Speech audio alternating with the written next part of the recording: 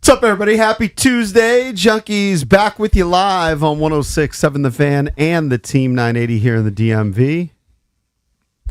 In Richmond, you can listen to us on 910 The Fan or 105.1 on the FM side. And, of course, you can watch us on the Monumental Sports Network all year long, celebrating 30 years of the Junkies, presented by Main Street Bank. Cheer local, bank local. Main Street Bank is a business-focused community bank, proudly serving the DMV since 2004. Visit mstreetbank.com to learn how to put their team in your office. Main Street Bank, member FDIC, equal housing opportunity lender. We thank you for tuning in this Tuesday morning, August 11th, 2026. I'm John Paul Flame, joined by Jason Bishop. John Paul. And Eric Bickle. John Paul. We don't usually have guests right at the top of the show, but we can chat with our pal Logan Paulson, former Redskins tight end, now the co-host of the Take Command podcast. Let's do it. He's probably on his way to the gym or coming back from the gym. Guy's a busy guy. Logan joins us on the Rude Guest Hotline. Rude's the most reliable heating and air conditioning products in the DMV. Good morning, Logan. Morning. Good morning, boys. How you doing? I'm doing great, man. Thanks for joining us early. Appreciate Have you been having rocking them this morning? What are you doing? So I got a client at 6:30. So just trying to make a buck. You know what I mean? Right. Guy's a grinder. He's got a million jobs. Where does he go? Does he come to your house, or do you guys have a gym that you work at?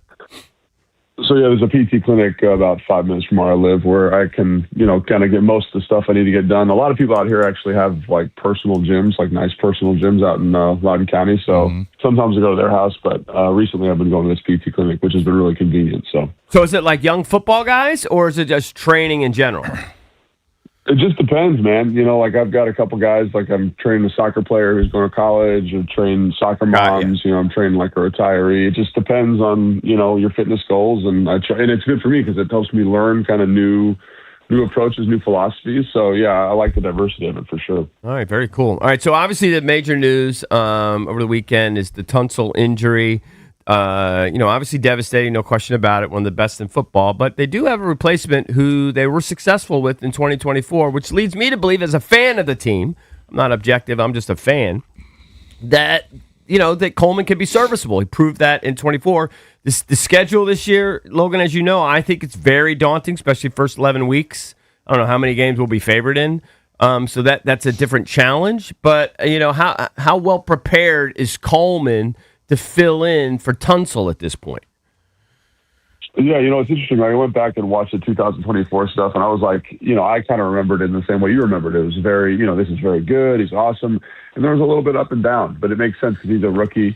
And you go back to 2025, obviously everyone remembers kind of a slow start at guard. And then I think the thing that was most surprising when I went back and watched the film was the last couple of games of the season, the Kansas City game specifically when he replaced Tunsil, the Giants game, the Philly game. I think there was a Dallas game in there too, if I'm not mistaken, where he actually looked pretty gosh darn good. I think, in terms of like trusting your pass set, being confident, kind of early in his rookie year, he's kind of oversetting the line or he's undersetting the line. He's giving rushers kind of free access to the quarterback. And then in 2025, I saw a guy who was very, very confident, like had a clear plan.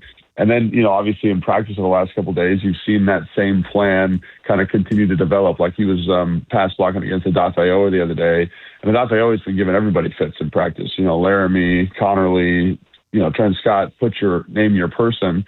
And I thought that he just did a great job, like using his length and staying nice and balanced. And that's what you want to see from him. And again, there's some stuff that he needs to improve on in the run game. But I think you're starting to see a more confident football player. And again, like no one's as good as Laramie Tunsil. There's like 3 guys in the league that are that good. But I do think you got a guy here who's young, who's ascending, who's a good athlete, and has a lot of traits of elite tackles. 35-inch arms. He's 330 pounds. He's 6'5". Like there's a lot there to work with, which is very exciting. And I think he's an offending player, which is also good.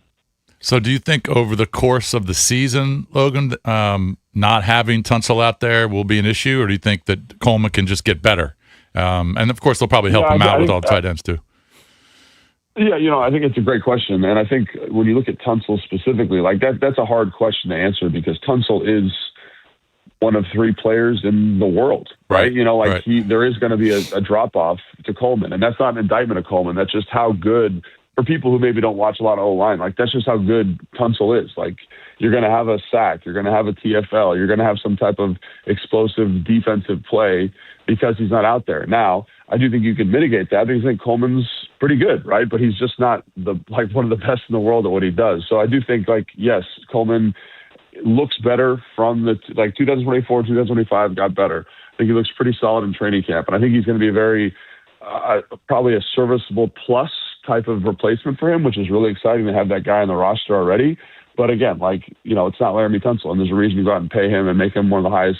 I think he's the highest paid left tackle in the league. Right. It's because he's really gosh darn good. So yes, you'll feel him, but I think Coleman's in a good spot to continue to get better, continue to improve, and I think he can mitigate the total pain of that loss, the loss of Tunsil. Well, what makes it a little bit more difficult to swallow at this point has been the Allegretti kind of lingering stuff that's going on there. I was okay with him replacing Biadasz. I just trusted them in their evaluation that he would be the next man up, but now he's been nicked up.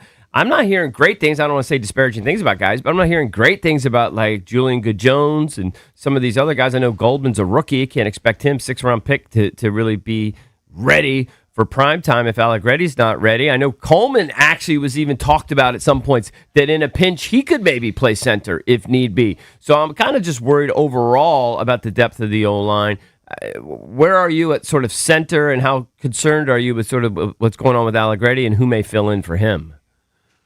Yeah, I don't think I'm worried with the overall depth, because I think you have Wiley, you have Trent Scott, you got guys with multiple position flexibility who played a lot of games. So that's at guard and tackle, I don't think you're going to feel that depth issue quite as much because, again, those guys have stepped in and played really good football for this team multiple times. However, I do agree with the center assessment. I think, I'm kind of the same mind as you. I was excited to see Allegretti. I think his intellect, his professionalism, his experience was going to be able to kind of carry the day there. He's going to get guys kind of on the same page.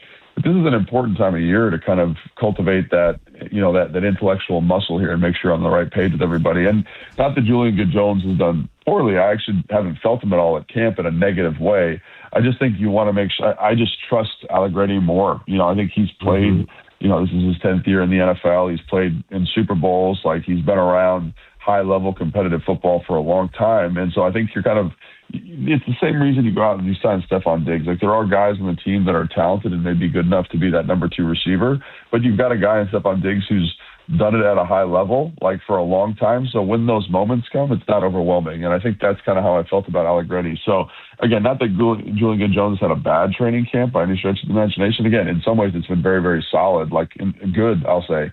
But I just trust the more experienced player. And so not having him out there, I think is something that definitely should be considered when looking at the depth of the center position specifically. Mm-hmm. We're joined by Logan Paulsen, co-host of the Take Command podcast. He does that with our pal Grant Paulsen. So I kind of want to go big picture with you. A year ago, there was all this optimism coming off the championship season where they won 14 games, right? And then this year, kind of the opposite. Now there's optimism because of the offseason moves. What's kind of your overall take if you were to compare last year's training camp to this year's training camp? Do you read much into it? Yeah, I think you have to read it because it's what we have available right now. I'll say this: last year's training camp was tough. There was it was emotionally flat. The defense was kind of dominating. There wasn't a lot of offensive innovation at the time, which again, is to be expected because that's what Cliff does. And so now coming out, watching the defense, watching some of the schematic stuff they've done from a coverage and from a pressure standpoint has been extremely impressive and something that's exciting to me because I look at the best defenses in the league and they're doing elements of what Durante Jones has done over the first couple weeks of training camp. And then same thing, transversely, when you go to, David Blau, for example, he's done some things in terms of formations, motions, shifts, kind of bringing the receivers into kind of tighter formations on early downs, which I think, again, those are all trends you're seeing throughout the league, and they just make it more difficult for the defense to kind of key in on what you're doing. So I think I'm excited from a schematic standpoint. Again, they're 2 first-time coordinators, so there is some inherent risk there that needs to be acknowledged for sure.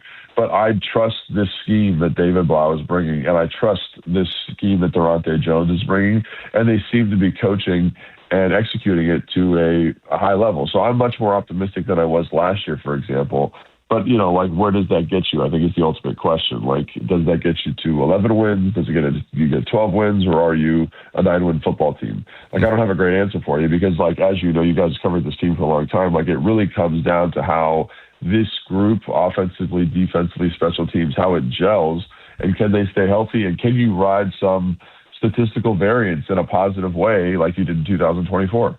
So this week they came out with their unofficial depth chart, and Dan Quinn made a joke about how it's about as meaningful as preseason, rankings, et cetera. We get it. You're just putting names there, just kind of doing the obligation. I get it. But what was a little interesting to me, and I don't know, whatever, take it for what it's worth, but is defensively they have Sonny Styles or Leo Chenal, and then Frankie Louvu. We know Louvu's going to play. We know Styles. We know always got to play. Gave him $100 million. I guess I was a little bit surprised that Chenal was kind of listed in that second team. I was figuring he was going to get more reps. Again, don't read too much into it, but is there something there that I'm not seeing? How do you interpret that? Well, obviously when you sign Leo Chenal, I think you're expecting him to play a lot of football, for example. But right. I will say, like, Sonny Styles has been an absolute freak. So that's not surprising to me, having gone and watched every practice. Like, there's certain players you feel defensively. I'm glad you mentioned Odafe Oweh. You feel Nick Cross, right? You feel Frankie Louvu. You feel his leadership. You feel his energy. And then physically, I mean, Sonny Styles is just different. Gotcha. Like, his ability to play in space for a guy who's 6'5", 250 is unbelievable. Like, his ability to blitz and win a one-on-one matchup with the back is crazy. Like, I just haven't seen that before. And so, like, where does Chenal fit in, though? Player? That's what I don't get. I think that's a good question, man. And I think, like, when you started this whole offseason process through free agency, you brought him in and he was going to be kind of the guy. And then you're sitting there at 7 and the best defensive players, the best defensive player in the draft's available, and you kind of say, all right, we got to go this direction. So I think things have changed. I think they'll find ways to get all three of those guys on the field. They've been very adamant about that since even from, like, spring. They've been adamant about that. So we'll see how they do it. But, like, the reason, like, Leo Chenal is not with the first group, quote unquote, with this, kind of nonsense depth chart is Sonny Styles has just been practicing and playing that well over the last couple of weeks. And again, it's obvious. Like, when you go to practice, it's like, oh, who's that huge dude? Oh, that's 52. Who just made that play? Oh, that's 52. Who made that coverage stop? Oh, that's 52. Like, he's been all over the field. So I would say, like, that's why. And again, that's not an indictment of Leo Chenal in any way. He's a good football player. I just think right now Sonny Styles is playing better. Hey, Logan, are you concerned about the kicking? So I'm concerned about a lot of stuff. And I just I kind of take the same approach that I did as a player, which is like, whoever one of these guys is going to make the team, and that's what we're going to deal with. You know what I mean? Like, that's every year, everywhere I've been, there's been some type of kicking consternation. Like, oh, this guy's not good enough. This guy's missing kicks in practice, and, like, it's just out of our control. Right. And so one of those guys, like, I do think I like. Grant was able to talk to Stevenson the other day for a little bit, and I like some of the stuff that comes out of that conversation in terms of mindset, approach. Moody for the first couple of weeks of training camp was lights out, was excellent. And obviously kind of has been struggling the last couple of weeks, but, like, kicking is a mental thing. It's like golf, like you can't be in your own head too much. You can't overanalyze it too much. You got to kind of kick your way out of a slump like a shooter would in basketball, I would say. So one of these guys is going to be on the team. Maybe one of the guys on the street is going to be on the team. Like, they got to find somebody, and we'll see who they find. Apparently, yesterday they were both bad. Yeah, yesterday. Not great. Yeah, not great yesterday. I mean, I think they both were 3 for 6. One was 4 for 6, maybe. But yeah, right. And they, like, it's just when it's so close, you'd like someone to kind of separate themselves and say, "This is my job." But I think maybe they're feeling a little bit of pressure. I'm not them. I don't want to speculate, but it does seem like they are. There's a little bit of perceived pressure for both those guys, and rightfully so. Like, they're trying to make the ball club. So. All right, so last question for you. Kind of talked me off the ledge. When the schedule came out, I looked at it and I went, oh my God, where do we breathe? Like, I just don't remember one being like this. Again, we've been doing this a long, long time. It just looks really daunting. You're a former player. I know you as a player, you don't care. You want to play the best. But how did they survive sort of the first 3 or 4 weeks? Shoot, man, I don't know. Right? If I was making more money, maybe I could tell you. But, like, they're going to come out. Like, I think the thing that I would say is, like, obviously I coach high school football, and this is a very different beast, like the NFL. But, like, just trying to make sure the guys understand the urgency of the early part of the season, I think is going to be a big factor. And I will say they're practicing with that kind of urgency now. So that's a good sign to me. And, like, you're just going to have to kind of rely on some novelty of scheme, both new coordinators, like maybe you kind of catch a couple wins here and there because guys aren't expecting what you're going to do. They haven't prepped what you've put in, right? I think about that, especially defensively, like, some of the pressures we've seen, like, I don't know how you prep them if you haven't seen them before. And again, not having anything to refer to outside of the Minnesota film is going to be helpful. So I think, yes, just attack this thing with incredible urgency, make sure we're ready to go week one, which it looks like Dan's made a big point of emphasis in just in terms of energy at practice. And then I think we're going to rely on some novelty, right? Like the Eagles, obviously we're very familiar with them, but they haven't seen anything like what we've done in training camp so far. So that's kind of what I'm hoping, and I'm hoping you get a little bit of confidence, you ride a little bit of luck, you get a couple turnovers here, you get a sack in a critical situation there, and you come into that first 4 or 5 game stretch, 3-2 or 2-3, and then you can kind of ride the easier back half of the schedule to a playoff appearance. All right, Logan, good stuff as always. We'll talk to you soon. Thanks, guys. See you, Logan. Thank you, buddy. Logan Paulson, co-host of the Take Command podcast. What was his quote? I'm concerned about a lot of things. Yes. Yeah. That wasn't great. But, well, I understand. It's training camp, and they've got some injuries, but concerned about a lot of things? Wow. Our training camp coverage is brought to you by Paul Henry's Window Installation, paulhenryswindows.com, your clear home improvement choice. We're talking about the Commanders training camp getting ready for their first preseason game coming up on Friday. Throughout the show, we hit the skins coming up at 7 o'clock. Kevin Sheehan, host from 10 to 1 on the Team 980. He'll join us at 8:25. Keep it here. We're the Junkies on the Fan.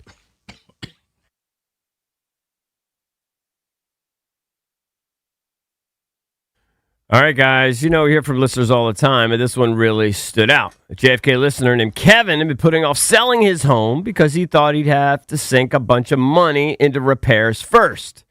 But then what did he do? He called Debbie, Sarah Reynolds, and Power Team with Keller Williams. What surprised him was they didn't pressure him to fix anything. They laid out every option, including selling the house completely as is. No repairs, no updates, no headaches. Here's the impressive part. Before Kevin's home even hit the market, the team was already marketing it across more than 1,200 channels, reaching over 16,000 active buyers. 5 days later, he had a contract signed for $10,000 over the asking. So if you've been waiting because you think your home needs too much work, don't make that assumption. Give Debbie, Sarah Reynolds, and Power Home Team a call. Find out what your options really are. Sell with certainty, people. Your home sold guaranteed. The winning strategy to sell your home. Call this number, 844-654-SOLD. That's 844-654-SOLD, or visit DebbieAsTheBuyers.com.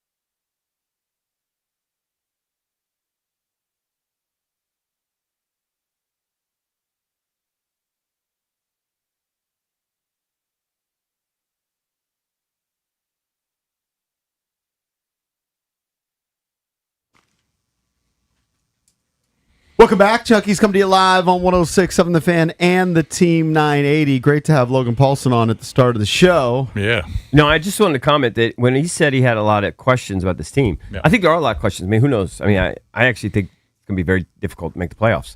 But I think he was saying that just kind of like, I have a lot of questions, but kicker's not one I worry about. Yeah. I think he was saying it more in that context. Yeah, you're probably right. Not to say there's not a lot of questions about the team. There are. But I think the team's better situated than they were last year. I feel like it. I think so, too. Well, but we'll see. yeah, I mean, they got better parts, but The schedule is just so daunting. Schedule's tough. I know we're going to move on, but we are going to talk about the kicking situation a little bit later. Yeah. And I think it is a little bit of concern just based on the fact that their starting kicker right now is a guy who's on his third team. He's been inconsistent. And then the guy battling him is a young kid who wasn't drafted and they don't got have a big reliable leg. kicker. I think it's fair. Yeah, and I think that should be an issue. But I think that I just want to prepare people for this so we can debate it as we get closer. But I could see a scenario where we lose at Philly, at Dallas, and Seattle because we're going to be decided dogs, I think, in all those. But then maybe they can rally against Indy and the Giants. And the Giants will be tough, but, I think it's winnable, potentially. Be 2-3, and then maybe, obviously you have a tough task with San Francisco. I'd say we'd be dogs, but maybe you could, even though you start 0-3, it might not be over. If you could win the next two, be 2-3, and still kind of be in it. Because typically, if you start out 0-3, you go, it's over. Oh, yeah, 90% of the teams, 90% of yeah. the teams that start And out I'm not 0-3 saying aren't that gonna The make it. percentage of making the playoffs at 0-3, even Right. with the added 17th game, isn't good. I'm just going to prepare you, though, that I will make the argument if they start out 0-3 and they win their next two to get to 2-3, that's kind of a reset. And even though it's still very daunting, the next 4 or 5, that maybe they could still, you don't have to bury them quite yet. I think they're going to win one of those first three. And I hope you're right. I know we're going to talk more know in where they depth will, but I about hope this you're right. later in the show when we hit the skins. We didn't have time to talk to Logan about Jaden Daniels' play, but David Blau's comments yesterday about Jaden Daniels should encourage Commanders fans. It's a different offense. Do we have the David Blau clip? This is him talking about Jaden Daniels adjusting to the changes of the offense. And obviously it's an adjustment for all the players, but for Jaden specifically, there's been a lot more under center work for him, and that changes a lot from footwork to timing, et cetera. How has he handled that so far? And as a former quarterback, how much goes into making that kind of a switch? I don't know if you had to during your career, but going from mostly shotgun to a mix of both. Sure. He hasn't missed a beat. We track everything. We've tracked every throw he's made over the last 3 years. So we have metrics to measure all of those statistics. And he's as accurate as he's ever been. He's as completed as many passes as he ever has. And it's just a testament to asking him to do something different and him wanting to grow and evolve. And that's what this is all about for our whole group. Like, the version you see here won't be the same version of this offense you see next year, and to, everywhere you go, and we just will continue to evolve. So I'm proud of him, the work he's put into it up until this point, and he hasn't missed a beat. It's funny how it kind of just depends on who you talk to, because some people that are out at practice will say, Jaden just looks okay. Or Sonny Styles just looks okay, or McLaurin just looks okay. And then other guys you talk to say, "Oh, they look great." Of all the guys, They look in awesome. terms of performance, I'm not really worried about Jaden. I'm not worried about Jaden either. I just think it's funny that not everybody's on the same page when it comes Eye of the to beholder, Jason Bishop. Eye of the beholder, man. Eye of the beholder. I think he's going to be just fine. I think it'll be fine too. If he can stay healthy, that's my question. Especially since he's got two legit receivers. But I don't know. I just think it's interesting that not everybody views a player on the practice field. Well, I think also you got Ryan Clary going on in your head, and JP Finley was just mocking him for what Clary's comment. Remember, that's kind of lingering in the back of your brain, I think. Well, What was said? I missed out on this. Clary one time came in here was saying he looked bad. Clary was saying he looked bad, and I said I was a little bit surprised. But this was after Allegretti got hurt. Okay, so they had the backup center in. So the defensive line was just completely dominating the backups, Good Jones, whatever the guy's first name is. Julian Good Jones. So they were just dominating and getting pressure on Jaden, and he just didn't have any time to throw. So Clary said, yeah, he looked terrible. Well, there was a reason. Yeah. But I assume that they'll get that all figured out. Switching topics for a moment, I wanted to ask the golfers in the room, in particular Valdez. He played in a member tournament or some sort of tournament, No, it was match play club tournament. championship weekend at Hidden Creek. Okay. Oh, that was this past weekend? Yeah. Oh. I saw this story about an amateur golfer. How'd that work out, by the way? What do you mean, the How'd you club do? championship? I was in the first flight. I lost my match to Jim. Shout out Jim. We tied 16 to lose it, Okay. but maybe next year.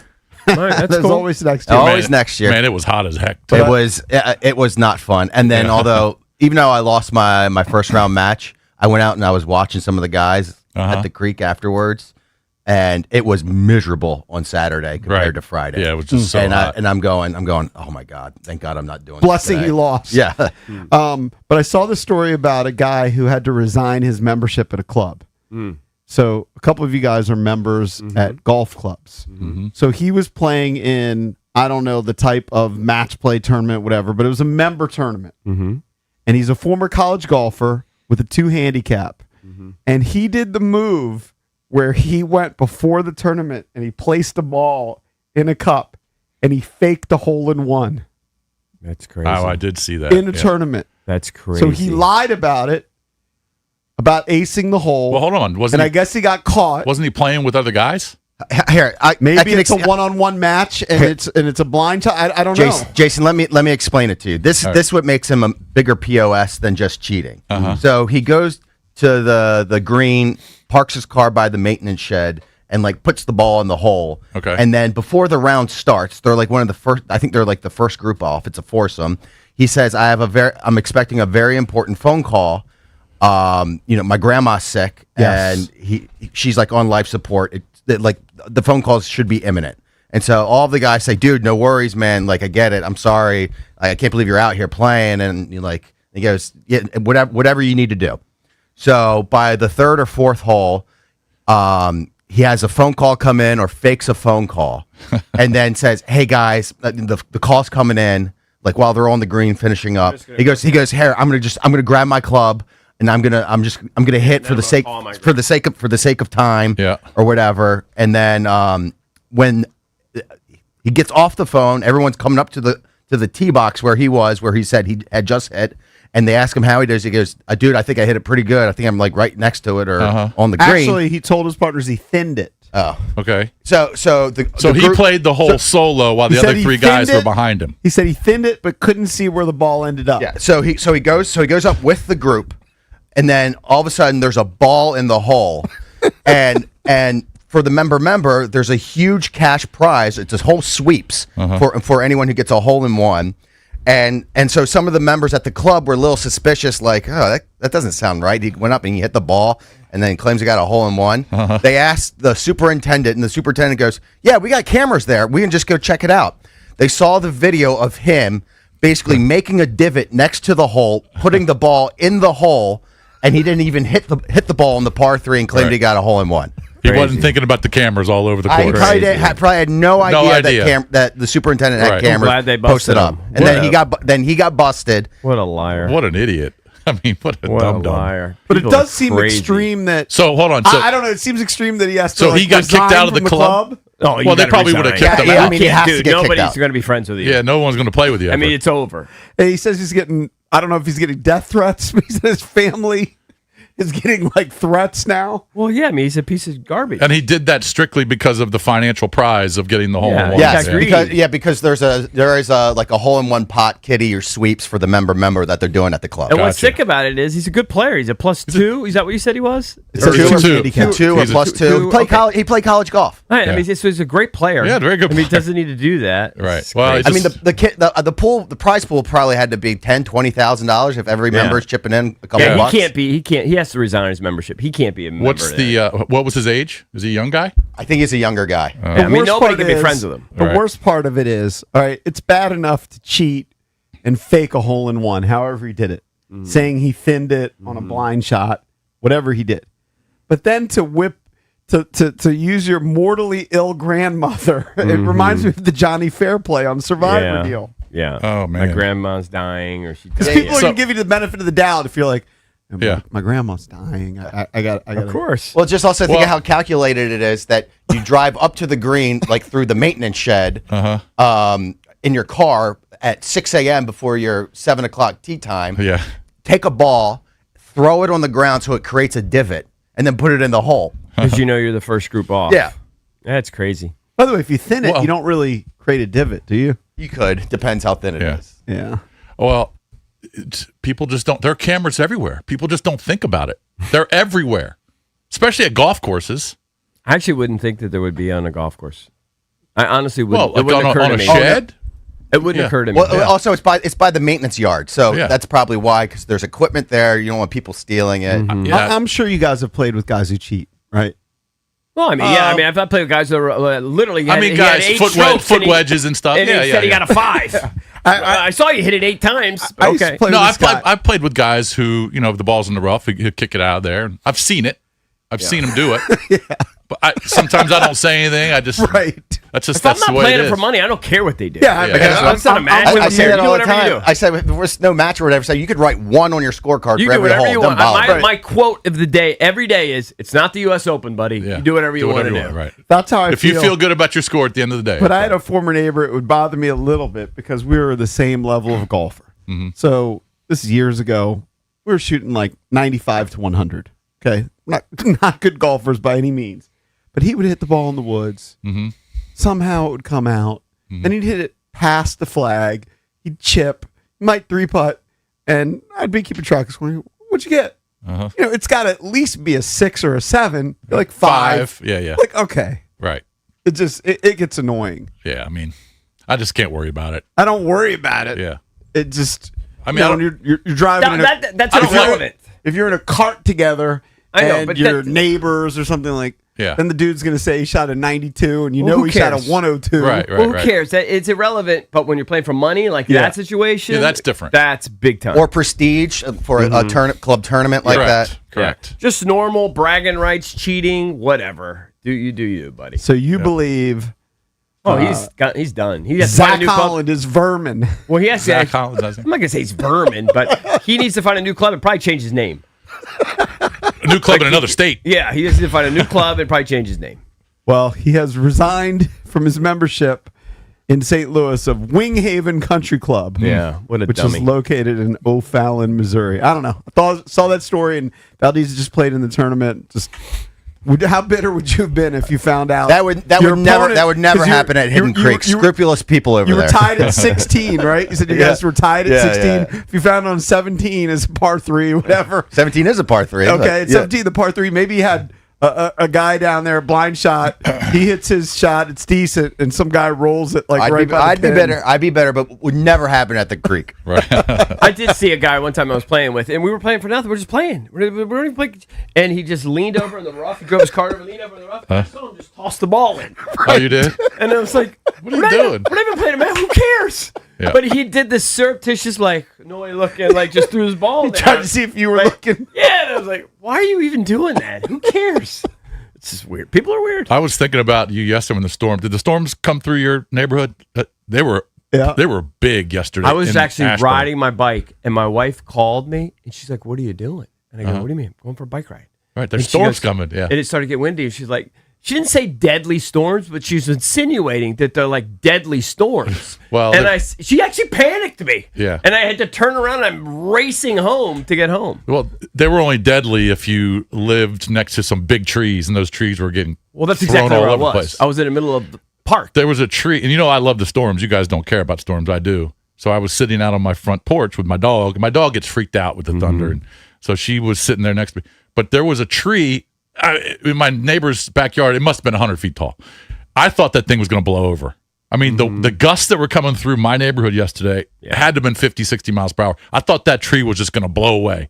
Yeah. Ended up, it was fine, but it was pretty bad. And I was thinking about you because I figured you were going to be playing golf yesterday. I wasn't, but I was riding All those my bike. golf courses must have been pretty, from 4 o'clock on, empty. It was because only of the about an storms. hour or maybe a half hour in Yeah, my but area. it was the lightning that was. yeah. I don't know. It was crazy yesterday. Got to take a break. Phone number is 1-800-636-1067 if you want to chime in. We'll hit the skins coming up at 7 o'clock. Get more into depth on the Washington Commanders. Kevin Sheehan jumps on at 8:25 here on the Junkies.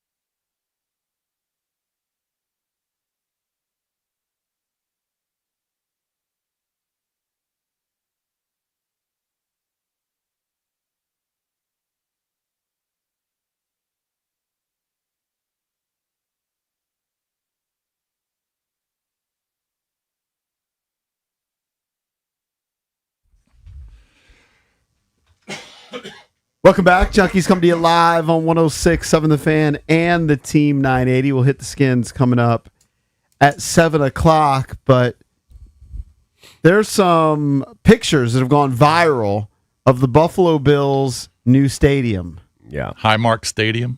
And they've Is that the spent billions, right? This is a big deal. Oh, yeah. It's a big deal for these people. And what's come out, at least from the pictures, is I think about $2.5 billion. there's tons of obstructed view seats.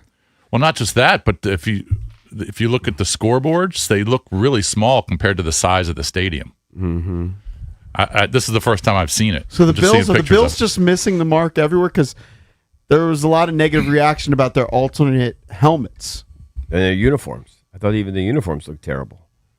Yeah, So the obstructed sight lines, and you could see some of these, like the one picture that went viral, it's in sort of the upper level, and it looks like they're trying to give you a better sight line with maybe some glass so you can see through, but then there's other parts where there's like wires acting as a fence. You gotta see through wires and glass.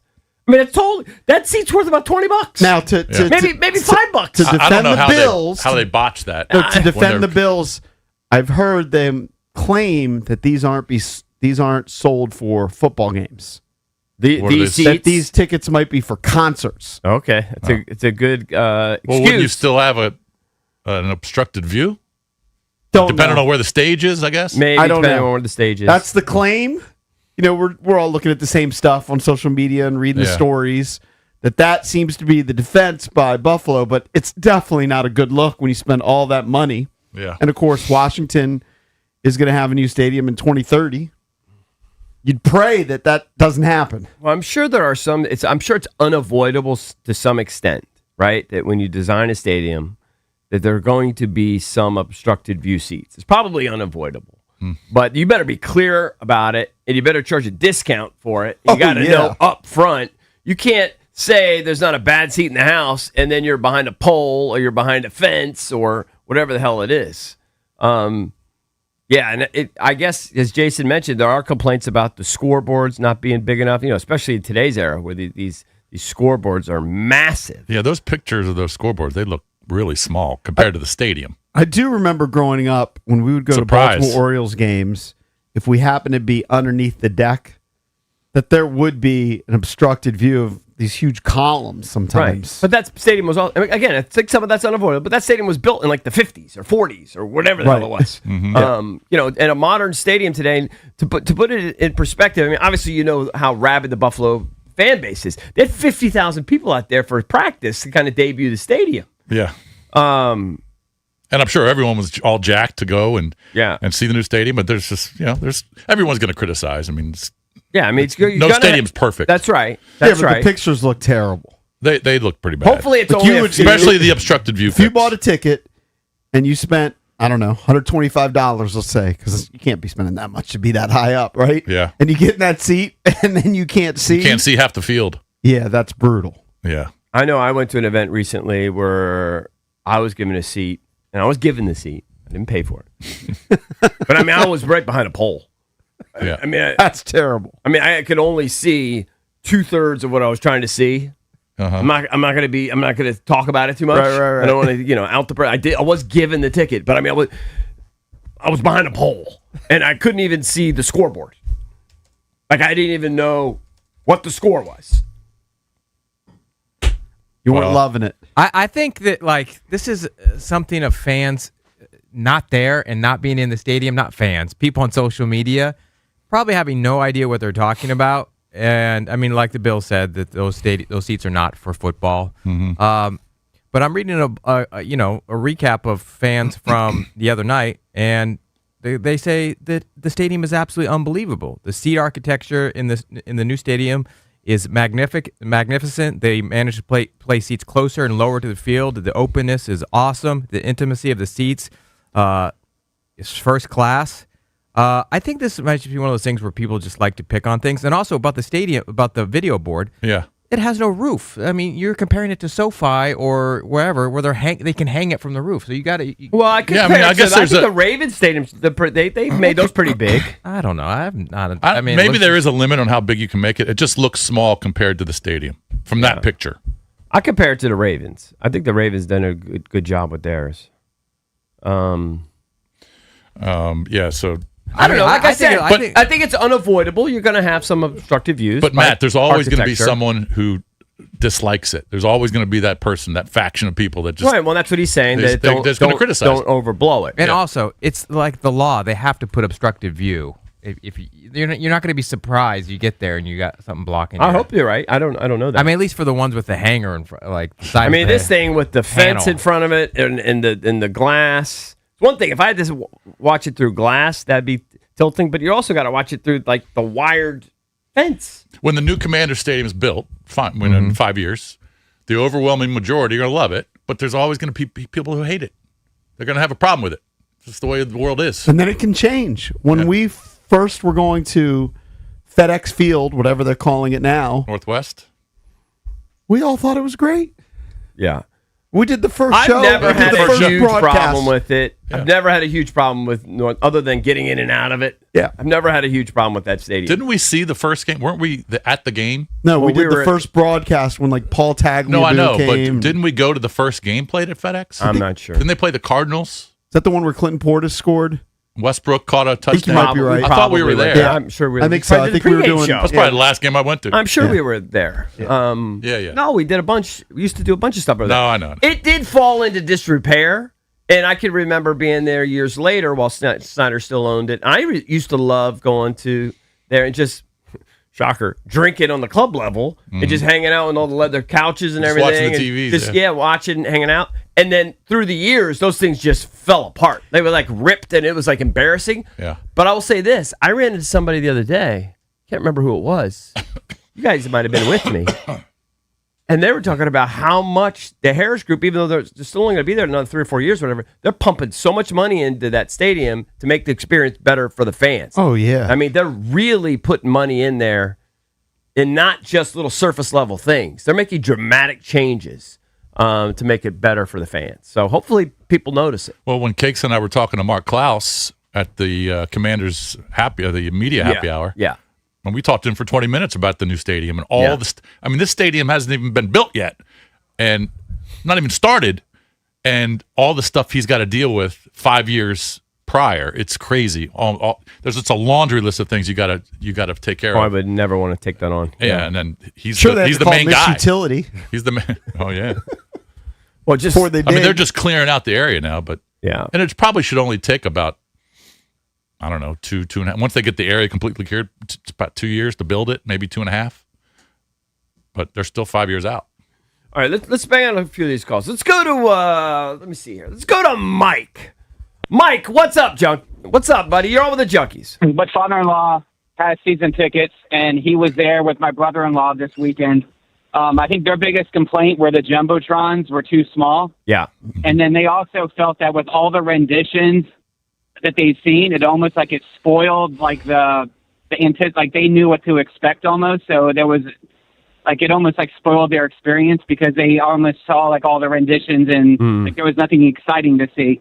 The other thing is all like the obstructed views, like people went to like an experience to pick out their seats. So they saw renditions of like what their view would be like. So the odds are like they were told there would be those like railings in their way and stuff, or they were near the stairs that would be in their way. If somebody ever tells you there's going to be railings in your way or poles in your way, I say run. But you're Don't probably walk, right. run away. It's probably unavoidable as an architect Yeah, well, building a stadium his like seats- that. Yeah. He has no obstructions in his seat, so he's good. But Yeah. I can understand why other people might be upset. Yeah. Thanks, pal. Yeah, sure. And it's just such a rabid fan base who's been looking forward to this for years. So you could understand where guys being pissed. Let's go to Matt. Matt, what's up, buddy? Y'all with the Junkies? Morning, boys. Hey, man. Hey, Matt. Hey, I got one for you. I've sat all around Nats Park, and I tell you, there's not really too many bad seats, but y'all are talking about looking through a glass problem. I got a good one for you. Is out there in 100, if you're sitting A, B, C in seats like 1 or 2 right there on the corner, you're doing the same thing. You're looking through about an inch of glass. It's like sitting in the bowl of a hockey game. What is the glass for? That's the protection, so you're not. I'm thinking it's so you don't scream into the visitors' bullpen. Okay. Are they? Do they charge less for those seats? No, that 100, they get pretty good premiums in there. You know, honestly, for the price, I think you're better off sitting in left field 104 to 106. Mm-hmm. Yeah, listen, I'm sure no stadium is perfect. You can always find a few spots where it's obstructed. Hopefully, they minimize it to the best of their ability. Yeah. And hopefully this. Was there ever? I guess was there ever thought to making that a dome stadium in Buffalo? I guess they just didn't want to. Just they don't like want the to change the elements. character. Yeah. I would think. Yeah. No, I think you're right, and it's a huge advantage for the Bills to have teams come, especially if they're warm weather city teams that come in and have to deal with that weather. I mean, yeah, it's an advantage for them, I guess. I remember going to Fenway Park one summer, and Fenway Park was built in 1910. I mean, that's an awkward spot. But I was right behind a freaking cement pillar. Kind of like you were at that event. The event that I went to. Did you go with Ernie? I was with Ernie and my mom. Yeah, Ernie. Yeah, long time ago. It was probably 1985. All right, coming up next, we'll give you the latest on the Washington Commanders training camp, getting ready for their first preseason game on Friday. We'll hit the Skins next here on the Junkies.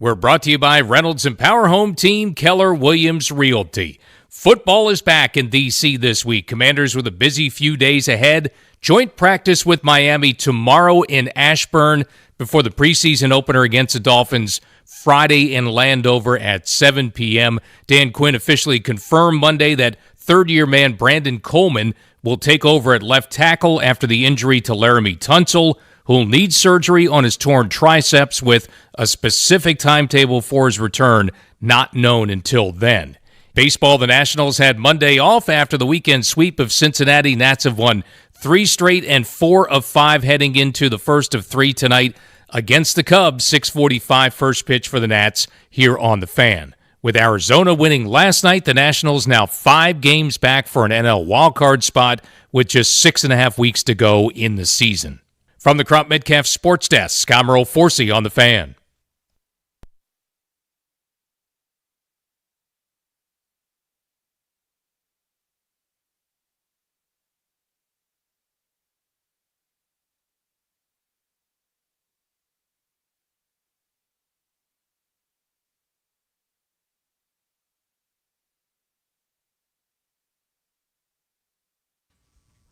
Welcome back. Junkies come to you live on 106.7 The Fan and the Team 980 here in the DMV. 910 The Fan, 105.1 FM in Richmond. You can watch us on the Monumental Sports Network, celebrating 30 years of the Junkies, presented by Main Street Bank. Cheer local, bank local. Main Street Bank is a business-focused community bank, proudly serving the DMV since 2004. Visit mstreetbank.com to learn how to put their team in your office. Main Street Bank, member FDIC, equal housing opportunity lender. I'm John Paul Flame, joined by Eric Bickle and Jason Bishop today. Mentioned this before, but we are going to have a bunch of events coming up in the next couple of months for this 30th anniversary. So it has been a year-long celebration, year-long sponsorship, but we have some special events coming up, so you want to stay tuned for that. We haven't announced the specifics yet. That is coming. So make sure you stay tuned. All right, 7 o'clock, time to hit the skins, EB. And it is sponsored. Yeah, it's sponsored, of course, by... Oh, I got it right here. Don't Sleep. If you weren't, I can't find the read. Forgive me. Hit the Skins, brought to you by Don't Sleep Energy. Shot for right now, 12 ounces, can for all day. Don'tSleepEnergy.com. Code JUNKIES for 10% off. Don't Sleep makes you great. So you can have a shot or you can have a 12-ounce can. Who doesn't want to be great? I want to be great. I want to be great. Don't sleep. Everybody wants to be great. All right, so obviously you still can't get away from it. Still one of the big stories. We're talking about the injury to Laramie Tunsil. We had Logan Paulson on earlier. Of course, I think it's going to be season-ending. We'll see. He's going to have surgery on his triceps. It's funny, when you watch the video of him with the one-on-one with Owe, it's very like... it doesn't look extraordinary. Yeah. It's just they're a little one-on-one little battle. Kind of goes after him. Always a big dude. Yep. Paint him under million for a reason. But it's kind of strange that you can just kind of reach out there and tear your triceps like that. Yeah, I mean, people tear their triceps working out. I understand that because you're pushing a lot of weight. And I guess, you're doing the same thing. It's pushing a heavy man. When's he supposed to have the surgery? It was unimpressive to me. Yeah. It was kind of freak. It was kind of freakish, like a freak injury. So they say recovery typically is 4 to 7 months. Maybe some guys have come back a little quicker. But if you've seen, how they have these sick videos where you can kind of see, or even like these animations of what they do with the injury. I mean, it's really wild when they dig in there and they kind of connect the triceps all together again. But as you can tell, it's a big deal, and it's going to take a while to get back. They seem pretty resolute in giving Brandon Coleman the job. A couple little anecdotes. Of course, we had Logan on earlier in the first segment. If you guys want to listen to that later, be sure to check that out. But he talks about how, if you remember in 24, they obviously had success. He was the third-round pick. He started, 12, 13 of those games that year. They won 14 in total when you count the playoff games. And he was considered, an adequate, up-and-coming left tackle. People were kind of surprised that they went out and brought in Tunsil. But there still was, obviously he could be better. They felt they could upgrade, and you obviously upgrade with Tunsil. Yep.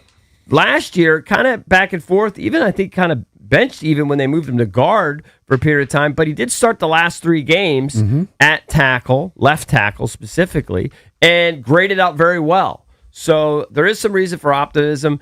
Everybody comments, on his athleticism, and how smart he is. Ben Standig, I listened to him on Sheehan Show. He had I thought, an interesting anecdote about him. I guess there's been some concern with him with maybe fighting through some injuries and playing through some knick-knack things. Those are some things he's had to learn to deal with. But that he's a really bright, mature kid. Ben apparently, after every season goes around and he asks players questions, and one of the questions he went around last year, he may do it every year, is if you have to pick one player to go to the Pro Bowl from this team, who would you pick? He picked his competitor. He picked Chris Paul. It said that the way Chris stepped in and Ben was really struck by, well, that's your competitor. It'd be pretty hard for me to pick my competitor. And he's like, yeah, well, it's not his fault. He played great. I thought he filled in well. And I thought he deserved a Pro Bowl. Now, so that kind of tells you the maturity of the kid. Bright kid, hardworking, third-round pick. Some people did say coming into the draft that he would maybe be better suited to guard, which is why ultimately they moved him there. But he did play left tackle in 24, and they did win 12 regular season games with him primarily being there. So, listen, Dan Orlovsky, Valdez was telling me, I tried to find it real quick right before I got on, but then I had to find the Hit the Skins read, made a comment about it being a season-altering injury. And, I guess that's true. You lose your, one of the top left tackles in football. But I don't think it's over just because of that. I do think that Coleman will, if he could stay healthy, be an adequate replacement. Yeah. Not whatever over. It's worth. Not over, but it changes you.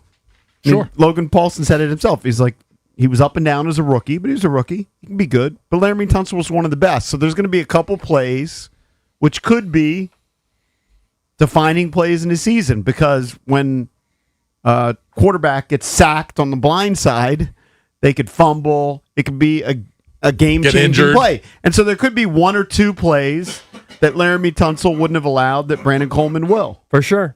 And the altering part from the quarterback's perspective, Dan Orlovsky, former quarterback, is, well, they probably are going to now have more help on that side. Where Tunsil, you would have just left out on an island, one-on-one, say, hey, do your thing. Yeah. Pretty much shut everybody down. Now they're going to bring a tight end over. They're going to bring a running back over. Yeah, change. They're going to double team. Some have said, you might not. Are you going to be able to run some of the longer developing plays now when you don't have your left side as locked down potentially? So there's no question about it. There was a lot of eyeballs on Coleman yesterday. I know our buddy Mitch Tisler tweeted. He's always locked in on the offensive line guys. From Monumental, and he was over there, and he said first couple reps, Coleman did very well against Owe, riding him around the edge, he said, and then the second one, they did some little stunt on him or whatever, and he passed it off well. So everybody's watching. I saw several reports that Coleman had a good practice yesterday. So, obviously it's one practice. Don't make too big of a deal about it.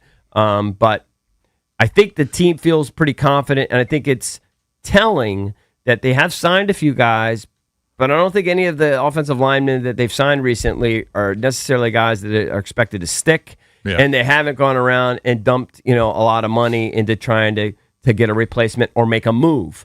Who was it yesterday? There was somebody that was moved yesterday. There was a trade for a tackle. And somebody was maybe released, and people thought that the Commanders might be in play for him, and they may be, but so far they're going with Coleman. I also think that Adam Peters is shown to be methodical. He's not rushing things. The Stephon Diggs is an example. For weeks, if not months, we talked about when are they going to add a number 2 receiver, and we went through the whole Brandon Ayuk saga, and they landed on Stephon Diggs, who's arguably better than Brandon Ayuk. I think that. Yeah, like Logan said, Tunsil was top 3, top 5 at his position, so you're going to feel it a little bit, but you're going to help him out. You're going to help Coleman out, right? You're going to move guys over, especially if you're going against a legit edge rusher. So you're going to give him help. And look, the team's it's not a one-man team. You got another 52 guys that have to help win games. So I think you got to feel pretty good for the simple fact that when they drafted Coleman out of TCU, they drafted him in the 3rd round. I remember them saying that we were shocked that he was still available in the 3rd round. So they really liked him there. They thought he would go in the second. I think they have a pretty good replacement, maybe better than most. and we'll see how far it takes him. Again, the number one overriding factor for me, and I hope you guys can shove this in my face and say you were just so wrong, but the schedule looks so daunting. We just got to get through this first couple weeks, steal a few wins. Hopefully we can surprise some people, maybe with some coverages and some formations, and steal a couple of these early games, and then be off and running. But let's be clear about the Coleman thing. If he's terrible in the preseason, they'll go out and get somebody. Yeah. They have But that won't space. mean they necessarily get somebody They're great. not in a rush. Like, they're kind of a wait-and-see deal right now. Yep. Yeah. But I think that they're reasonably confident, and there's some reason to be, especially with him playing the last 3 games last year at a pretty high level. And again, I personally like it when people rave about a guy's athleticism. And that's what everybody says about this guy. It's not just some big fat guy. Like, this is a big guy who's an athlete. And most of them are, but sometimes they aren't always. They came out, we talked about it a little bit yesterday, and we talked about it a little bit with Logan, with their unofficial depth chart. Again, don't take it too seriously. No, but it's an indicator. I thought it was interesting. The one I think that jumped out at most was that Luke McCaffrey was the third receiver amongst after McLaurin and Diggs. Some people might have thought and maybe it would be a Diami or a Treylon Burks. But or the rookie. Antonio Williams, yeah. So, and I do expect Antonio Williams to have an impact, but it'll be interesting. I know Ben Standig came out with his 53-man projection, and with the addition of Diggs, and Ben's usually pretty good at this kind of thing, he has now extended the wide receiver room to 7. And I do think that's what it's going to be. Does he have Diami as the 7th? He has Diami in there. He says he wants to have Diami as a lock. Right. But, So Jefferson would be out, Diami would be Jefferson would be out. And again, remember, they think of this in terms of 53, but also in terms of 70. So if they cut Jefferson and he's out there, they'll bring him right back, and he'll be here, as will probably some of these other guys. The other guy that's kind of raising eyebrows is the undrafted free agent, the kid from DeMatha, Jaden Bradley, right? Who's got some size to him, who will probably be cut. But if they can bring him back and stash him and have him on their 70, that makes some sense. Offensive line, they hadn't really addressed that yet. They still have Tunsil listed as 1, and then Wiley, I guess, or Brandon Coleman. I think Coleman's going to get the nod there. Chris Paul, you got to assume, will be at guard. Allegretti, if he could stay healthy, and then Cosme and Connerly, you got to feel pretty good about that part. Is Julian Good-Jones still number 1 right now? I think he's the one filling in number 1 for Allegretti. Yeah. That's because I know they brought in a couple guys, but I assume Good-Jones was. Most of the others, I don't one. see anything that really jumps out at me. Defensively, I mentioned it with Logan. Not surprised that Sonny Styles is listed there on the first line. You expect to plug and play that guy. I am a little bit surprised, at least in terms of this depth chart, that they have Chenal listed as with the second string. But how many linebackers they list? Well, they listed 4. They listed Owe, Styles, Luvu, and then Chason. Okay, so they're listing kind of the defensive ends as outside linebackers. Outside linebackers, right. That's the thing is that, see, I consider those guys defensive ends. Yeah. I don't really consider them a linebacker. But some of it is just kind of how they term it. And I do think that nowadays you see more often 5 defensive backs on the field and only 2 linebackers. Correct. And so there's going to be some rotation. And if Sonny Styles is as good as Logan was telling us, he's going to be on the field more. So it'll be Luvu and Chenal kind of probably rotating. Well, I don't know. Yeah. I think Luvu's going to be there a lot because Luvu. Well, then Chenal's a backup. I think Luvu appears to be the green dot guy. I'm sure there'll now. be situations where all 3 of those guys are on the field. For sure. But I was, and I think Logan hit on it. I think when they picked up Chenal, they expected him to be the guy, but then Sonny Styles became available, and he's a freak, and now suddenly plans change for Chenal, and maybe he'll be more of a fill-in guy. Who knows?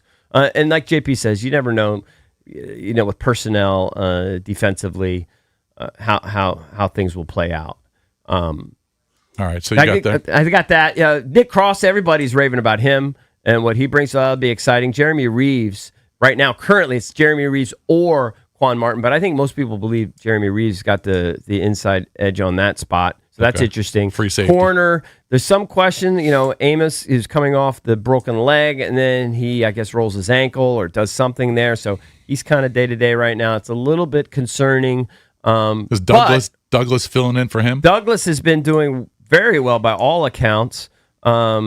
Amik Robertson, remember he's the guy from Detroit that he's being brought in also for leadership and those kinds of things. They rave about him.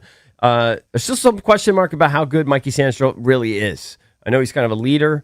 I know that great rookie season last year, kind of a step back. I think in both seasons he led the team in turnovers caused, I think, and interception, I think. But yeah, last season a little less than desired. It's weird. You get a distorted view because they'll show these clips, and often when these one-on-ones, and sometimes Sandstrom's the one guy getting beat, but he's going against Terry McLaurin. Yeah. So who knows? And again, the kicking game. It appeared going before yesterday that Drew Stevens was pulling away, and I still would say he probably is. But as I think as Logan said, or maybe it was standing when I was listening to him earlier with Kevin Sheehan, Jake Moody actually started off camp great.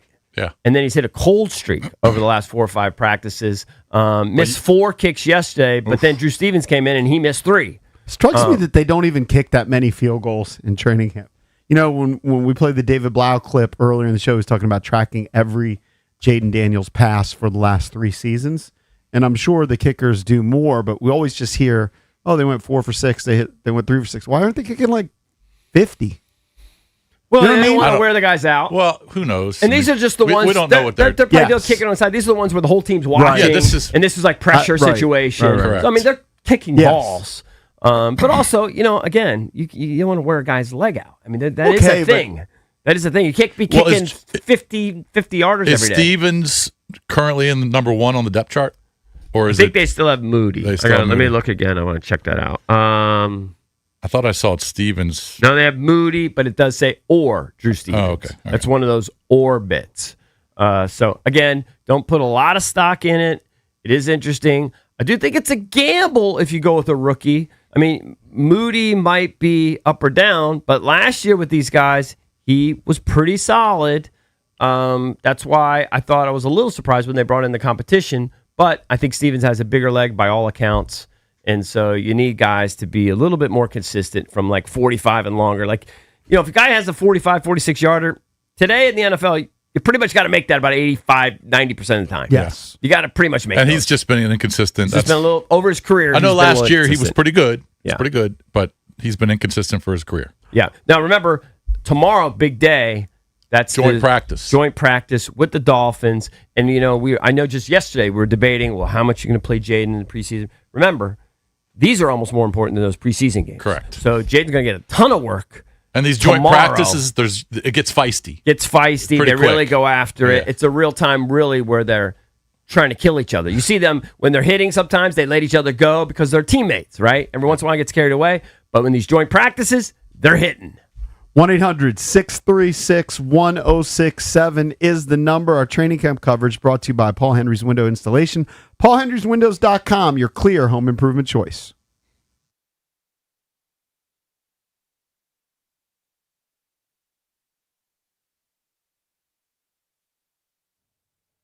Before the season even kicks off, everybody's making predictions. Who's going to win the division? Who's going to make the playoffs? Who's going to be lifting the trophy at season's end? On Kalshi, America's #1 prediction market platform, you can trade those predictions in a live market. It's a ton of fun. Look, Dallas made a big signing yesterday. Will they qualify for the playoffs this season? Right now, Dallas is trading at 55%. That means a $100 trade is going to pay out $176.25 if Dallas can clinch a playoff spot this season. On Kalshi, you get to trade against peers in a live market. That means there's no house. And as the probability changes, you can buy in and out of your position. Trade the draft pick, the game, and more in Kalshi. Download that Kalshi app. Use the code JP. You're going to get $10 when you trade $10. KALSHI. Trade on anything. 18 or over only. Restrictions, eligibility requirements apply. Then contract trading involves risk and may not be suitable for all investors. Kalshi products are not available in all jurisdictions. Prices, values, and available markets may differ from those mentioned. For more information, see kalshi.com/regulatory.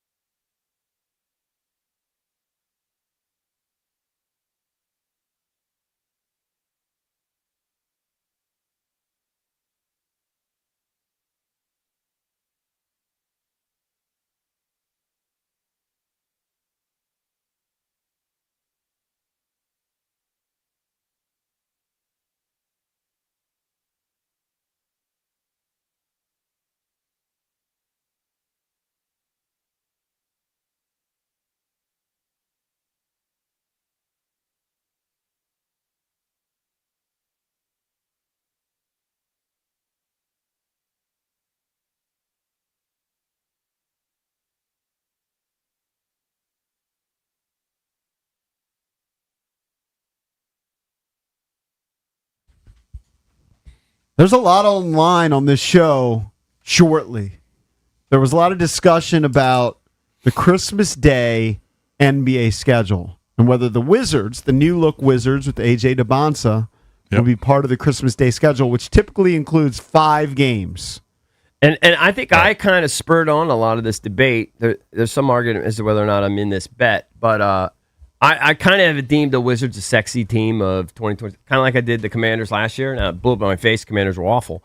But I feel like the Wizards are certainly one of the sexier NBA teams. And, I could see them getting a Christmas Day, but Drab just thought it was preposterous. I thought so, too. So, I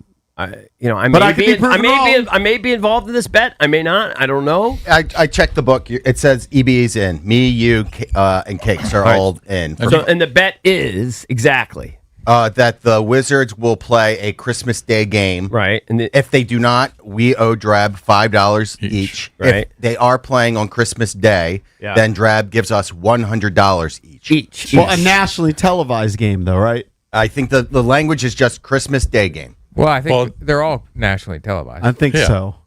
Yeah. Look, I mean, if you're talking about the East Those Coast are the only teams, games on Christmas, I said correct? this before. So if you're, because there are late games, which are going to be probably West Coast teams, but in terms of the sexy teams and the teams that are pretty much locks, LeBron and the Sixers, the Knicks, the Celtics, and then you just kind of keep going down the list, and I don't think the Wizards fit in there. Well, it doesn't mean that they're one of the 5 best teams. No, those aren't the best teams. Those are sexy teams. Yeah, sexy teams because of the player movement. I think we have the number 1 pick in the draft.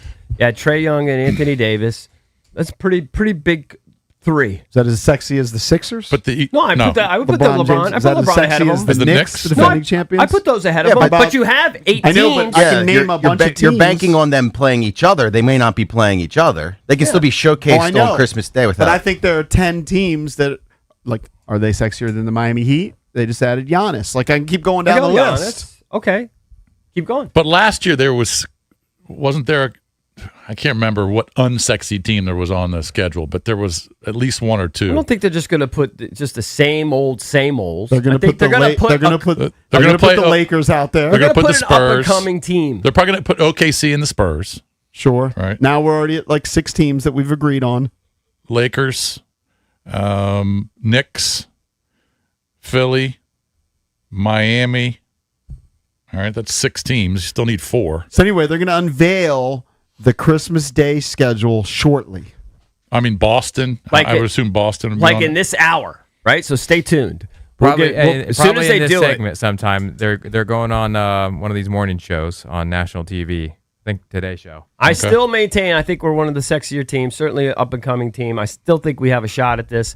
But even if I lose, I can't even Venmo. I have $1.20 in my Venmo. I think they're just such a I can Venmo you star-driven league. $1.20. They're such a star-driven league. cash either. I'm sorry. The Timberwolves are going to be, like, I would bet the Timberwolves would be one of those teams because you've got Ant and you've got now LaMelo. I got Lint. You got to hook it up to your credit card. I just have my wife send it to me. She's got My it hooked Venmo's up. hooked She's up got to it my hooked credit up. card. From your bank account. Not for me, it doesn't. For my wife, it does. For me, I don't have it hooked up that way. So my wife could send me, if it's that important to you, I could send you the $3.80 difference. He's going to send you $1.20 on your Venmo. I'll send you $1.20 Well, on the mine. painful thing is if Drab actually loses it. I think Drab's going to win this bet, but if he loses it, that's a painful $200 loss. I think I have a reasonable. I think we have a reasonable sweat. It definitely works. All right, so last year it was Cleveland and the Knicks, Spurs, OKC, Dallas, Golden State, but Dallas obviously had the number 1 pick, Houston and the Lakers. I guess Houston was the team I was thinking about, and then the T-Wolves and Nuggets. Houston and KD. Yeah, that's true. I just didn't see them It's as just a such a sexy team. star-driven league that I can't see them not putting Anthony Edwards out there with LaMelo Ball. No, now. but I mean, last year they had the Mavericks out the there Mavericks. because of Cooper. Yeah. So maybe they put You the could make Bonds the out there. argument that Cooper Flag had more hype, like he was Yeah, bigger yeah, he name did. than DeBonsa. Yeah, you're right. You can make that you can make argument. the argument that the NBA, it would be cinema to have Trae Young at the Garden on the noon game playing the Knicks on Christmas Day. That'd be great. So we're going to find out. That would in the work next, for me. What do you think, Drabby? Next Few 6, minutes. 7 minutes? Just stay Hopefully tuned. here in a few minutes. Just stay tuned. Oh, I'm going to have to put it on Channel 4. So staying at my house last night was my niece. and she was staying with us. Kind of a weird bit, but my brother came into town with all of his family except his niece. Except his daughter, Sarah, who's about to go to college. She didn't come because she was like at the beach, and then I think they guilted her to visit, so she came on her own for a day. Where's she going to school? But she's going to Syracuse okay. in Very 7 cool. days. All right. So we were talking to her about, how she's getting ready. Is she nervous? She's going to be a freshman, her first year, and she's moving to the dorms, roommate. Does she know her roommate already? She does. They set all that apparently up? she's kind of prepped, and one of her best friends from high school is also going to Syracuse, so she's looking forward to it. And she's used to the snow, like to me, going to Syracuse, and my son almost went to Syracuse. It's a massive difference from Maryland to Correct. Syracuse. Yes. Like It they is. have massive snowfalls that keep you in. Yep. It is. It's a different lifestyle. But she's ready for it because they have that sometimes in Summit, New Jersey, where she lives. But she also was talking to Jess about kind of getting her room ready, what's it going to look like. And there's a story that came out, and I don't know if you've seen the video, but there's a woman who is like the dorm room whisperer. She gets hired to dress up these rooms for female dorms and apartments. It's really for chicks. Yeah, Guys yeah. don't care. Guys really don't Guys care. will put up a flag and a Miller Lite, Right. poster, and they're good. The amazing thing is she charges as much as $20,000 for this. Well, it's crazy. All right. Well, obviously the families have cash. I mean, They're rich. It's crazy. But the amount, I would say that overall, though, but the idea that this dorm room prep stuff is like a thing is real. It's a real thing where, especially with girls, like they think about it almost like they think about their wedding. They think about it for like a year. Like how am I going to do my half of the room? How am I, and then they coordinate with their roommate. How are they going to do theirs? I want to make sure the colors don't clash. Yeah. And I'm going to do this. It's a if you big do that. deal. It's a big deal that, and like to us, like guys, it's not even something you would ever think about. You literally would just show up. My son would show as up long and as they have just a bed. put his clothes on the floor. Like Right, that's it. right. No, girls are totally different. I remember moving my oldest daughter into Virginia Tech back in 2019, and she was on the top floor, the 12th floor of the dorm room, and you couldn't get up the elevators. You just couldn't. There were so many people, so we had to walk stuff up. But it took myself and my wife hours to move her in. Hours. Yeah. Because. Oh, it's an all-day Mom, thing. this doesn't really look good. I need this. So I'd have to go out and get something different. Oh, bring yeah, it you back. go to Home Depot. Yeah, I mean, or it you just go took out, and it was hot as balls. It was Home Goods. It was just brutal. You go back and forth. It was brutal. Yeah, you got to hang all the pictures. Did the dorm room have air conditioning? Because No. Dylan moved into a spot, no air conditioning last Zippo. year. Ellicott Hall. Slusher Hall. He had a bad beat. One of the 6 remaining dorms Not all. Depending on how old they are. that don't have air conditioning. They don't have the window Yeah. units. My son had a window unit in one of his spots. That's what you got to do. You got hooked. Well, no, you put it in. Oh, you brought it. You put it in. Gotcha. He actually just moved into a spot in Hoboken, and he's on the first floor. It's a really nice spot.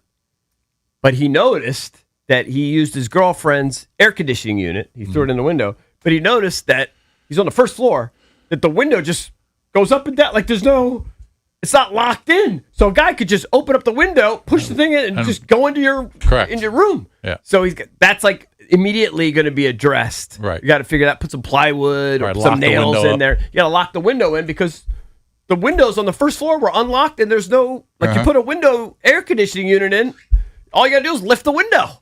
And my daughter's room didn't have AC for the first few weeks, and she thought she could get through it.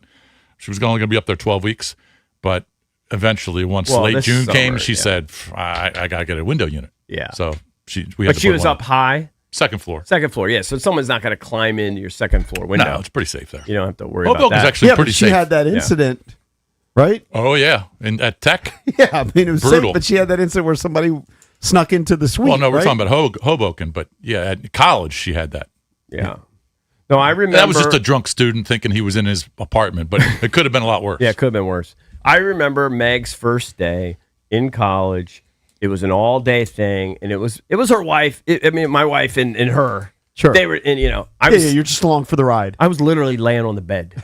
Right. And then if I had to go pick up like something to stick a picture on a wall, I was tasked Right. with Go out that. and get something. Yep. But it was an all day thing, and it was all the colors and the comforter and all that, and that's a real thing. And I could see people hiring a designer. I actually could see it. I couldn't see somebody paying $20,000. I'm sure if you're some loaded person, maybe.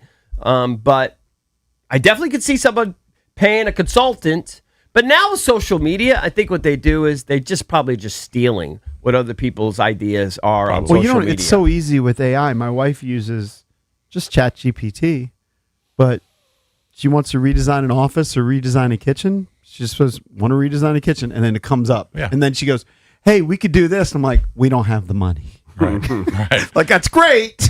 It's great that it looks fantastic, but yeah, we're not going to do it Well, right real now. estate agents will post pictures of their properties that they're selling with AI pictures. So that's the furniture's not really there in the house. How about this? It's all AI. My son, who's just moving in with his buddy is his teammate, old teammate, is moving in next week. He just all he had was his desk for do his work. He's got like the 3 monitors. He's got the whole thing. It's crazy. But then he has. My wife went literally to IKEA to get him something to just put clothes in, like with the you put them in those no, not even it's like those boxes that you put in. Like it's hard for me to explain. Like I know you're talking like a grid thing. And you put in these boxes. You pull the thing out. Pull the thing out and you throw clothes in. cabinet. So literally, it's like something probably like $100. Yeah. Okay, for that. And you know what his bed is right now? Air mattress. Yeah. Air mattress.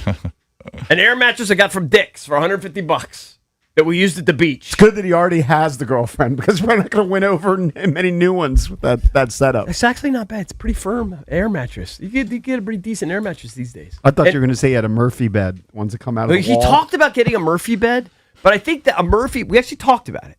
I think a Murphy bed is good for like when you're in one of those. It's not like it's just like a one room. An big efficiency. room, efficiency. But if you have a bedroom, you're not going to put your bed up in the air. You're not going to do that. No. Right. But believe me, I mean, I couldn't imagine spending $20,000 to have someone come in and to decorate and design a dorm room that she's going to be in for 7 months. According to the article, Shelley Gates, who handles the styling for Mary Margaret Design, charges $20,000 to style a room, and she does between 15 and 20 dorms per year. Yep. Making a damn good living. Just She's with doing that. well. it's crazy. Well, I mean, think about all the people that are loaded that have cash. Yep. Think about all the celebrities that were paying off just to get their kids into the college. Coming Correct. up next, it is a True False Tuesday on the Junkies Blitz. We'll go around the NFL next. Don't go anywhere.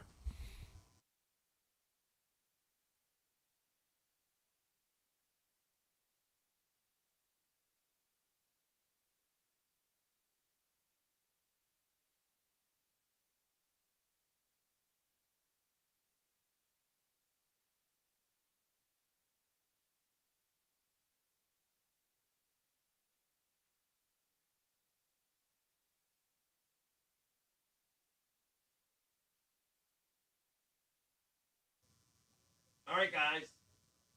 We all know someone who would do anything to avoid home repairs. They say, I could probably do that. And, they probably shouldn't. Or they hire a handyman who isn't so handy after all. That's where Crop Metcalf comes in. With certified experts and proactive memberships, they make it easy to keep your home healthy with regular maintenance and repairs. So, do every homeowner you know a favor. Tell them to leave it to the experts. Book an HVAC Precision Tune-Up now, only $99 at serviceexperts.com.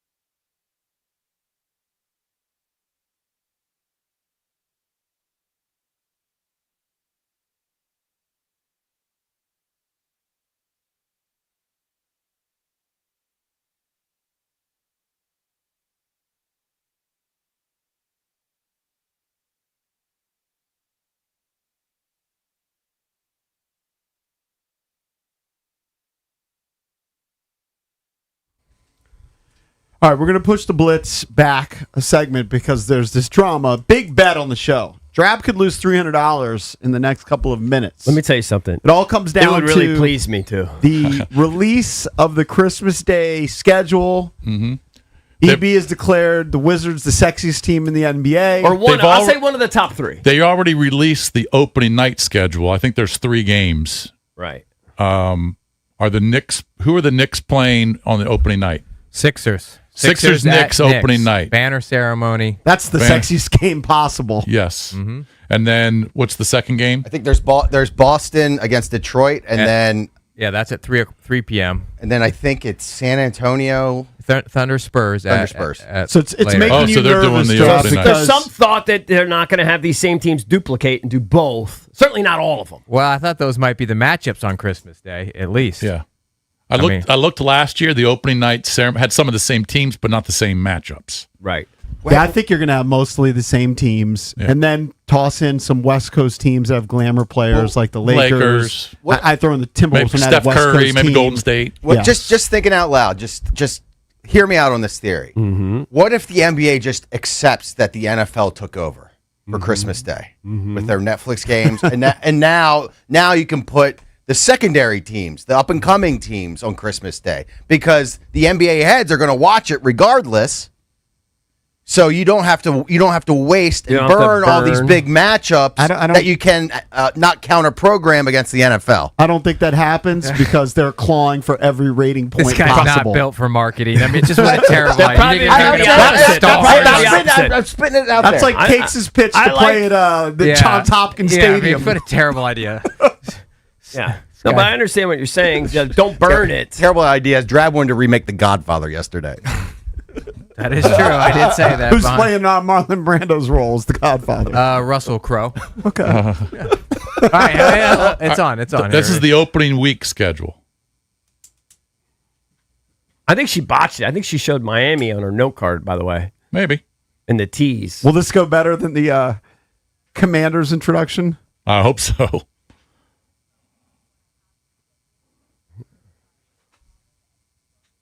I don't see any Wizards. All right, hold on. She's doing opening It's week opening right week now. right This there is not for- opening night. She's But doing that lineup looks like what I would expect on Christmas. Crank it up. Crank it up.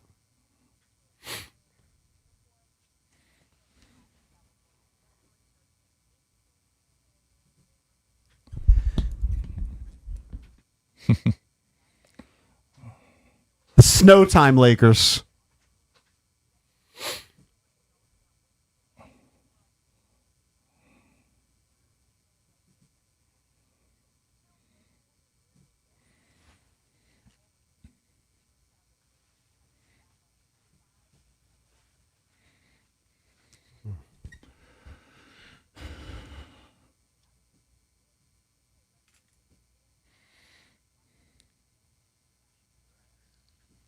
All right, whatever. No. They're not done. We're just. I know. But They're doing the padding. They're doing their though. padding, Yeah. trying to stretch it out. Of course. Jason, you're in this bet? No, I'm not. How You're not in the nervous bet. is Who are Drab? you rooting for in the bet? I'm rooting for the guys who are going to get $100. Of course. NBA Christmas schedule. Here you go. No Wizards. Damn it. No Wizards. No Wizards.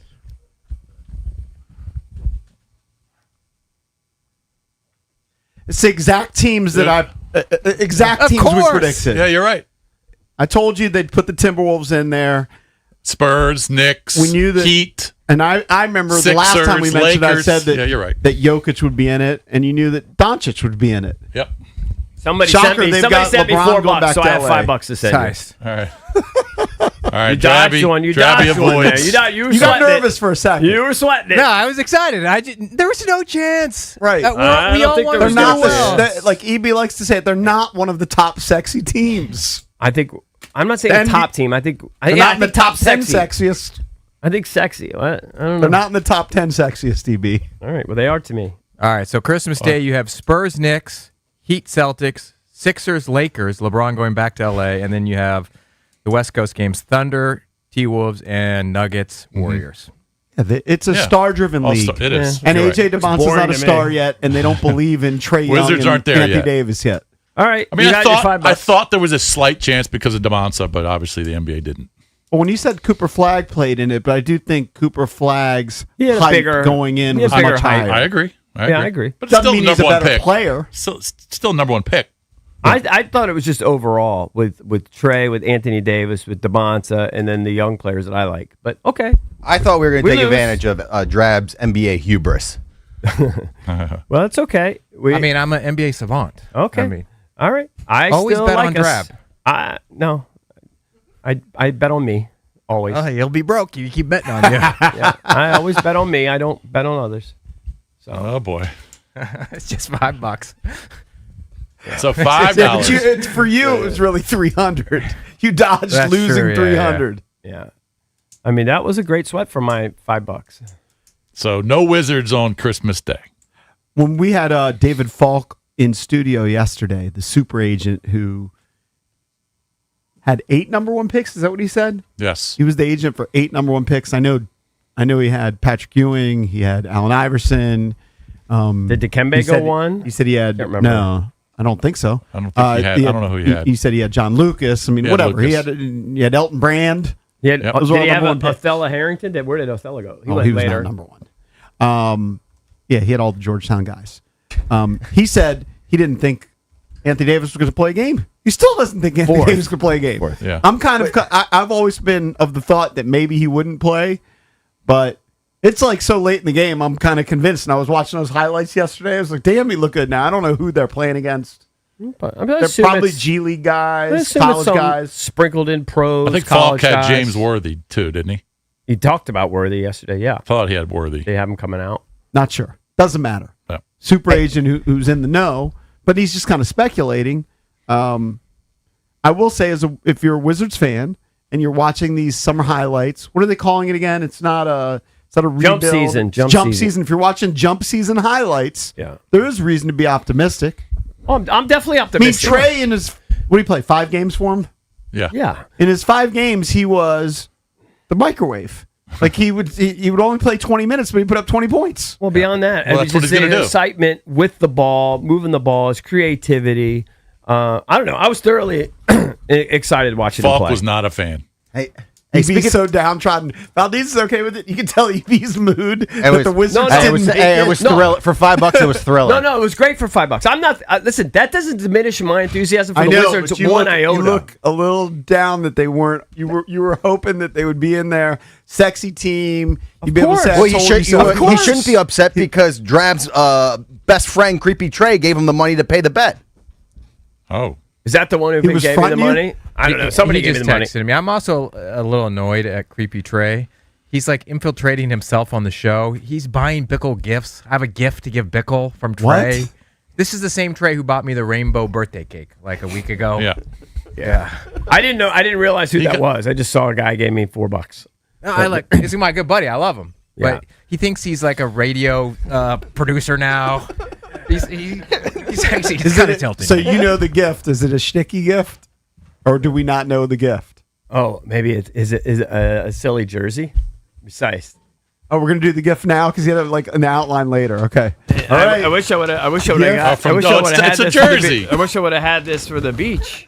Is it it's a DeMonsa? jersey. It's a t-shirt.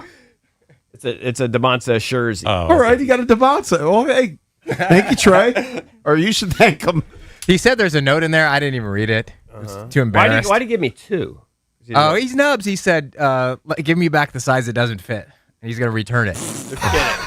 He bought you 2. And I looked in there and I said, He wants a jersey, not a T-shirt. Yeah. You idiot." Where's the note? I don't wear T-shirts to the beach. I wear jerseys. No, he wants ADs. He wants That's ADs. exactly What's what the it note was. say? I didn't even read it. I was don't too know. embarrassed. EB, enjoy the shirt.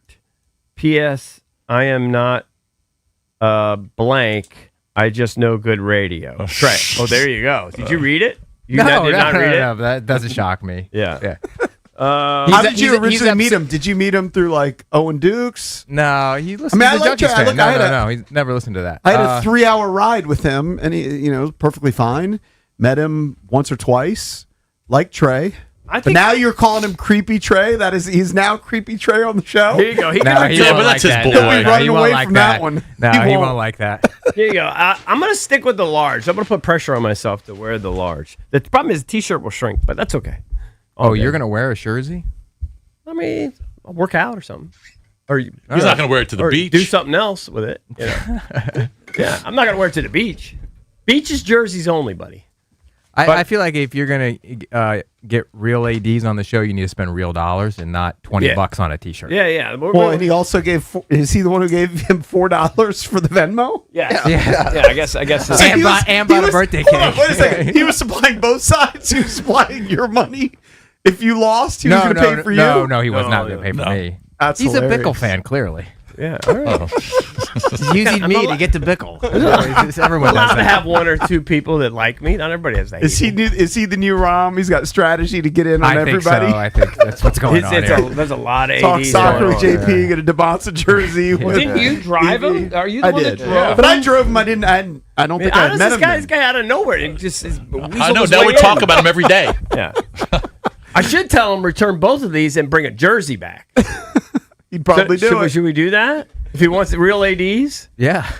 All right, that's what I'm going to do. All right, so the Wizards not playing on Christmas Day or opening night. EB dubbed them the sexiest team in the NBA, or one of the sexiest teams. The NBA has decided 10 teams play in opening week, 10 teams play on Christmas Day. The Wizards are not one of them. Nope. Okay. So Neither one. grab No $10 richer or $15 richer when 15. Cakes pays him. 15. And doesn't have to pay $100 to each of the boys. One of the bigger bets we've ever had. That's pretty big. In the history of this show. All right, coming up next, we'll go around the NFL with the Junkies Blitz. Don't go anywhere.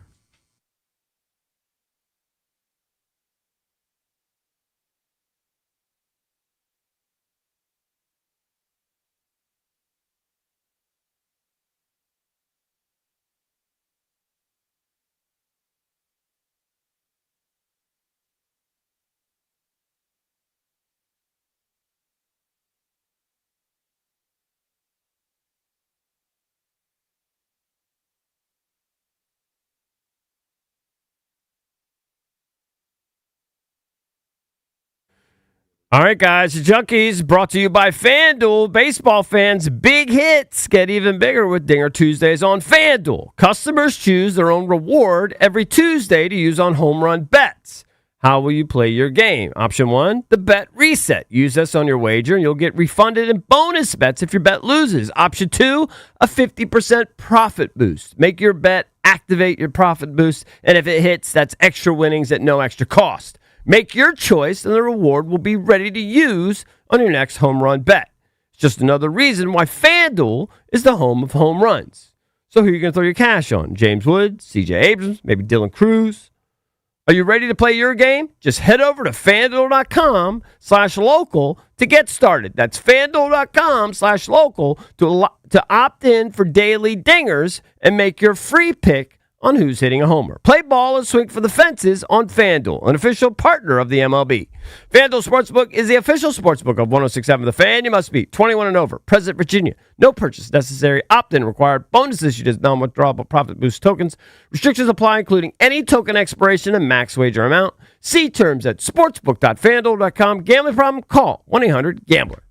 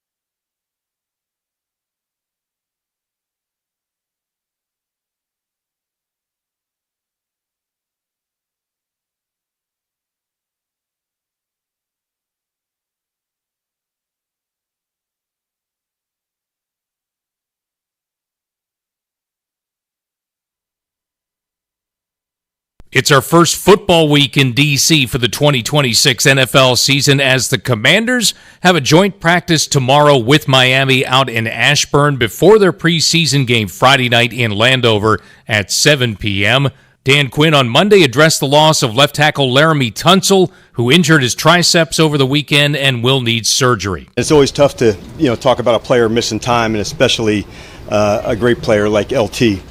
Not only is he an unbelievable player, like he is a absolutely fantastic teammate, and he'll be missed, and we can't wait to get him back. Baseball, the Nationals are back in action tonight. Home against the Cubs, 6:45 p.m. first pitch for the Nats here on the Fan. Nationals have won 3 straight and 4 of their last 5. WNBA Mystics on the road tonight in Vegas looking for a franchise record-tying 8th consecutive win. 10 p.m. tip-off on the Team 980. From the Crop Metcalf Sports Desk, I'm Earl Forsey on the Fan.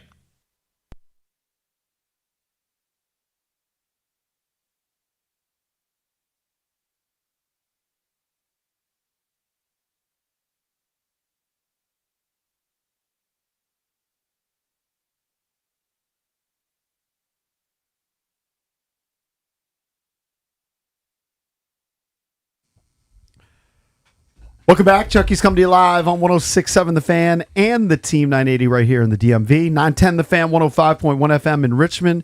And you can watch us on the Monumental Sports Network. Celebrating 30 years of the Junkies, presented by Main Street Bank. Cheer local, bank local. Main Street Bank is a business-focused community bank proudly serving the DMV since 2004.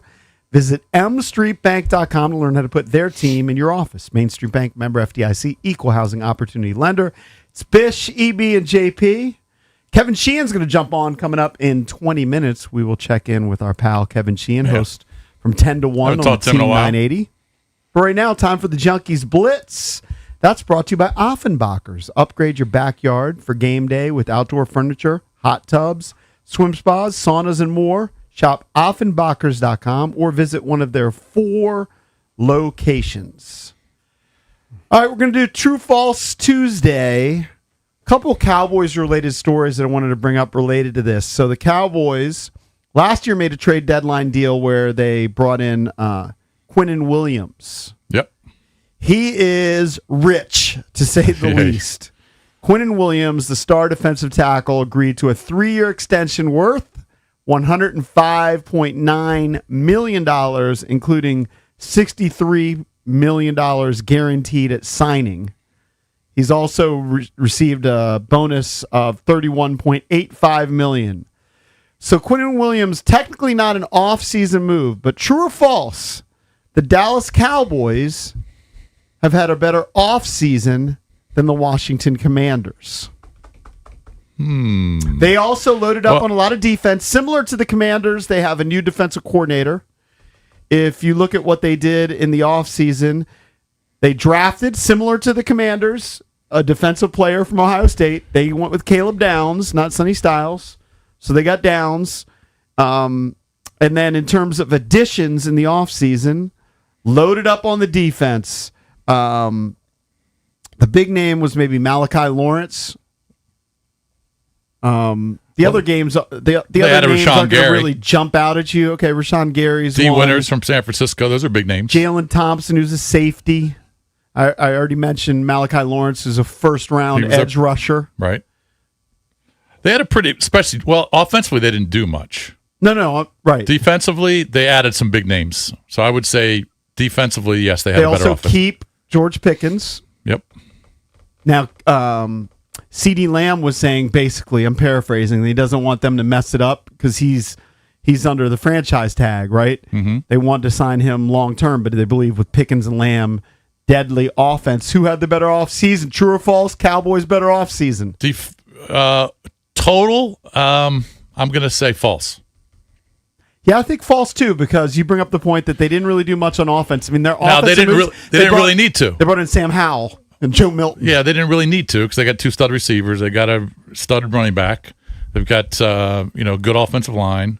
Defensively, they were the worst in the league, or one of them. And they added a lot of pieces. They added, I would say, defensively they had a better offseason, but overall, I would say false.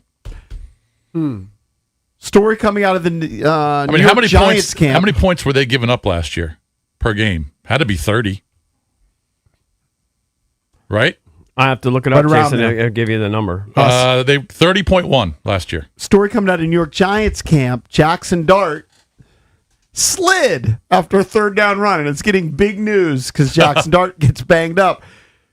True or false, Jackson Dart will play more games this season than Jaden Daniels. False.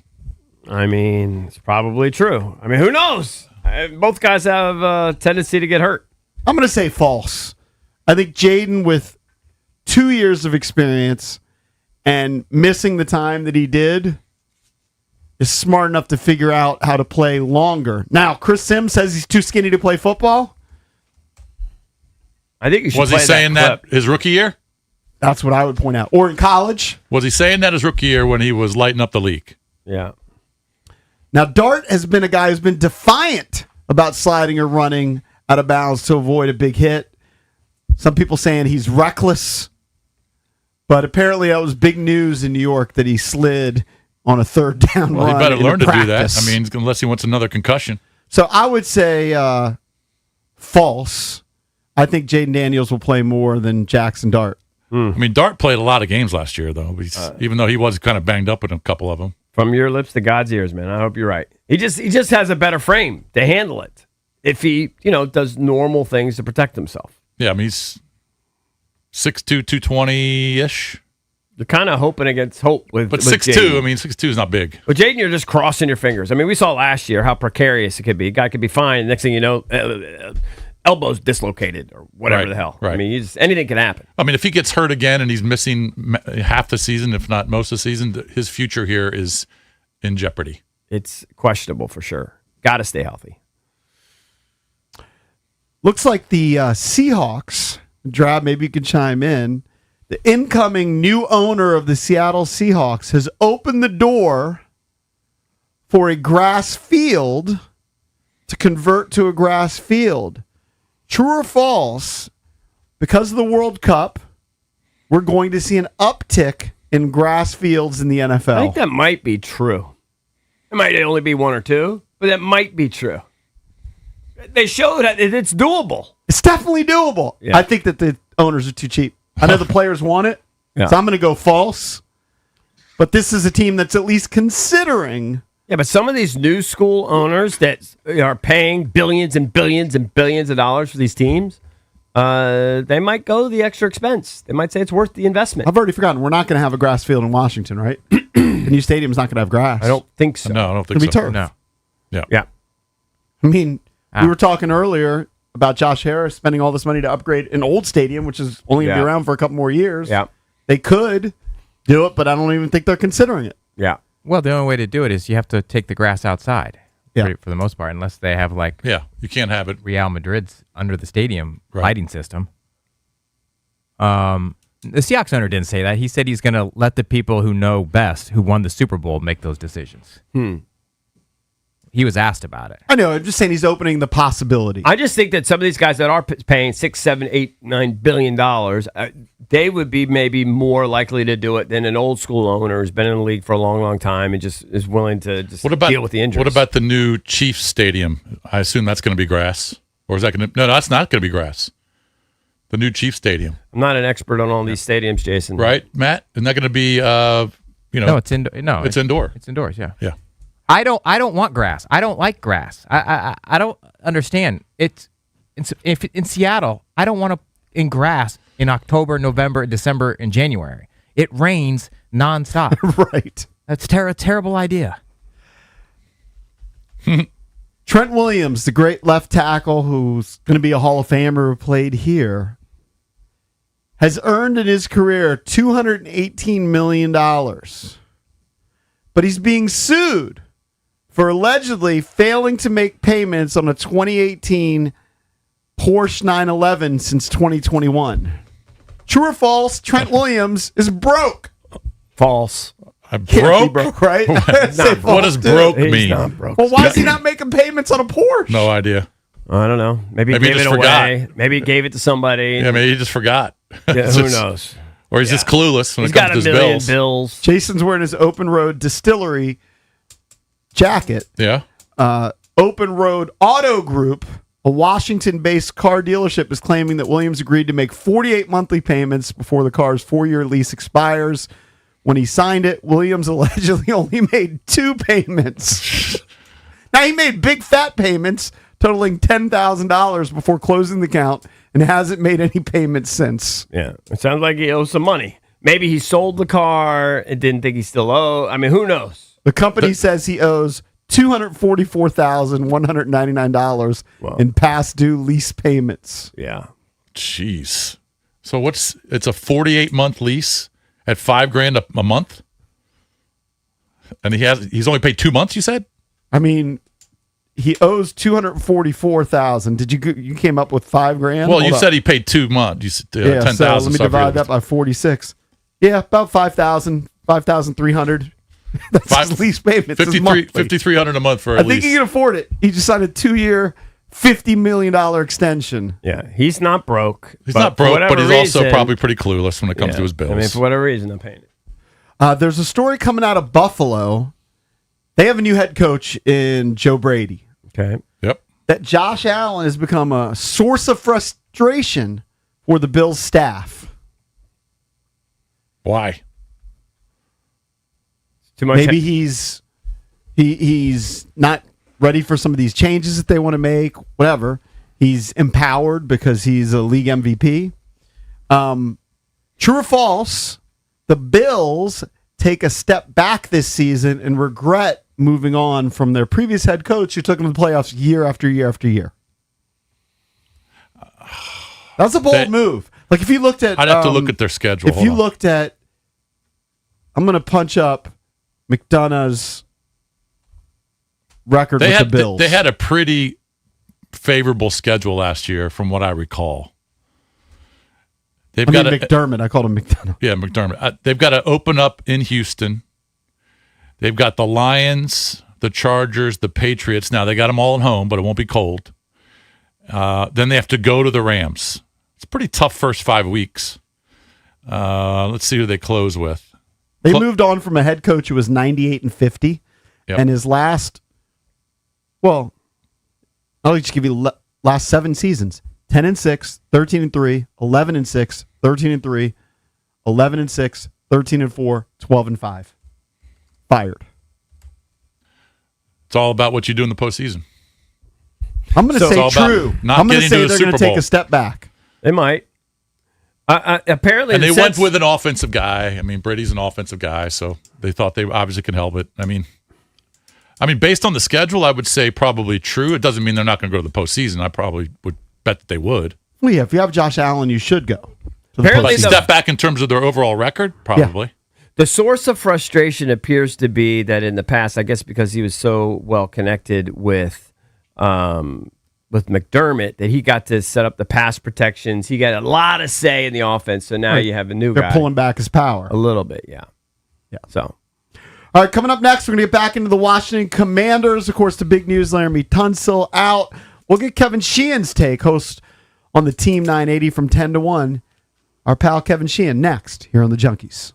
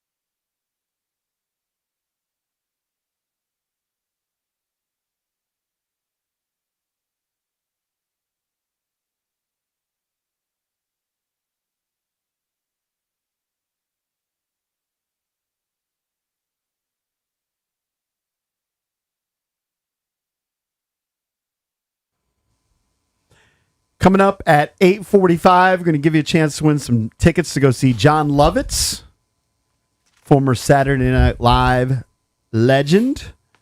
So that's coming up at 8:45. We're going to check in with Kevin Sheehan shortly. Just hang on. I think we're going to try and get him on the Comrex. All right, we're going to try and get Sheehan on a nice line. Should mention that football coverage on 106.7 The Fan is presented by Xfinity. Score the most reliable Wi-Fi, one price, 5 years guaranteed. Xfinity, imagine that. By the way, there is an update from Coach DQ about Nick Allegretti and Trey Amos. Neither will participate in tomorrow's joint practice or the preseason game against the Dolphins. All right. The good news is Allegretti is expected to be back for practice on Sunday. Amos still don't know. Now, I don't think that Amos's thing is a big deal. It's just an ankle, but, we'll see. Still not. They don't know when he'll return. But they're going to be ready by the regular season, though. I would think. Yeah. Barring another Nick, though. Who could know? I mean, you just don't know.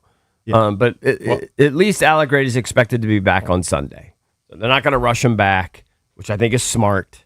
Doesn't have to be there. They said he was going to be out about a week and a half. So, oftentimes, hopefully we'll see him next week. When guys miss the beginning of the week, they're kind of out for the week. Correct. That's not that unusual.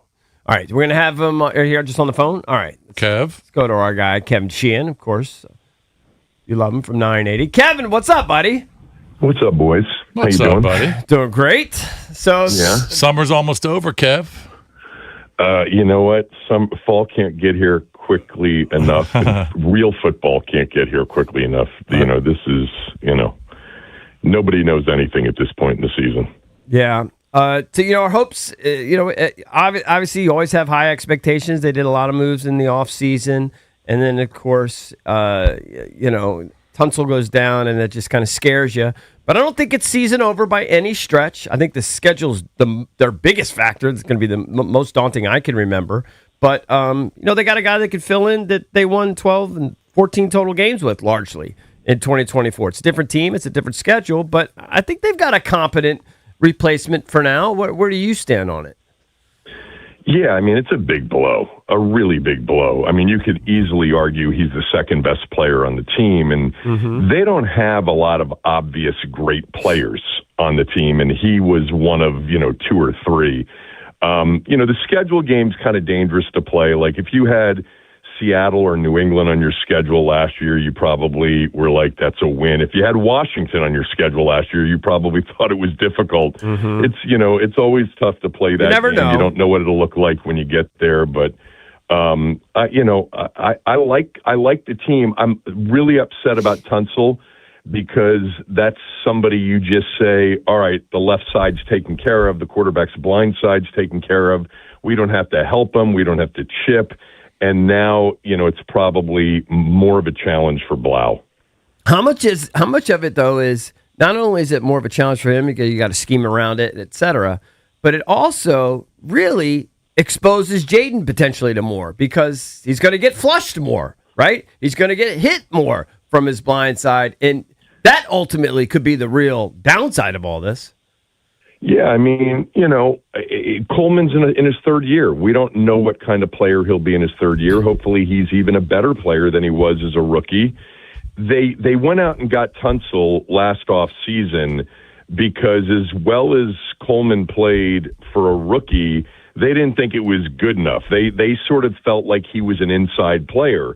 And now he's got to go back outside again. But, these players change and they develop, and he's in his third year, and he's talked about how much Laramie's helped him and how much he's matured. So if you get a solid player there, it's good. But we've seen, last year the Chargers lost Rashawn Slater in training camp, after he signed a massive deal. And it was a disaster for them all season long up front. I mean, Herbert took an absolute beating last year. So let's hope it doesn't turn into that. The only thing that concerns me, Allegretti concerns me, but without Tunsil, if something happens to Coleman this year, I mean, then you're in some real trouble. Well, look, if that starts to happen and it starts to look like last year, you're in big trouble because last year was certainly, hopefully, an aberration. I mean, it's hard to imagine that many of your best players missing that many games. You don't have a chance when you miss that many games. And your best player, the quarterback, basically only played 4 games start to finish. So he's got to be healthy. If 5 is healthy, if Jaden's healthy, they've got a chance to win more games than they lose.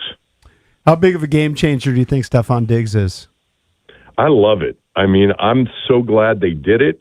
I think he is exactly what they were looking for, minus the deep speed, because I think that would have been their preference, which is why they went after Pierce and why they probably were interested in Ayuk at some point. But Diggs is a pro on game day, man. He is a guy that gets open. He's very quarterback friendly. He moves the sticks. He's still got very good, yak ability. It's the best number 2 that Terry's ever played with. Mm-hmm. And he's a known entity. Guys like Burks and McCaffrey and all these other guys were maybes. Like, maybe they'll turn into good players and be a legit number 2. Diggs is a legit 2, if not a 1A. How are you feeling about the team? Like, the schedule is very difficult. We've already talked about that a billion times, but you got to play who's on your schedule, and they can beat some of these teams. I think they're going to win at least one of the first 3 against Philly, Dallas, or Seattle, maybe a couple. But how are you feeling about the rest of the division when it comes to the Commanders? Philly loses AJ, but who knows? Maybe that's a plus for them. They got a new offensive coordinator. Dallas added a bunch on defense, a bunch of guys, big names too. And then the Giants have a whole new coaching staff. So how are you feeling about the Commanders within the East? I still think that if Jaden plays 17 games, or the significant majority of them, he's the best quarterback in the division. I really do feel that way. And if you've got the best player at that position in your division, you have a chance. Philly's loaded on defense. They added Grenard. They're so well coached defensively. It's going to be interesting to see the fit with Sean Mannion and Jalen Hurts. Mm-hmm. Does he, move away from sort of the dual threat quarterback approach? Is he under center more? Is he comfortable being that? I have a weird feeling about Philly. Maybe a lot of stuff is weird there. Like Sirianni, if they get off to a slow start and they don't look right, and Hurts is slowly, getting used to Mannion's style of calling plays, because that's very much a Shanahan, McVay kind of an offense.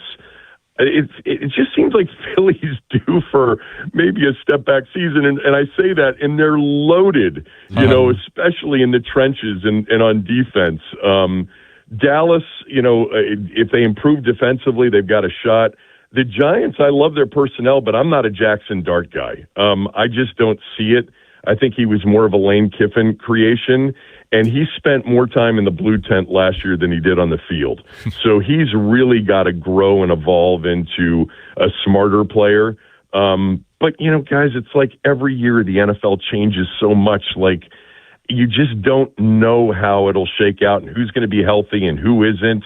But I think if Jaden stays healthy, they can win more games than they lose, which means 9 or 10, and they'd be in the mix in the NFC. It's a big ask, though. I mean, I don't know why, but I've just lost so much confidence in him staying healthy just because of what he went through last year. It's just hard to get some of those images out of my mind, I understand, but he played 52 of 54 games in college. He played all 20 as a rookie, which included the 3 playoff games. Last year is really the aberration year for him. Now, I kind of feel the way you do, and that is his slender build was always the concern. Yeah. And last year was a disaster because he couldn't stay healthy. He couldn't stay on the field. When he was on the field, no one else was out there with him. He and Terry played 2 games together last year. That's it. But I still feel good about him as a player. I still think he is I do too. An elite level talent. Yeah, I do too. And I buy all the reports that he hasn't missed a beat. He's picked up this offense so quickly, et cetera. How do you think the different approach with Blau, how do you think that meshes? And what are you most excited to see about it? Him being under center more, et cetera.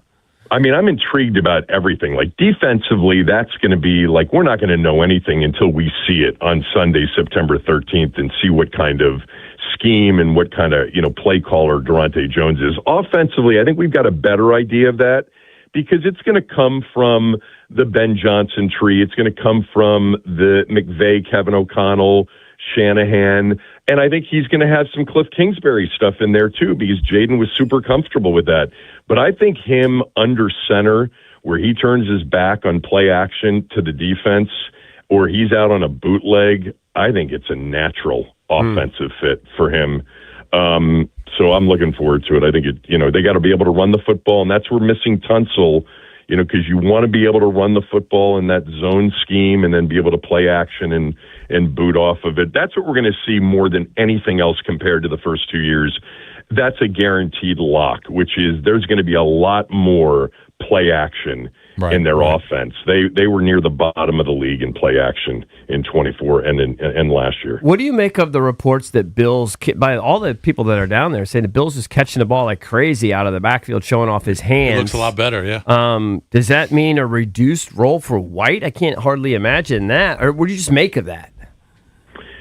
I don't make a lot of that stuff this time of year. I did something a few weeks ago. I do it every year. I go back and look at all the stories that are written during training camp and the tweets and the play-by-play tweets, and they're embarrassingly wrong and so off. Like last year, it was all about how great the defense looked. The secondary looked spectacular. Matt Gay didn't miss. From 50 out. He misses, his first two 50-yarders against Green Bay on Thursday night. The defense stinks. I think it's really hard to figure it out until the games start. I liked Krosky Merritt last year. I can't imagine he would suck at catching the ball out of the backfield. But when you go into Philly and Dallas in weeks 1 and 2, I think it's, having Diggs out there, adding him, having a guy like Rachaad White, they've been there, done that in terms of road environments and picking up, the blocking, responsibilities that Rachaad White might have. I think what White's going to play early in the season.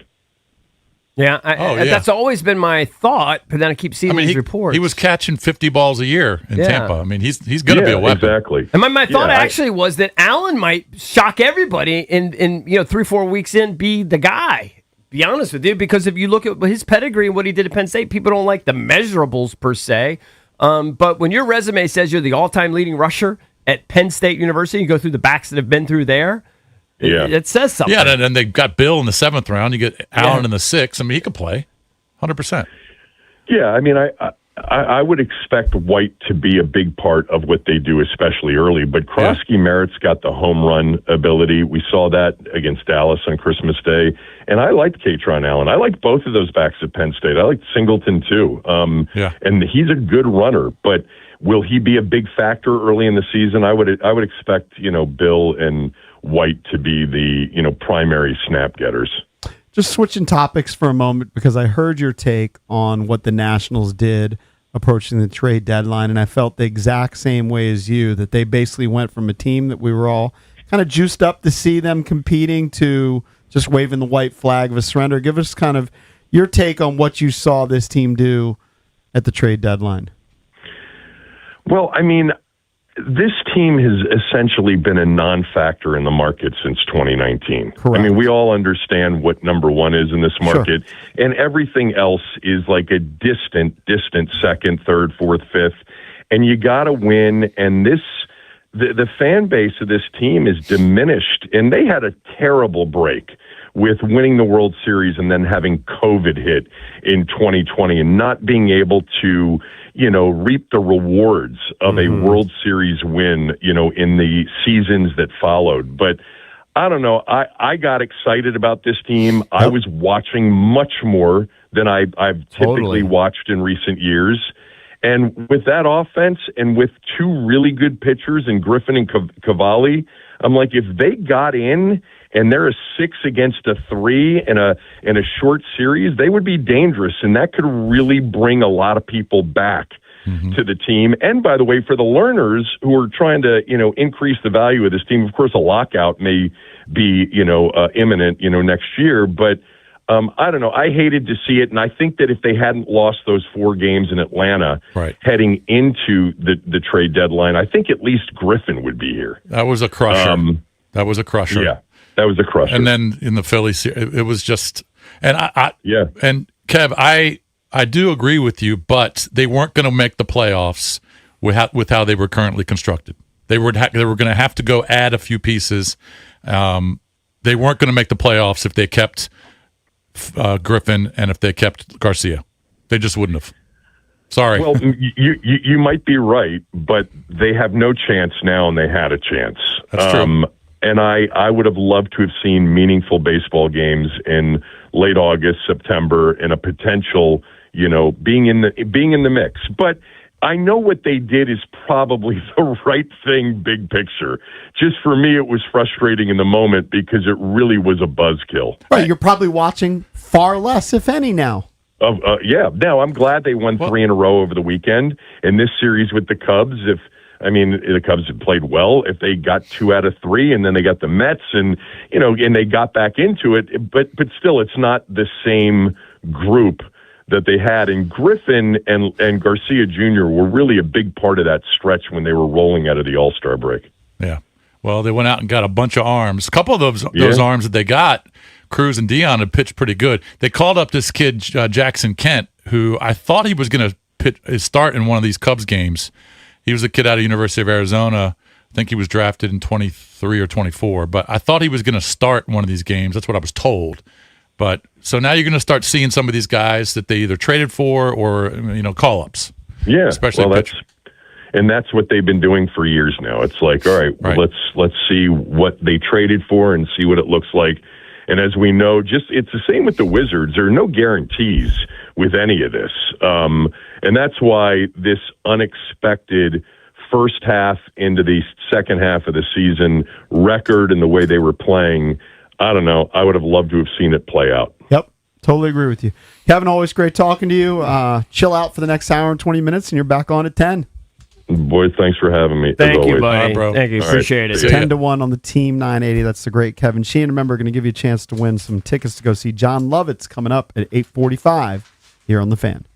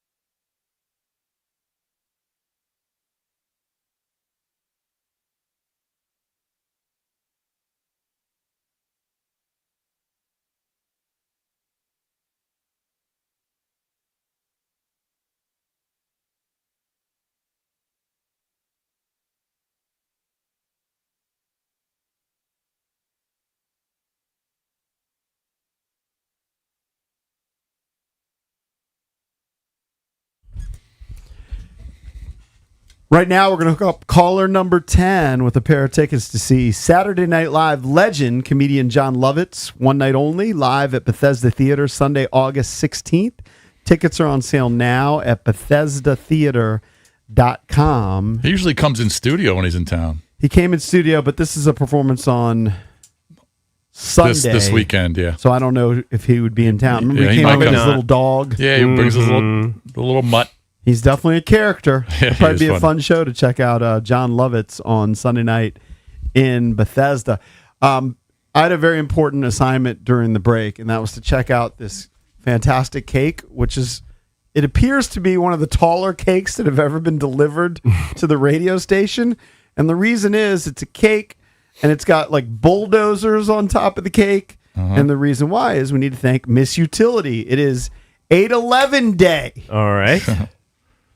In celebration of 8/11 Day, August 11th, that's 8/11 on the calendar, serves as an important reminder to homeowners and professional excavators to contact Miss Utility, the state's free contact before you dig safety service before beginning any digging I project. got to text my boy who works for Miss Utility. Thank him for the cake. Did you have a slice yet? Texting I didn't. Rudy. Here's why. The cake is so tall. Rudy. You're going to need a good setup and a good knife Yep. to like cut through the cake and not make a humongous mess. I'm going to have some, but I'm going to wait till 10. So I might 10, I'm gonna have pass some. over the cake, which is a stunning upset. Also, I'm playing tennis at 11:30 with Drab's boy, my friend John. Oh, yeah. Whatever. I'm heading out your way out in Leesburg. Oh, good. So I'm going to try and get some tennis Out in. there in Laucal. Although I was telling him my knee is on its probably its last leg, so it's been buckling lately. Like I've actually almost fallen down just walking. How are you going to play tennis? I kind of want to test it. It's like a trial and error thing. Well, Like, if it buckles walking, it's going to buckle. Definitely going to buckle when you play. Yeah. Probably. And if You know. whatever's torn, you're probably going to tear something else. No, I was hoping to kind of kick the can down the road on a knee replacement. Oh, I've had that three. sounds like a I've nightmare. had 3 surgeries on the right knee, so I'm basically bone on bone. Oh. Like I've been dealing with that for a couple of years, and I've cut back on running and all those sort of things. Aren't there like gels that they have now that They can inject do. in there? I've had gel injected before. Didn't help. Not It really. helps for a couple months. It's kind of like You're when going to have to get It's it kind of like replaced. when you have a bad shoulder. You've had a bad shoulder and you get cortisone. Still it do. works for a little while, and Yeah, then a but couple months gel, later, unlike cortisone wears you down. It's bad. You can't do a bunch of it. But Yeah, yeah. gel, why couldn't you just keep getting a refill? Like going to getting a lube job. I don't know.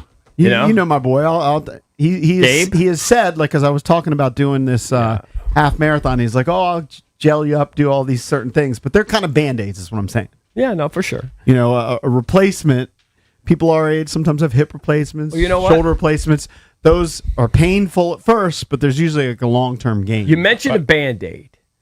That's a great segue to the guy that's getting the enhancement surgery. Remember, Yes. Cakes and I actually donated to his cause. GoFundMe. Yeah, to his GoFundMe. Michael Now, Phillips is his Michael name. Phillips is his name. He's the guy that apparently has the world's smallest. Right. Okay, literally, like, imagine an M&M. Yep. That's what he's working with. No, he's All right, so he's described got a it- medical issue, He's obviously. described it. Oh, yeah. He said the best description is his pinky nail. What? So Yeah. take a look at your pinky. I don't even know That's how about that's the possible. size Nail. of an M&M. And that is How's that possible? that's when he's sized. Yeah. So listen, I don't know how it's possible. It's a curse. It's a medical issue that he was born with. It's a crisis. Yeah. Okay. It's a disaster. Do you This think he stage, it was believes in God? How I does don't know how he? you could. I don't know how you Like could. if you were handed that and you grew up in a religious family, Does he you'd be- I have- don't know how you could. Are the testicles? Can I? I'd Can I assume say they're that normal. word? Can I say assume, that word? Who knows?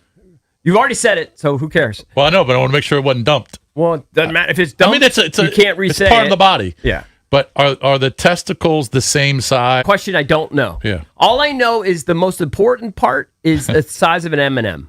Okay. And All right. blows So, me away. He had a GoFundMe. Yep. Cakes and I think we only donated like $20 each or something, but we put something. I was disappointed that it didn't reach his goal. Okay. But he has over 13,000 in there. Now, here's the thing. He was originally going to do like an enhancement surgery, full blown, where they said they could get you to like a normal size. Right. Like, you know, like when people go through sex change operations or whatever, they make something out of nothing. He's apparently now just going with some sort of filler. They're putting like a gel. It sounds butt dicey to me. It's cheaper and they're just basically putting some like gel or something in there that's supposedly gonna really enhance him. He's doing a $4,000 operation instead of whatever the $15,000. And I guess he was afraid of the going under the knife. Right. So he's gonna go with an injection. I think he's making a bad choice. Choice. If this doesn't work, maybe I don't he know does. enough about it, but this seems like the ultimate Band-Aid. Did he already do it? I don't know. No, I think he's now committing to it. That's gone why the stories viral come now. out is that he ended up getting about $13,000 in this GoFundMe account. Right. Cakes and I, again, contributing. I want credit for that. Great American. I did not. JP Great did not. I didn't either. Yeah. I didn't care about his pinky nail. Right. Right. I don't care. I mean, it's like, again, look at your hand. I don't even know how it's possible, but yeah. And he's not even saying like your middle fingernail, which would be the biggest. pinky, He's yeah. saying your pinky nail, fingernail. That's what he's got. Yeah. Like, even if you just So- said pinky, that's a show. He's got severe micro blank. Yeah. Severe. Yes. That's the diagnosis. Yeah, it's- Okay. it's and that's they say gotta It's be he probably had a 1 in a fetal- billion. They say he had a fetal testosterone deficiency. So he's probably literally Is got he a negative small guy testosterone. too? Was I don't he just know. normal sized dude? I don't know. I'm going to say he's normal But size. He looks normal size. He looks like sweaty and gross. Well, he looks and- sad in every picture. Sad. You're going to be right. Yeah, I mean, it's just pathetic. Right. Like, He there's looks no way terrible. he's ever had swagger in his life. Got no swag. Zero. How could you?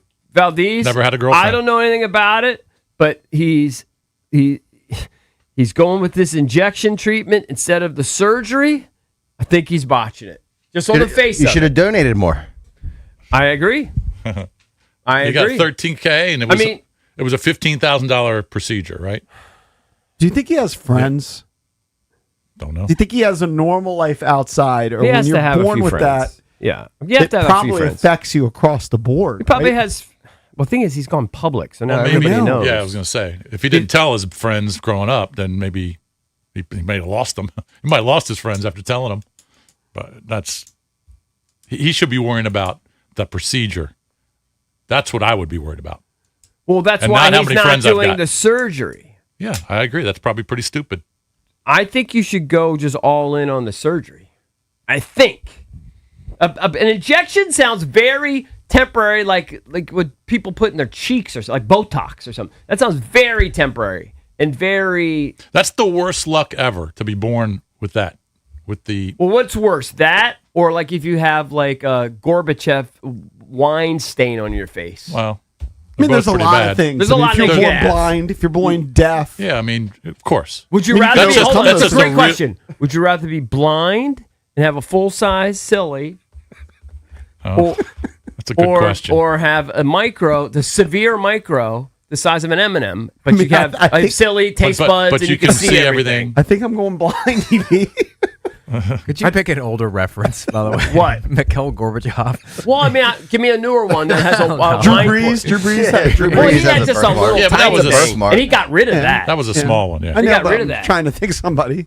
He was in the news this week. Hall I of mean, Fame. who has a face stain? Give me a famous person. He's the one that comes to mind. I guess you're right.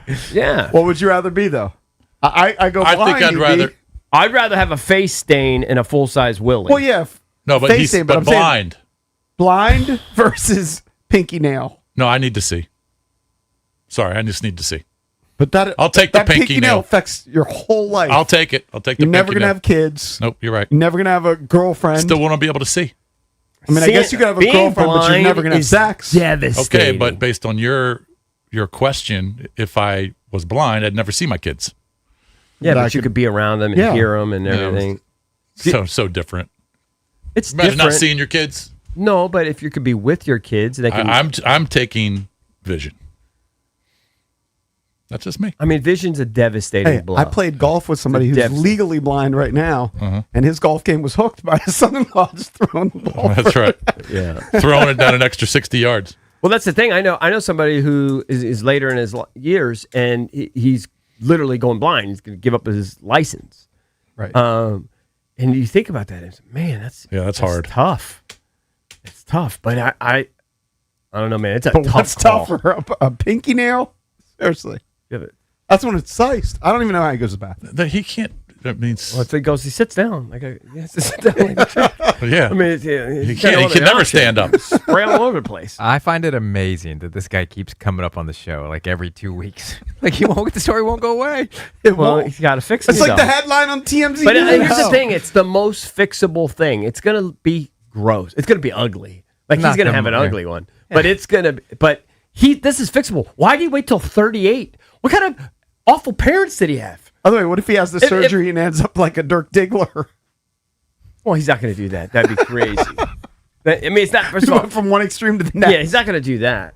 But like honestly, if I was his parents, I would have addressed this early on. Like I would have sit down with Doc and say, "All right, Doc, what are we going to do here? Like, what's the best age? What do you think? He's 3 years old. We should do this. 7 years old. 14. 9. Like, when do we do that? Like, we address this. You can't send him out into the world like that. I agree. It's almost child abuse, even. It's a child abuse. Yes. It's the most severe kind of child abuse. Mm-hmm. You know, it's like parents that don't fix their kids' teeth or something. But what if they never knew?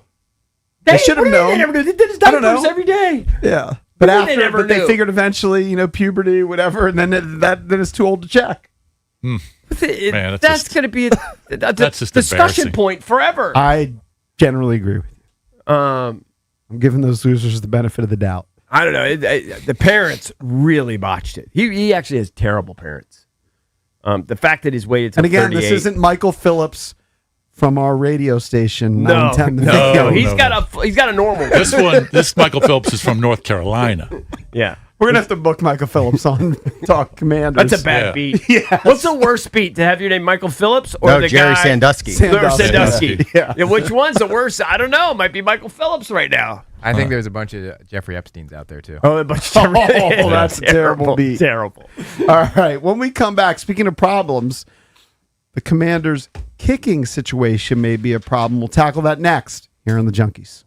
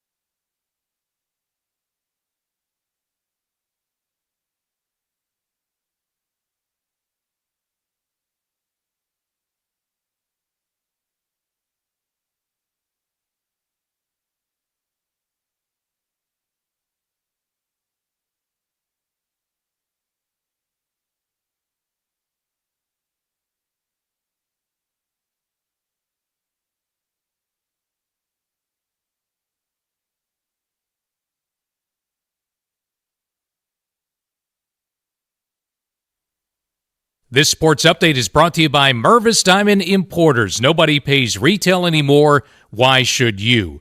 Commanders prepping for the preseason opener against Miami on Friday in Landover. They'll have a joint practice with the Dolphins tomorrow out in Ashburn. Dan Quinn Monday officially commenting for the first time since the loss of left tackle Laramie Tunsil to an injury over the weekend. I think the on-field portion speaks for itself. This is a great player. The off-field portion is also significant, and just because of his connection, with his teammates and how he interacts with them. So, like I said, on and off the field, this is significant for us. Baseball Nationals with Monday off after the weekend sweep of Cincinnati. They're back in action tonight against the Cubs. 6:45 first pitch here in the Fan. Arizona won last night, so the Nats are now 5 games back for an NL wildcard spot with just 6.5 weeks to go. From the Crop Metcalf Sports Desk, I'm Earl Forsey on the Fan.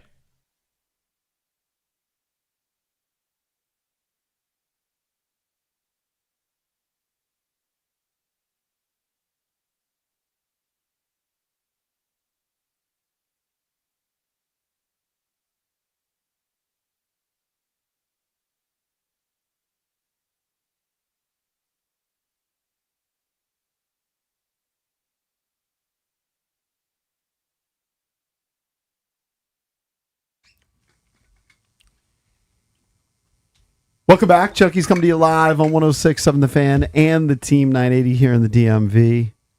910 The Fan, 105.1 FM in Richmond. And you can watch us on the Monumental Sports Network all year long, celebrating 30 years of the Junkies, presented by Main Street Bank. Cheer local, bank local. Main Street Bank is a business-focused community bank, proudly serving the DMV since 2004. Visit mstreetbank.com to learn how to put their team in your office. Main Street Bank, member FDIC, equal housing opportunity lender. Coming up later this hour at 9:45, we'll give you a chance to win tickets to go see Jason Aldean and Luke Bryan, Double Trouble Tour. That's hitting Nationals Park Thursday, August 20th. So that's coming up next week. So we'll do that coming up at 9:45. Right now, though, we wanted to talk about something that seems to be an issue for the Washington Commanders. And that is this battle between Jake Moody, who is returning as Washington's kicker, and Drew Stevens, who is from Iowa. So a typical competitive drill has the two kickers kick 6 field goal attempts. Typically, the range is 30 to 55 yards. Yesterday, though, Moody missed a couple, and Stevens missed 3 more. So people are really sweating this field goal competition. Actually, Nikki Javala tweeted that Jake Moody missed 4 consecutive field goal attempts at one point. So Jake went 2 for 6 yesterday, including 4 consecutive where he missed from 44, 49, 51, and 55. The problem is he started out 9 for 9, like once camp started, and then he's missed 11 kicks in their last 4 practices. Stevens had been taking advantage of that and had only missed 2 kicks in practice while the reporters are there, et cetera, monitoring all this. But then yesterday, after Moody missed 4 in a row, Stevens missed 3. He went 3 for 6 and missed from 39, 51, and 55. Now, again, these things aren't gimmies from 55 and 51, but it is practice. You would expect them to do better. I would say this. They have an unsettled kicking situation, not unlike they've had for the last 4 or 5 years. It's not great, but for me personally, this is just me personally, I'm kind of with Logan, where I have a lot of other concerns before I do the kicker. So I put this for up, me personally. I put this up as our Junkies poll of the day, and we can open up the phone lines at 1-800-636-1067. Our poll of the day is brought to you by Surfside Iced Tea and Vodka or Surfside Lemonade and Vodka. This summer, grab a Surfside, your go-to canned cocktail, made with real vodka, only 100 calories, and 0 bubbles. It's not a seltzer. Surfside, must be 21. Please drink responsibly. And the question is, do you think the Commanders' kicking situation will come back to haunt them? Well, so the way that I define haunt them is you lose a game because of it. They will lose a Either- game because of a kicking situation. Yes. Yes. So They're probably going to I would lose say multiple. most teams will lose a game because of a kicking situation. A Yeah. kicker I misses just a field think, goal. You know, they've but I'm not going to kill whoever starts for them if it's Moody or Stevens. I'm not going to kill them for missing a 59-yarder No. with 3 ticks left to win a game. Of course not. But if he misses an extra point during the game and they lose by 1, or if he misses a short field goal and they lose by 2, then yes, I would blame them. But not if he's going to miss a 59-yarder. 1-800-636-1067, and maybe we should ask like confidence level in these kickers. I just never have confidence in guys who've bounced around the league. But most kickers have. Most kickers have. Right, occasionally guys bounce around the league and That's then kind they of the stick routine. somewhere. Yeah, but Moody hasn't been around that long, and he's already been on the 49ers, the Bears, very normal. the Commanders. The problem is this that's is 13. very normal. It's rare that a kicker is drafted and then has a 10-year run with that team. That typically doesn't happen. Typically, they bounce around before coaches get confidence in them, before they maybe settle in for 3 or 4 years. I don't know what's typical or not. That's pretty typical, dude. I think that Moody the Niners hasn't really stuck around anywhere very long. No, because I don't have great confidence in that. He wasn't very good a couple of years ago with San Francisco, and I believe he missed 10 kicks. Steven, yeah. And he missed 10, and then they obviously let him go, and they replaced him with Eddie Pinheiro, who was with Carolina for 3 or 4 years before that, and he was much better. But there's a reason he wasn't in Carolina. Yeah, because they struggle. They go through. Yeah. It's very similar to golf. They're saying right now Moody's missing everything left. His mechanics are off a little bit, and he's missing everything left. Matt Myers, how good is the Tyler Loop kid? I didn't really pay attention to his stat. Well, he missed the game-winning field goal in week 18 or 17 against the Steelers to go to the playoffs. That was from 40 yards. That's right. You remember that? Now I do. But overall, were his numbers pretty good for the season? He's all Just right. okay? He's Okay. fine. And but he ended up that not joint practice, but that open practice at Seiko Field or whatever, right? Bird Stadium. I think he missed 3 out of his first 4 kicks. But that's why it's so valuable to have somebody. That all right, so you still have some question marks too. I think yes. Well, yeah, because they had Justin Tucker for years. Right. So they knew they had a reliable kicker. Yeah, but he's very. But they rare. drafted. Justin Didn't they Tucker draft is Loop? So rare. Didn't they draft drafted him? Loop? Yeah. But I'm telling you, even the drafted ones struggle. Of course, Jake Moody was a 3rd-round pick because they're all kind of the same kickers. They go through streaks. Because it's right here. Well, it's a streaky thing. It's a very precise. I'm just thing. looking at the 50+ from last year. I mean, yeah, sure, there was a couple guys that were 5 for 6 or 6 for 7 or 8 for 9, but most kickers at 50+ were missing 4 or 5 or 6. The real bad ones were missing more, but I think it comes down to in the 30 and 40 range. You got to pretty much nail them all. Was Moody was in San Francisco while Peters was there? Yeah. So maybe he just believes in Moody. I'm sure he was the guy who drafted him. Right, they bring in a guy undrafted who is going to compete with them, and then they feel like that should be good enough. You guys are also, and I mean, it's possible, by the way, because as EB says, sometimes these guys bounce around, then they finally get in a good streak, and they end up there for a while. Yep. I mean, think of how many kickers over the years the Redskins, now Commanders, gave up on that ended up being in the league forever. Right, like I always remember Akers. Hopkins. Standard. Was it Dustin Hopkins is one, but he had bounced around a little bit. But Akers he's was thinking like at of the Eagles Akers. David forever. Akers was in camp with us, and All he right, that stuck was with years them for a ago, long yeah. time. Yeah, what were you Matt. going to say, Valdez? Oh, that we're talking a lot about your percentage of field goals made and how long you can kick the ball or how far you can kick the ball for your field goals and extra points and everything. But kickers have a lot of stress on them on kickoffs now too with the rule changes. That's right. Like if you're not good on the kickoff coverage in terms of having it land in the spot it's supposed to and keeping it in bounds and not blasting it through the end zone, it's a huge advantage for the Do offenses they that are not coming on the want field. them to boot it through the end zone anymore? Correct. Because it starts where? I believe if it's through the end zone, they start it on the 35. Is it 35? 35? It's been the 35. It's not worse than that now, is it? I thought it was 35. it hasn't changed. But having it start on the 35 is, I mean, you're basically two and a half first downs from being in field goal range. Yeah.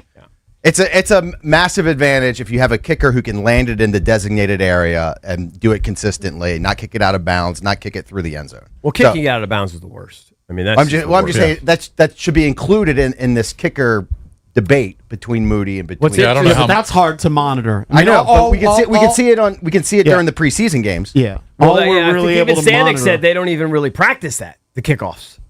Then when they do kickoff returns and stuff, they throw the ball to guys. That's weird. All right. I think it's safe to say when we were talking about the issue at left tackle with Laramie Tunsil going down and saying that the offensive line in general is a big question mark and one of the biggest areas of concerns. This is another one. Mm-hmm. Yeah, but I wrote down my priority list. Number one, Jaden Health. Number one, it should be everyone's. Number two now is offensive line health and performance. Especially at left tackle. Instead, that almost goes hand in hand with center. And I used to be, by the way, before the Allegretti and Tunsil injury, I thought that was one of our stronger units. Even with Allegretti there, I was fine with that. But now it's becoming the biggest question mark position-wise.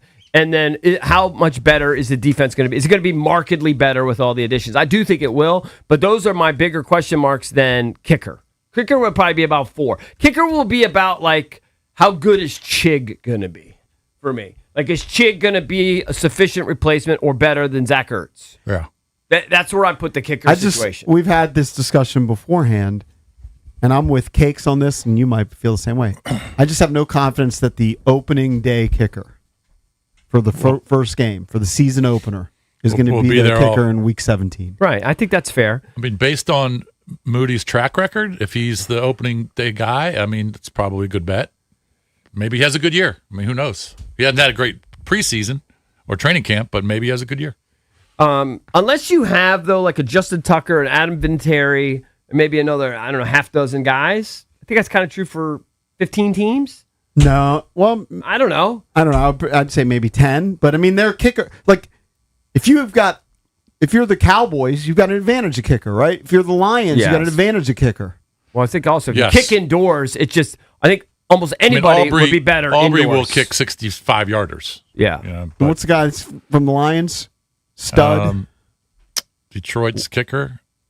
Why Forgetting his name. am I spacing Jake his Bates. name? Bates. Yeah, Bates. Bates hits bombs. Yeah. But it's such a huge advantage if you're kicking on turf. But Bates missed 7 kicks last year. Now, I'm sure the majority of those were really long ones, but he missed 7 kicks. He was 4 for 9 so he missed 5 from 50 plus. 50 plus, Yeah, but 5 of them, they line him up on 65-yarders, though. Yeah, I know. They do the same with Aubrey. You know, it's just such an But advantage. if teams that just have... It's an advantage when you have that versus what Washington has, The which is a Cam big Little question dude, mark. Cam Little from Jacksonville, he booms them too. Right. He was actually 8 for 10 from 50 plus. That's pretty impressive. It's definitely something to keep They an eye on. don't have a kicker that you can just bank on. That's a given. Even if it's Moody, they just don't have that. Right. They don't have an elite kicker. That's Although, definitely to be a problem. fair, But what are you gonna do? in Washington, Moody was 9 for 10 last year. Yes. I think that's why they brought him back as the potential number 1. So you'd take that consistency. Correct. So really, it's hasn't going to come shown that. down to track record, maybe a previous relationship with Adam Peters, who believed in him at one point if they drafted him in San Francisco, versus a guy who's got a leg, undrafted, rookie, and then they're battling it out. Some of the worst kickers last year in terms of who played like 16 or more games, Jake Elliott, in terms of field goal percentage, Jake Elliott was 74%. He played 17 games. Chad Ryland from Arizona, 75%. Jake Bates, actually, 79%. But again, 5 of those misses were from 50 plus. Joey Sly, still kicking 80%. Believe it or not, that's in the very bottom of the barrel. If you're 80%, Jake Moody just slightly above that, 82.6. But Valdez brings up a good point. The kickoffs is part of the equation. It's just something that we as fans can't really see until the games are played. So Jake Elliott, you said he kicked 71% or 74% last year? Yes. And he's still their guy. Yes. Because Well, again, the context matters on the 50 plus his were too. all 7 for 10 from 40, 4 for 8 from. So he's 70% from 40 plus, and then he was 50% from 50 plus. Yeah. And then he made all but one of his extra points. Anyway, we'll keep an eye on the battle at kicker. It's definitely not a strength if you want to vote at Junks Radio on Twitter. Next, we'll open up the entertainment page here on the Junkies.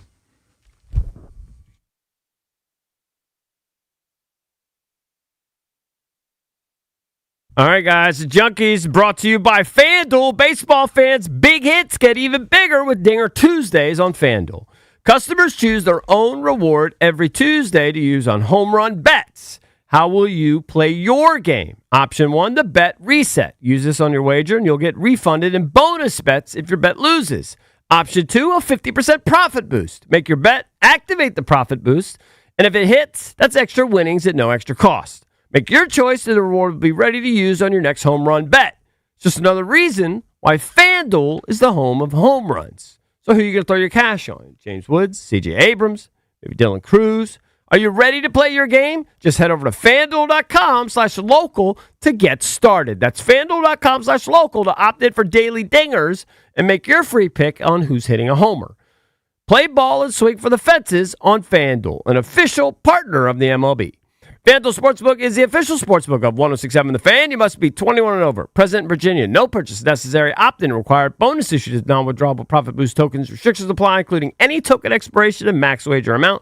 See terms at sportsbook.fanduel.com. Gambling problem? Call 1-800-GAMBLER.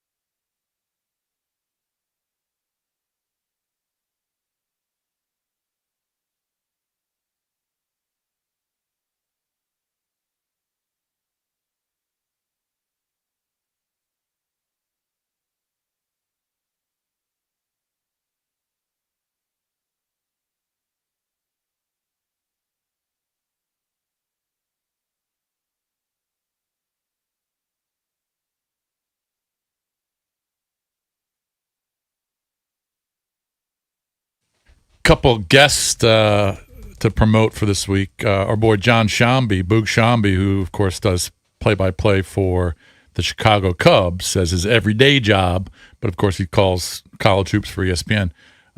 He's going to be in studio on Thursday. Cubs are in town starting tonight. Awesome. And then he'll be in studio on Thursday, I think in the 9 o'clock hour. And then we got Michael Brennan tomorrow. Michael Brennan, of course, just won the Wyndham. He's going to be on the show tomorrow. Great story, local dude from Leesburg. And Jim Nantz mentioned all that on the broadcast on CBS. So he's going to be on the show tomorrow at some point. Just have to figure out what time. Do you think he's ever faked the hole-in-one? No, he doesn't need to. He doesn't need to. Have you seen his swing? No, he doesn't need to. I have not, but I'll take your word for it. He's silly good. Oh, actually, Silly. I have because I saw highlights on ESPN. Yeah. I dove into the cake. I broke my fast by 30 minutes. I dove in. Doesn't matter. It's just was a it good? semantics thing. Semantics. Pretty good. Yeah, it's great. Yeah. I mean, what's better than cake? Cake is damn good. I mean, Cake's some up are there. better than others, but I mean, I just love. I mean, who doesn't love like chocolate icing and it's just amazing. I love it. But I'm Let's going to give me stay the away. entertainment page, EB, while you're not stuffing your face. It is Yeah. driven by BMW Fairfax. Well, I saw Drabby dig into it, and that scared me. And then the vultures were Did gonna you get guys there. call Miss Utility before you dug? No, just dug in without the call. Hope that's okay. Did you call 811? It is a good cake. I like August 11th every year. They bring the exact same Yeah, cake it is. Oh, do for they? about 10 years in a row Right, now. with the bulldozers There's the on top. bulldozers, yeah. Yeah, well, Good I'm bit. digging in. All right, so the entertainment page driven by BMW Fairfax. You know that. DC's only BMW Center of Excellence Award winner for the ultimate buying experience and your ultimate driving machine. Get over to BMW Fairfax. Ask my girl Miriam. She's the general manager. Of course, you can check out their entire selection of certified pre-owned brand new vehicles right there on their website, bmwfairfax.com. All right. So, this is interesting. Drabby was telling me about this the other day. I guess I missed it while I was on vacation. It was kind of a viral thing going on. I think it was a YouTube bit, right? With the Nelk guys and with Drake. On Kick, I think it was on Kick. On Okay, Kick? it was on Kick. Who are the Nelk guys, they're just these Canadian guys. They grew up, they got famous for like doing pranks and they do a podcast and they do occasional bits, whatever. How do you they're spell it? Nelk. They're Okay, Canadian Nelk. kids, but they're older now and it's changed. But Okay. whatever. They're YouTube phenoms, basically. But they do a lot of streaming, and they were the ones that did the hole-in-one challenge a few weeks ago. Remember where they were just going Oh, on and yeah. on and on, and they finally got one. They finally did get one? Oh, yeah. How They long? got How one. many days did it take? It would take about 4 days or something. I mean, they were exhausted, but they finally 'cause- did get one. But anyway, and by the way, did you see Bryson did some little challenge where he had to make like, I can't remember what he did. He had to make like, he had to chip one in, and then he made a putt, then he had to chip one in, and then he had to make a hole in one from like 60 yards. I did not see And that. do it in like an hour. He did it in about 9 minutes. Did he really? Yeah, I mean, you guys are sick. That's so sick. Anyway, so Drake has become boys with these guys because he's also from Canada, and Drake's very, plugged in with like viral stuff and YouTube stuff and all that. And so he has a relationship with that guy Kyle, who's like in charge of the Nelk boys, and they did some bit. And Drabby can You're help me speaking with French this. to me. You No, really are. don't worry about it. But you know who Drake is. I That's know all that Drake. matters. Yeah. And they did a dating game, a 20v1 dating show. And they've done all the kind of dating shows and like spoofs off The Bachelor and those kinds of things before when they have like freak shows, like little people, ginormous people, just like weird things. And so Drake, you'd have to fill me in. Did they have the freak shows in addition to like the hot chicks? Did they kind of have They like had a a little bit blend? of everything. All right, so if you didn't know what happened, they had a dating game show called 20v1 for Drake. They brought out 20 different women, and the premise was he was going to pick a bestie. They called it Bestie, Pipe, and Wife. All right. So kind of like It was just so random. Like I didn't know like this a was F, marry, kill Yeah, type yeah, thing. deal. But It was with just like so speed random. dating. I mean, Drake's probably the most famous male entertainer in the world, and he's doing some random dating show on Kick. Just having fun. He's having fun. It Because was he does have riveting. a relationship with this guy, Kyle. It was riveting. I didn't know about it Saturday night. I woke up on Sunday morning and I started seeing the reels, and I got totally sucked in, and I watched the whole thing. I thought it was fantastic, and they brought out different. They brought out a huge big fatty. They brought out a short person. And he was nice to everybody. I just saw one clip. Charming. He's got so much riz. He's got so much riz. I saw the one clip with the porn star. They brought out Lena the plug, who spit take live. She had a hall pass. She brought out her certificate hall pass. Oh, from Adam 22. Yeah, from her cleavage. From Adam, who got destroyed. Does in she that need a boxing hall match. pass anymore? Was she like banging other porn stars left and right? Oh yeah. I mean, she's up for grabs. But the real winner, was this goth chick that came out. I think her name is Pikachu. This girl right here. Yeah. Not Pikachu. No, Pikachu. She's definitely goth. This is only EB would know. She looks fake. Well, she's all fake. Everything about her. Well, I'm just saying that she looks like an AI picture or something. What would I know about this? Well, apparently Drake told Bobby Altoff in their interview like a few years ago that his dream woman was a goth girl with huge I don't jugs. remember that, but okay. A goth baddie. A goth baddie. And so everyone was saying Drake found his goth baddie. And he he folded. He really did lose it for her. Listen, He was simping all over. Yeah, listen to this. It was fantastic. Okay. What do we? Just give me like one. Would you bark for me? Good boy. Yeah. I get. Yeah, you know what the rule I'm plays. like, I know exactly what to do. You know what? Never mind. Okay, we should continue this. Now you have lube on you. Congratulations. Oh, well, I've done worse for less, honey. Nice. Thank you. All right, so hold on. So That he was their got interview down to date. a So she final won. 3. Is that right? She won. So hold on. When you say win, does that mean to be the wife, or does Have that a mean to date. be the? Yeah, I don't really know how it I just know that she won, and he told her that whatever she could have whatever she wanted, and she asked for a house for her mom, Okay. and he goes, "Sure, no problem." So he's just going to buy her a house. Buy her a house. But it was just like Drake could have any woman on the planet, and he's Yeah. on this dating show barking. Yeah. for That's this, weird. for this goth chick. Dude, weird. here's the thing. So Drake is obviously internationally famous for like a real career. You can like him or He's dislike him. internationally known, JP. Yeah. It doesn't Like Rob matter. Bass. It doesn't matter if you like him or not. He's had hits. Whether you like him or not, the guy's had a ton of hits. So he's made a ton of money touring, Yes, he has. making music. It's not for me, but yes, he's very successful. I don't mind him. But there are other like YouTube people that have made an inordinate, ungodly amount of money, similar to Drake, but they're just doing YouTube shtick that you wouldn't even know. Right. I wouldn't even know. Drake knows. And these guys, like when Drake says he'll buy this Pikachu, mama house, no big deal, they give each other like Ferraris. Mm-hmm. They give each other like $250,000 watches for their birthdays or whatever. Like and I don't think it's fake. I think it's real with these YouTube people that are making this kind of ungodly $10 million a month kind of money, $100 million a year. They gift each other these outrageous things. Well, Drake is probably worth hundreds and hundreds of millions of dollars. Probably worth a minimum $500 million. Yeah. Probably Yeah. $500 million. Hey, Jason's gifted you a banana before. But I I mean, think he blinks at buying some goth baddie a house. if I was worth $500 million, I don't think I'd just be giving away Ferraris to everybody, though. I think I'd probably be like a billionaire that I'm familiar with who doesn't look like he gives away a lot of his money. JP knows who I'm talking about.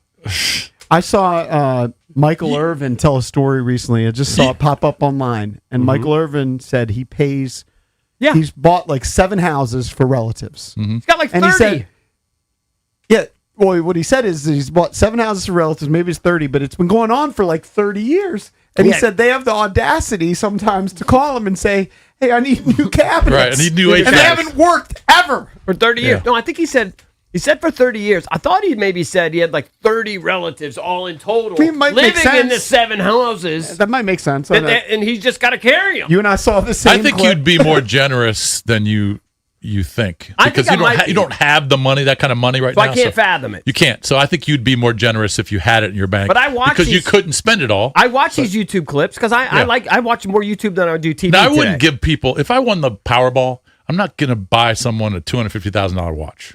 I'm sorry, I'm not going to do that. They do it all the time. I'll give them cash and they can do whatever they want. But I'm not going to buy watches for people The watch thing is like not that's like doing a that. rich person game that we're not into. Yeah, I couldn't do that. So it's hard to relate to it.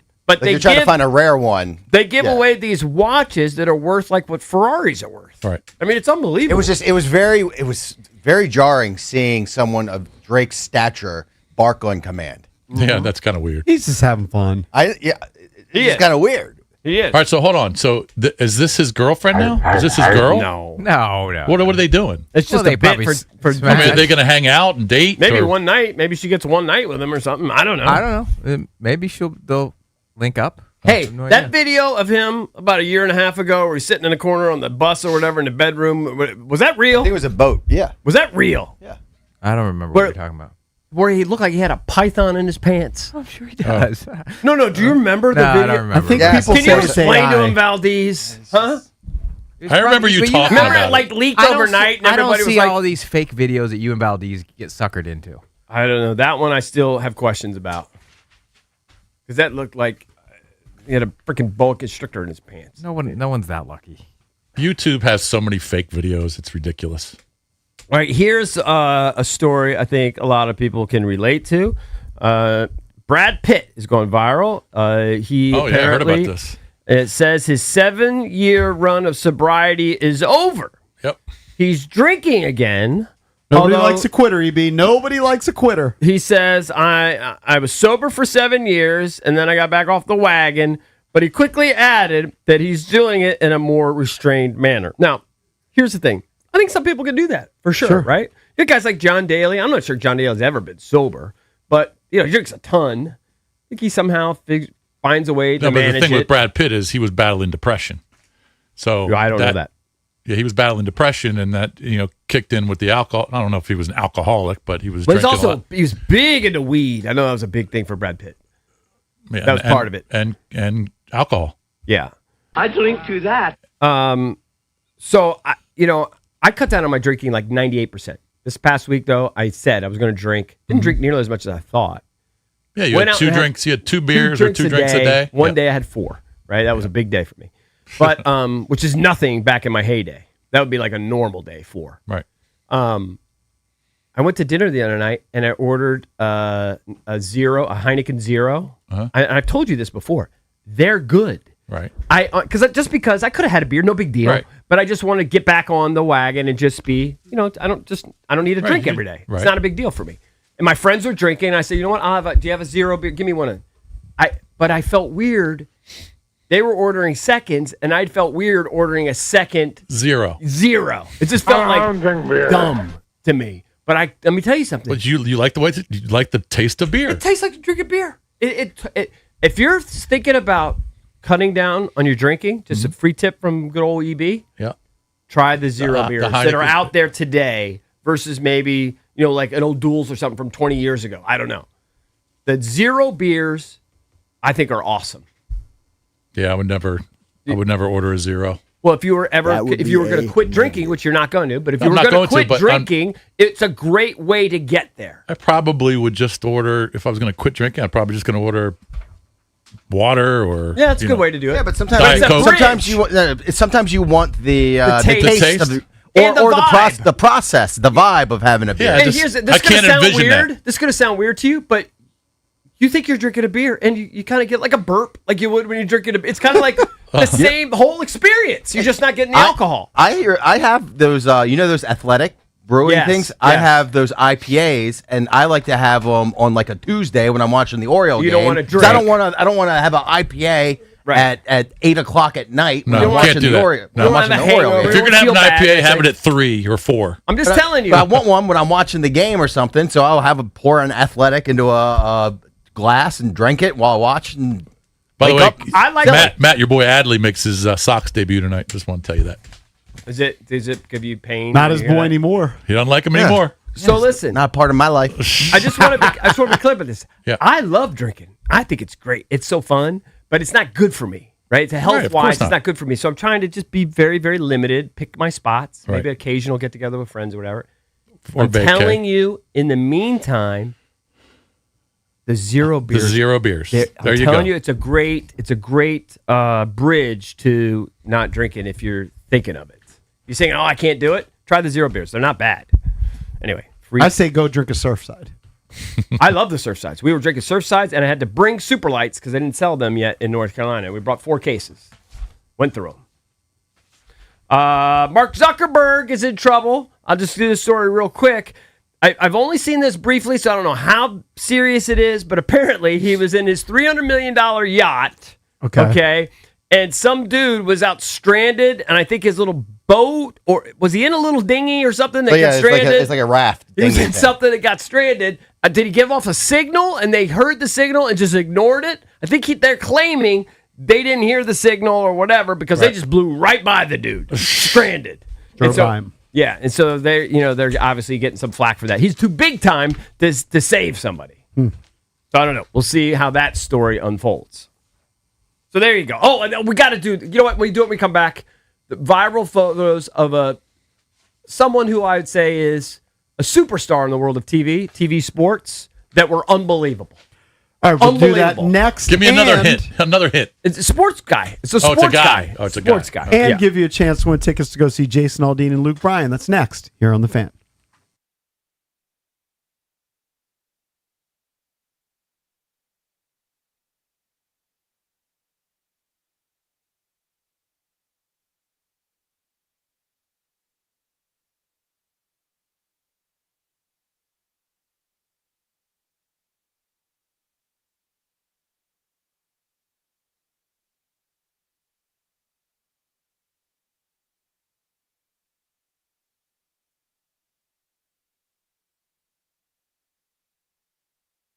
Hey, Commanders fans, want to make every drive a winning one? With the AAA Commanders MVP membership, you'll get trusted AAA roadside assistance, score Commanders gear with 15% off at the online pro shop, chances to win game tickets, and exclusive team experiences. Whether it's game day or a weekend getaway, AAA keeps Commanders fans covered at home or on the road. Upgrade your current membership or join the team today at AAA.com/Commanders and drive like an MVP every day.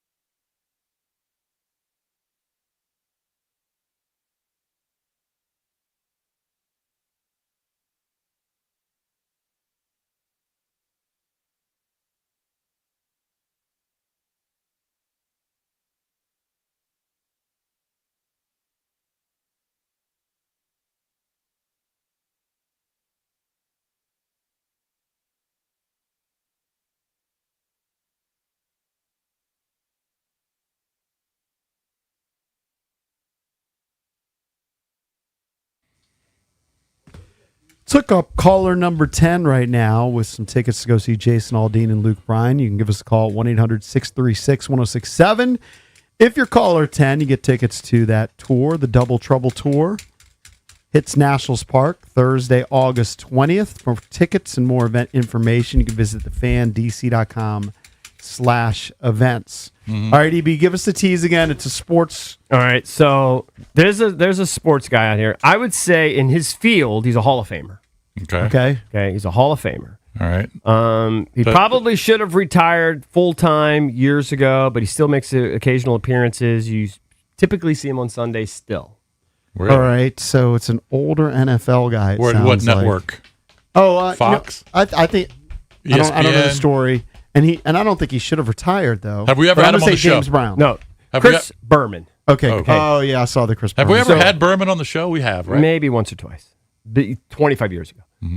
Berman is photographed out and about. I don't know. This might have been the Hall of Fame thing. Yeah, I think he was there for the Hall of Fame Hall of Famer, deal. yeah. Mhm. And I think his wife recently died, like 4 or 5 years ago. Something terrible. Like he's had some tragedy and stuff. It's awful. He's walking around. He wears his pants like Roger. Yep, that's exactly. He wears his pants like Roger. He's got no butt. By the way, He's got a negative butt. his wife died in a car accident. Yeah, terrible. That's terrible awful. tragedy.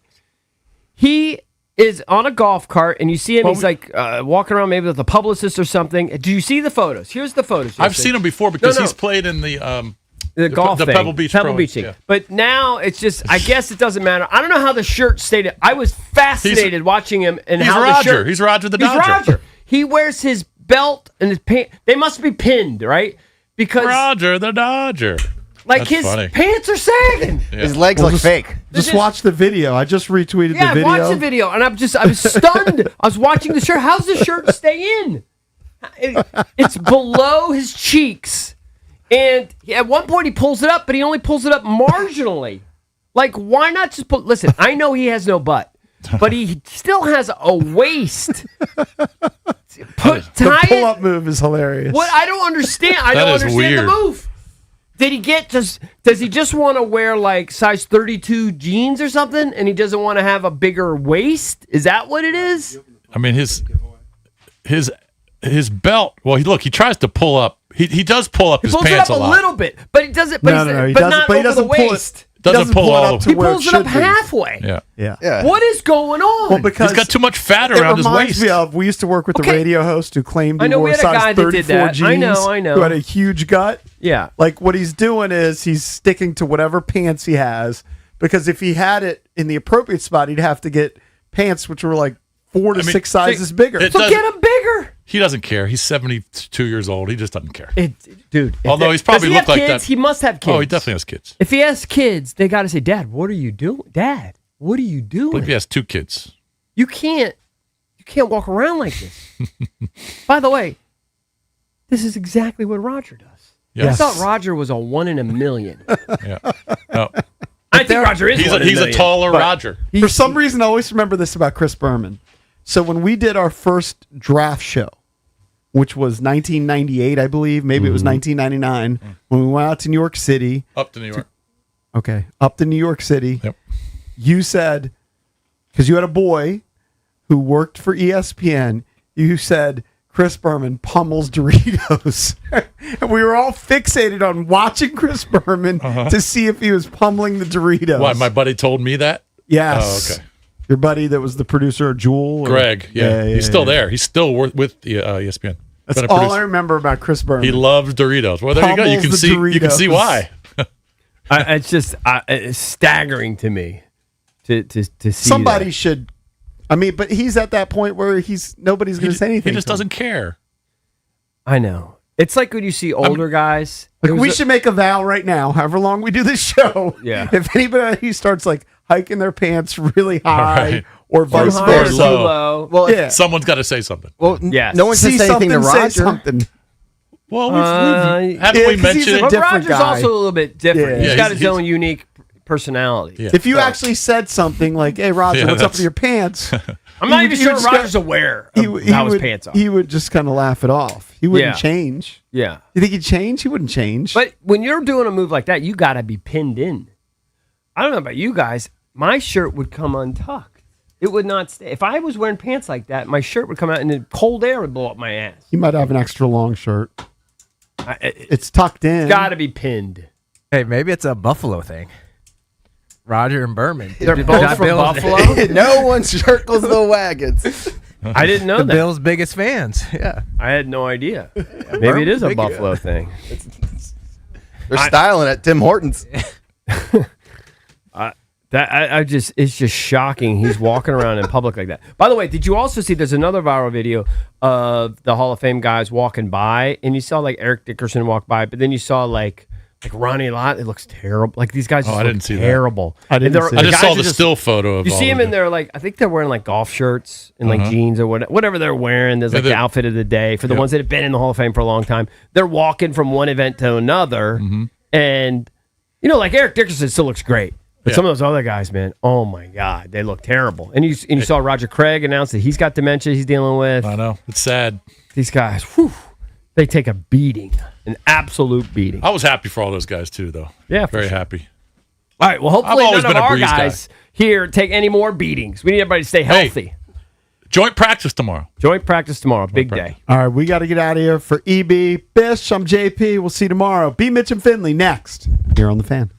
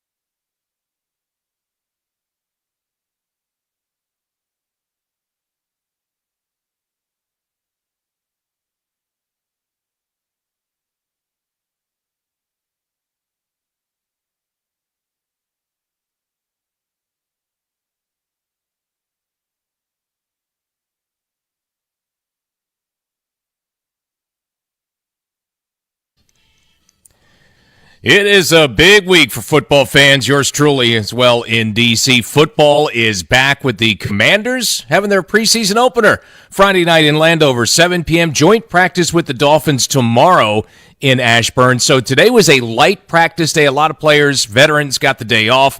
Terry McLaurin, Stephon Diggs, Sam Cosmi, Deron Payne, Adafe Owe all got a day to rest today. Some other news, injury news, cornerback Trey Amos will not play Friday against Miami due to an ankle injury. Head coach Dan Quinn also said center Nick Allegretti, who will not play Friday in the preseason game, should be back to work with the team. Good news for that over the weekend, probably by Sunday. Dan Quinn also confirmed Monday that Brandon Coleman is going to take over at left tackle after the injury to Laramie Tunsil. Baseball, Nationals have won 3 straight, 4 of 5. They're hanging around the playoff race. Nats are back in action tonight against the NL wildcard leading Chicago Cubs. It'll be a 6:45 p.m. first pitch here on The Fan. From the Crop Metcalf Sports Desk, I'm Earl Forsey on The Fan.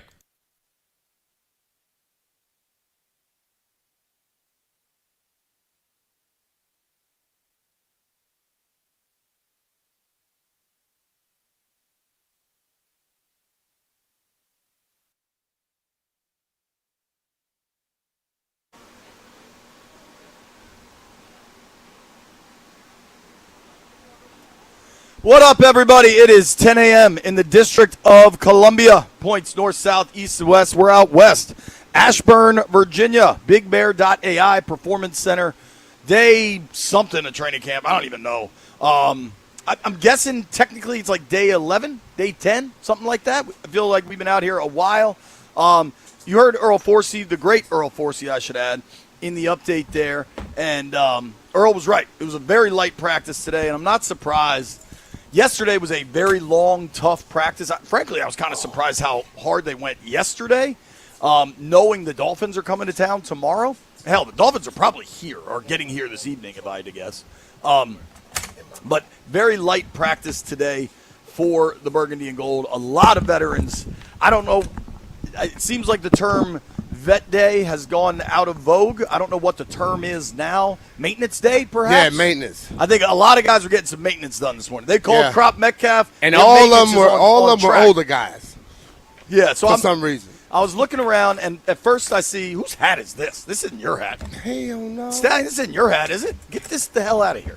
I think that was Toby's from yesterday. Okay. Those boys had a rough afternoon yesterday, man. Yeah, I did too. I got caught in that. Yeah, on the bike. Where were you? What happened?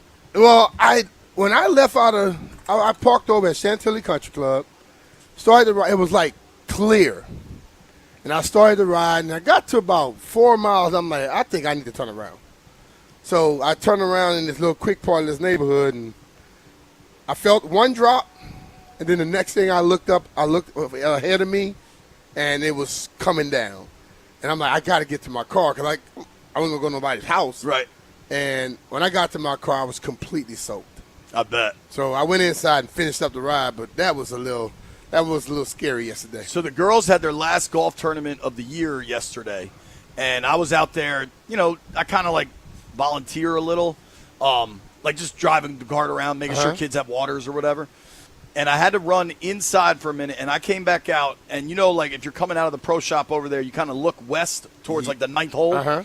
And, dog, it was like the sky turned black. Yeah. It was like night and day almost. And I was like, these kids aren't finishing this round of golf. Nah. And immediately the horn goes, and then immediately there's like a zillion golf carts to go pick these little kids up all over the course. And I feel like we got dumped on pretty good. It seems like that was a severe storm for some folks, so I hope everybody did all right with that. Mine went the whole night. Really? I'm serious. This morning, when I got up around 6, it was still raining. And then I went downstairs in the basement, got on the bike again. When I came up, it had stopped. I'm like, okay. All night, and then it just stops. You know, it's like, I guess, let me give them some time to practice. So that's interesting because at my house, it rained solid. Like that big storm, say it was 4 o'clock-ish for us, and it was solid, hard rain probably till like 6:30, but then it was kind of a nice evening. Nah, it kept going until this morning. That's crazy. And, I mean, clearly the tents got messed up. Grant and Toby were out here yesterday doing their show, and I think they survived a twister. I mean, they said, so Kerwin's set up over here, the tables and everything. They said it all got flipped over. I don't know. I'm not reporting this, but Per strongly sourced rumors, I think the porta potties got blown over. You don't want to go in there right now. Well, they've been having people coming here in the evenings, shooting them all the way down and stuff. They might need to shoot them down this morning. I have used the porta potty when it is freshly cleaned. Shout out to the porta potty cleaners. Yeah. They do a hell of a job. Yeah. They clean that. They don't dry nothing. It doesn't last long. They don't dry nothing. No, they don't. They just leave everything wet. Yeah, indeed. Ryan had to go in there and hang out for a bit. Very light practice. Yeah. Do you care? No, I don't care because yesterday they went full, and then they'll be going against somebody tomorrow. So I expected them to have like a little cool down thing in between. They're going to go at it again tomorrow. Then they'll be off Thursday and they play Friday. So I'm not. They've been going hard every day, as we stated throughout this camp. And if they went full gear yesterday, what sense it make to go 2 hours full gear today or whatever, and then try to do it again tomorrow against the team? You know what I mean? Agreed. I expected today. Frankly, I was surprised how intense yesterday was. Like, I was like, all right, they have the joint going. I was almost surprised just to see them in pads ahead of the joint. And I give them I was credit. happy as hell to see it. Dude, same. I give them credit. I've said this before. Like, I feel bad is the wrong term, but for the fans that came today to see a very light practice that's on the far field, and, fans want to see Terry McLaurin. They want to see Steph Diggs. Neither of those guys are out there. Mm-hmm. It's kind of a bummer for the fans that were here. But you got to understand what day you come. I mean, like, if you're going to look at the days, understand the days. You can figure it out. I also think, because I talked to a lot of fans today, it was pretty light, and a lot of folks were saying hello, so I was happy to talk to I talked to a folks. lot of young fans. Yeah, you were signing. Ooh, I did. I How many started other- off with 2. And when I finished up just now, it might have been 202. Because, like, everybody started to come from the field. I saw. And all the kids read over, and I looked up, and the young lady kept saying, "I'm so sorry," because she was the first one to actually decide for her son. I'm like, I don't mind. I don't care. Yeah. You know, Did you sign for the guy wearing your jersey? Yeah. I thought he that met was me cool. right here. I thought that was cool that there was a guy in a B-Mitch jersey today. I met a fella. I'm going to show you a photo. I'm going to post a picture of this fella. B, I want you to meet Muhammad. All right. Lifelong Skins fan, and he dyes his beard that color. I've seen him to before. show his support. I've that seen he him bleeds before. burgundy and gold. I'll put for the stream. This is Muhammad. A lot of nice people. It's like the one thing that maybe I'll speak for myself anyway. Like, we don't recognize being here every day, how cool it is for fans that get to come once. Yeah. And is it a bummer Terry's not out there? Yeah, but they just think the whole thing is so cool. Yeah. And- They love it. They love it. And like, it's just the experience. Like, I was asked earlier, like, people come out here and, you don't know what you're really going to see. But the ultimate thing is the experience. And the kids could care less who's out there. Somebody signed their ball or their jersey, they happy as hell. They good. Totally. You know what I'm saying? Totally. I know who is good. Declan is good. He had a picture with Mama Daniels. He's in hog heaven right now. I love it. The other, I want to get into kind of the news of the day, but I did watch Hard Knocks last night. I watched, I guess, week 1 of Hard Knocks last night. I watched some of it, Jay. What'd you think? Until night. Well, I think the Seahawks, as good as they are, and this might be the best way to function in football, they're kind of boring. They're boring, but they are intense. Totally. And I, like, when I was watching them the part I was checking out, I was thinking about the beginning parts of this practice here. You have to be there. I watched that one-on-one drill yesterday, and I watched Caleb on Chason, and I watched Owe and going at it, 7-4. Coleman. Come on, slip my mind. And then I watch them at the end of the drill. They all dapping each other up because, dude, you made me better today. Yeah. I have watched practices where guys get through and they walk off or they saw a little scuffle and people, I can't believe they're fighting. I want whoever in the media that puts it out there and whoever of these damn, them influencers. YouTubers, dude. YouTube. Get over it. When you got grown-ass men going against each other, if they don't ever have some level of scuffle or pushing back and forth, that means they ain't doing their damn jobs. You're going to get some of that, and it's a part of it. And I know coaches go, we don't want to see this. You let a fight break out, and your team don't defend each other. That coach going to lose his damn mind in one of those meetings. Totally. So I'm here to tell you all, when it goes down, don't worry about that. That's the team getting closer. That's the team getting better together. They going to get over it. They'll be drinking a beer tonight with each other. You know what I mean? That's how it goes. But when I see something like that and I hear all the people like, I can't believe, you fight with your brothers. You have fights with your cousins. Why the hell you think these people are not going to fight each other? And you get over it. You keep moving forward.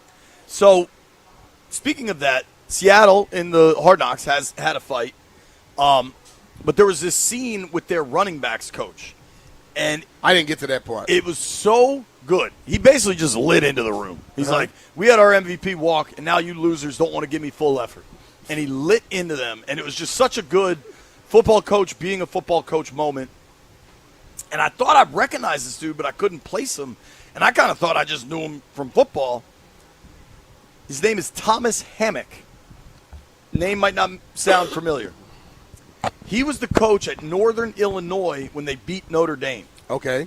And I remember him visually on the sideline of that game so well. Thomas Hammock could coach for me any day. Yeah. I like that dude a lot, man. Sometimes you need that coach who can make you be better than what you think you can. Totally. You know, too many times, you know, we get parents that want to just poop on coaches. Some coaches are better than the parent because they find a way to tap into what that kid needs to be tapped into to find out how to get over that hump. You know what I mean? Yeah. So, you know, my dad was there the whole time, and my dad was a big influence on me. But I had some coaches come along who tapped into it, and I also had my dad who say, hey, what'd coach say? And I tell him what the coach said, well, that's what you're going to listen to. You know, my dad wasn't the guy, like, every time the coach say something, you got all these damn coaching parents today who think they know more than the coach. That's why your ass at home, and that's why you never made it nowhere, because you're not the coach. Let the coach who's doing the job do it, and you'll get more out of your kids. I was talking to somebody yesterday about youth sports and kind of the world it's in. Mm-hmm. And this dude was telling me that his son plays second grade soccer. And some of the parents are wondering if they need to replace the coach. And I'm like, second grade soccer? They're just following the ball like a blob. You do not need to replace the coach. To be honest with you, they might want to be like when Bria was playing. She found every four-leaf clover on the damn field. And then I'm just looking at her one, I'm like, what are you doing? She say, I'm sweating, and I don't want to sweat. She was 4 years old.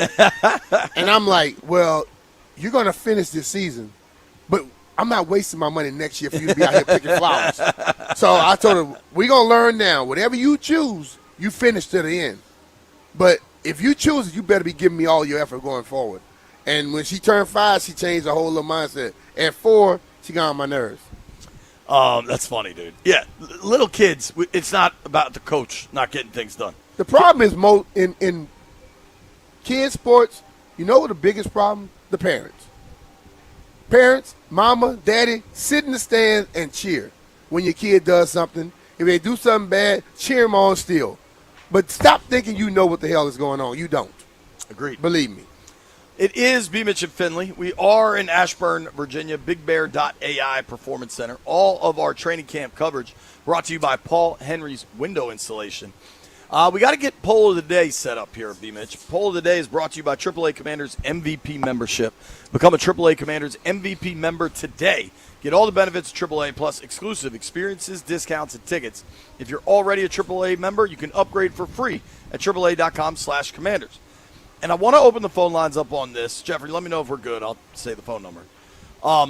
We got a little bit of news this morning from Dan Quinn that Allegretti, who was out there in uniform today, but working in the side field, Allegretti will not play Friday, will not take part in the joint practice tomorrow.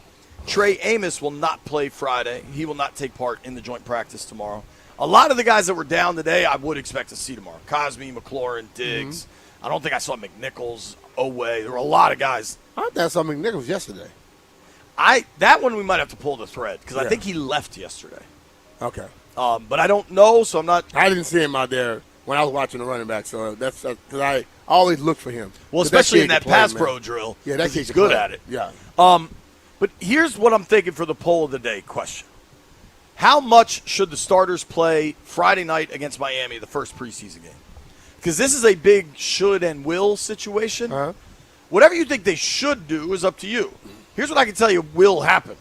They're not going to play. And the dudes that are playing mean they're likely fighting for roster spot. Maybe not fighting. You're going to see probably the bottom. If it's a 70-man roster, you probably see guys like 45 to 70. But I'm not expecting to see much. What do you think should happen? What do you think will happen? I wanted to see a drive at least. That's what I wanted to see. Starters on both sides? Yeah. You're probably not going to see none of the number ones actually. Yeah. You may see some. You may see some younger guys. Some of those D linemen. I mean, some of those old linemen. Brandon Coleman may get some play. I don't know. Yeah. But it's just how things go these days. That first one, you don't see a lot. But whenever I see him, the next time I see him, I better see an improvement. Yeah, man. So 800-636-1067, 800-636-1067. What should happen Friday night, first preseason game? How much do you want to see the starters, the top players out there, and what will happen? I think I'm with you. I like a drive. Yeah. I don't think that will happen. I wonder, I feel like we could play a pretty fun game where it's like, who gets more snaps in this thing, Jalen Lane or Luke McCaffrey?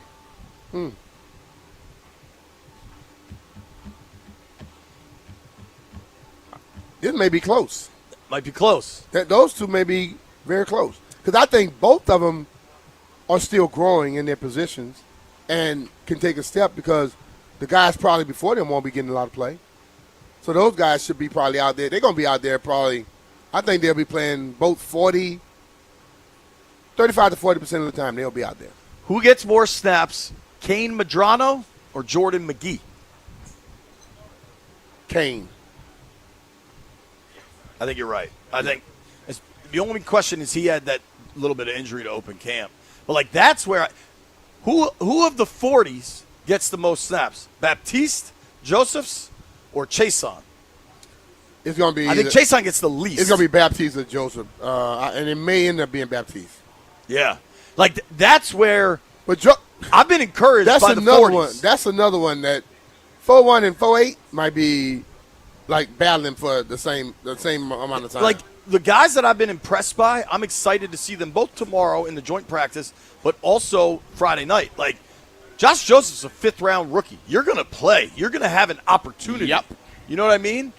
Javonte Jean-Baptiste was off to a nice little start last year, had the big injury. He's going to play Friday night. Those are the types of guys where you're going to see real opportunity. We're taking your calls, 800-636-1067, 800-636-1067. How much will the starters play Friday night? How much should they play? You're listening to B. Mitch and Finley.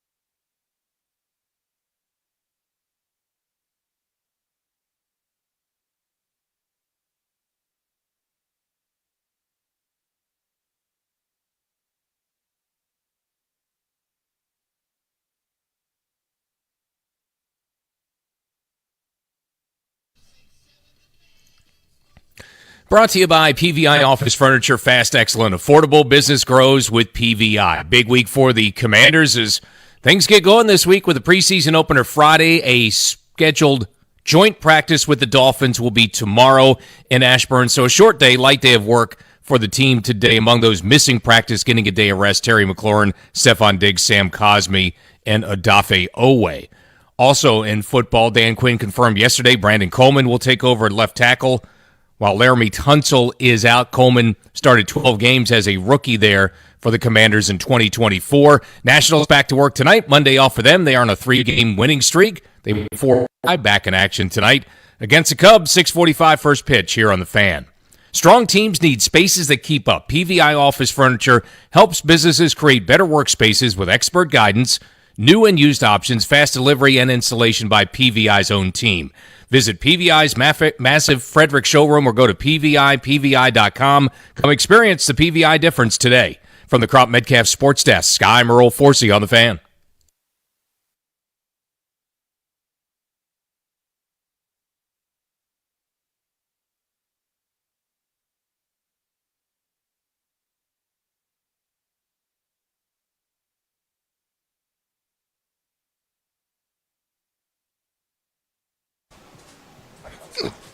All right, be with your Philly, 106.7 The Fan, coming to you live from the BigBear.ai Performance Center out here in Ashburn, Virginia, as the Commanders go through their whatever day it is of training camp. We have no idea what it was a lighter one today, but you expect that after yesterday having full gear, and then tomorrow they're going to be going in an inter-squad scrimmage against the Miami Dolphins that they'll be playing on Friday night. Do you know the Miami Dolphins fight song? No. So the first house we owned was in Kensington, Maryland. My next door neighbor was a big Miami guy. He was a Dolphins fan. Mm-hmm. And he taught his kids the song, and they would always sing it. So I actually know it because they would sing it to me. It goes, let's see if I get this right.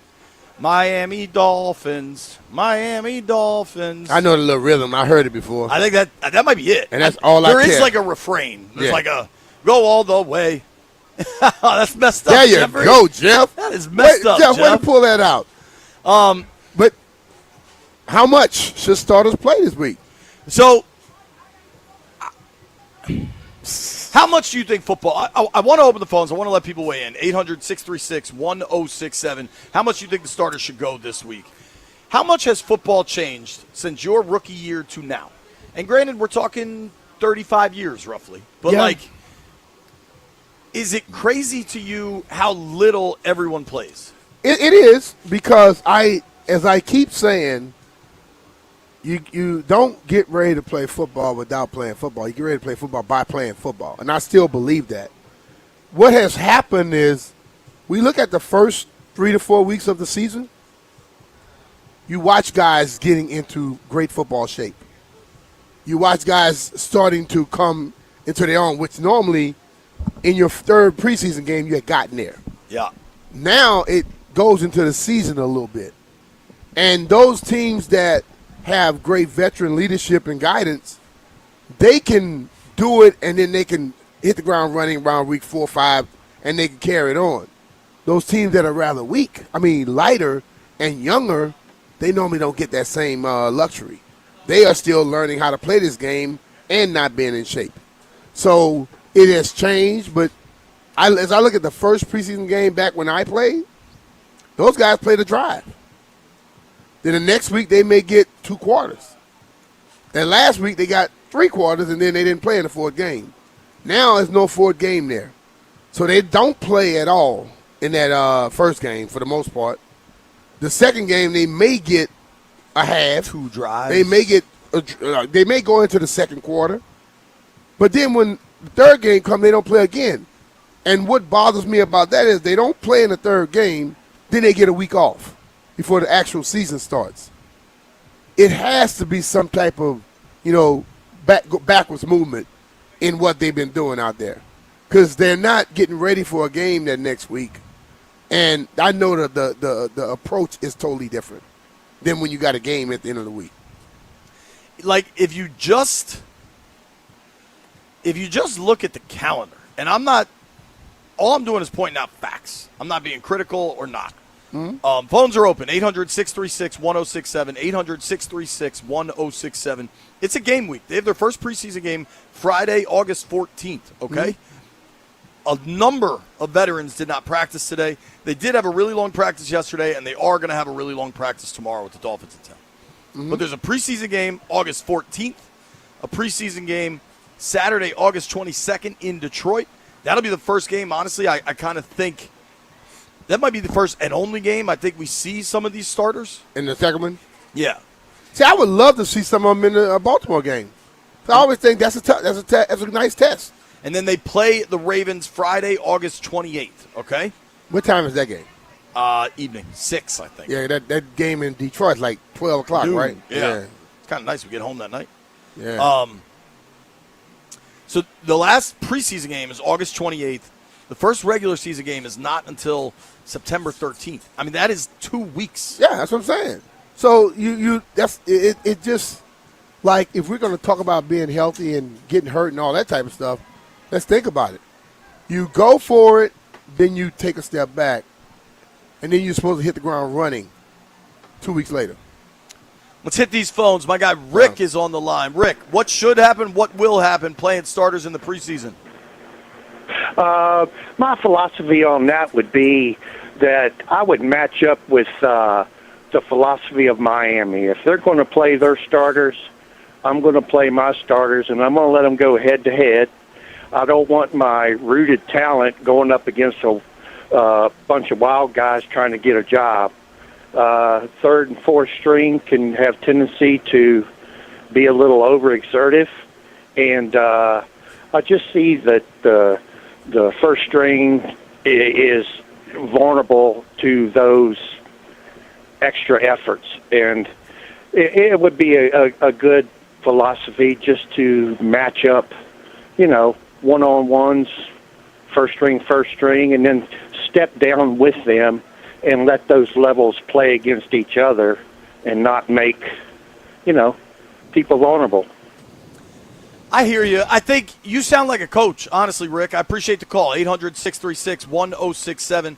The reason the coaches want the joint practices is they can control it. It's controlled reps. They can get ones versus ones, and they can blow the whistle, and they know nobody's tackling. It may end up in a fist fight. Who knows? But, there's a reason the coaches want that.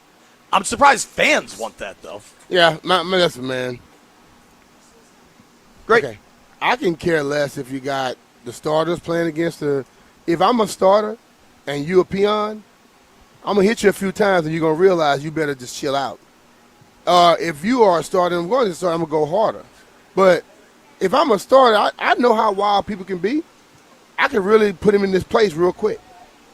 You know what I mean? You got more experience, and then you can figure it out. We are very excited right now to welcome in. What's up, brother? Rasul Douglas How you to doing, the tent. What's up, dude? Thank you for making time for us. Coming off the practice field, joining us now.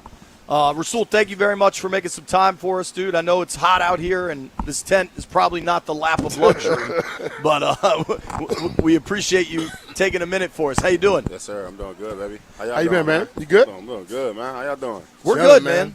I got to be honest. I was super excited when you signed. I think you brought a veteran purpose to this room, and dude, experience. You're getting picks all the time in camp. It seems like you really kind of hit the ground running. How do you feel your time here has been? A little over a month now? A month? No, I don't think it's been a month since I've been here. I came here July 27th. Oh, wow. Yeah, it ain't been a month. But even when you signed was probably early July, right? Yeah. Okay. I signed right before training camp. But it's been good, man. It's been good to be here, to fly around. I'm just trying to learn as much as I can and make plays that come to me. This defense that Durante is installing seems to be very aggressive. Yeah. How much do you like that? I love even it. at the corner position. I love it. It allows the ball to come out fast, and if you see routes developing, you kind of know where the ball going. So I like it a lot. Durante's known to be a great communicator. What's his communication with you guys like? It's constant. It's all the time.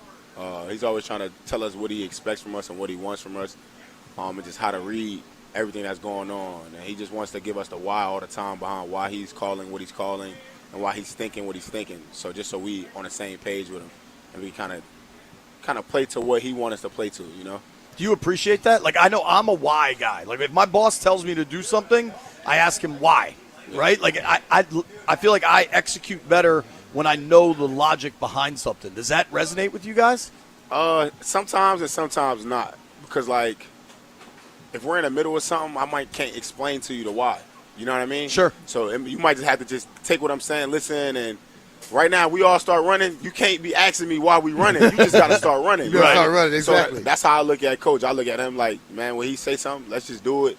You know, and then after we explain about it, talk about it, after it's already over and then we're in the meeting room, then we'll talk about it, and I'll get his insight of like, oh, no, I called this because of this, or why, or oh, I shouldn't have called that, I should have did this. So it's while we on the ground and we running, let's hit it. But then after, if we all see a problem with it or we all just want it, then we'll just talk to him about it. But, I mean, he's been doing this for a long time. We trust him. So you've been around, you've been in different camps and things like that, and you could probably sense and get a feel for your team. Mm-hmm. What are you feeling about this team so far? I feel like we trying to grow together, you know. I think we all trying to do little things to bring the camaraderie together, to trust each other, and to have each other's back. I think that's what we doing now so we can make that hump, get over that hump. As I look at your career, right? I go back to 21. Yeah. How hard is it to have 2 pick sixes in a single season? I guess not that hard. I mean, but that year for the Packers, you had 5 interceptions in 12 games. Like, I remember once D'Angelo Hall had a game, had 4 in the game, where he picked off Jay Cutler 4 times. Yeah. And he said at a certain point the ball just started to look so big, and I just knew I was going to get it. Did you ever have those moments when it just seems like everything's coming to you? Yeah. Man, it's from the moment you wake up. You just feel it. Like, it just feels like it's going to be a great day, and the ball just finds you. And the best thing you got to do is just catch it. That's really all you got to do is catch it, and everything else happens after that. And once you get one in the game, you know you're thirsty for another one. There you go. So. There you go. You know, when I played, I always talked to linebackers because I felt like they let running routes and stuff, they can let me know more about how they're thinking so I can try to game plan for it. Yeah. Do you talk to the receivers and try to figure out stuff to help you out on the football field? Oh, for sure, all the time. I'm always talking to, Terry, Diggs now. I've been talking since Buffalo, But I always talk to all the guys. Like Trey Burks, I put him to the side. Yo, what you was thinking on this route? Or, like, how would you try and set me up? And sometimes they ask me, too, like, what was you in that coverage? Like, why you play it like that? And I'm like, well, I was playing for this or this, So it's always the constant talk because you want to just keep getting better. Yeah. And you want to see what they see when they go against you, you know? Yeah. Are you excited? You were in Miami last year. Are you excited to see those guys tomorrow? Or has it turned over so much? No. I'm excited. We still talk, but tomorrow is all about the Commanders. You know what I mean? So. I'm curious. In the DB's room, you got some characters. Yeah. And the top character might be Mikey Samerstill. He's a dog competitor, but he's he's kind of an instigator. Like, just to get arguments going. I'm glad you said that. I'm glad you said that. Does that track? Does that seem correct? Yeah, that's why I'm glad you said that. Because not only do we know it, you know it. So that's a good thing. Well, he's always involved with something. I tell you that. Yeah. What's it like in that room? Nah, I mean, me, him, and Amik, we probably like the same. So, like, it's easy to, like, get under each of our skin. So we all try to just be messing with each other just to get us to that level of, like, come on, And we all know we get out of each other. Like, we always want to compete. We always want to be the best. We feel like we the best, and that's what we just try to show every day. So I've said this to B-Mitch forever. Covering the NFL now for a number of years, right? I love talking to DBs because I think to play that position requires the most irrational confidence. You gotta be a little delusional. No, you are delusional, for sure. How hard is it to maintain that mindset when the rules are stacked against you? Yeah. Like the offenses are stacked against you. Yeah. You're running backwards while a dude gets to run full speed. Like, how hard is playing corner in the NFL? No, for sure. It's the hardest position ever. But it also feels good when you're doing it at a high level or you're getting it right. It just feels great because, like, with all of this stuff against you, you still come out on top, How much have you seen the rules change in your time in the league? I mean, I seen a lot. I mean, now we giving up the offense at the 40-yard line. Every time they touch the ball, they get it at the 40. Once you cross the 50, you might as well start going for it on fourth down. There So you like go. that's things different. We used to have wedge busters. They used to hold hands on kickoff Yeah, return. yeah. And like you don't see that no more now. You used to get a running start. A lot of things. OT rules. What is it? Catch? We even got. You could challenge PI and stuff, like all the weird. I don't know, man. Yeah. I don't know what they're trying to do, but it always comes down to one game during the season or in a whether the playoff game or not that has a controversy call. Yep. And then the rules change that next year for that call, and it's like that call doesn't happen a lot. Yeah. For all the rules to change. So the Saints play the Rams. Yeah. They get the PI call at the end with what it should have They been PI, didn't but do it it. wasn't. Yeah. Then But after that was obvious right it there. was. He Now, tackled I the agree. dude. He did. Hell yeah. But after that year, then they go, oh, we could challenge or look for it on replay if it's PI or not PI, right? Then we go to the Buffalo and The Chiefs interception. game, not a Buffalo and Chiefs right. game, Yeah, where yeah. Patty gets the ball first in overtime, he scores, and now Josh Allen doesn't get it. Right. It's like, well, Let's they give him a deserve chance. they deserve the ball too. Now you get so it's like it just rules change based off certain things, and it just keeps evolving. So So you mentioned like they giving the ball to the offense on the 40, and you get across the 50, you should start going for it. Dan can be aggressive like that. yeah, I mean, As you a can. defensive player, and you know your offensive coach may be going for it, does that You got to get a affect- stop. It got to be a 3rd and long. It got to be 4th and 9. Yeah. If it's 4th and 1, tush push is happening. You can't afford. You can't afford that. Well, and so you mentioned the kickoffs. The offense basically starts at the 40. Yeah. The way these kickers are now, if they get a first down, they can almost line up for a field goal. exactly. You got people making 66 Yeah, yards. yeah. Come on now. It's crazy, And man. think about it. But back, now I want to say back in the days, I don't want to seem like I'm older. It's like I've been in the league a long time. But Tom Brady, what you threw for 5,000 yards in the season? Yeah. Well, what was the highest yards last year? Like Passing yards in the 4,000 season. something? Yeah, it was way less. I can pull it. And like people like to say, well, they didn't pass the ball back in the day. Yes, they did. are. I mean, When you got Randy Moss, you could pass it. Stafford last year threw for 4,700. And Tom threw for 5,000 what? That year. I think Tom's got the 5K. I think Breeze got the That's 5K 5K. one year. That's what I'm saying. Dude, this I find curious. Your last two teams, Yeah. Miami and Buffalo before that. How different is living in Miami versus Buffalo? Man, Miami is like a luxury place. But Buffalo is like that's a football atmosphere. Like Green Bay and Buffalo, they are a football atmosphere. Like you wake up, you can smell football. In Miami, it's so much stuff to do. Like football is like the last on the list of things to do out there. So it's Where are you from it's originally? different. I'm from Jersey, Actually, where did you live when you played for the I Giants? lived in West Orange. West Orange. It says you're I'm from East Orange. Yeah, Yeah, I'm from okay. East Orange. Yeah. So West Orange right there. Is that Bloomfield Avenue? Does that go through all that? That's over there. Okay. That's yeah. around the way. Yeah. I remember my college roommate was from Verona. And Okay. he's like, yeah, just get on Bloomfield Ave. It'll take you everywhere you need to go. It's straight down pipe. So growing up in Jersey, Giants fan, Yankee fan? Nah. I'm a Yankees fan. Okay. Derek Jeter is my favorite Ever? shortstop ever. Okay. Favorite baseball player. I'm a Cal Ripken guy, but that's fine. Yeah, but I'm not a Giants or Jets fan. Who would you like football-wise? I was a Chargers fan. How? I like LaDainian. Okay. When I was playing the game, Yeah. LaDainian was just the best back in the league. He I was a like bad boy. Camardi, Quentin Jammer. Yeah. I was like big fans of them. So Those teams were cool. they were. They were. Drew Brees actually talked about Schottenheimer in his Hall of Fame speech. Did you hear any of that? Nah, I didn't see his Hall of Fame. I know he got drafted to us, but then Traded. he got Yeah, traded. he got traded immediately. No, I think he was a free agent. Because, dude, so Drew Brees. I thought Drew had to get the surgery or something, and he got traded. No, he was. So he was a free agent, and everybody was scared to sign him because he had the shoulder surgery. Yeah. And he wanted to go to Miami to play for Saban. This is when Saban was coaching the Dolphins. Yeah. Saban picked Dante Culpepper instead. Breeze goes to New Orleans to play for Peyton. Rest is history. Oh man. And then Nick was back at Bama like a year later. Yeah. How'd you end up at WVU? Out of junior college, I just chose him, Brian Mitchell. I just felt like he had a good plan for me coming in. Who was was it Rich Rod then? Nah, it was Dana Hosen. Oh, okay. What was Yeah. he like? He seems like a wild man. Nah, he was fun. He was fun. I bet you had some fun in Morgantown. Yeah, oh yeah. Morgantown is a bunch of fun. I bet. I've been to there. Morgantown. I've been there. Oh, yeah. Morgantown is fun. That's let's go Mountaineers. Let's go drink some beers. Yeah. Rasul, thank you for the time, man. This has been a lot of fun. Appreciate you, brother. Appreciate it. Y'all, man. Good luck I to you, man. appreciate y'all. Yes, sir. Thanks, Teach sir. them young bucks, brother. Of course. All right, baby. Try to keep them straight, man. Can I ask you one more just because you said that, or do you have to run? No, A young guy like Trey Amos, going through injuries and stuff, what do you tell him just to kind of keep his head up? Sorry, he took it off. That's my bad. Left hand up. Yeah, nah, just gotta just keep working on it. You know what I mean? Stay in the treatment room. You gotta take care of your body, man. The best ability is the availability. So you gotta stay healthy, try to stay healthy. But injuries are a part of sports. It does happen. Yep. You know, but I understand how it could be frustrating. Yeah. With little injuries that just keep nagging and nagging and nagging. And sometimes you just need a little time just to heal. So I just make sure he feels right when he come back. But we still here for him.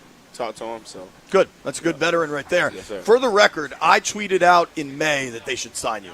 I don't know that drove Adam Peters to his phone, but I gotta ask. Man. Thank you again for the time, sir, Rasul. man. Really appreciate it. Cool, brother. Rasul Douglas, Washington Commanders cornerback, kind enough to join us in the tent. What'd you think of the digs? It's pretty nice in here, huh? Thank you, Rasul. Nobody go anywhere. It's P. Mitch and Finley.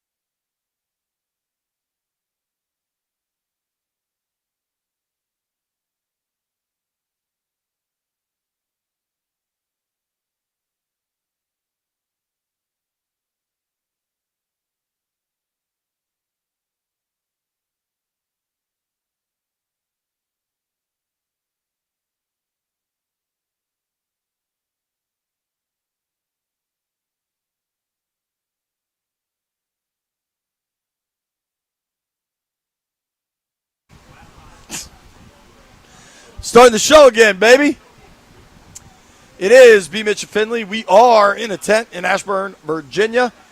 We got a busy day. We just had Rasul Douglas sit down with us. I really enjoyed talking with him and hadn't really had much of a chance to speak with him yet. Veteran presence. I love talking to corners, dude. They have an impossible job, and they try to get it done regardless. That's what life's about. One of my favorite presidents, Ulysses S. Grant. It's about perseverance, Clary. No matter what, you got to keep going. Speaking of keep it going, we get off the air at 2. Grant and Danny take over. Then they're going to have Joe T on their program, Joe Theismann at 3 o'clock. Brandon Coleman interview at 4:30, and a Sonny Styles interview at 5 p.m. If I had to guess, and I know Grant, and I know Danny, and I know Steph Diggs has asked to wear number 7, I'd be shocked if Joe T didn't get asked what he thinks about that at 3 o'clock. I would guess, and I don't know this, but I know Haskins wore 7, and I think he reached out to Joe about it, or at least the organization did. I would think, I don't want to speak for him because I don't know. I would think Joe's cool if Steph wants to wear it, especially being a local kid and everything. But I also have a possibly hot take. I've gotten used to him in 18. I kind of like 18. I kind of like 17 and 18. Maybe I'm wrong. Maybe I'm crazy. I was actually going to say that, too. Like, I kind of like what he's bringing with number 18. Like, 17 with Terry, and then obviously 18 with Diggs. I think it's kind of a cool little, like, back and forth there. We need to move that bathroom right here. You know how bad that would smell? No. It would be better than being right there. Where you got to sign $100. Yeah.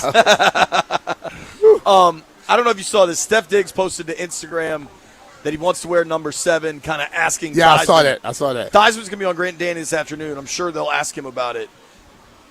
I kind of think Joe will be fine with it, especially because Haskins has already worn it. Yeah. But I kind of like Steph in 18. I've kind of gotten used to it.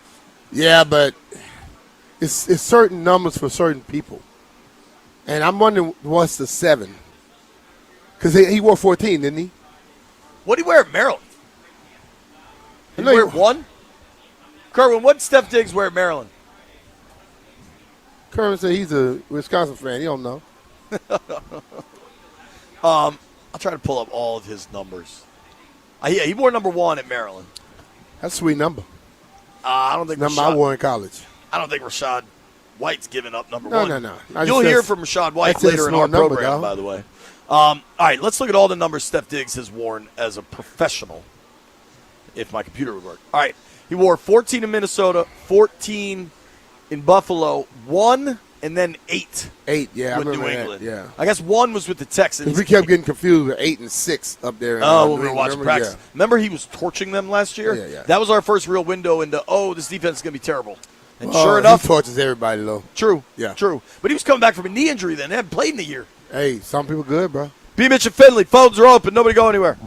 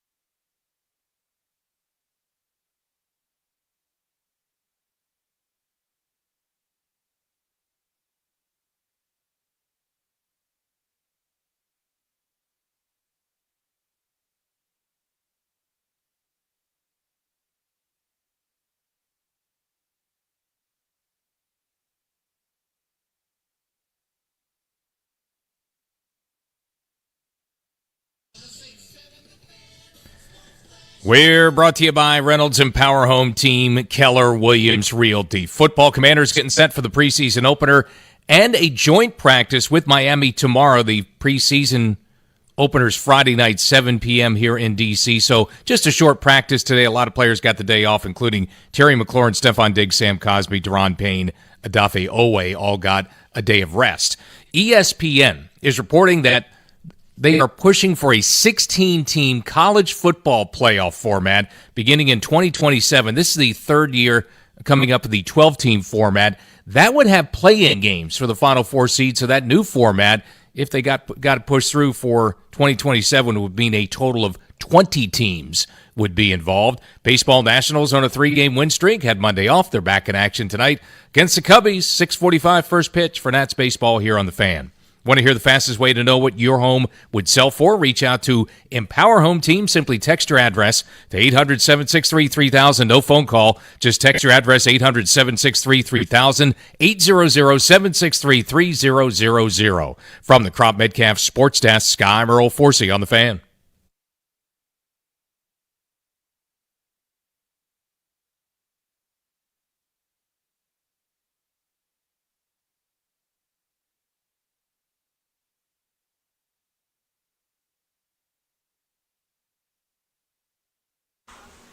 With the butterfly doze.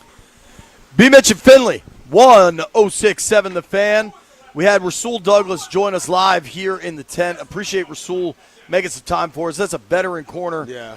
Cool dude, man. Going into year 10 in the NFL. That's exactly what I wanted them to do. I was worried about that cornerback depth. You add Douglas. He's looked, B, he might have looked like their best corner so far in camp. Man, listen, bro. You get to a certain age, a certain years of experience. If you've been doing the things you're supposed to do, it becomes easier for you. Yeah. Like he talks about when he looks at something, he knows like what route's about to be run. If you can get to that point and understand the concepts of when people try to set you up and watch where the guy's lining up, you can jump some stuff. Now, we're going to have a busy day. Rashad White, Commanders running back, I was able to talk to him. You're going to hear that this afternoon. Durante Jones, Washington's defensive coordinator, spoke to the media. You're going to hear that in minutes. But right now, we're doing our best. We've got our best guy on the case. There's like a big breaking news story out here this morning that we're trying to track down. I think it's a clumsy news story. Media related. Well, we're going to wait on that. That's in the business to call that a tease. We're just telling you we're trying to work on something that, to be clear, has nothing to do with the football team, but could be pretty damn entertaining, I would say. He's an athlete, isn't he?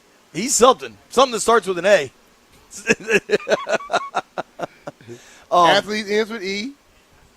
Oh, that's not him. It ends with E. It does. I have a number of people asking me how Mitch Tischler's holding up after his big birthday party. I've reported he seems fine. Like you okay. I think he was seen worse yesterday than he does today. I think that Sunday got a hold of him. We're getting closer to this first preseason game. We got lines on these. Vegas got anything on them? On what? Preseason? Yeah, I know you can bet on them. I just don't know if Vegas got lines on everything, bro. They know they got some idiots out there gonna bet on it. I don't know if they said it yet. Set it and forget it. Let's see. Ooh, I got one. You want to guess the line? Whose line is it anyway, B. Mitch? For this game? Dolphins at Commanders. Dolphins at Commanders. They're gonna go Dolphins +3. I have no idea how or why. The Dolphins are favored. Miami minus 2.5. Wow. Now, my guess is first-year head coach down there, he might take this thing a little bit more seriously than maybe DQ's going to be with, like, the players on the field. And that's probably what they're playing on. No player props available. Total is 30. They don't know what player's playing. Hell, Right. how they going to put up a prop? Right. I'm kind of surprised by that. I don't know what to make of it. Stallion. Ooh, I think we got our guy, B. We do? Now, are any questions off limits here? Let's see. Let me see how he's walking. Oh, here we go. We have. He's all right. Yeah, we've all landed questions on limits. We've landed an I want exclusive to know interview why with the Chris hell Russell. this one person always ends up in the area. Let's start with the important stuff. Hello, Chris. How you doing, Christopher? Hello, boys. How are we? I think it's a better question for you. How are you? Well, sprained ankle, sprained thumb. Okay. An absolute Let me see your disaster. butt. How muddy are you? How did the ankle and the But you're not thumb even get sprained? dirty. Did you fall? I am. I'm filthy. Look at this. All over the place. What do you mean I'm not dirty? Okay, you're a little how, dirty. How did you hurt yourself? Yeah, let's start from the beginning. So there's a right outside the What media time did you tent. get here this morning?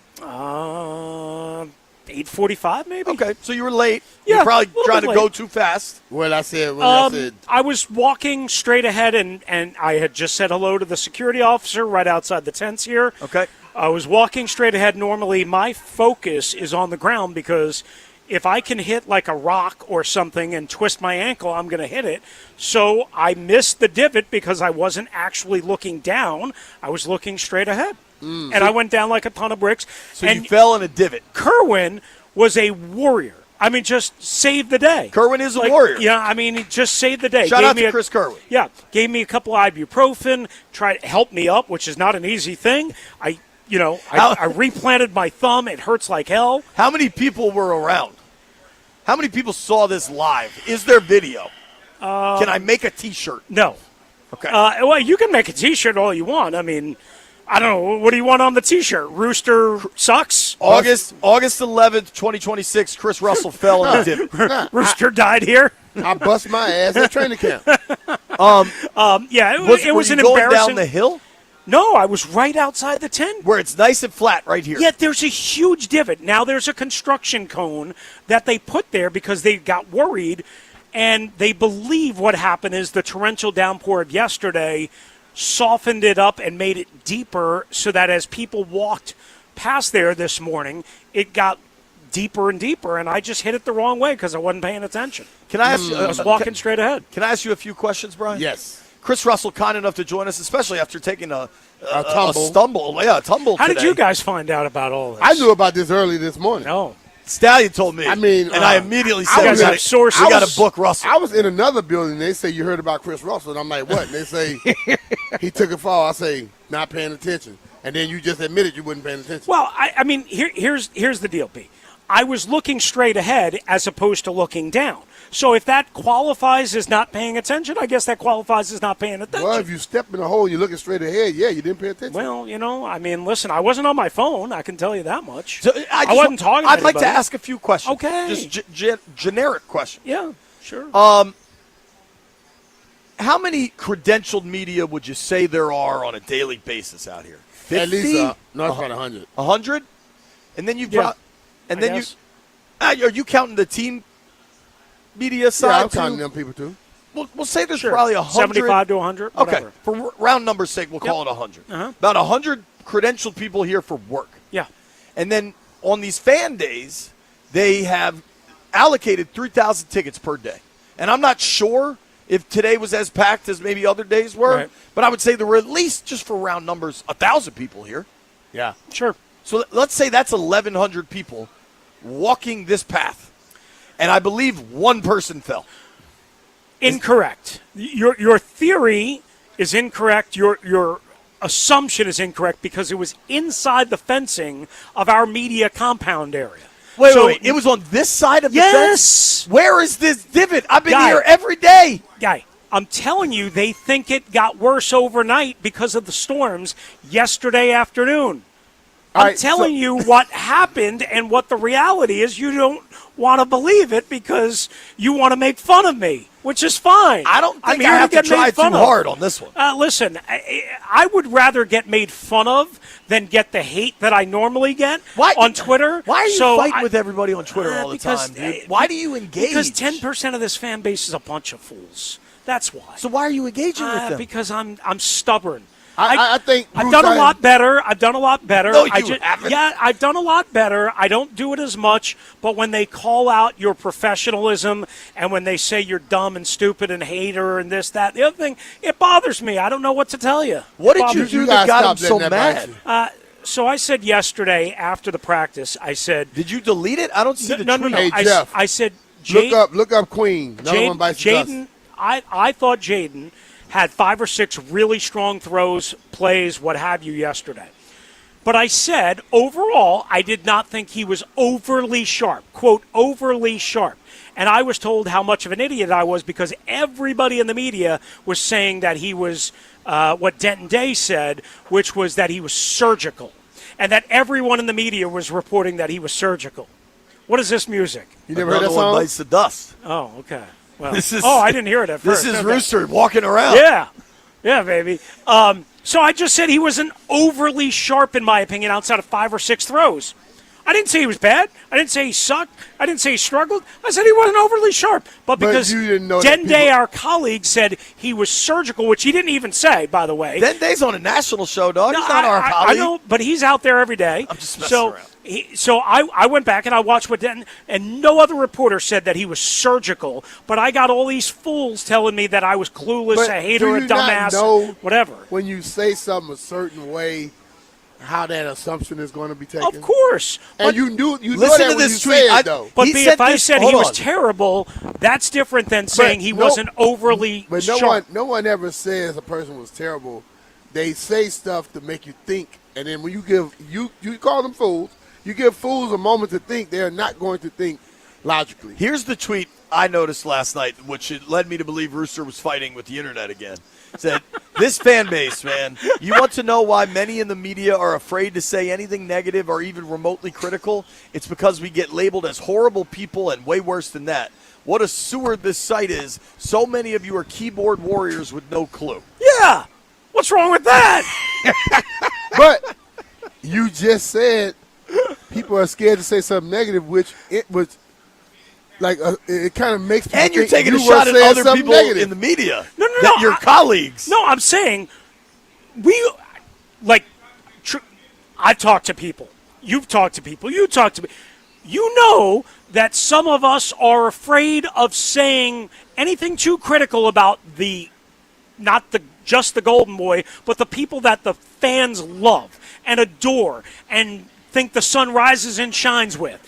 And you pay too much that. attention to I that know stuff. But I know. You got to but- stop paying attention to it. Just I say, know. keep moving. I was just trying to do my job yesterday and just tell you what I honestly thought. Jaden had 5 or 6 I thought really Jaden strong was pretty throws. damn good yesterday. Okay, well, you may have saw it differently than I did. I saw it differently than you did. I can count 7 or 8 throws that I thought he should have made. Now, I don't have the whole picture. I can't go back and watch it on tape. I can't go back and break down every single part of it. I don't know if the receiver was in the wrong spot. All I know is the throws were off. That's it.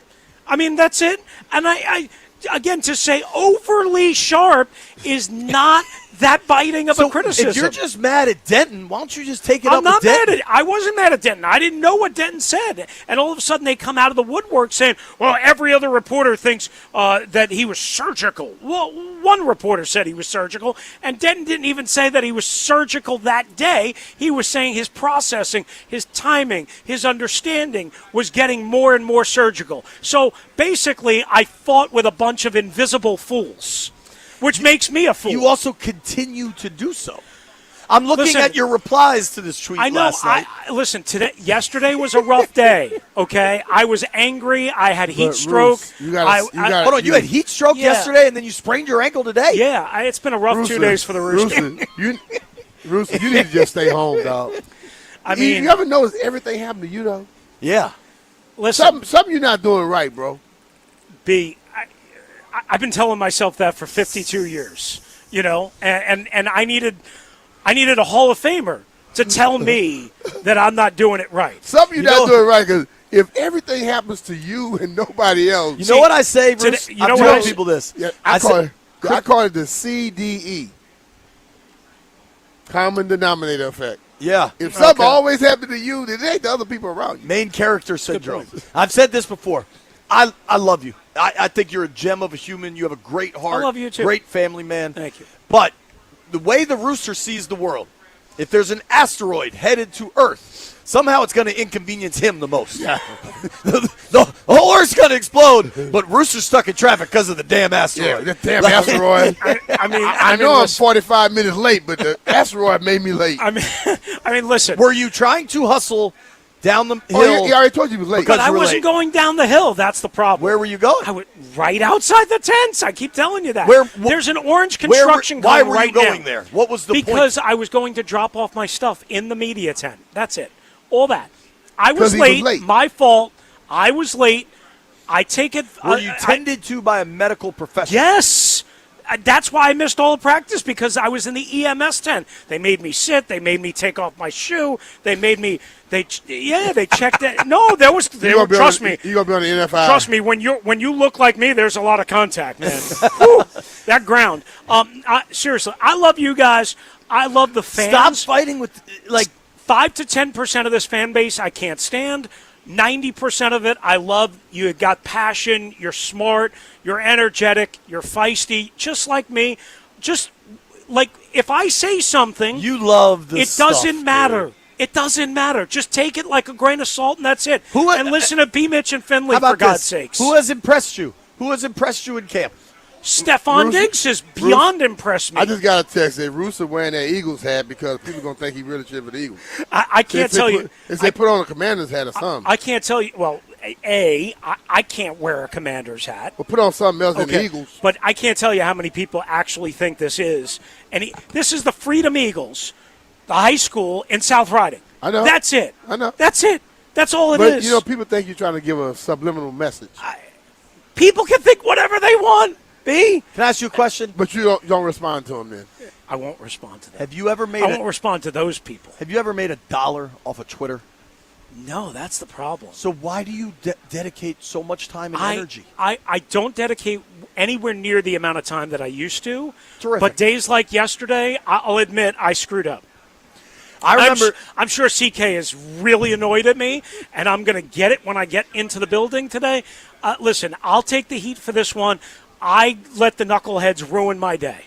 Can I mention this on NBC4 and perhaps do because I've covered football, but I might just do a news story.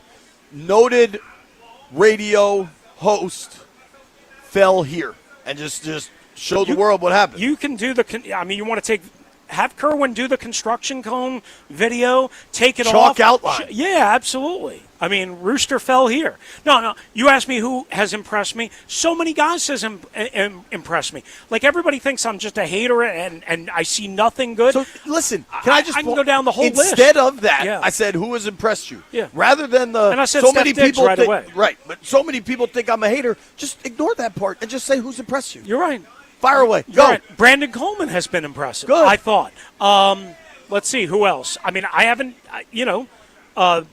I thought after the first couple of days, Chig Okonkwo was really good after the first couple of days. He had a couple of drops. I think Colson Yankoff has been really good. I think Sinnett's been good. I think Van Jefferson's been good. I think, so many guys. The bottom of that have receiver room is flashed going to out. be hella interesting. Yes. They might have to take, I think they might take 7 if you include a true returner, if you will, and they won't designate it that way. I don't think they can take 8, but they could take 7. I'm going to ban you from Twitter for 2 weeks. Okay.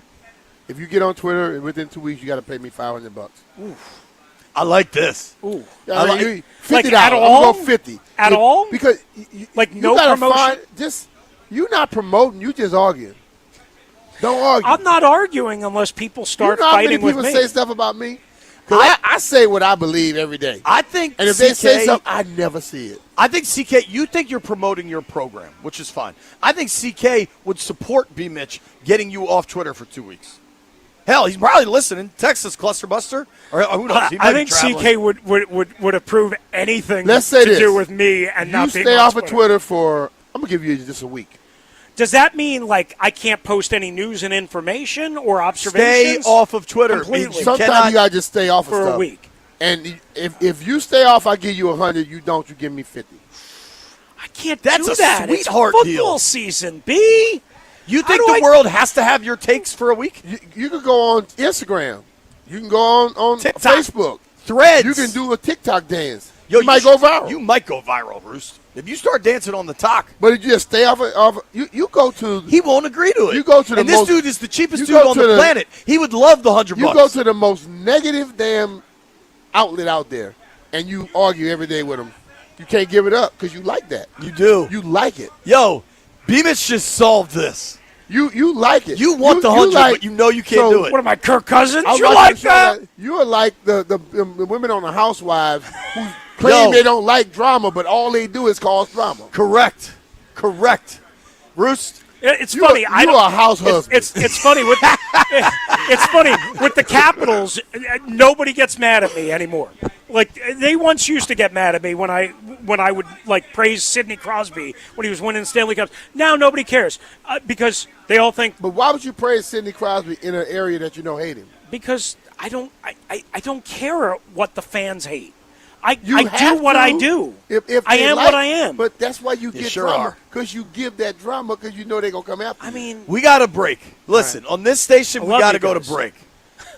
We do love you. Stay out of the divots. I don't know. Just watch where you're going. Have you ever fallen in a divot on the No. golf course? No.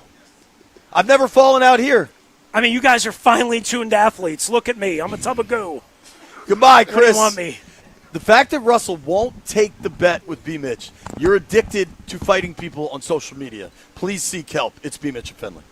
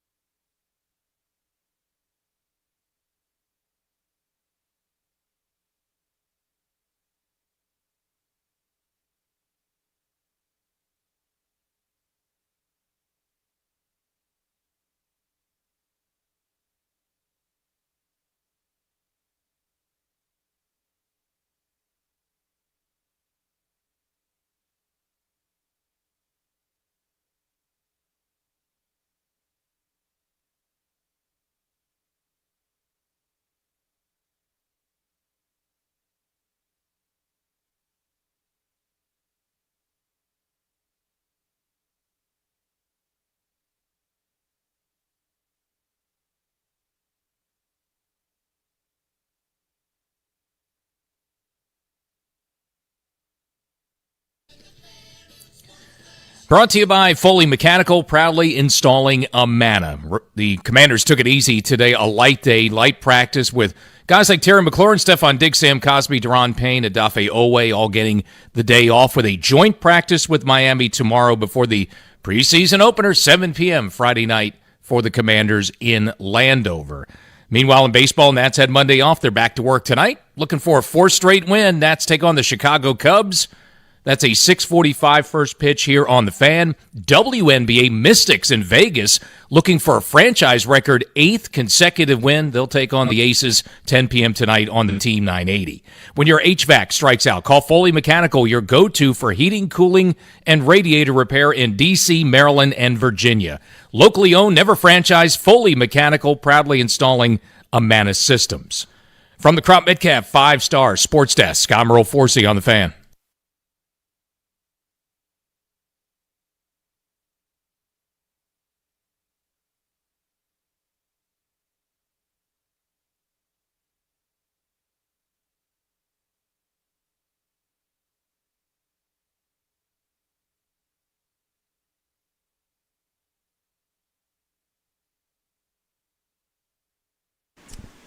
B. Mitch and Finley, 106.7 The Fan, coming to you live, BigBear.ai Performance Center, Ashburn, Virginia.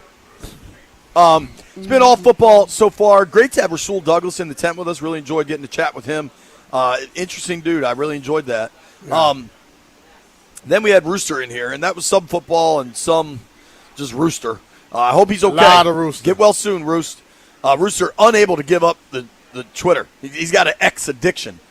But we're starting to get some NBA schedule releases. Remember, they couldn't get their schedule done because they had to wait for LeBron to pick a team. Now we know nationally the season starts Tuesday, October 20th. This is crazy. Tuesday, October 20th. What time do you think the first NBA game is? I don't know. 3 in the afternoon. That's not going to be watched by me. I mean, it's on NBC. Maybe I'll watch it. But 3 in the afternoon, Celtics at Pistons, 7 o'clock. You will be watching this one. But 7 o'clock, Sixers at Knicks. I might. And then the nightcap, 9:30, Thunder at Spurs. I'll watch that. Those are some games right there. Yeah, but a 3 o'clock game in the middle of the day like that, they don't. This was LeBron made the comment about Christmas was their day, and that was proven wrong. Basketball don't pull like that during the day.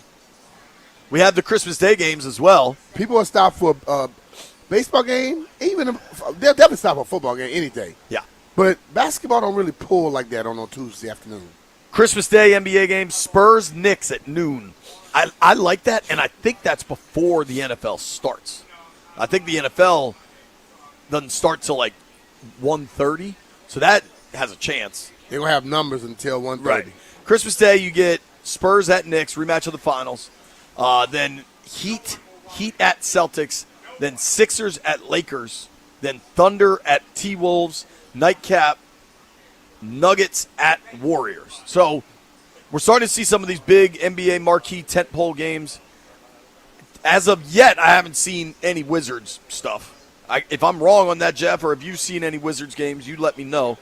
Shout out to my boy Sonny. We're going to the home opener. But, you know, we're getting closer and closer to NBA. Obviously, the NFL is going to be king because that's what it is. Yep. But, dude, Stallion sent us this. And we know Josh Robbins from The Athletic reported that the Wiz are not going to engage in contract discussions with Anthony Davis until well into the regular season. They want to see him play. They want to see him play and play well. I don't blame him. But, dude, Sam Quinn covers the NBA for CBS Sports. He did a list of the NBA's 15 worst contracts. Who do you think's top of this list, B? The top? Ugh. It is not Trae Young at number 1, for what it's worth. No. Ja? Joel Embiid. Oh, yeah. Whatever he has. They still owe him $190 million. Yeah, and he probably won't be playing for 45% of that contract. He's played 93 games over the last 3 years. So that's regular season. Out of 280-some games? Probably, 82 times 3 is yeah. Well, 276, 246, something like that. Yeah. All right, Embiid's number 1. They've got Trae Young at number 2. He's got 4 years left and is owed $212 million. I mean, once Trae started playing, I think that's like they think. If Trae is playing how Trae is capable of playing, I don't buy that. Trae Young at number 2, Ja Morant at number 3. Does it feel like Ja Morant's going to play his way out of the NBA? He was once one of the most just devastating guards to watch. He was. Just so athletic. I wish him well. I don't know what's going to happen in Portland, the Jailblazers. B, I got to be honest here. I don't know. I may not know this dude if he walked in our tent. Jacob Poeltl? Who? P-O-E-L-T-L. Poeltl? Poltl? That's why it's a bad contract. Nobody knows who the hell he is. He's got 4 years and $100 million left. If a guy has $100 million and nobody knows who he is, that's a bad contract. Is White Brian working today? White Brian, are you familiar with Jacob Poltl? Yeah, so he's actually been in 2 separate Kawhi Leonard trades. Okay. Is he good? He's a solid third center. Could be a second center on some teams. Well, that's a bad contract. A solid third center is making $25 million a year. Yeah, that's a bad contract. What a world. I ain't mad at you, Jacob That could be first, Portal. De'Aaron Fox, I knew that was a bad deal, and I think the Spurs are going to try to move him. De'Aaron Fox has 4 years remaining on a deal that's worth $223 million. Golly. Devin Booker's on here. Here's what I wanted to ask you, B. They have not just Trae Young at number 2, but they also have Anthony Davis on here. With the contract he has right now? Yes. He's got 2 years left on a $120 million deal. I'll read from the list now. Part of the impetus for remaking this list was the potential for an Anthony Davis extension in Washington. He became eligible for one on August 6th, but reports indicated that the Wizards plan to wait into the season to decide whether or not to offer Davis an extension. That is wise. A long-term extension for the 33-year-old, very injury-prone Davis would have landed near the top of the list. As it stands, the contract is still a negative. Davis has played just 29 games since he was stunningly dealt at the 2025 trade deadline. His brief cameo last season was uninspiring. While he is still a very good player and one who is theoretically versatile enough for the playoff crucible, there's just no way to argue that he lives to a supermax salary at this point. He's just not enough of a shooter or individual creator to offset the gradual declines he's experiencing in terms of rim pressure and defense. B, I think locally we're just so excited that the Wiz have, a couple star players. You add in A.J. DeBonsa. How big of a deal is it that the Wizards, in a sport that only has, I think, 12-man rosters, according to this dude on CBS Sports, have 2 of the 15 worst contracts in the league? Well, I look at the Davis contract, and I agree with the Wiz for not extending him right now or even offering. I don't buy the Trae Young thing just yet. I think Trae still got a lot in the tank. And if he goes out and do a 20 and 10, he's playing up to his contract. You know what I mean? So it's bad when you got Anthony because that's the guy who I think they look at as the anchor to making things happen how they want to happen. That's a bad contract. I think his contract, they can flip that for me. That's the guy you're expecting. If he's healthy, they are a force. If he's not, they aren't. Trae could go out there and be outstanding. If Anthony is not healthy, it's not going to be the team it's supposed to be, right? That's an interesting question. Like, who's the more important player? Like, to me, it's who's the more important player for DeBonsa? And I almost wonder if it's Trae. Might be. Like Trae, a true point guard facilitator? Listen to me. DeBonsa has, in college, had to try and set up people and do everything else. If that pressure is taken off of him where he could be set up, how damn good can he be?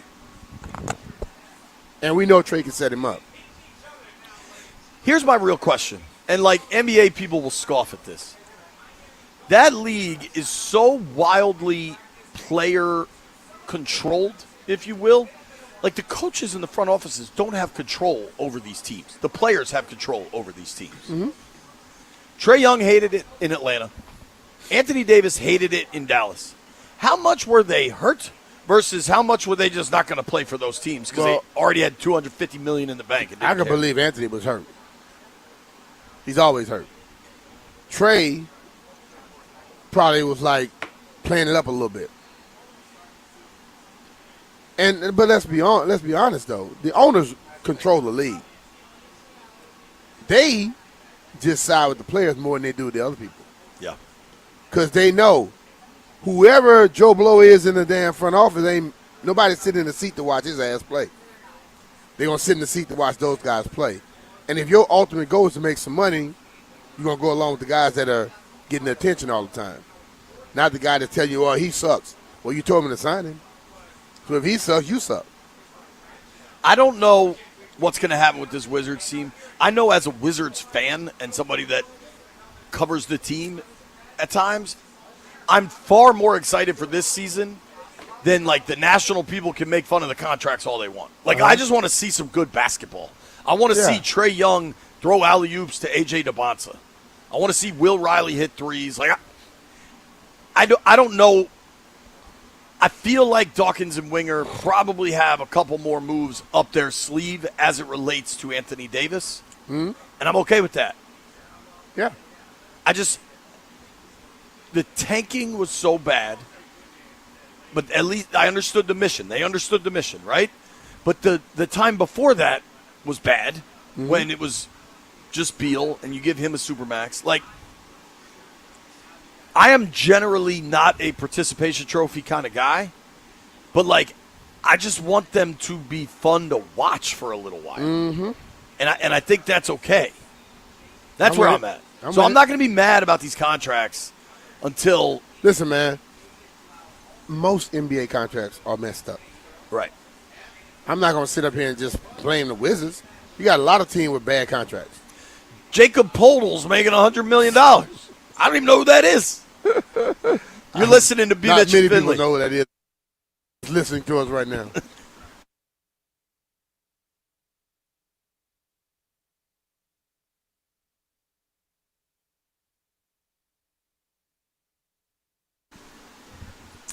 Hey, it's B. Mitch and Finley here for our friends at Paul Henry's Window Installation. Paul and his crew do tremendous work. They show up to your house ahead of time. They get the jobs done ahead of schedule. How do I know? Because he's done it at my house multiple times. All new windows, all new doors. Makes a huge difference. Working with Paul Henry is like working with your family, except without the annoyance. I'm telling you. I've loved working with Paul, and so has B. Mitch. Yep, Paul has done a great job for me. He came in, he changed all my windows.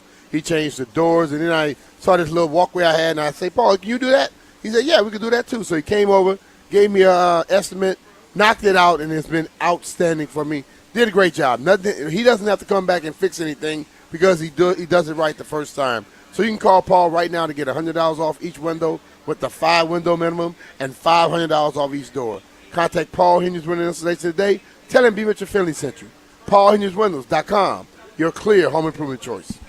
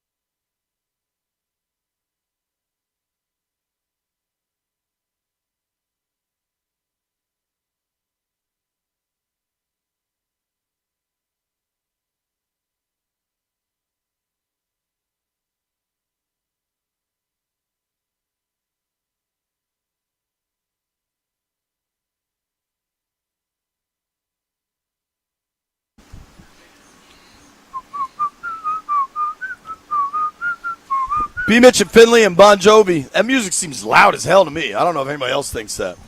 Yeah, a little bit. Yesterday, we had Stallion's audio tour, and it was pretty fun. We ended up in lots of random places. Stallion finds audio on the internet and then plays it for me and B. Mitch to react to, and then we decide if Stallion got a hit or an out. Without further ado, Stallion, you're up. Let's go, Stallion. Yeah, so I think this one was kind of fun. I was actually listening to this podcast yesterday with Mike Bibby. We all remember that name from the NBA. Arizona, dude. Yeah. Went around the league there for a while. I think they won the Natty at Arizona, him and Miles Simon. Yeah, I think that sounds about right. I think that was Luke Olson's only national championship, if I recall correctly. Well, Mike Bibby had his old teammate on, Jeff Teague, from the Atlanta Hawks days. Okay. When he was early on in there, and Jeff Teague had an incredible story that makes me want to cry. Jeff, let's play it. You remember when I was young, I was a rookie. And I was, this when Facebook was hot. And I was Facebooking Wood daughter. No, it wasn't like that. You out of pocket. I didn't know. You out of pocket. I didn't know it was his daughter. So, like, she was like writing me, and we was cool, whatever. And Wood called me in the office one day, and he was like, "Come here, young fella." And I go into the office, and he was like, he's talking about me saying I was a good young man, all this stuff. And he was like, "Yeah, man, I don't mind you talking to my daughter, man. Like, I heard you guys are friends." And I froze up like, "Who your daughter?" You know what I mean? So he told me like, "Yeah, he said his daughter's name." And I was like I was just like in the chair, like, "Oh, So I go out here and I tell Bib, don't remember, I tell Bib and Joe, like, "Yo, I didn't know that was his daughter." It's like, "You idiot." Everybody looking at me like, "What are you doing?" He trying to get playing time. Playing time was a good line there at the end. Dog. Yo, that's. But how old was his daughter? I don't know, Jeff. I'm looking if at she's his of stats. age, she's on Facebook and she hitting him back. Come on, dog. That's tricky though, man. It's tricky, but still. that's dude. That's real the tough. head coach's daughter. Ask the question though. What if you started liking her and she liked you? She's the head coach's daughter. You gonna just I can't talk to you, the coach's daughter? Nope. Jeff of all people. I'm with you, Jeff. If we cool, we cool. Now, and he got to understand too. All relationships don't work. 100% right. But imagine like you're DMing this girl. God knows what was said in those DMs too. We don't really know. Well, could be. They could be friends. They could be friends. Hey! Don't assume the dude always saying the bad stuff. Hold on now. That's between the two people in the conversation. Yeah, he was in the NBA. She could have been saying all kind of stuff to try to get his attention. I'm just saying. Stallion hit. That's a good one. One for That's one. a good one. I like That's a it. good one. Hit one. All right. One good. for one. 1 for 1. All I right. wouldn't advise you to get involved in nothing like that. Don't worry. It will not happen. I promise you that. So, all right, let's go to the NFL Network. Micah Parsons, one of our old enemies, I guess you could say, still kind of is, plays with the Packers now. He was on NFL Network, and you have to listen to this. Really listen to the audio, and I think it'll really make it funny. Jeff, hit it. Yeah, and I don't even think it's just about pass rush. I'm thinking about is commanding the defensive front. Like the way I set it up, I can dictate the slides, know where the slide's going, understand protections. I think I'm above IQ than every rusher in the league. I've learned from the best between Dan, Zim, Halfley. I really understand football at a way better level, so it allows me to, use those abilities that I haven't seen no one else do. So, did you notice anything in there? Play it again. He said Halfley. Who is Halfley? No, the old defensive coordinator for the Packers. That's play now the head coach play it for again the and Hawks. listen to the part when he's talking about his IQ. Listen to that. And I part don't even think it's just about pass rush. I'm thinking about is commanding the defensive front. Like the way I set it up, I can dictate the slides, know where the slide's going, understand protections. I think I'm above IQ than every rusher in the league. I've learned from the best between Dan, Zim, Halfley. I really understand football at a way better level, so it allows me to, use those abilities that I haven't seen no one else do. So you want me to make fun of him for kind of misspeaking? Is that where we're going here? Yeah, it's kind of ironic for someone who's talking about IQ to then misspeak about the IQ. Yeah, but Please, Parsons, JP, if I would have said I'm above IQ, you would have crucified me on this airway. He was wrong. Same here, Jeff. Same here, Jeff. I would have been crucified. All right, I guess I don't think of that one that bad because I've heard, like, to me, it's the bombastic tone of his comments regardless, but I've heard Parsons talk like this all the time. I saw some clip on Instagram of, like, him and Myles Garrett, and Parsons like, I'm still the better pass rusher, and Myles Garrett's like, dog, I just broke the record. Like, what are you talking about? And Parsons is like, I think Parsons holds himself in incredibly high regard. He's like a cornerback. Yeah. And I mean, is he on PUP? I can't even imagine he's coming back. Like, that injury was late in the year, right? I mean, yeah, I'm looking at him in this clip from NFL Network, and he's sitting there with, like, a sweatshirt on and in shorts. Like, you know, he's obviously not practicing. So he's just on the side doing whatever work he has to do. But I thought it was don't think funny. the IQ has anything to do with pass rushing. No. Because once you step on that football field, it's about your athleticism and how you can beat somebody to a point. And IQ don't have a damn thing to do with that. Agree with that. Do you have one more, Stallion? I do. I don't think that was a hit. You think that's a hit? He was a little weird in there. I don't know about hit, but I would say he was a little delusional. So it's a hit. In a sense, yeah. Thank you. Wow. All right. Thank you. 2 for 2. 2 for 2. All right. This one I thought, this was actually from last week, but obviously here at camp, just craziness. But the Phillies audio from WIP. Time is a construct at training camp. So yep. Last week, this week, doesn't matter. Does not matter. Jeff, play the audio. I want you guys to listen to this call. We'll talk about it after. We are headed to the third inning. Phillies on top 2-1, and we're pleased to welcome Lewis Kalb from Medford Lakes, New Jersey. He is our Phillies fantastic auction winner. He outbid the competition to spend an inning and do some play-by-play in the booth. And Lewis, welcome. Glad to have you here. Thank you, Scott. It's a thrill to be here. It's a lifelong dream to be in the Phillies broadcast booth. So here we go. Painter with the first pitch to Ortiz. It's in there for strike one call. Phil's with 2 in the bottom of the second to take the lead. As we start the top of the third now, Painter delivers. It's bounced foul towards the Phillies dugout. And they count 1-1.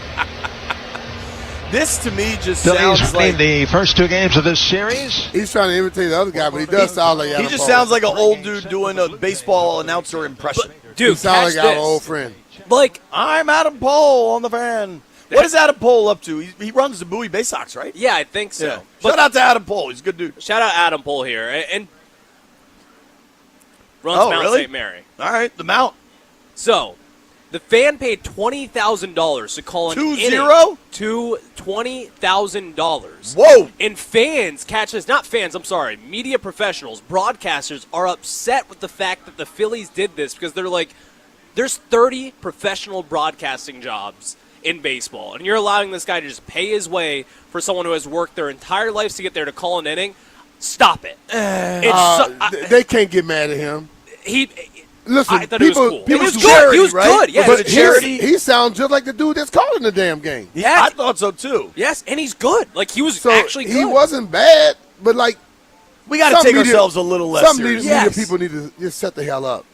Is Strober mad? An aspiring play-by-play guy? I bet Strober's pissed. He's pissed.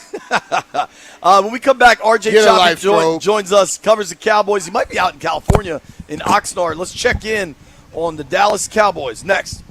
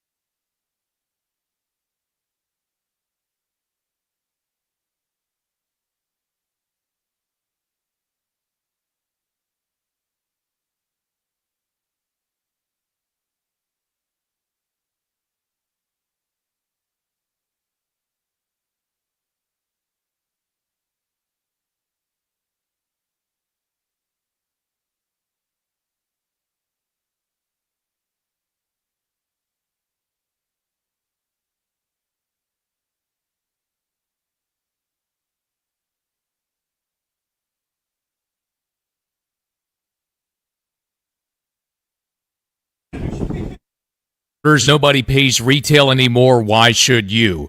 Start with a little hoops news. Defending champion Knicks will face Philly with LeBron James making a Sixers debut opening night.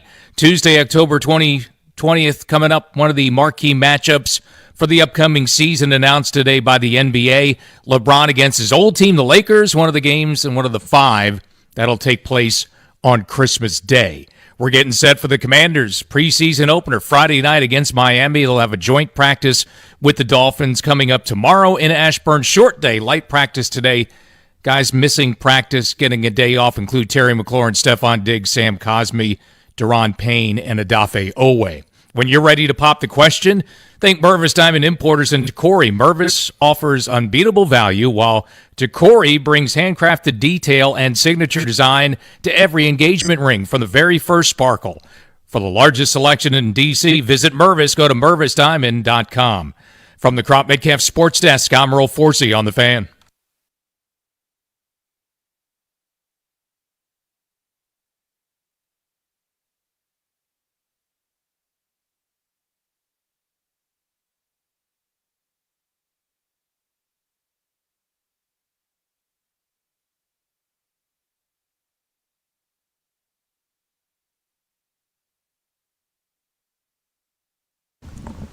High noon in the District of Columbia, and you are listening to B. Mitch and Finley. Fired up right now to jump on the Rude Guest Hotline. We're going to talk to our friend RJ Choppy in just a moment. Does mornings in Dallas. Good dude. That show is funny, dude. I know those guys well, and it's fun. Excited to talk to him. Obviously, Quinnen Williams got signed to a massive contract extension. Jerry will pay his guys, dude, and they certainly paid him. I know those guys were out in California. The Cowboys go to camp in Oxnard, California, out there on the beach. I think they go out there just because the weather's perfect, and the weather in Dallas in August is probably a little hotter. Tough assignment, though, to get sent out to California, be on the beach for a couple days. What time do they do mornings in Dallas? What do you think their call time is to do their show in Cali? I'm guessing they're on the air at 6 a.m. Dallas time. So that's weird. That's real early. Well, RJ, we're going to ask him. Our friend RJ Choppy joining the program now from 105.3 The Fan. RJ, what's up, man? How we doing, guys? How are you, bro? How is California? I mean, who beats 77 degrees in the middle of July and August? It doesn't get any better than that. I bet, man. What is your call time out there? So, we're on the air California time at 4 a.m. We're 4 to 8 a.m. But then you get your whole day to yourself. Yeah, right? No, I mean, they got practices around noon, 11:45, so we go back. So we go home and, have some free time, and then go back to practice and have some more free time. So I actually like it a lot. I know the guys I'm with don't care for the early wake-up call, but I kind of love it. Tell Bobby to stop whining. How about that? B-Mitch and I have done Radio Row for some West Coast Super Bowls, and we're on the air at 7. But it's nice because then you're done at 10. You know what I mean? But alas, how are things in Cowboy land? Let's start with Quinnen Williams. Obviously, a huge contract extension there. I would argue that's a good deal for both parties. What do you make of it? Man, it was it kind of came as a surprise. We knew they were, talking to people because they had his agent out there. But, the Cowboys don't operate on a speedy timeline with a lot of contracts anyway. They love to go to the 11th hour. It's very frustrating. They say it doesn't cost them any money. We don't understand that, but I'm not a billionaire, so I just kind of deflect to them when it comes to money. But he's very, very good. He's a great teammate. He's a fantastic leader. He's thrilled to death to be away from the Jets. I mean, it's got a new lease on football life. And when you trade a first-round pick for him, you can't fart around with it. You got to get it done. Totally. Because you can't afford to lose him. So this was something that we had hoped was going to come. We were a little bit surprised that it came this early, but better early than late. Do they feel like the defense they need to grow to make this team get where they want them to go? Yeah, I think they think if they had a league average defense last year that they had a chance to make a run in the postseason with the way the offense was. And I think they have the very similar take on this year. Now, look, a lot of things have to go right. I mean, Dak's got to be healthy for 17 weeks. And, the offense, you can't have injuries to CeeDee Lamb and to George Pickens and, Ferg and, Javonte Williams, the running back they got from Denver. He's got to go over 1,000 yards again. And he didn't have the greatest end of the season, So a lot of things have got to go right for him. But they feel that if this offense, hits its normal potential, that this is a team that, with a league average defense, can be a pain in the butt in the postseason. Do they feel that Pickens is going to stay relatively okay with everything at this point? In terms of being he got the offer, he didn't get Pickens contract-wise. Yeah, he doesn't have the guarantees past this year, right? No, it's on a franchise tag, and they have the right to tag him again. Wow. I would doubt they do, but they do have that right to tag him one more time. Look, I don't want to get inside the brain of George Pickens. I love the man. I would name if I have another child, I'm going to name him George Pickens. I don't care if it's a boy or a girl. I love that man, but I don't want to get inside his brain too much. But I'll tell you this. I find it real hard to believe, and this is human nature. He got here before Quinnen Williams did, and he had a better year. I mean, as good a year Quinnen had, he had a better year. And Quinnen gets some money, and he's still waiting.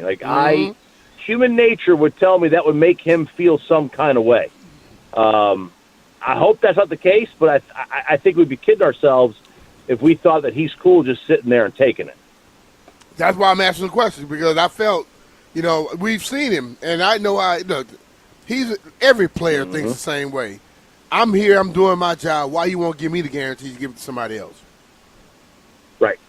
Yeah, and the next question that they have to ask themselves is, are we gonna pay two receivers $35 million apiece? Yeah. And when you factor in Quinnen's $35 million, now you're looking at, if you add those three up with Dak, you're looking at $170 million worth of contracts through four guys. Yes. Wow. That's a lot. That's a lot of money. And, I don't know how sustainable that is. So, yeah, I think that there's going to come a crossroads here. That crossroads, there really is a no-win. Either you let George walk after this year, and you get nothing for him, or you tag him, and God knows what that's going to do to his psyche, or you sign him, and you've got a very top-heavy roster, or you trade CeeDee Lamb, which I don't think any Cowboy fan would sign up for. So those are your options. Yeah, I mean, it's one of those things that feels like a big problem, for future Jerry, but right now, how is Jerry with everything? Man, Jerry is always in a great mood. He is the eternal optimist. He is always selling, and that's just the way he is. He's in sales mode. I think he likes this team. I think he is waiting for a reason to go further all in. He's got that. He's got a first-round draft pick. I think he is just dying to trade. It's that it's the other one from the Micah deal. So the Jets get the better of the two. So he's got one other one to burn. I think he is just dying to give that one away and go find a Max Crosby or a whatever that he could get his hands on to help shore up the defense. But I think he needs a reason.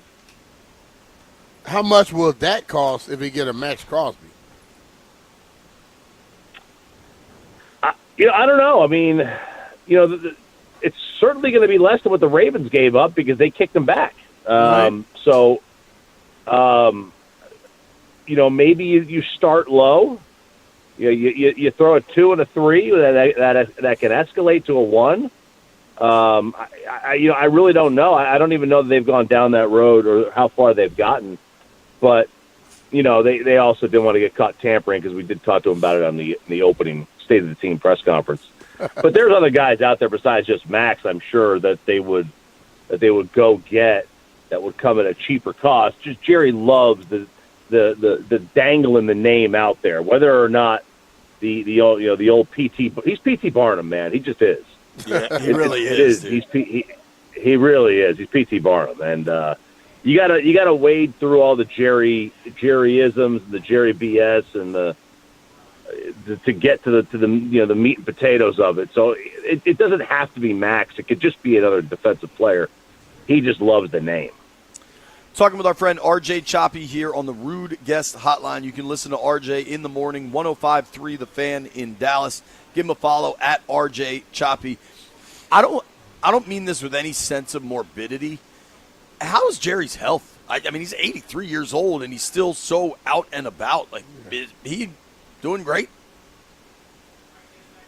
However many hours you get of sleep a night, I think he gets half, and I think he operates on that. This guy's a machine. Yes. Like he might get 4 hours of sleep a night, and he is ready to go. Ready to go. Like there's not many 80-something-year-olds that have more energy than he does. He loves to entertain. I think he's at his happiest when he's entertaining people. He's in sales mode, right? Yeah. It's just the way he is. He's at every practice. He's in that catbird seat. He's all over the place. I mean, we have him on every Tuesday, and it seems like every Tuesday we catch him boarding his private jet, going to New York, going to here, going there, some league meeting here, some league meeting there.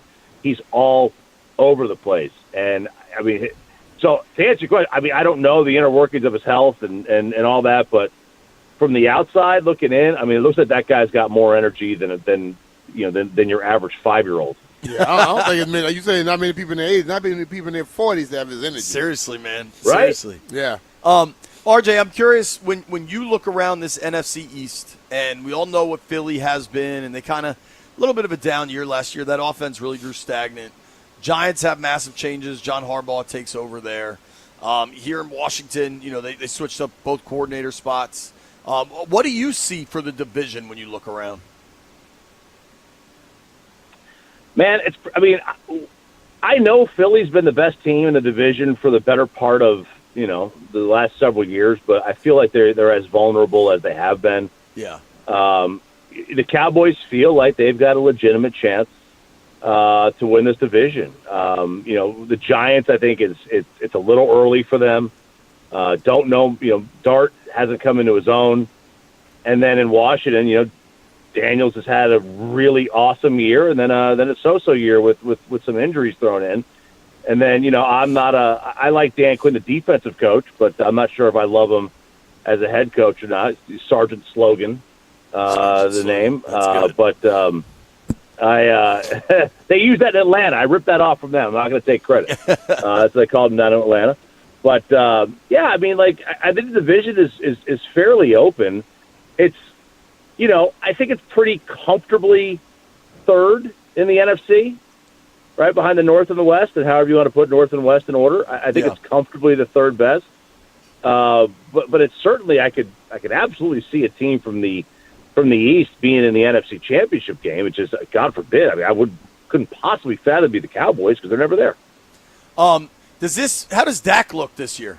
Because, I mean, offensively, the numbers are always good as long as he stays healthy. Dak's interesting because he's not a great practice player. And that honestly kind of showed up this camp. I was not impressed. I thought he was behind a lot of players. Now that could be early on timing. I don't like to judge camp too much. But his timing throws, he did look like he was behind guys a little bit. But it's also difficult because, he's got Joe Milton as his backup, and Joe throws just the hardest damn ball in the world. So, I mean, you're looking at it's like watching a major league pitcher and then a high school pitcher throw. There's just different velocities, right? So, yeah, he was. I thought he was a little off. I didn't think his timing was great, but again, the dude had a rough offseason, so I don't give him excuses, but he's never been a great practice player. It's early in camp, so maybe the timing, maybe that's normal. Maybe the timing isn't always there the first, 6 to 10 practices. Interesting. As for expectations down there, through the roof, everybody thinks Cowboys are winning the Super Bowl again, or are people kind of like past it because there's been such a lack of playoff success? The only time I can remember I've been working here since 2002. Ever since Bill Parcells got here, the only year I think where Cowboy fans didn't think they were going to win the Super Bowl going into the season was last year. That was it. They are ready to go. They think that the offense is going to be pick right back up where it left off. That Christian Parker is here to save the day as a modern day Tom Landry, and that everything is going to be great, and they're going to make a deep run in the playoffs. So there's a lot of optimism. What the Christian Parker stuff? I've heard that. Why is the fan base so connected that this is the dude that figures this defense out? Is he like a dynamic speaker? No, not really. I mean, he's fine. There's nothing wrong with him. He's different. He's outside the box. They didn't go with the old boys network. They didn't go with somebody they knew. They didn't go with an old friend. They didn't go with a teammate from, Jerry's grandson or whatever. They went outside the family. And we have been begging this franchise to go outside the family for years. And, Jason was inside the family. Now, they went outside the family with Mike McCarthy, and that worked. I mean, McCarthy had a good, he had solid years. Bill was easy. It was an easy choice. But look all the guys before. Jimmy, he was a teammate. Chan Gailey, he was right there. Dave Campo, he was on staff. Wade, I mean, Jerry knew the Phillips family from, years past. And then Jason, obviously, family. So they never veered off. So they were just happy that they went with somebody that had fresh ideas. I feel like we've had, and I know these guys haven't been here, but I feel like this team's offense and defense have been run by Rod Marinelli and Scott Linehan for the last 15 years. Even though they haven't been here for 10, it just feels that way, and it was just something different. I get it, man. So are you still in Cali, or are you guys back in Texas now? No, they said 1 week is all you guys get. Our expense accounts were going too high, so it's supposed to get back in town. We're back here. All right, good, man. Well, we will see you soon. I mean, we're down there week 2. Week 2, yeah. So take care of everything down in Dallas. Good luck with that morning crew. I know you guys are all nuts. I hope you have fun, and we'll see you week 2. Gentlemen, been a pleasure. All right, RJ. Thank you, RJ. Take care, man. RJ Choppy. Listen, if you ever, leading up to – now, if you're listening to Brian and I, we prefer you listen to the Junkies. But leading up to week 2, check out that morning show in Dallas, 105.3 The Fan. They do a really good job. All those guys are very, very funny. Bobby Belt's a friend of mine. We've had Sean on the show a ton. Yeah. RJ's really funny. They do a really good job if you ever want to check out what the opponent is discussing. Now, when we come back, Durante Jones addressed the media today. Let's see what the defensive coordinator has to say.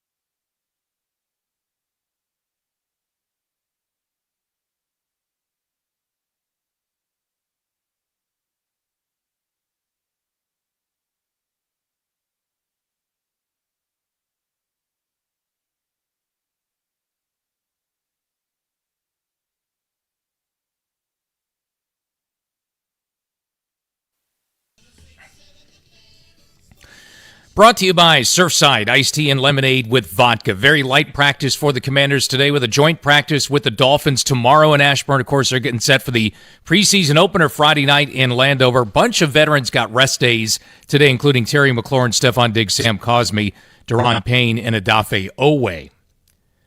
Also today, we found out a little bit about the NBA schedule coming up. Some of the marquee games announced. Defending champ Knicks. The Knicks will face Philly with LeBron James making a Sixers debut. That'll be opening night Tuesday, October 20th. Nationals had Monday off. They're back to work tonight, hoping to extend a little bit of a run here. They've won 3 straight 4 or 5 heading into a game against the NL wildcard leading Cubs tonight, 6:45 first pitch here in D.C., here on The Fan. Baseball season is in full swing. Celebrate with Surfside, iced tea and lemonade with vodka. Surfside lemonade with vodka, smooth, refreshing. Your game day must-have, made with real vodka, 0 bubbles. It is not seltzer, it's Surfside. Must be 21 plus. Please drink responsibly. From the Crop Metcalf Sports Desk, I'm Earl Forsey on The Fan.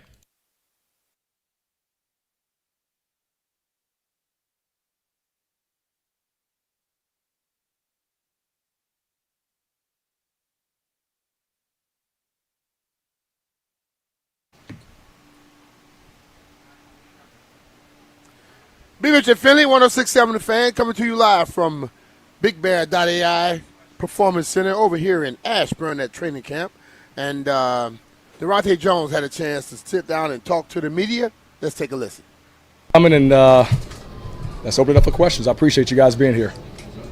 Curious where you feel like the defense is at compared to maybe where you thought it would be. What things have jumped out to you so far? Just how the guys have taken on the ownership and the communication is kind of improving, and we're much further than where we were in the spring, which is good. So guys have taken accountability, and just to see the progress has been encouraging.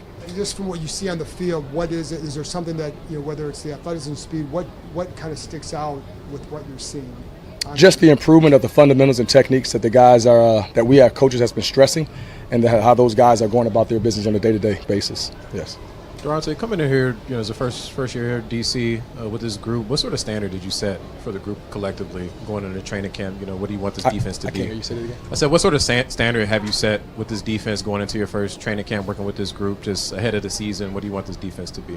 Definitely, again, stressing the fundamentals and techniques, tackling, defeating blocks, elite communication is one of our standards. Everyone being on the same page. Trusting in their brother next to them, and so looking at that is what that's our standard, and that's what we're working towards. And I know you guys mix up your alignments a lot, but when you're in that 3-4 look that you guys use, what do you think that adds to the table? That's something that's new for a lot of the guys that were been here in years past. They've mostly been working out a 4-3. What does that change do for a defense, in your opinion? It just gives a different front structure. So, your 4-3, you have 4 down, and your 3-4, you have your 5 down possibility. You can even show some reduced front structures with that, and so just kind of trying to change the math up front. There's 5 offensive linemen, so you don't want to give anybody a kind of a play off possibly, but that's just the thought process of it, just occupying more gaps up front. Some of the younger guys on your defense, like Kane Madrano and Ali, how do you feel like they're progressing in your system, compared to their skill sets, because they're athletic guys? Are those guys flashing for you? Well, let's start with Ale. Ale's been good. He's made some plays out here, and as a young player, you can see how he's growing and maturing in his way, and the role that he has and how he's improving day to day has been very encouraging for him. And with Kane, Kane missed the first part of camp, so him having a different role, playing inside and outside for us, showing some versatility for us, has been good for him and his development. Yeah, when you look at Joshua Josephs, he's flashing a lot. Is that something that, you knew he had talent, but did you expect him to be this far along? Josh is he's picking up the tutelage of Coach Pagano, but then also he's surrounded by some good guys in that room. So with KC and Doff and Dorrance, they're in his ear, and so he's watching those guys. He's learning from those guys. So he's in a good group where he can kind of fast track a little bit some of the maturation process, but like where he is so far. Hey, good morning, Coach. Good morning. Good morning. So there's been some one-on-ones here recently that y'all have been doing in practice, wide receivers and DBs. So when you're watching those one-on-ones, what are you looking to see from your DBs? Well, one, the technique and fundamentals, and I say that because we know certain drills can be geared towards either side of the ball, right? And so for the one-on-ones, it's really at a disadvantage. But what we're looking for our guys is the one to be close, competing, having the proper footwork, great eye placement, not playing with their hands but playing with their feet, and I challenge them to just, if they're close enough and still competing in a one-on-one, but then you throw 20 other guys on that field, the timing changes. Maybe it's not a perfect throw and you have an opportunity. So the biggest thing is, I don't want to see them winning without using technique. I want to see them winning with technique. So we're still stressing the techniques and fundamentals. And my next question, you mentioned elite communication. Yes. Have there been some examples or some players that have stood out that are really exemplifying that elite communication? Yeah, there's always times where you see guys going in from, we have some checks within the offense, within the defense, and you can see guys communicating, getting us into one call, out of one call, based off of what they're seeing and having that flexibility.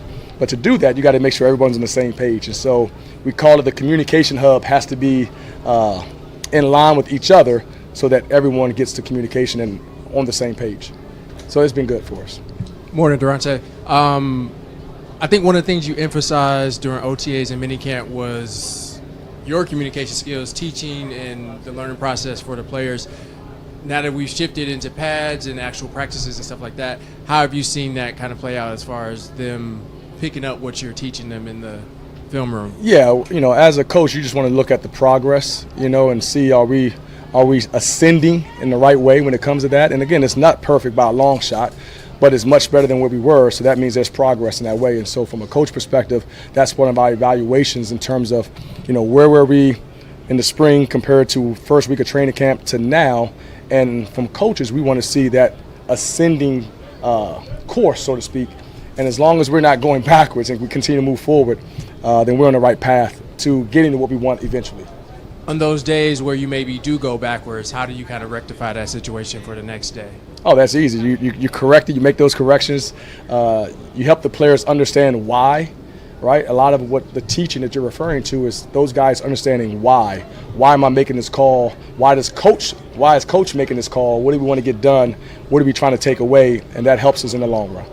Deke, you said a little while ago he wanted to see Sonny take more chances Yes. out there on the practice field. Do you agree with that? And then just what have you thought of his? 100%. 100%. It's I thought we've challenged him in that way, and you can see at times where he cuts it loose, and you can really see that speed on tape.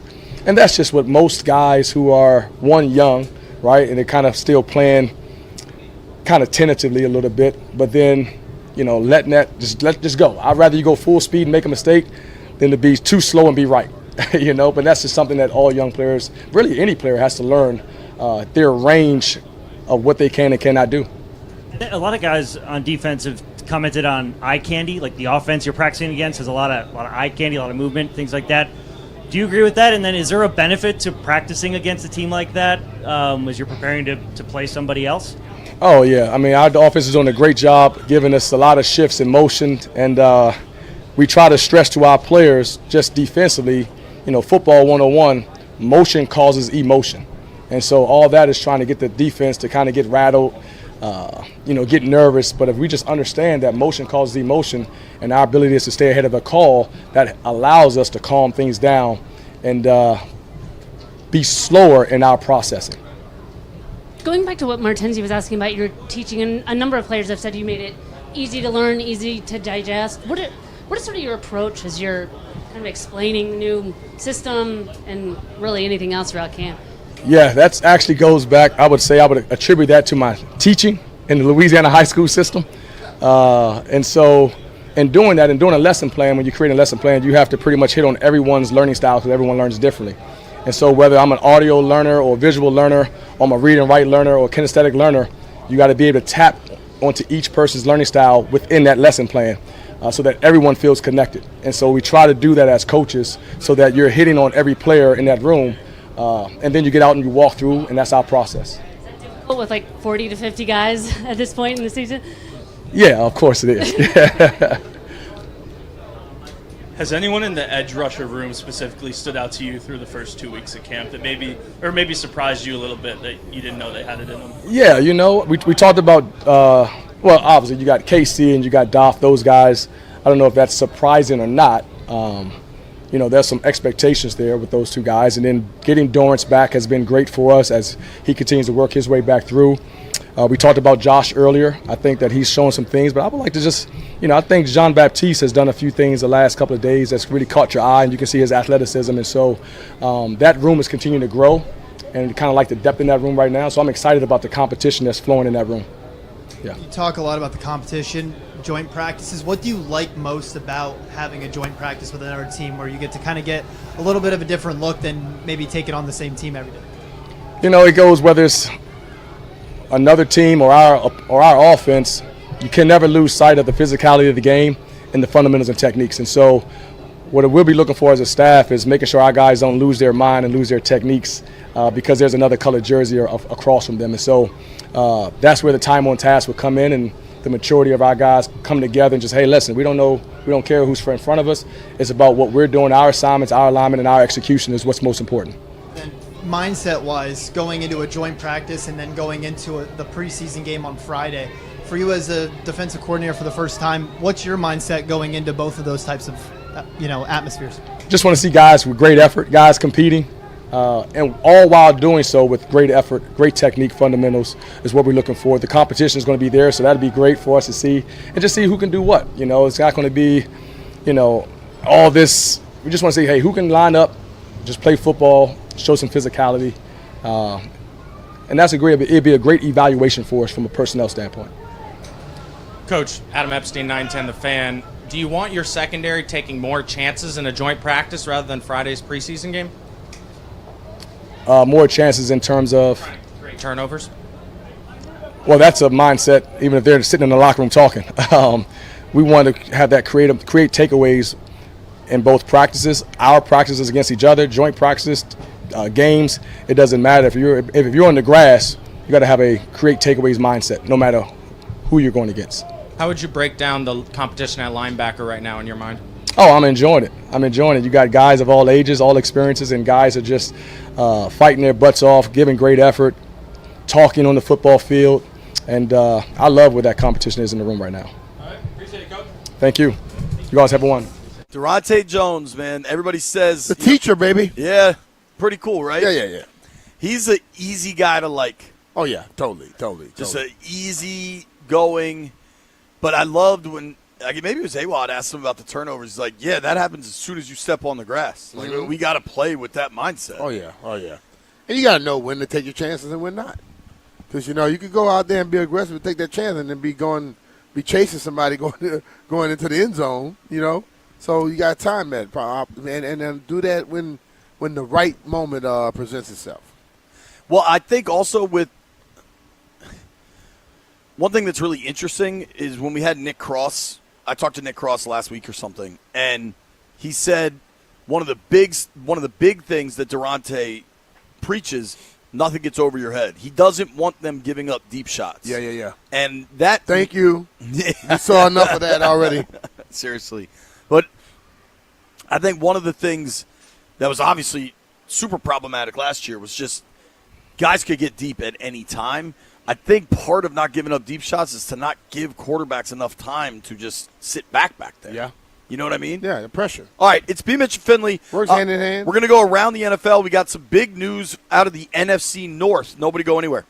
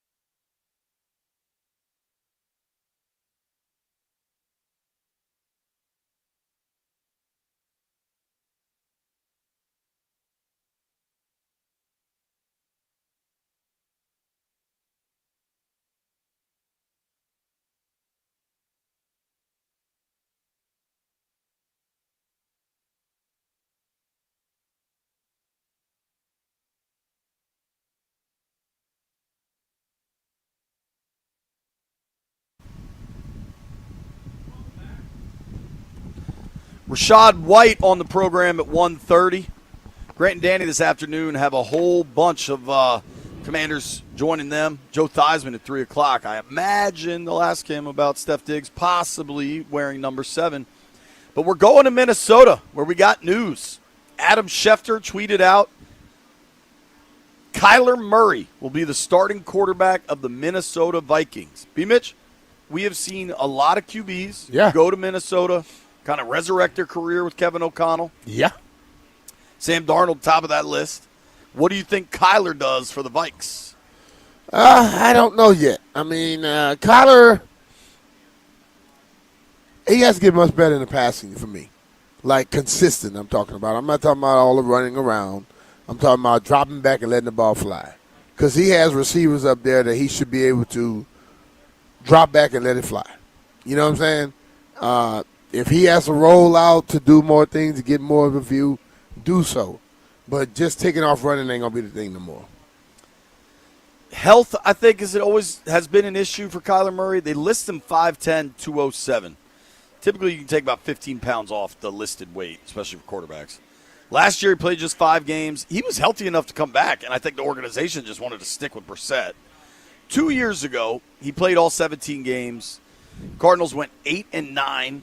I mean, it was a pretty good year. He completed about 69% of his passes, 21 touchdowns against 11 picks.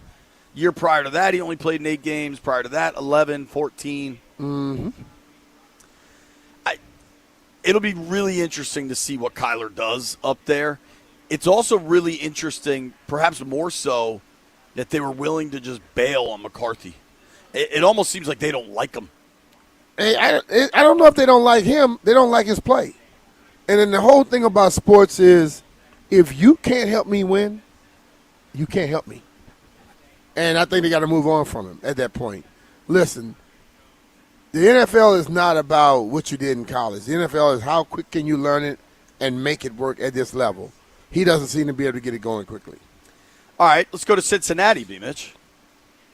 We had a long conversation this morning about will the starters play in the preseason game against the Dolphins.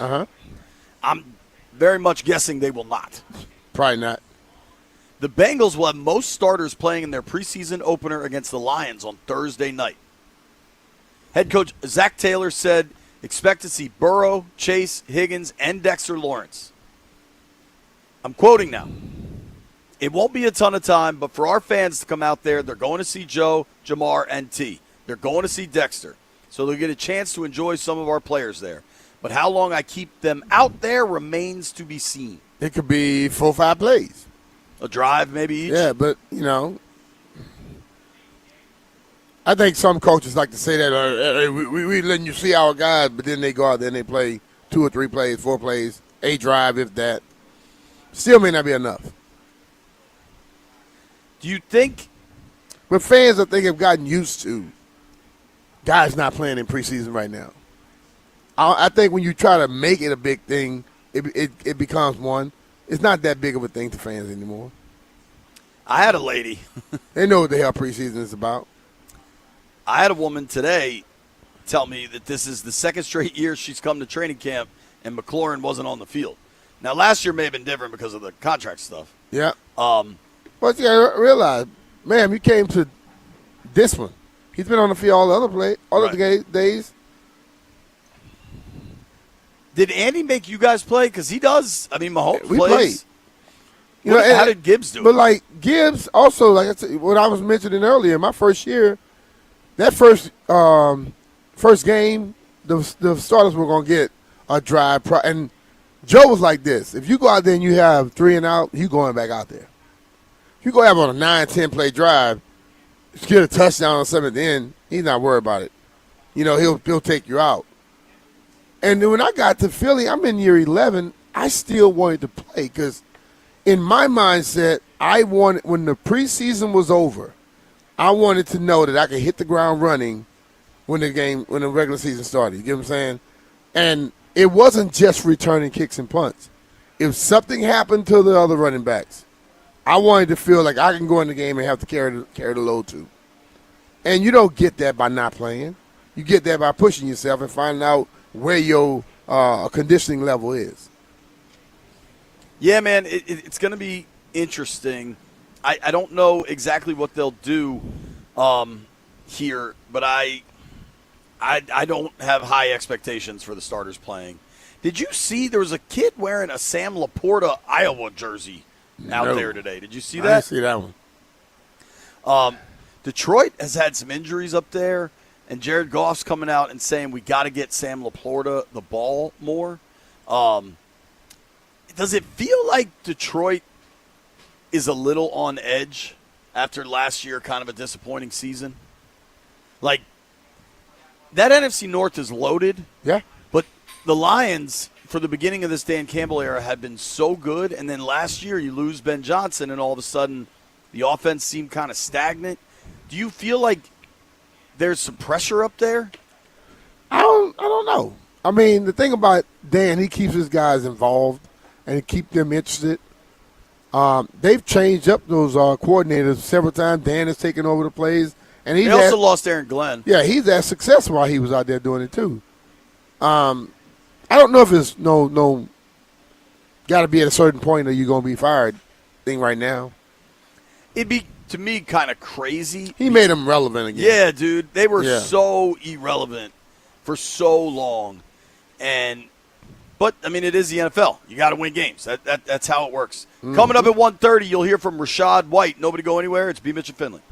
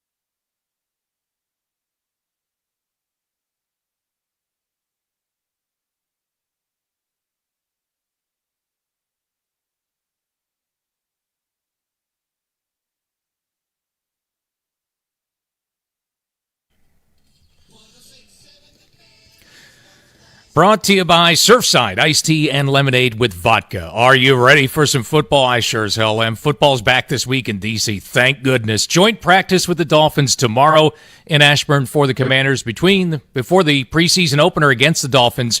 Friday night, 7 p.m. in Landover. Short, light workout today. Terry McLaurin, Stephon Diggs, Sam Cosmi, Deron Payne, Adafe Owe, some of the key players got today off. Cornerback Trey Amos will not play on Friday for the Commanders due to an ankle injury. Head coach Dan Quinn also said center Nick Allegretti is out for Friday, but should be back to work with the team on Sunday. Nationals had Monday off. They have won 3 straight and 4 of 5. Hope to keep things going. Home again tonight in action, first of 3 against the NL wildcard leading Chicago Cubs, 6:45 p.m. for Nats baseball here on The Fan. Baseball season's in full swing. Celebrate with Surfside iced tea and vodka or Surfside lemonade and vodka. Smooth, refreshing, and your game day must-have, made with real vodka and zero bubbles. It's not seltzer, it's Surfside. Must be 21 plus. Please drink responsibly. From the Crop Midcalf Sports Desk, I'm Earl Forsey on The Fan.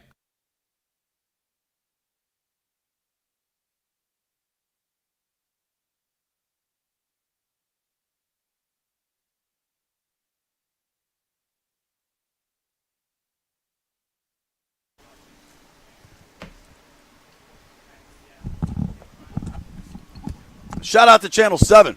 They just came through with the snacks. Unlike Katron Allen in the running back room, you'll find out about that. Shout out to Channel 7. I got a Pop-Tart. Hit the spot. You don't like Pop-Tarts, do you? I do. What's your go-to flavor? Whatever one I decided. I don't like all of them but the chocolate. I don't like the chocolate or the s'mores. I like the fruit. I like the give me a fruit one. Strawberry and blueberry. What Stallion over there like we ran over his dog. What's your Pop-Tart preference? I mean, it's got to be the fruit ones, also. Well, it's but gotta also be the fruit ones. The s'mores. The s'mores is the best by far. No, it's not. Or the cinnamon swirl one. No, it's not. Nah, man. Blueberry and strawberry. You guys sleep on this. Every day, Jeff will get Pop-Tarts. So I'm actually curious to see what his favorite flavor is. It's definitely the brown sugar and blueberry. That's a good one. I'll eat that. But I'm not eating no s'mores. Is it blueberry with like a brown sugar coating, you're saying? No, it's the brown sugar one with the brown coating, the regular one. And, oh, hold on. Jeff does get a lot of Pop-Tarts. I got to tell you, I'm a little different. So I like. We know you're different. We know you're different. I like getting the Pop-Tarts without the frosting on them. Yo, my mother-in-law does that. It drives me crazy.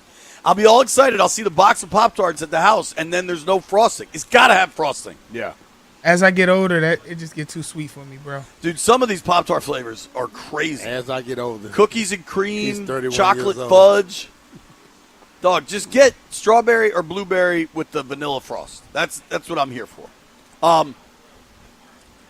Since Jeffrey's on, the other thing I wanted to do, I want to open the phone lines. We haven't been able to talk to people that much today. 800-636-1067. 800-636-1067. It's been a busy day out here. Who's a player you think is kind of getting slept on right now on this Commanders roster? I'm curious if there's somebody you think about. I know I got one offense, one defense. Who's being slept on? I've heard a lot of talk about Leo Chenal, but I think you will hear a lot about him once the season starts. Offensively,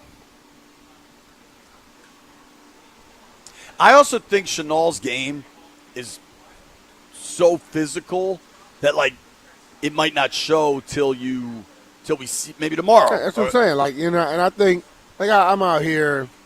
You watch a guy get touched by 5 people, then he continue running, and the crowd cheers. Right. And then you go look online, and they talking about, oh, look at that big run. He was tackled 7 times. Right. You know, those type of things that annoys me a little bit.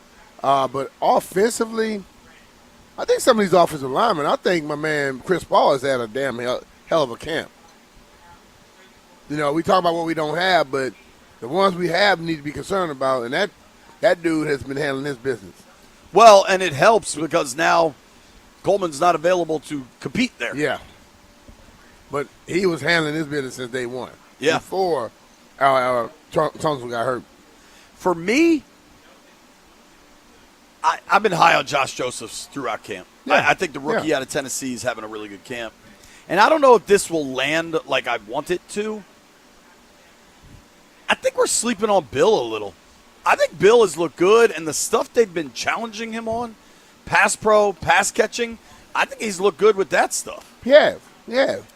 But I still hear people pumping him up, so I don't think he's being slept on. That it's tough to say Bill because maybe honestly I'm saying Bill in a more national sense because people nationally dump on the commander skill position group. Maybe that's changed a bit now that they've added Steph Diggs. But what fantasy rankings wise, where does Bill land for fantasy football? I bet it's not where a lot of people would expect it to be. I don't know. I think Bill's having a good camp. That's my stance. Yes, Stallion. My stance is Diami. I think Diami's had a really good camp. And I think he's kind of an easy one. There's chemistry there with him and Jaden. But just kind of watching him work in the red zone, I would not be surprised. I was talking with someone who's on the beat today. I would not be surprised if Diami has 6, 7 touchdowns this season. Now, maybe it's just him getting looks there.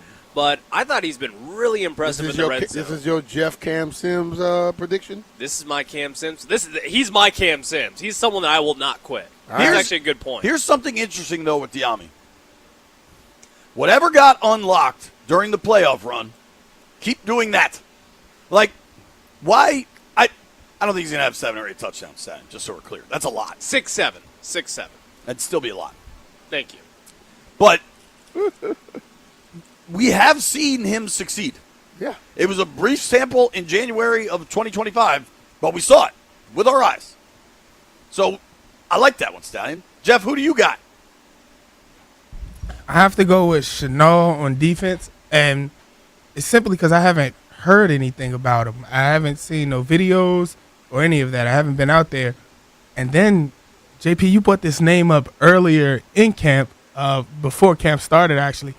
Jeremy McNichols. Has he been doing anything out there? I haven't seen no videos, nothing. I don't think I saw him today, and I think he may have left yesterday. Yeah, I didn't see him at one point yesterday for sure. So the McNichols thing we do have to figure out because he's a valuable piece, man. He really is. I want to let the callers weigh in. Who's the Commanders player you believe is getting slept on? I'm having a tough time pulling up the call sheet. I think Jupe is on the line. Jupe. What up, Jupe? Who do you say is getting slept on? What's going on, fellas? How y'all feeling? We good, man. Hey, I think Brandon Coleman's being slept on the offense. Come on, y'all. He was on that team that got us to the NFC title game in the 2024 season. And then on the defensive side, I'm saying Luvu's being slept on. You don't know with all the injuries we had last year, how he performed in 2024, playing out of position, and now we got all this talent surrounding him, and the tutelage he learned from Wagner. Yeah, he's about to show out, and isn't this a contract year for him? So I fully believe he's about to show out this year. So that's what I got for you guys. All right, man. I like that, man. I like that. 800-636-1067. 800-636-1067. I think there's a lot of excitement around. I like that Luvu call because I think Luvu was forced to play a lot of true DN last year just as all those injuries kept mounting. Yeah. And that's not his game, man. He's got to be able to fly around and kind of be an athlete. You know what I mean? Totally agree. I looked this up. So why I say Bill, fantasy running back rankings. And this is PPR, so maybe if you're in a non-PPR league, it'd be a little bit different. Where do you think Bill, presumably the starting running back for an offense that I think we'd all expect to be like a top 10 offense? Yeah, I understand they lost Tunsil, but I think there are high expectations for this offense. Where do you think, now granted that we're talking fantasy here, where do you think Bill would rank on these lists of where to draft your running backs? I would say 30th. He's going to be down because he's not a pass catching back. Dude, he's 40th on a list that only goes to 50. I can see that based off of fantasy football is about what guy you have on your team get a lot of attempts, whether it's going to be running and catching the ball out the backfield. They don't utilize him like that. But it's fantasy. Until they do. Yeah, but if they don't. But they do have Rashad White. If he runs the ball like he's supposed to be and he gets 1,000 yards rushing, Brian Mitchell's going to be happy as hell. I can give a damn about whoever on fantasy thinks what. Because I watch real football. I don't watch fantasy. I don't play fantasy. And you play fantasy baseball. Yeah, Toby playing that for me. But what he does the thing about it, a running back can be just a dog on the field. It doesn't help fantasy if he's not catching the ball at the backfield and doing certain things. But if he goes out there and eat up yards like he's supposed to, I'm happy as hell. Let's hit these phones. Sean is in Southeast. Sean, who's the Commander you think is getting slept on? Taking my call. No one is talking about the running back Ford and also Van Jefferson. They're sleeping on Ford and Jefferson. I know you just said McNichols, but I believe if Ford show up Friday night, Ford is going to make this team. Thank you for taking my call. All right, man. I don't think you're correct about Ford. I do like the Van Jefferson call, though. Van has had a good camp. He has real speed. He is a long, tall receiver. He's a pro. He's a pro, dude. And I think, just do the math. Terry, Diggs, Williams, Burks, Luke Lane. That's 6. Diami, Van. That's 8. I don't know, man. A lot of people. That's a lot of people. You're not keeping 8. It's hard to keep 7. Maybe you can keep 7, but you're not keeping 8. Let's go to Mike in Chesapeake. Mike, what's up, man? Who's being slept on? Hey, man, how y'all doing, man? We good. Hey, B. Mitch, I don't know why you're not in the Hall of Fame, but I'm going to skip that right now. But anyway, hey, look, Jalen Lane's the bad man on that punt return, man. Jalen Lane is bad. I don't know, you've been teaching him, talking to him. That's a bad dude, man. Oh, yeah. He's a good dude. But they ain't sleeping on him. We know he's going to be around. When he catch that ball, he know where to move and where to go in them holes. Oh, yeah. Appreciate you, man. One vote, Jalen Lane. 800-636-1067. 800-636-1067. Stallion, explain your Oweh theory. Okay, so obviously Odafe Oweh he was the premier free agent that they brought in this offseason, but I feel as if, as a collective group, a fan base sort of sense, we haven't been talking about him enough. And watching him in camp, he's looked incredible. So some way, somehow, I do feel as if he is kind of flying under the radar at this point.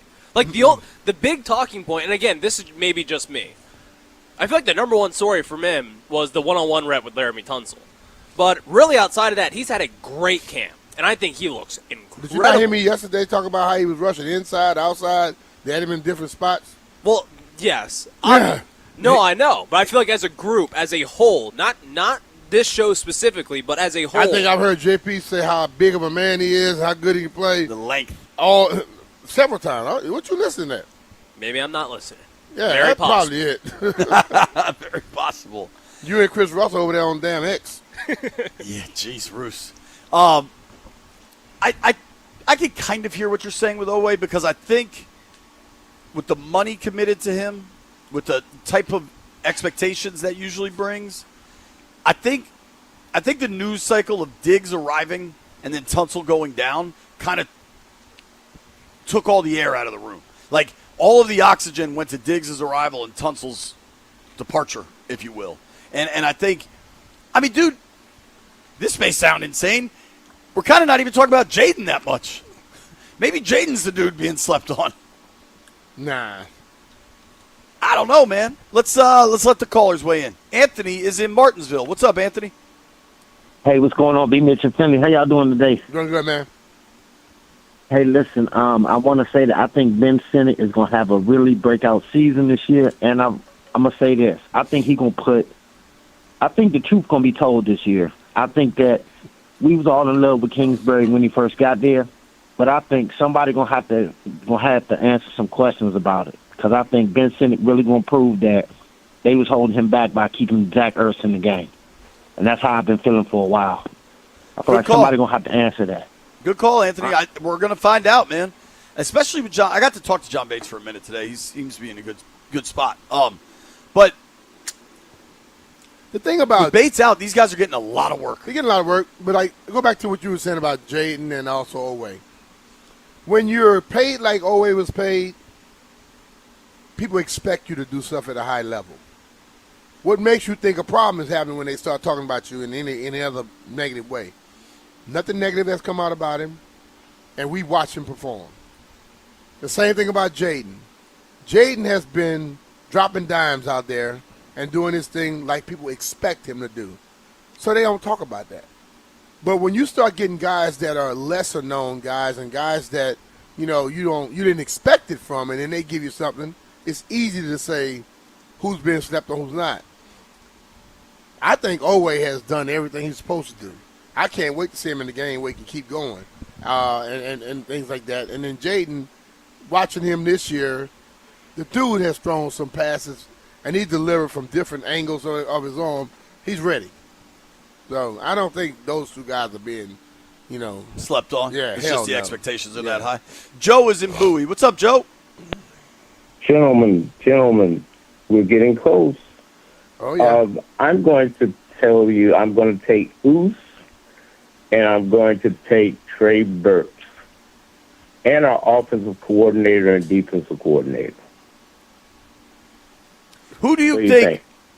Who do you think will hit the ground running faster, Jones or Blau? I think that's a pretty interesting kind of debate in all of this. I think Jones. I think Jones because, we've been playing from the same type of defense since Brian Mitchell was young. And, wow, that was a long time ago. And well, damn, I'm just taking shrapnel. Huh? Yeah, dude. Hey, I love you, B. Mitch, man. I'm still got the party bus for your induction, my man. We got to do this thing, man. All right. Appreciate you, man. Who do you – early on in camp, everybody talks about defense being ahead of the offense. Uh-huh. Which coordinator do you think has the more difficult task right out of the gate, Jones or Blau? I actually think both of them. But I really believe that Blau had a jump. Blau is switching up some things, but he did utilize some of the stuff he had, and he probably already been looking at what he think could be better. Durante had to roll in here and overhaul this thing, per se. Yeah. And change up a whole defense. We had a bend but don't break, don't be aggressive style defense to where they're going completely haywire right now. So I think the defense is being a little farther, that had a bigger job to do. They have overhauled everything. Yes. You wonder, I don't think, and we're going to talk to Rashad White here in a few minutes, and you get really good information from him, but I don't think we really haven't seen much where the offense seems out of sorts. Maybe you miss a pass here and there, a ball hits the ground sometimes, but we don't see them having to go back to the huddle all that often. No. Or guys shifting in the wrong direction. You know what I mean? Yeah. And they deserve a lot of credit for that. That's hard to do. They deserve a lot of credit. Now, part of that comes from your quarterback understanding everything, making sure guys know stuff in the huddle before they break it, and all of these assistant coaches. See, we talk about the coordinators and the head coach, but these assistant coaches are the ones that basically implementing all this stuff. And they're getting the stuff from their guys because you all go off to your own rooms and you come on the field together. So I have to credit all of these assistant coaches as well. Yeah, and I think offensively, Jaden sets the tone. Yeah. And he's here at 4 a.m, and that pushes these other guys to get here at 4 a.m. and go through those walkthroughs. Or I'm exaggerating with 4, maybe it's 5, whatever it is. Early. That pushes the other guys to do it as well. I agree. And I think when you have leadership like that from your quarterback and you're learning a new offense, let's be real. I also think Jaden and Blau got a bit of a head start on this last December. Oh, yeah. When they ruled them out and they were working together off to the side. I agree. If you're just looking at the opponents, Philly, Dallas, Seattle, for Blau to have to start against that Philly defense, it's difficult, dude. It's difficult. That's difficult. But, that's like that the first NFL. physics test I took was difficult too, but I aced that. I never took physics. Does that surprise you? No. You told me how long you stayed in algebra, that whatever class. No, I'm not surprised at all. Math 001? Yeah, whatever you were thinking. I think in college I had to take a science class, and I took a class called How Things Work. and it was like me and all the football players. And the only I thing, wouldn't have been in that class. The only thing I retained from that class, I know how air conditioners work. Freon. Well, they take it basically, the reason it creates all the water is because you suck the humidity out. Yeah. Yeah. So, hey, I learned that. Same premise in a refrigerator. Bang! B. Mitch and Finley.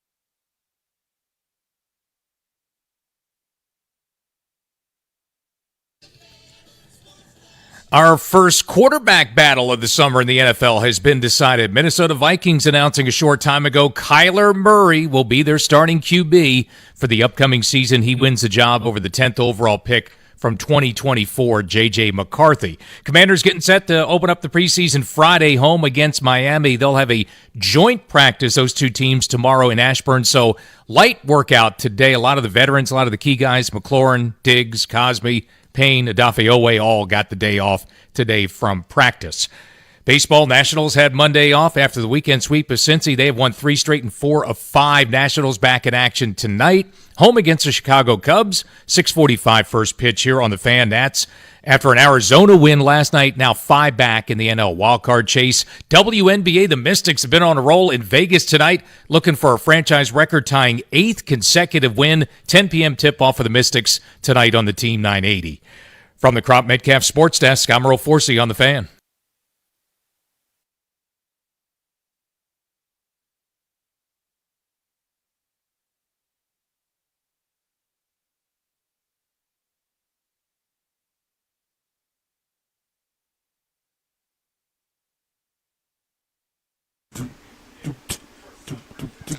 B. Mitch Finley, 106.7 The Fan. B, I meant to tell you this. Guess who I met today? Who that? The mayor of Middletown, Charles Harbaugh. Yeah, Charles, my guy. Yeah, dude, he was cool. I did a video for him. I go down to their different events all the time. I know you've done the parade and stuff. Yep, they party down there, boy. Lauren Ricketts is out there causing trouble. The video he asked me to do is what I guess they have a car show this weekend in Middletown. Yeah, all kind of stuff, man. He asked me, "What's my dream car?" What would, for you as a dude that's driven every car, what would your answer be at this stage? My dream car? I saw this electric Porsche over there the other day. You're all electric Kinda now. sweet. Hey, man, they faster than that. Listen, they get out and go. But my dream car.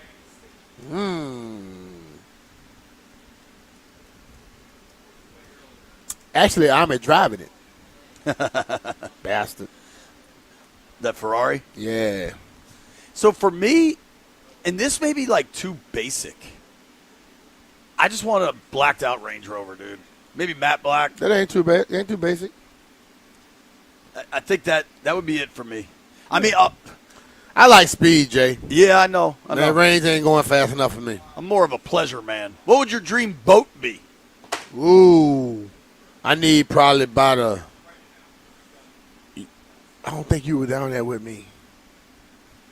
We were in the little where they got the golf course, the golf tournament, Tiger tournament down in Nassau, Bahamas. Yeah, and they had Albany. this smoke gray luxury liner. It had to be damn near 100-something, 200 feet, and it was nice. I would like that because it had a big old M on it.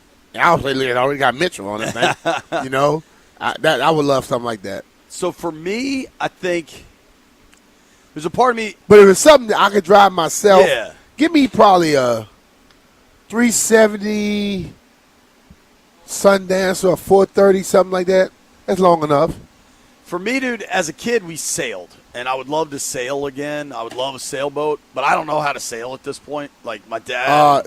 Don't try it, Jay. You Right. ain't ready for all that. You know Jim Bellevue? I love his boat. I can't remember what it's called, but I would do like an actual boat. I would want is just like a Grady White center console, zip around. You know what I mean? Yeah, I understand. That would work for me. All right, enough about Just boats. don't go with Gil. What happened? The tide went out. You guys sank or something? We basically was just sitting in one spot all damn day till we got rescued. And the guy gave us all this free fish. So I told him, I said, if I ever come down here again, I'm coming straight to your house. Hell, we're getting in the water with this idiot. All right, I got to talk to Rashad White, and I really found him interesting. Here is my conversation with the running back. Training camp. You've been doing this a long time, but this is your first off season, spending time here in Ashburn. How's it all going? It's going great. It's going great. Great vibes. I got that from the first day I was, going to come here, and it's consistency. So just been building. So it's been great, fun, competitive. Just out there trying to get better. You said before that playing with Jaden was a big part of why you wanted to come here. Obviously, you guys have a deep relationship. What has it felt like now that you're into this? The offense is getting installed. Like, you're in here now. What's it feel like? I feel great. Feel good. Obviously, get back out there with them.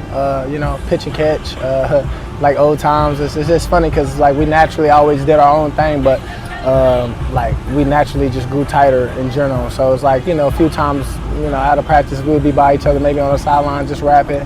He asked me what you on, or I just asked him what I'm on, and we both come up with the same answer. But it's been great. He pushes me, be on me about the little things that he know. If I'm lazy on certain things like dropping the ball or something like that, or just if he feel I'm off, not being myself, he'll say do you, what I'm saying, be you, and trust yourself. So it's great. I knew you guys were very close when you compared Jaden and Hartman to the movie Chuck and Larry. Yeah, I thought that was a heck of a line. For sure. Yeah, I just be messing with them. They got a great relationship. That's just Fob though. Sure. I never met somebody that was around and that he didn't mix well with and vibe with. Obviously Sam, their quarterback room is huge. I mean, I be in there sometimes messing with them. Only guy that be going in there. I mean, I think one time I went in there, stunk up their room. I like to put hot sauce on my food, and they almost kicked me out of there. Almost banned me, but we was good though. I love it, man. And that's a lot of what this time is about, is kind of that level of team building, right? Yeah. Where the work on the field is super important, yeah, but you're in the building for hours, and you're building that side of things. Yeah, so that's the biggest thing, man. We're just trying to build camaraderie, trying to build a winning culture, winning attitude, and, regain that and get that back. Signed a bunch of us new guys, so we've just been trying to do what we can do, fall in where we need it, and as well as just come in the building, have great energy, bring some juice, and, To that point, in the last few days, we've seen the highs and lows of the NFL. Friday morning, Stephon Diggs' first practice. This crowd's going nuts for him. By Saturday evening, Laramie Tunsil's out for a foreseeable future. Yeah. What's it like experiencing those highs and lows in that short of a time span? Obviously, it's tough. Yeah, for sure, it's tough. Obviously, it's great, obviously, to have Stephon here. Playmaker, ball player. Some dudes, I kind of don't care what age they at. Some dudes can just still play, and you can just see it and still got it. And they're very valuable regardless of what it is. And then, obviously LT, man, that's a huge blow. Obviously, it was tough hearing the news. It was, very sad. It hit deeply, like close to home type deal. But just understanding, how he would want us to be, and just understanding and motivating yourself in a lot of things of like how fast this game could be going for you. So that's how I try to use that with that low of understanding, kind of like he would want to be out there. On his mindset, he probably wish and would give whatever, an arm and a leg to be out there, and be able to be healthy and things like that. But at the same time, I'm blessed. I look at it in the fashion of God and me being blessed to come out here every day. Sure. And, it's bigger things than, I try to tell myself there are a lot of things, you try to figure you can control, but the biggest control is I'm blessed. I'm walking off this field healthy. I give the game everything I have when I'm out there, and that's a huge thing. Control what you can control. For sure. One thing you can, and you're very good at, how important losing a guy like Tunsil does pass protection from the running backs become? Obviously, it's huge, man. It's huge. I mean, we got a lot of trust though in the other 5 guys that's up there. I think Coach Stapleton, and I know people gonna say, "Oh, of course he's supposed to say that." It's life. It's the way of life in general. It's next man up, And so I like to equate football to a lot of things in life, like general. I mean, somebody passing the family, somebody else got to step up. Right. And you know what I'm saying? In ways that they never stepped up before. So I'm not saying it's like that, and I don't want people to take it wrong. No, but it's to your just a point, way of life. you were in Tampa then, but in 24, Coleman started 15 games at left tackle. Right. And now he gets that opportunity again. Yeah, to prove he can do it. And that's all it's about. And at the end of the day, I mean, him just knowing we got his back. We believe in him, we trust him, we got his back. Like I said, got great O-line coach Stapleton, Shane. They do a good job of detailing things up and bringing the right energy, right attitude to that room. And all them guys, they got a great relationship. So, it ain't about him doing it alone. Of course, we all got to win our one-on-ones when that time comes. But, it's a collective thing. Football is a team sport, right? The biggest team sport. I say biggest team sport, but whatever. One of them, people want to say, yeah. So, that's the biggest thing. Don't feel too much pressure on himself, but let's go get it, though. It's a great opportunity for him. And like you said, he's done it before. So, if you've done it before, you can do it again. Everybody trying to get better each year, so let's do it. Speaking of rooms, how's your running back room? Our running back room You're great. kind of the vet in there now. J-Mac maybe the vet. Yeah, you got shout out Bill, to who's J-Mac, a funny guy. You got a rookie in there. What's it like? Yeah, obviously it's great. It's great. We all try to pick each other up. We all compete against one another. I think that's our biggest thing, making each other better, but understanding like we all different and we are all who we are. So we do a good job of like, just like I said, focusing on us, but at the same time, like helping each other out. Like, whatever plays it is, we all might. And that's the thing I like about this room. And guys really want to get better. And guys really we came together and learned this offense like collectively as a running back room and things like that. So it's been great, man. It's good vibes. Like I said, we all compete every day. We all push each other. We all as well focus on our own self goals and what we're trying to do every day. And I think the guys been doing a good job out of that. Important question about the room. I assume Fat Man's in charge of snacks. How's he doing? I ain't gonna lie, him and Rob is in charge of snaps because if it's two rookies, that's what they got to do. And to be honest with you, they've been horrible. Like not bringing them or bringing bad snacks? It still has been no snacks in the room. So there's no snacks? Yeah, we're gonna have to, you know what I'm saying? We're gonna have to bring out that. We're gonna out them publicly. Yeah. And there ain't no knock and stuff like that. They say they want guidance. You know, Fat Man trying to act like he don't know how to go get some snacks. If your nickname's Fat Man, I imagine you know your way around the snack aisle. Yeah, we kind of changed that though. You know, we call him Fat Smack. You know, yeah, Fat Smack. Yeah, all right, now. so the update. Yeah, we changed that in the room. I mean, we trying to let the family have their nickname. You know what I'm saying? And then in our room, we trying to bring our own thing. We don't want to take the family nickname. He said that's what the family call him, so we call him Fat Smack. Have you ever played with a dude named Bill before? Nah, that's different. And the crazy part is, even when I wasn't here, I always thought about it because he was like, yeah, everybody call me Bill. I never even still asked him, like, why do he like to go by Bill? But now you just brought that up, I'm finna go ask him because that always been in my mind to ask him, like, why his name is Jay, Jacory, but like, why you want to go by? He told us the story. Last year we asked him, and there's an old cartoon that his family thought he looked like one of the characters named Bill. Oh, okay. He'll give you a probably more in-depth, but that's the brief version.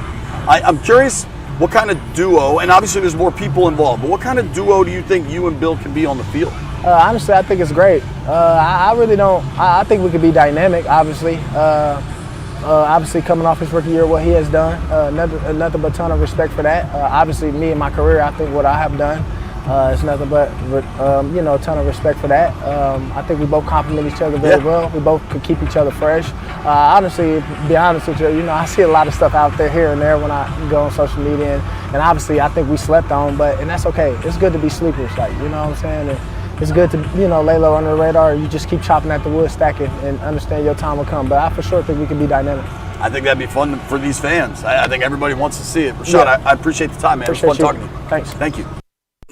I like enjoyed that dude, talking man. with him. Yeah. He sounds very positive, and when you got a guy that's been around a while, did it a while, and has that mentality, that can help out a lot of the young guys, man. Certainly can. And it's funny, I mean, he's in his 5th year, so it's hard to say that he's like this aged veteran, but he kind of is here. McNichols, too.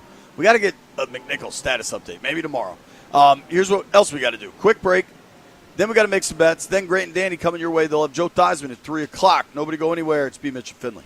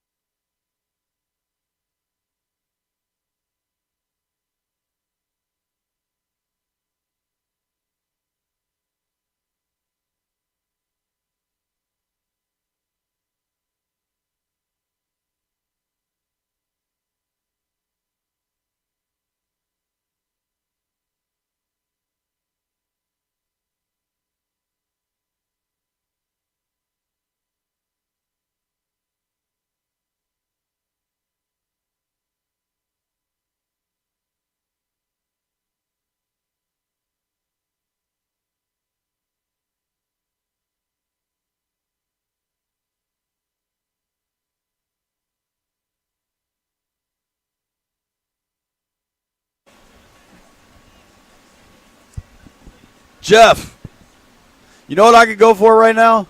What can you go for, JP? Chicken salad. I could go for some chicken salad too. B, would you like some chicken salad? Yeah. Stallion. I'm gonna go get some. Don't worry. Boys just trying to hang out. I'm gonna make it happen. Have some chicken salad. I have 2 tweets to read before we make our bets for the day.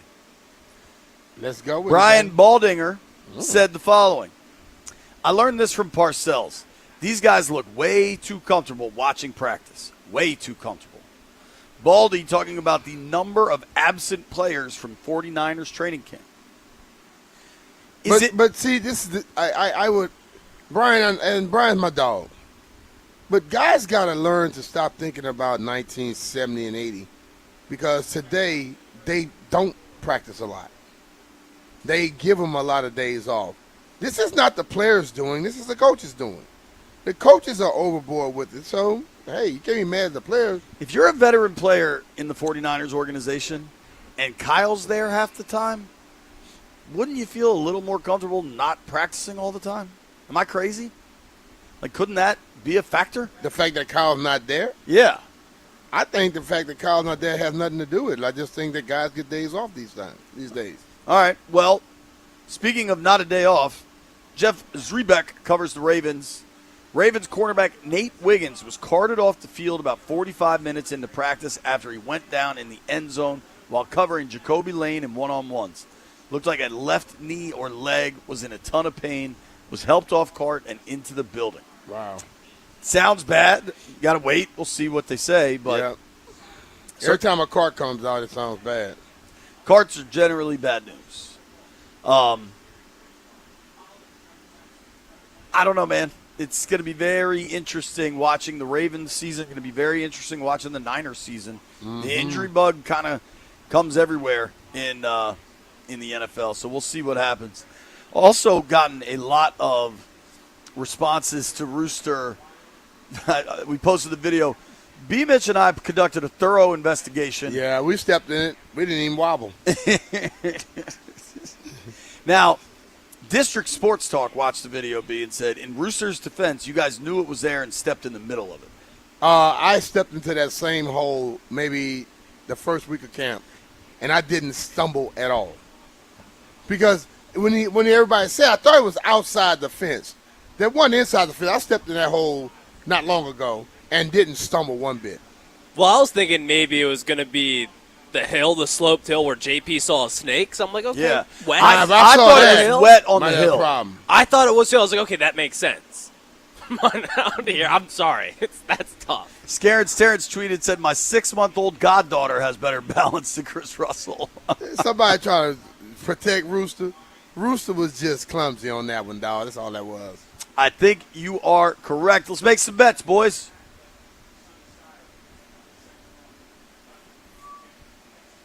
You're good. Gather around. White Brian, how do you do, sir? How did we do last night? Yo, did and Toronto Ryan won. cover? They did. They somehow covered. It was a really bad second half, but they had a good first quarter. Way to go, Tempo. The Listen, Tempo man, hooked you it give up me for 2 you? touchdowns in a basketball game. I'm Gotta taking take it, dog. Tempo lost by 12, so I probably would have been And sweating. what was the points? It was 14.5. I might stay in the W. What happened last night? Everybody won. You the only one won? Who won? You and Clary won. Okay. Dude, tonight, Mystics Aces, 10 o'clock tip-off. Mystics going for 8 in a row. Probably watch that right here on Monumental Sports Network. I think. Joey, text me if I'm the wrong. Vegas? Yeah, they're in Vegas. I'll take the Fever tonight. Mystics getting 6 and a hook in Vegas tonight. But Vegas is good. Yeah, good. Jeff's taking the Fever tonight, hosting the New York So both Liberty. of those good pitchers lost last night, Brian? I didn't check the Brewers, but the Red Sox lost. Bama's. Do a 14-2. He lost. All right, I'm going with the Brewers tonight. Give me the Brewers. Also got Phoenix Mercury against the L.A. Sparks, if that interests you, B. Give me the Brewers and the Rays. Brewers and the Rays. I'm going with the Brewers and the Rays. Stallion, what do you like? Anytime hit for some baseball player? Andres Chaparro, anytime hit against the Cubs tonight. Minus 145. Honestly, really good action. Chaparro is either a home run or a strikeout. Dude, I mean, he's leading Major League Baseball right now in slugging in the second half. Like, he's been – I mean, you're right. You're right in that department. But what I'm saying is, what is a Chaparro home run? I was going to go with that.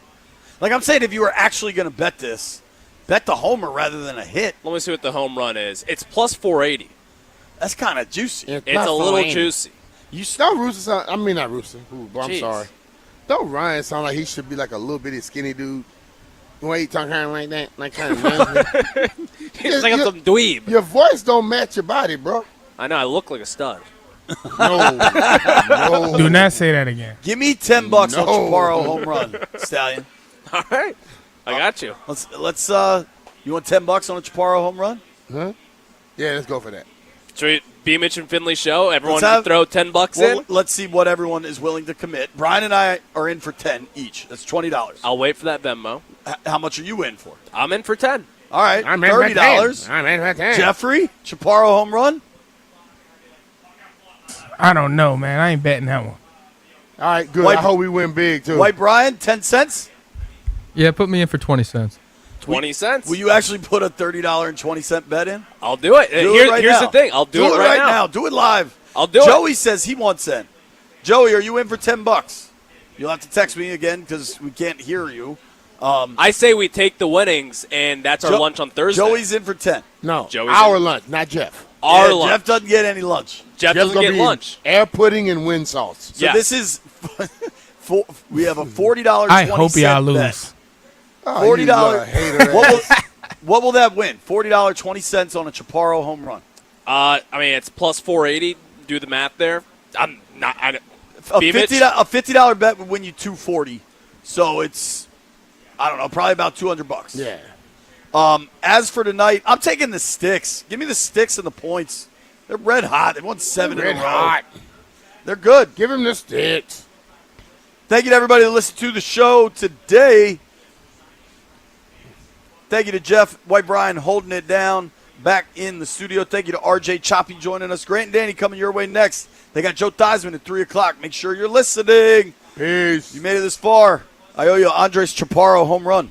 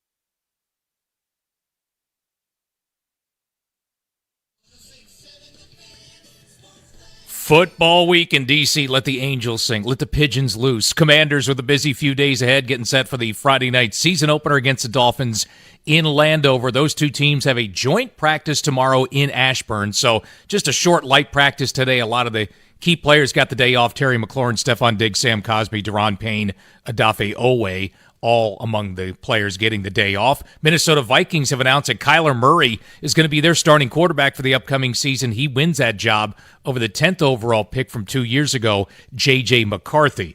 Nationals are now 5 back in the NL wildcard race, had Monday off. They're trying to win 4 in a row, back in action tonight against the NL wildcard leading Chicago Cubs. 6:45 p.m. for the first pitch. Nats baseball tonight on The Fan. WNBA, the Mystics have been on a roll of late. They're on the road in Vegas looking for a franchise record-tying 8th consecutive win. That's a 10 p.m. tip-off tonight for the Mystics over on the Team 980.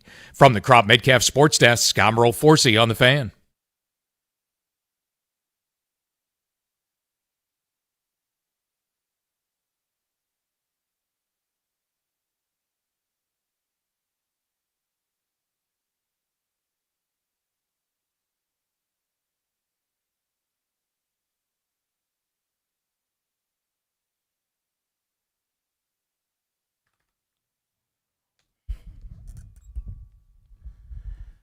Good Tuesday afternoon.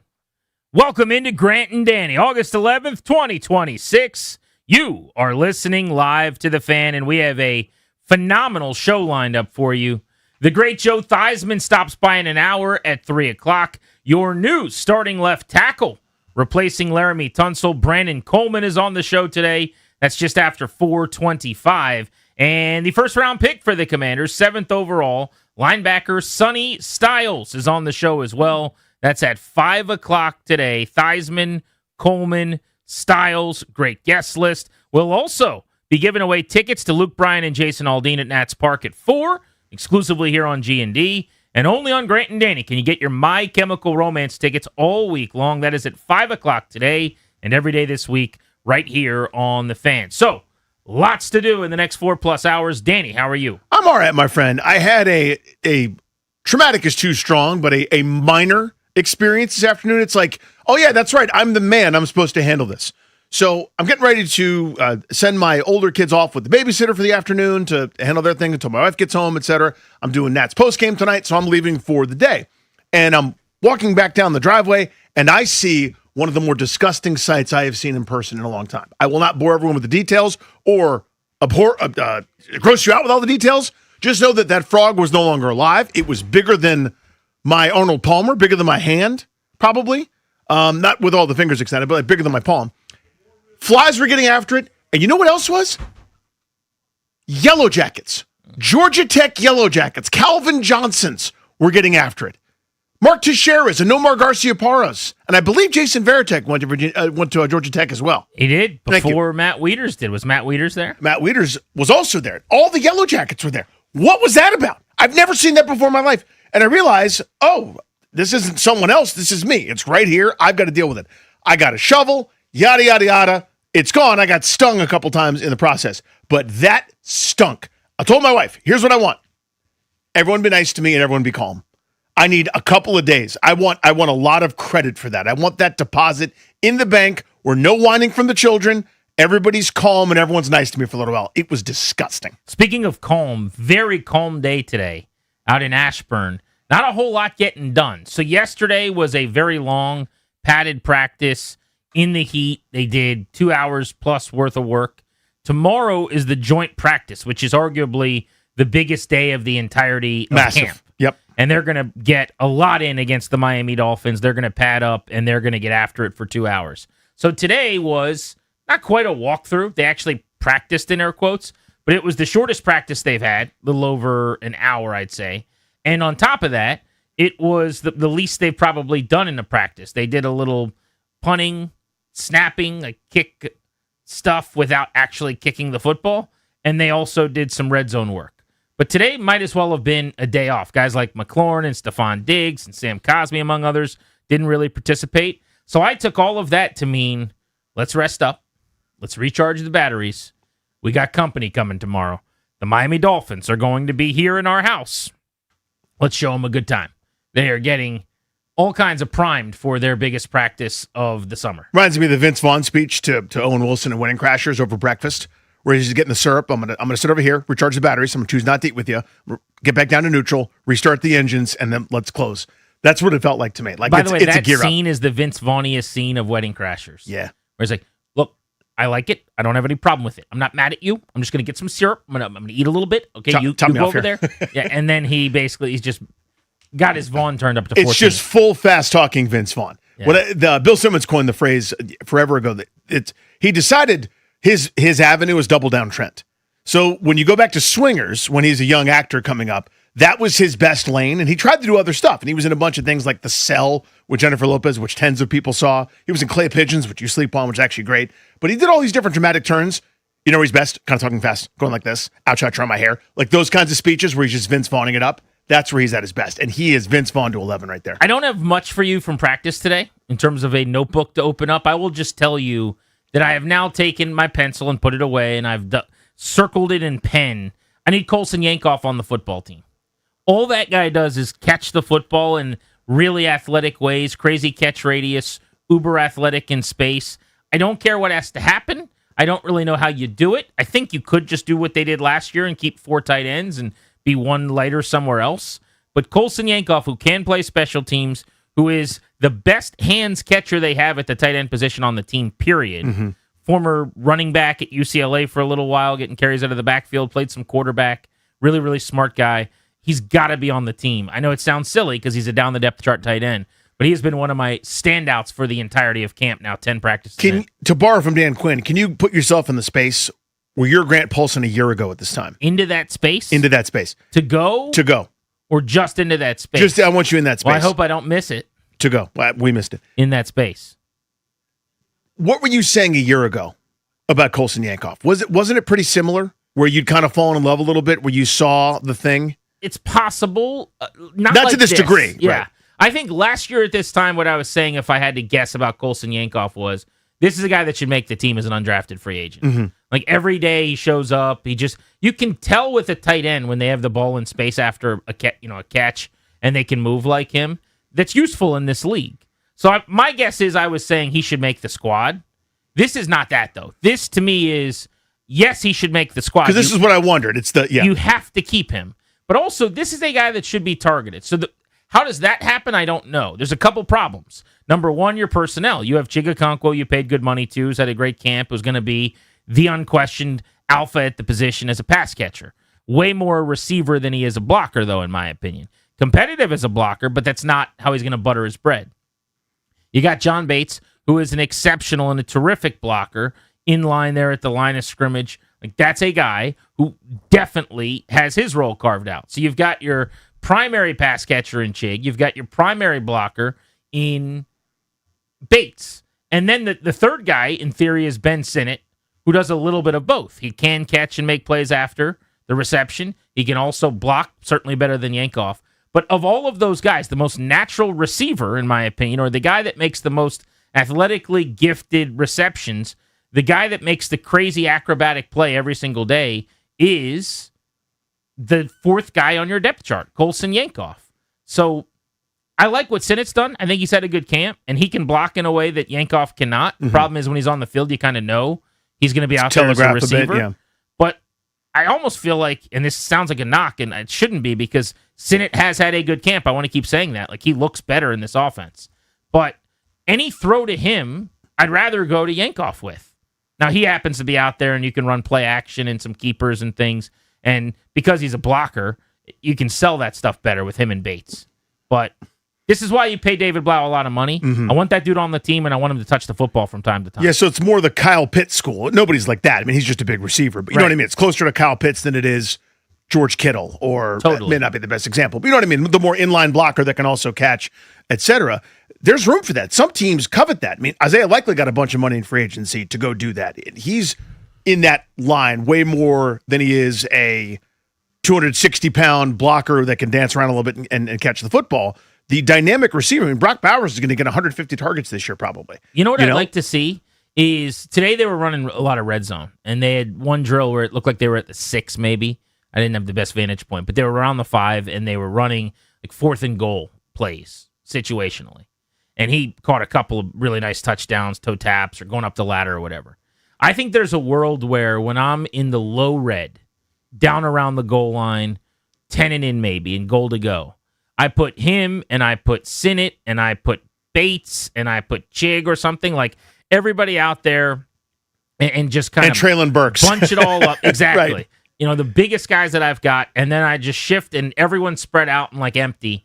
And now it's just a bunch of corners trying to defend these guys, and I'm playing basketball. Like, I want something like that. It's probably not to that extent. Nobody really does that, but you get what I'm saying. I know exactly what you're him saying. On a corner in the low red, curtains, over. Enjoy your 6 points. Mm-hmm. How would you like to spend them? You know, that's kind of how I feel about that. Burks is the one receiver that I think can be that guy in terms of his size in the back of the end zone too. But they got some big boys now. They got some bodies at tight end. It's a deep position. They're going to cut a good football player. Like, you remember the name Lawrence Cager? Of course. I mean, that's a guy that Dan Quinn voluntarily references a lot of times. Yeah, that's true. Like every time the tight end ever comes up. Well, Lawrence Cager, I would tell you, I am confident can play in the NFL. That is a guy that, if given a chance, could catch 20-plus balls in the league this year. He's their 5th tight end, and he has almost no chance to make the roster. Like, to me, that is the best position group that they have, probably. It might be. And honestly, if Sinnott didn't have a second-round tag, still drafted by this regime, oh, totally, it might be a different story. He'd be in trouble. He'd be in jeopardy, for I'd say. sure. But I want to keep reiterating, if you went out there and watched him, you would go, that's an NFL player. He would not be viewed as a gotta keep him or one of those things. But, yeah, I mean, I think when I watch, like, the thing that Sinnott has going for him to me is that if you want to grade him 1 to 100 as a blocker, he's a 60 as a blocker. Mm-hmm. And if you want to grade him 1 to 100 as a receiver, let's say he's, 60 as a receiver, okay? Whereas Colson Yankoff's probably 80 as a receiver, but maybe he's 35 as a blocker. Lawrence Cager... And then Bates is the opposite, right? Exactly. Yeah. Bates is 90 and 25 or 40 or whatever. But, like, Cager, to me, might be similar to Sinnott in those ways. Mm-hmm. Maybe he's 60 as a receiver, 65, and he's 45 as a blocker. Like, I think the fact that Sinnott can do both in a satisfactory way does save his bacon, too, beyond just where he was drafted. The others are kind of one-tool, big-time trait guys. Did you see that the Wizards do not have a Christmas Day game? I did see that. A lot of people thought, based on the intrigue and the fact that they're fun and the fact that A.J. DeBonce is their best player, that they're now one of the more interesting teams in the association. And I got to be honest, I was one of the folks that thought they would be playing on Christmas Day, that thought we're going to get some Natty TV holiday games. Didn't work out that way for the Wiz. No, was I a year too early there? It might have been that. It could also have been, if you're trying to call balls and strikes on it, you go, on paper, that's exciting, but what are we really talking about in practicality? That's probably around when Anthony Davis won't be playing because he's hurt. There's a little less intrigue there because of that. And when is the NBA trade deadline, by the way? You know, Strobes, off the top of your head? Because if Christmas Day is, well, do you know when it is? First week of February. First week of February, so it's well before that. So there's a good chance Anthony Davis is still on the team. You're just saying you think he's going to be hurt. Right, and I'm not trying to be a jerk about it, but like if I'm making the call on what do I want to feature because the NFL's taken my lunch and my lunch money, my ability to even have lunch, I'll do my best to try to draw some intrigue and showcase. I'll do the best I can, but if I have a Christmas Day game that's billed as, look at AJ DeBonce and these aging superstars with a team that's on the rise, how much fun, I'm probably going to be missing Anthony Davis, one of the marquee names out of that at that point. Do you remember when the NBA was the sport on Christmas Day? Of course I do, yeah. It's Christmas. I opened up my presents. I'm hanging out having a little party with family. What am I going to watch on TV? Oh, it'll be one of these lovely NBA games. Adorable. And then the NFL said, not up in here. Not up in here. Here's your slate for Christmas Day. Spurs-Knicks at noon. Little NBA Finals rematch. Feel Sure. good about that? I do. By the way, they're going NCAA tournament on this, B. I mean, they are just going, every hour we got a game. Credit for trying. I mean that. I give you credit for trying. You're doing everything you can. I will see 0 of these possessions because there's National Football League activity on. Mm-hmm. But it is adorable. It is precious. All I tell my kids, even if you're down by 10 goals, keep hustling. See what happens. 2:30 East time, Heat Celtics. You all right there? Yeah. Little Eastern Conference fun. That's neat. Bills Broncos at 4:30 Eastern. 76ers Lakers. We've got a LeBron rematch. This is the one they weren't making the schedule for. Remember? We got to see where LeBron is. We got to get him on Christmas Day in the best window. 5 Eastern against the Lake Show. Thunder T-Wolves. That's fun. That's good basketball. 8 Eastern. And then the Nuggets and the Warriors on Christmas night at 10:30. Shtick aside, that's a hell of a slate. That's very good. Like, they crushed it. No, they did everything right. You did everything you can. Here's the problem. Uh-huh. Packers Bears at 1. Yep. Bills Broncos at 4:30. Yep. Rams Seahawks at 8:50. There it is. That one's the one where you go, well, maybe I could. Oh, what's that? The 2 best teams? Okay, that's it. It's kind of a problem. Like, there's not even a gap between football games where you could click over and maybe see a possession.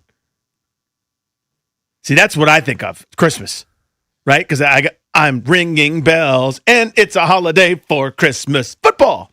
So this is your CBS Silly. I can't wait. We're almost there, by the way, for our NFL Anthems special show to kick off the new season. We do that annually on the Grant and Danny radio program. What's the Netflix NFL anthem? They have to have one, obviously. We got something. They have their own song. I just wouldn't know it yet. It's probably, they can't do anything without Kay Newish, Adams. yeah. So it might be Kay Adams like humming football music or something. 'Cause they're like, wait, where's Kay Adams? We can't possibly not have her on screen for 10 If seconds. there's a football game without Kay Adams, does it make a sound? I don't think anymore it does. No. There was a long time where you could have a football game and Kay Adams didn't have to be involved. There were football games that did not include Kay Adams. Now, let me be clear, Obama style. I'm a Kay Adams guy. She's excellent at what she does. Very talented analyst. Or host. I guess she's a host. I think she's both. She's a host. She hosts her show and she analyzes things while doing it. I generally think of her as a host. But Netflix, it's just like, it's Kay Adams with a little bit of a football Kay Adams presents some football. Right, exactly. From the people that brought to you by Kay Adams Talks About Football. Dad, what do you got over there? Do we have a Netflix football anthem? You're just staring at that screen a lot without any music playing. So I'm kind of wondering what's going on. Yeah, they don't really have anything. I mean, I can play this intro from like our game against the Cowboys. Sure, let's hear it. Christmas Kickoff, presented by Capital One Venture X. As we join you just outside the District of Columbia in Landover, Maryland, we get Week 17 in the NFL started with action from the NFC East, the Dallas Cowboys. It's the Birdman, Iron Eagle. So you can hear some tunage there. It's sort of like a little bit of like Gladiator That felt style, little big score. Ridley Scott That kind of was deal. Yeah. Christopher Nolan needs a score for an epic. Yeah. Kind of a thing. But they don't have an actual song when Kay Adams shows up? Really? I bet you this year it's going to be Kay Adams going, "You've been waiting all day for Netflix football." And she just like singing. I think so. But it's like a very green screen soundstage makeshift band behind her. Do they do it specific to places in the area? Like she's You have at to. Bobby McKee's in National You have Harbor, to. like on the piano, Yeah, you have to. singing and dancing. Mr. Smith of Georgetown, does that still exist? I don't know. That's the Dolphins are here tomorrow. Gigantic practice. This is the big stuff. I want to discuss what I'm looking forward to seeing in what is more important than Friday night's preseason game, more important than any preseason game that's going to happen. What's on the line tomorrow? So we'll get into that next. We can open up the phones on that as well. 800-636-1067. 800-636-1067. We're in the same studio today. I'm not getting sunburnt in Ashburn. There's no storm that's going to kill There's no us. John C. Flood that's going to take you away. I was going to be out there today, and then I heard there was another thunderstorm rolling through, and I was like, you know what? We're good for today. A little bit of PTSD from yesterday. I just wanted to come sit inside of a building with walls with my pals. Little AC hanging out. Grant and Danny on the Fan.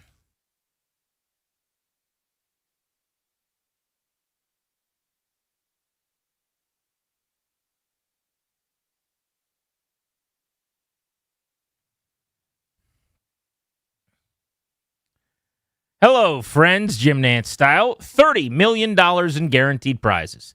Cash in this football season in Las Vegas with 3 Circus Sports contests.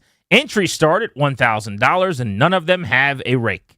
Circa Million, 18 weeks of point spread action, 128,000 ways to win. Circa Survivor, pick one winner each week. Last one standing wins. And Circa Grandissimo with a $100,000 entry. Enter in Nevada, play from anywhere. 30 million, it's all guaranteed. Visit circasports.com for details.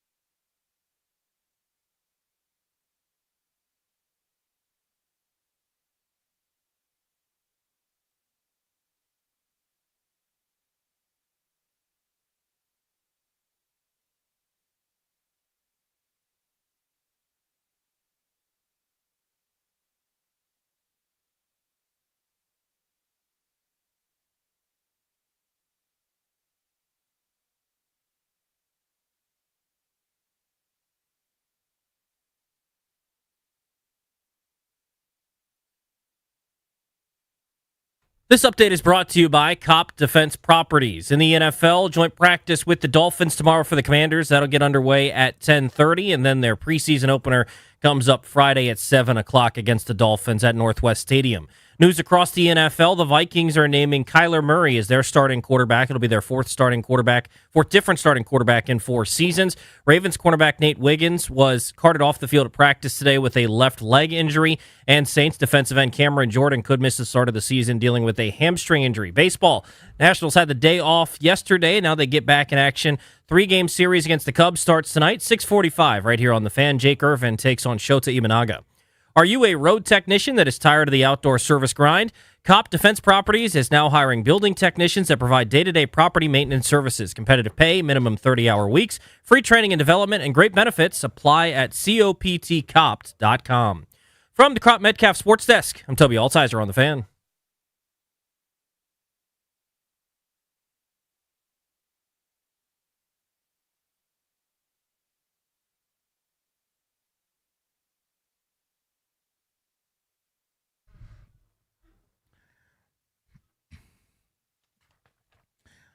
Coming up in 90 minutes at 4 o'clock, tickets to see Luke Bryan and Jason Aldean going to be given away right here on G&D. 5 o'clock today, when Sonny Styles joins the program, we've got My Chemical Romance tickets. They're also going to be playing at Nationals Park coming up about a week from now, later in August. So make sure you are listening if you want those tickets. Tomorrow's huge, though. In fact, just to ramp up for tomorrow, the team made sure everybody was rested up and fresh. Pretty light day at the practice facility. Here come the Miami Dolphins. So for people that often wonder, and I've gotten a lot of questions about this, certainly over the last few weeks, at Grant Paulson on Twitter, at Grant H. Paulson on Instagram, Danny's at Funny Danny.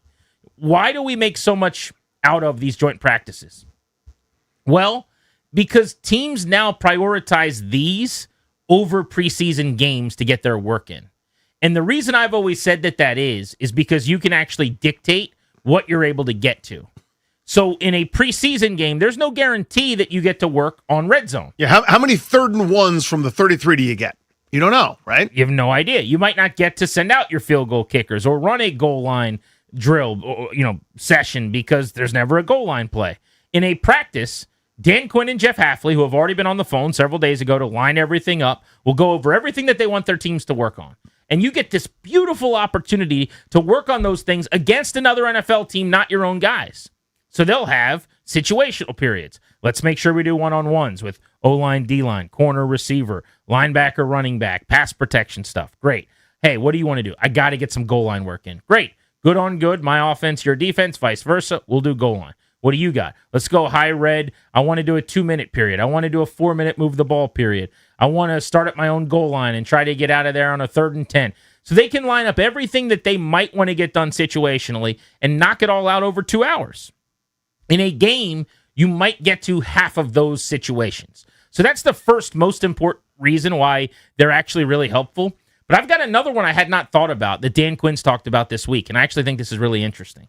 He is 2 different times, including this morning, Danny, when talking about why he loves these joint practices, he has said that teams are willing to run more stuff at these practices because there aren't 32 teams, 31 other teams, I guess, that are going to see the tape from your game. It's not televised on television. Like a lot of these preseason games are national. NFL Network picks them up. That's such a good point. I had never thought about this, but he talked about how vanilla you're going to be in the preseason because you don't want to show anything. And he said, on the practice field, we're not quite as vanilla. Now, we try to have some rules for the media or the fans, or we'll put up signs for the people in the stands to say don't take pictures or whatever. But when the Dolphins are here, Miami now knows some of the stuff you want to run. They might get a look at your trick play or this thing that you're not going to show in the preseason. But they're in a different conference. You don't really have to worry about them. It's not like Hafley's picking up the phone to call the Philadelphia Eagles, right? That's not how it works. So I didn't think about that until this week when Quinn brought it up, but I think it's really smart, both from what you can get done and also the stuff that you're going to get to see that you have to adjust to on both sides of the ball. 100%. And the looks you can give your own team, internal practices, it's only so limited, right? I mean, there's some element of surprise if a defense is seeing something you haven't run before, but at a certain point, you know personnel, you know people, and you're just trying to give a ghost look. This is other guys fighting for jobs, fighting for I know you're fighting internally too, position battles, but it's just different when it's another team, another jersey, where they're directly competing with you. And it's just a different animal. It's team versus team. And you can get so much done. And kind of to your point, you can control so much more. And I've always said for years, as the league was starting to do this, by the way, this now is ubiquitous. This is normal. Like guys like Bill Belichick and company were ahead of the game, where they started doing this over preseason games. Now that you still play the preseason games, you go through the exercise of getting guys warmed up and, going through it and checking out some of the backups and got to have it action. But for the most part, it was these joint practices where so much work was getting done. And I think at the time, you and I both said this to our credit, I really do think one of the underrated stories of last year was the Ravens canceling that joint practice at the end of the season, preseason last year with Washington. I think they really had a lot riding on that in terms of some of the work they wanted to get done, and they were sort of gearing towards that, and some of the offseason approach and training camp approach was, this is where we'll do XYZ. That was stripped away from them, and I'm not saying that's why they lost a bunch of games and went 5-12, but I do think that hurt them to some degree. Think about a teacher lesson planning, in a sense, to get you ready for a standardized test. I don't know if when you were in school you dealt with the SOLs that we did in Virginia, but everyone's got some version of them. Ours was called a standard of learning. And so every day you'd go in and the teacher would write on the chalkboard 27.2, and if you wanted to look it up, it would tell you what that SOL was that you were satisfying. And it was like, that lesson today is about the history in Virginia of this battle or whatever. And I bring this up to say, if you have this plan laid out for your summer to get you ready for week 1, and then the most important part of it you don't get to actually do, because maybe you would have done something differently, but it's all a ramp up to those Baltimore practices, let's say. Mm-hmm. Now you don't get the Baltimore practices. So back to my analogy, if you're a teacher getting a class ready for the SOLs, but then there's a snowstorm or something, and you miss the 4 days where you're going to get the bulk of this SOL stuff in, now what happens? Now you're out of luck. And so I actually think there's something to that with the Ravens last year, but I think this is going to be a critical day, and I'm really excited to see how some guys perform and what comes out of this. So let's tee that up. The question being, what are you most interested in monitoring? What storylines will you care about tomorrow? And what do you think matters? And if you want to parlay this into the game on Friday, we could do some of that too. But I'm really zeroing in mostly on the practice session tomorrow because I wrote down 3 things. The first is the Commanders' offensive line against the Dolphins' defensive front. That's the story to me. That's the number one. It wouldn't have been before Laremy Tunsil got hurt. It would have been on my list. Of course, you want to see the offensive line, and we want to see it go with this new scheme and new system. But now that it's no Allegretti and no Laremy Tunsil, and it's reshuffled, that is the number one thing. Spotlight, zoom in. I got to see it. You'll hear from Brandon Coleman on the show today in 2 hours at 4:30, the new starting left tackle, taking over for Laremy Tunsil, so don't miss that.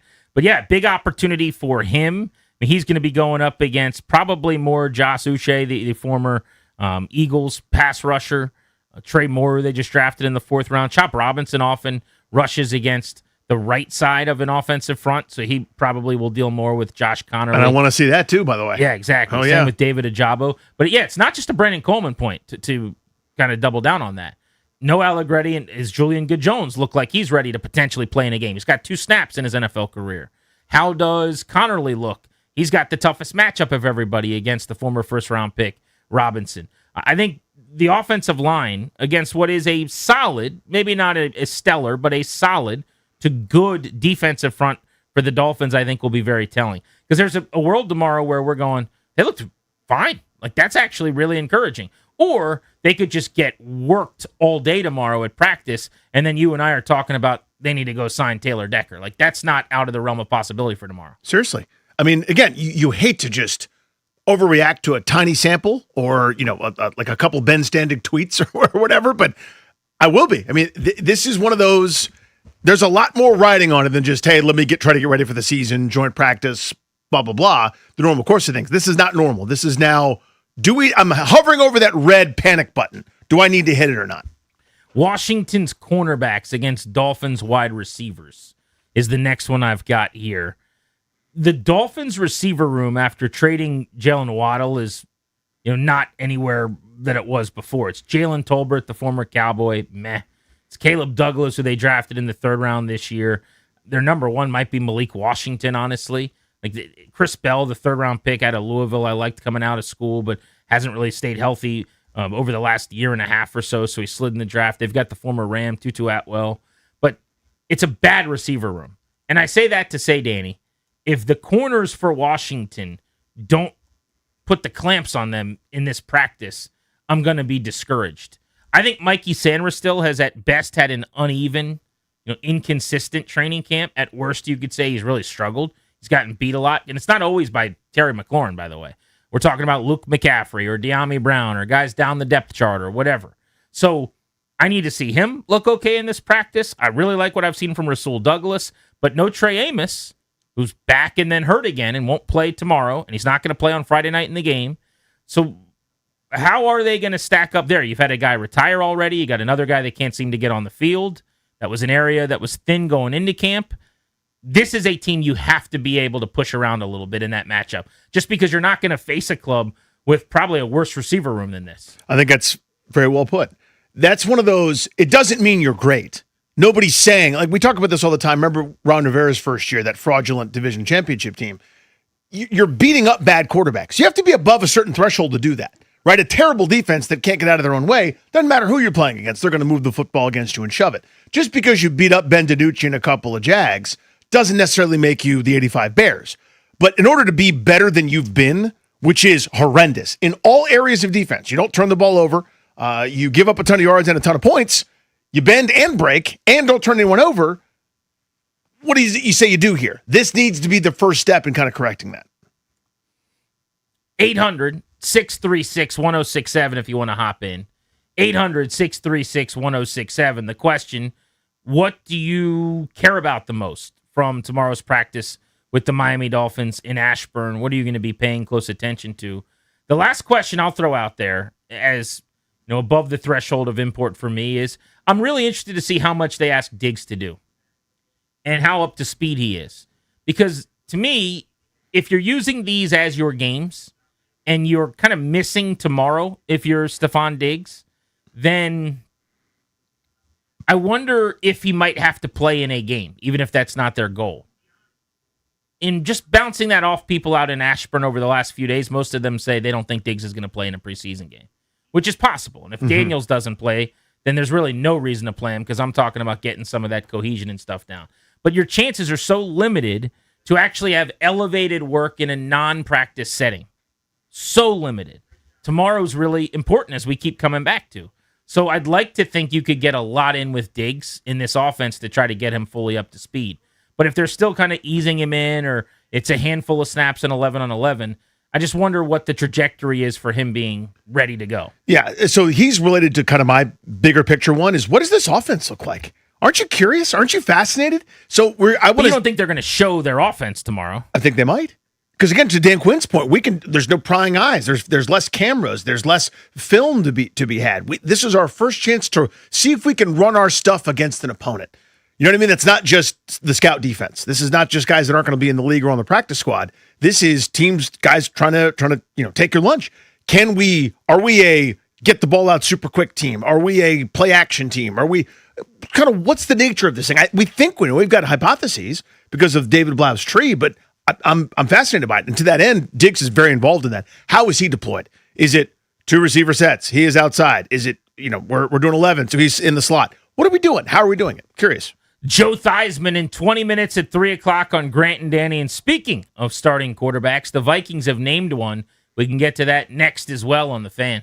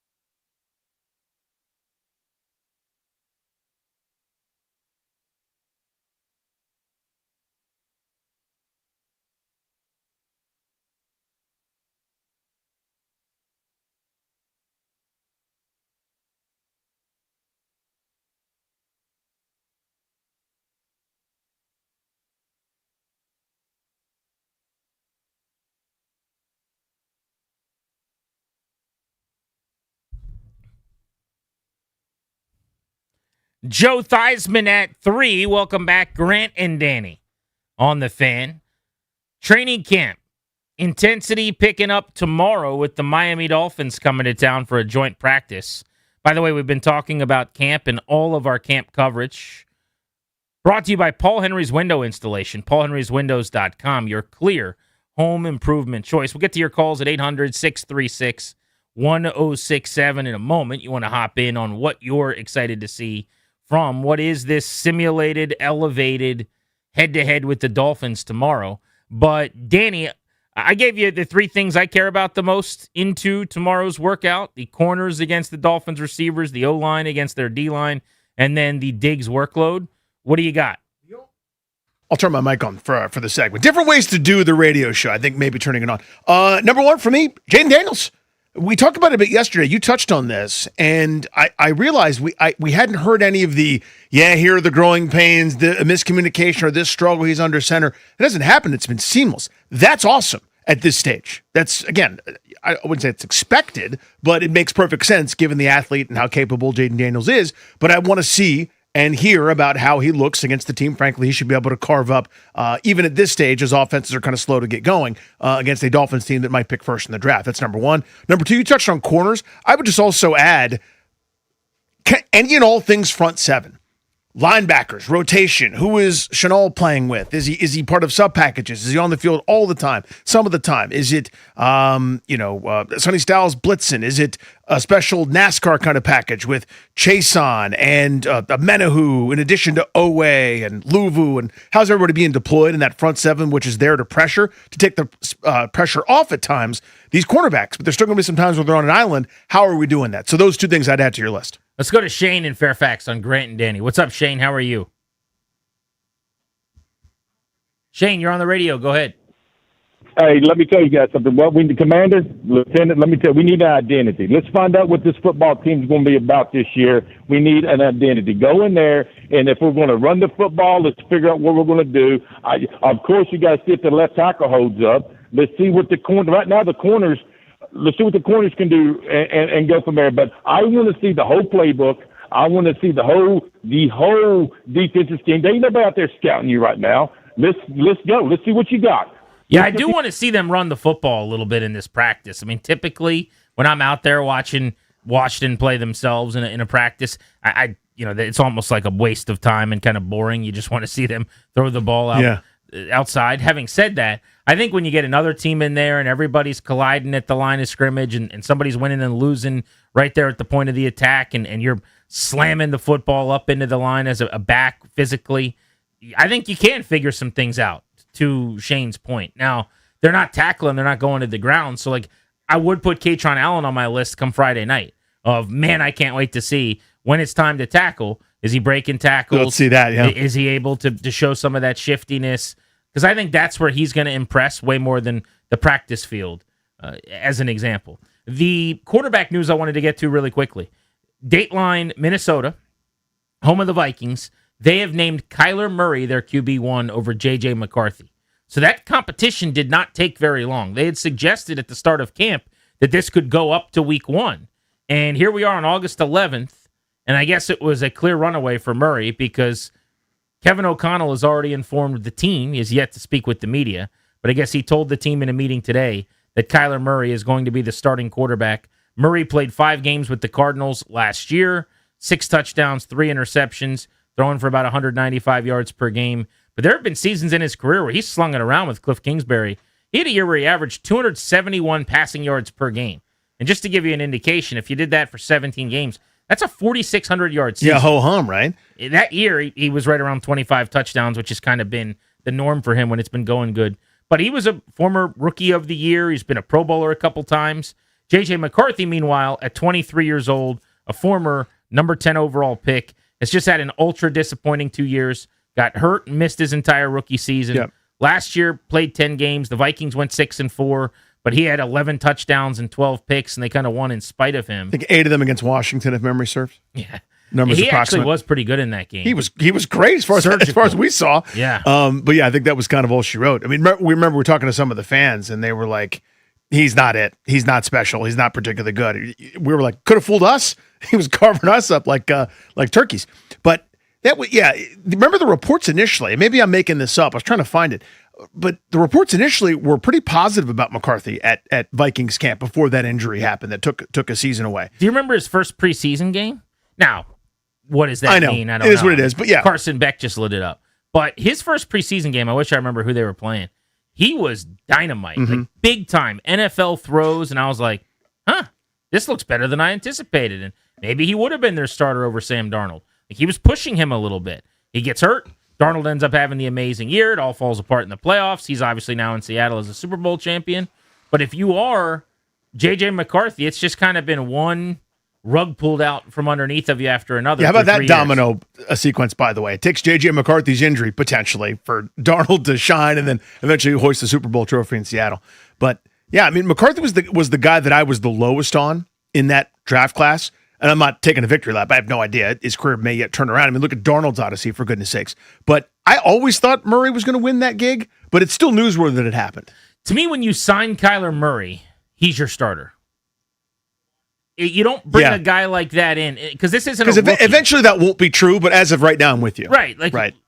As an example, the Giants went and got Russell Wilson when they had Jackson Dart. Uh-huh. You knew, even though it's Russell Wilson, that's Jackson Dart's job. He was a first-round pick. Cousins this year is a good example of this. I hope for Kirko's case and sake that he plays pretty well and he can start deep into the season. But you have Fernando Mendoza, who was the number 1 pick and a Heisman Trophy winner. So you're on borrowed time before he takes that job. McCarthy's not that guy. I mean, there were leaks and things coming out already that they were looking to move on from him, and they just didn't like what they saw. Obviously, last year he came in toward the end of the year and was very middling at best. So I thought as soon as they went and got Kyler Murray, who's been a starter for a long time in the league, it's pretty clear he was going to be the guy.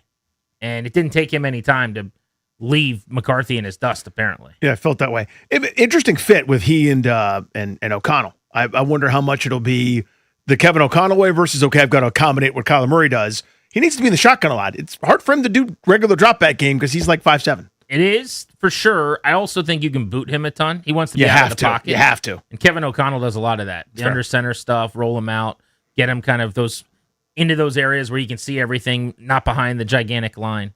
We could talk to Joe Theismann about that quarterbacking decision, some of the other competitions at QB around the league. He joins us next on Grant and Danny here on The Fan.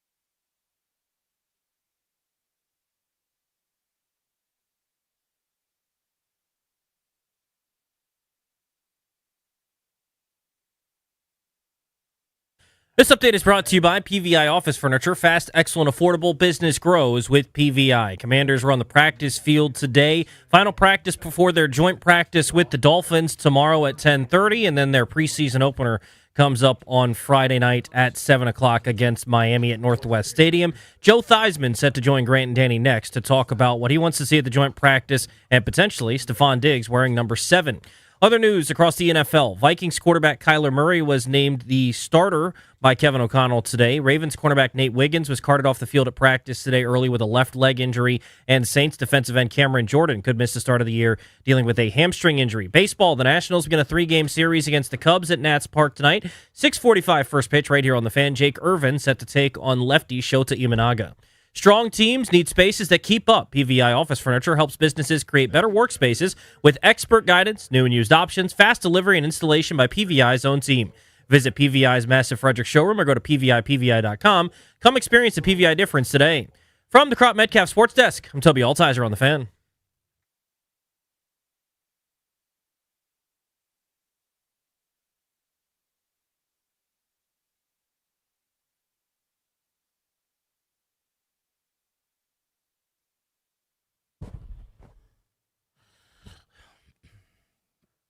Welcome back. Grant and Danny on the Fan. We're with you until 6:15 tonight when we turn things over to Charlie and Dave with the Nats baseball. This radio program, The Grant and Danny Show, we're exclusively sponsored by the law firm of Condori and Morat. Estate planning, elder law, real estate transactions, probate administration. Their attorneys are always there to protect you and your family's assets. Schedule a free consultation with their team today by visiting kmlawyers.com, and be sure to let them know that we sent you. That's kmlawyers.com. On the Rude Guest Hotline, Rude, the most reliable heating and air conditioning products in the DMV, we find our buddy, the legend, Joe Theismann, is with us on Grant and Danny. Joe, how are you? I'm great, guys. How are you? Doing well. Doing very well. I am sunburnt. I've been out at camp every day, been at all 10 practices, and thoroughly enjoying myself watching the team get ready for the season. I guess first things first, big news. What did you make of the loss of Laramie Tunsil and just how devastating that is, but also what lies ahead now? Well, I think it's certainly unfortunate. You know, he's an all-pro player, and you know the left tackle position is people talk about it as the paramount position on the offensive line. But now with both ends being open, both tackles are very important. And Coleman's played before. They drafted him to do that. He had to move inside last year, and now he's back outside. You know, but certainly when you lose somebody in the offensive line like that, it's a problem potentially. But at least we're into a limited amount of training camp so that there's plenty more time for people to acclimate and for them to make the adjustments. Joe, over the course of your career, you played with some pretty good offensive linemen. I think that's pretty well documented, I would say. Pretty good, yeah. I think that's probably fair. What is having a dynamic left tackle like that? What does it actually do? So it's not just protecting your blind side. There's more to it than that. And then maybe when that guy has to miss a game, what are some of those adjustments? Well, I think, first of all, it's not so much for me, but for the communication with the left guard and the left tackle in this case. It's the communication with those two guys that's so vitally important. When people are running T&Es, twists, you know, when they're doing all the stunts up front, whether you got an outside backer, who's going to pick them up, who's going to take them. Then you've got the running back that has to be part of the communication. Then they point out who has who. So there's a lot of communication that goes on that people aren't aware of that really involves sort of a triangle of people. Anybody that's a back on that side or a tight end on that side, as well as the tackle himself and the guard. And from a quarterback standpoint, I mean, it's as a right-handed quarterback, it's truly always your blind side. And you just have to trust that it's going to be protected. You have to believe that, you know, you can set your feet, you can focus downfield and not worry about pressure coming from that side. So there's a little bit of a sense of comfort, but there's also a whole lot of communication that takes place that people really aren't aware of.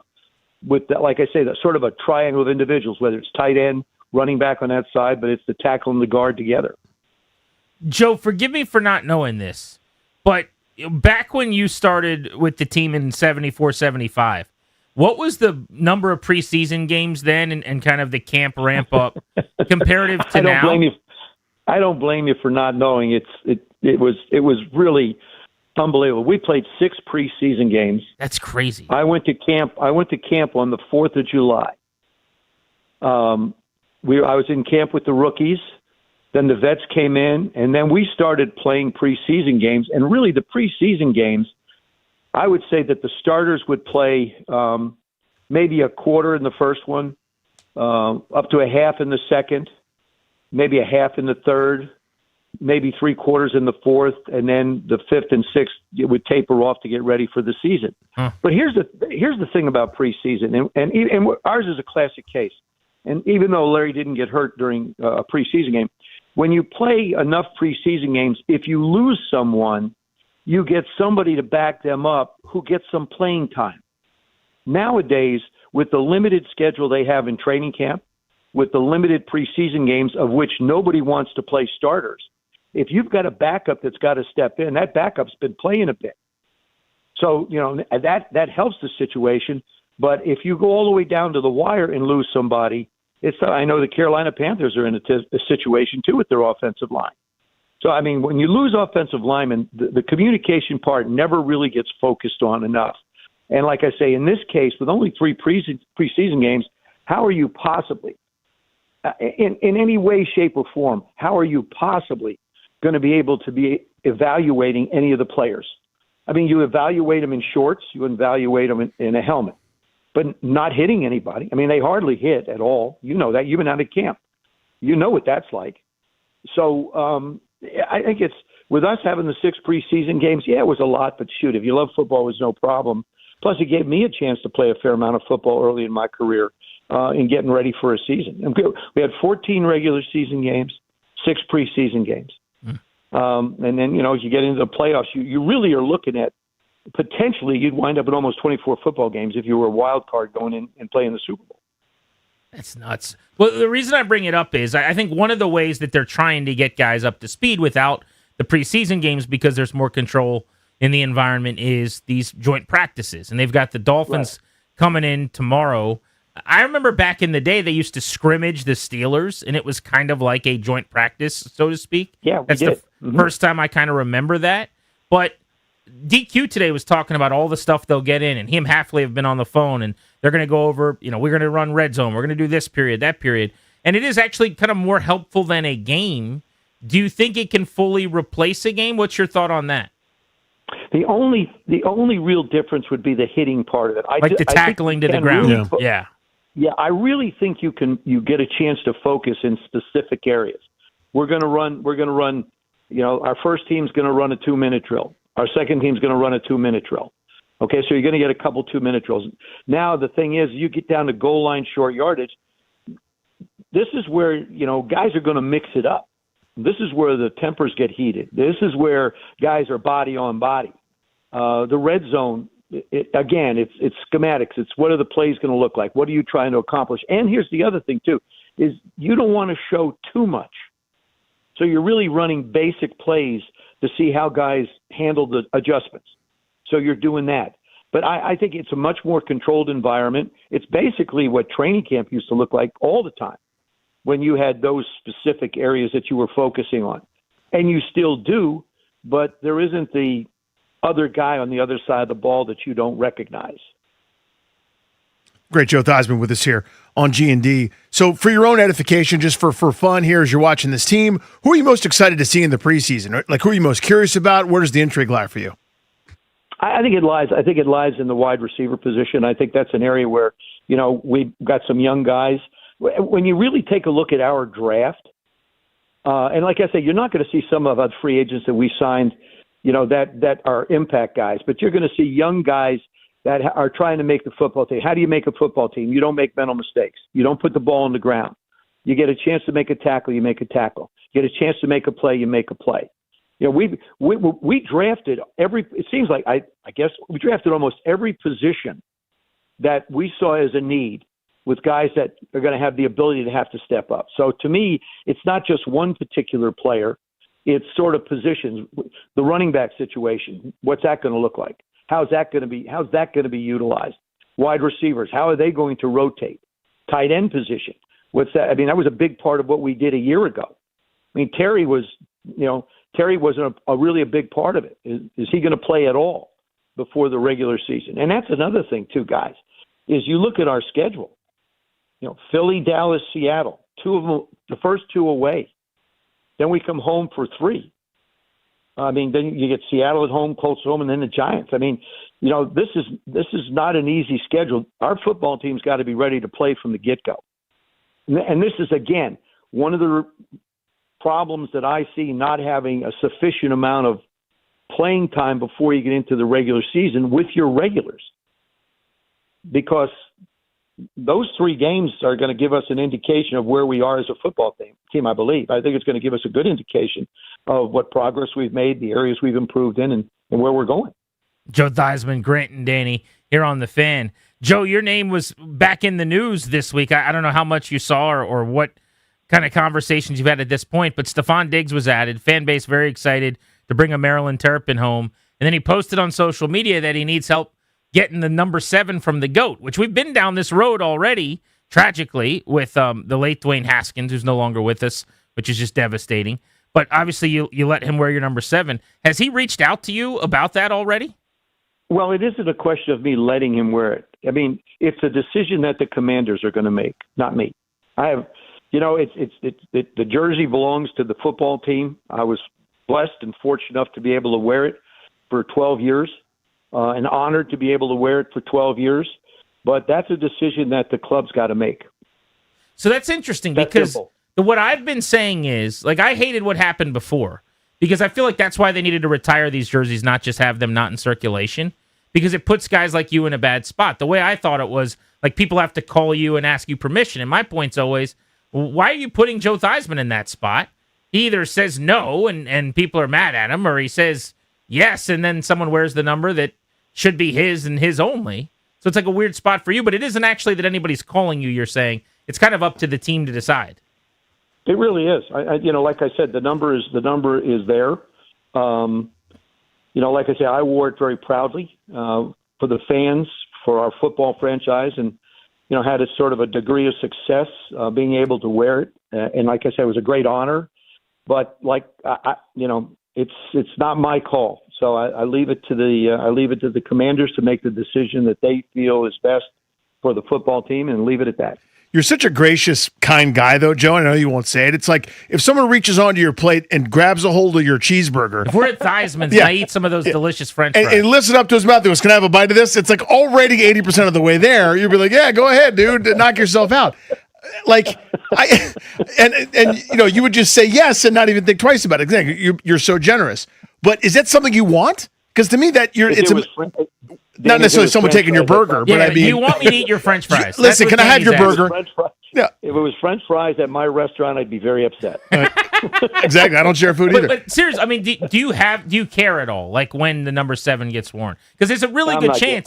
Guys, I hope you understand at this point, I'm not getting into it. Yeah. It's the club's call. It's not my decision.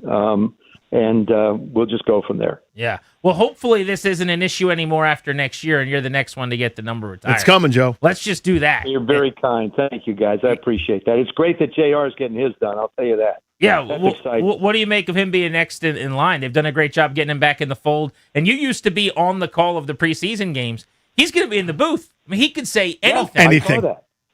I'm excited to hear. I'm excited to hear John's perspective.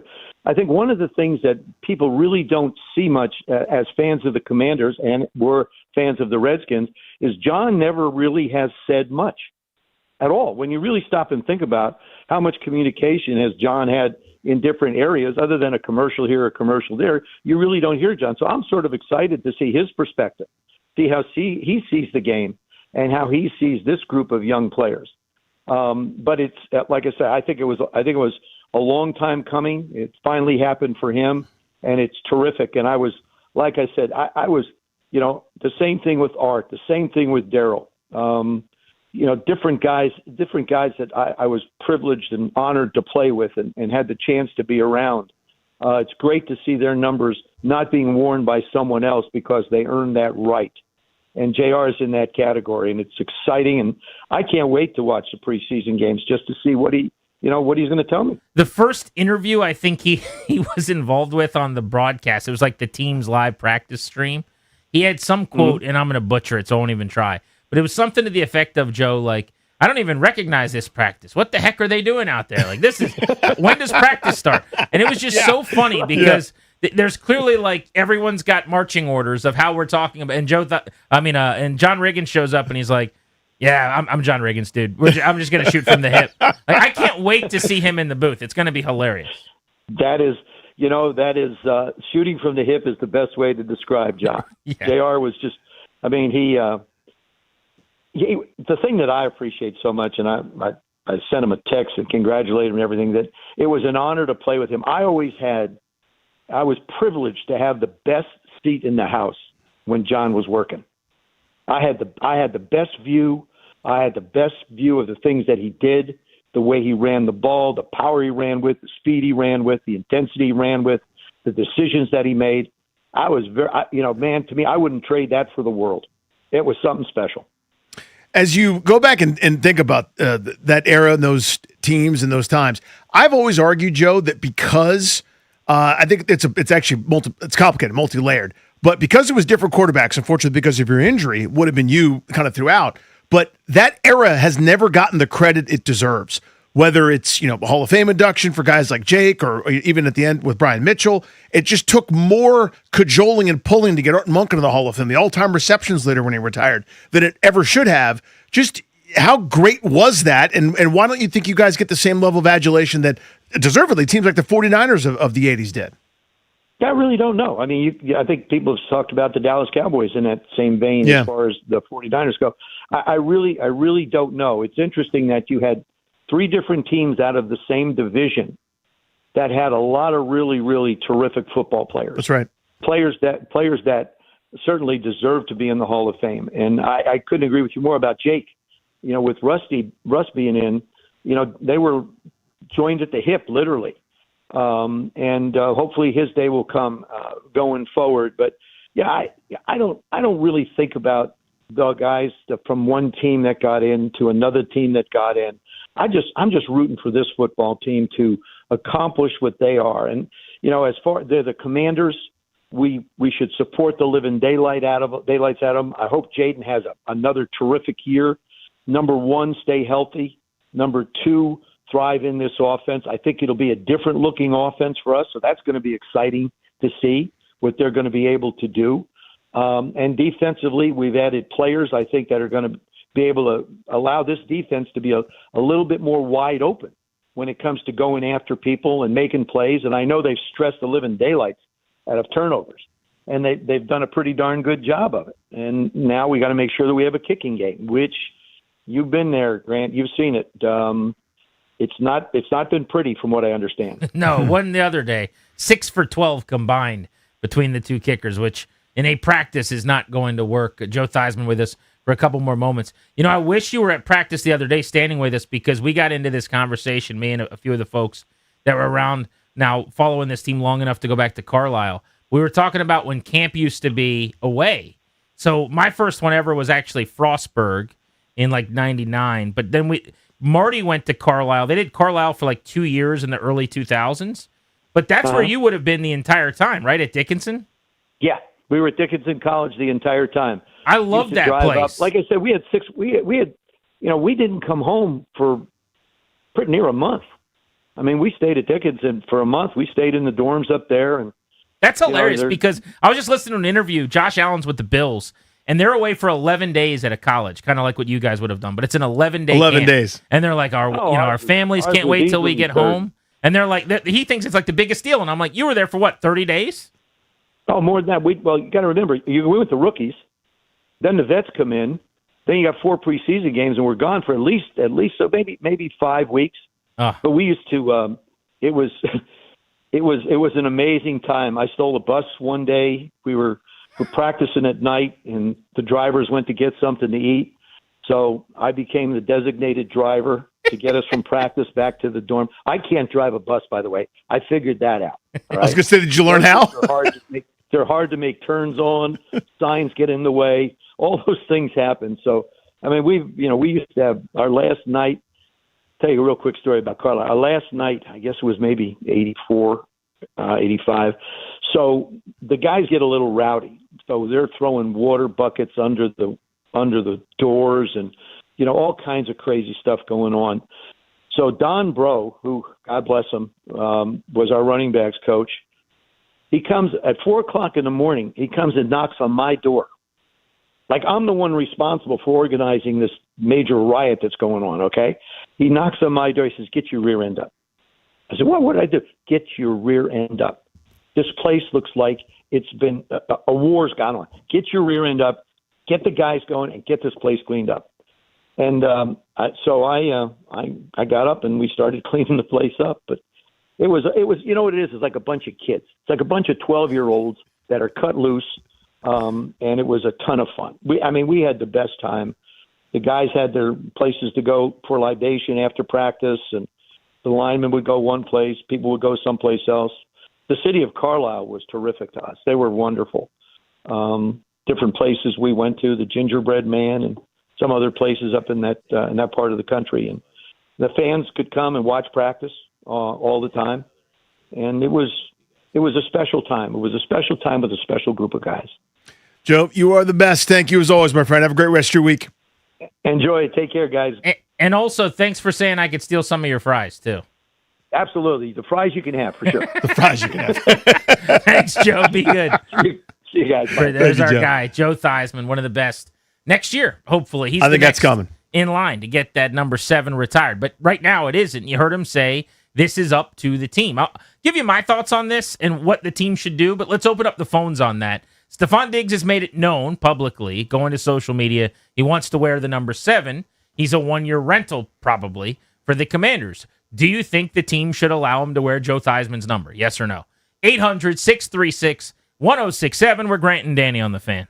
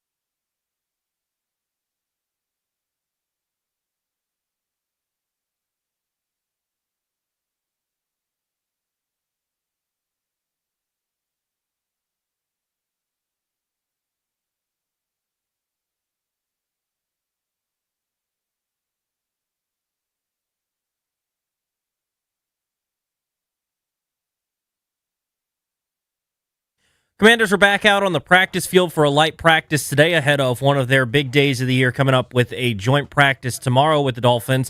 Tomorrow at 10:30 out in Ashburn, and then their preseason opener comes up on Friday, August 14th against the Dolphins. That'll kick off at 7 o'clock at Northwest Stadium.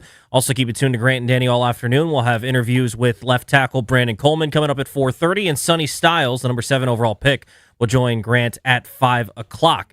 NFL news, Puka Nacua left practice early for the Los Angeles Rams. Sean McVay had no update after practice. Vikings named starting quarterback as Kyler Murray. It'll be their 4th different starter in the last 4 seasons. Ravens cornerback Nate Wiggins was carted off the field at practice today with a left leg injury. And Saints defensive end Cameron Jordan could miss the start of the year with a hamstring injury. Baseball, Nats taking on the Cubs for the first of 3 at Nats Park tonight, 6:45 right here on The Fan. Jake Irvin takes on Shota Imanaga. From the Crop Metcalf Sports Desk, I'm Toby Altizer on The Fan.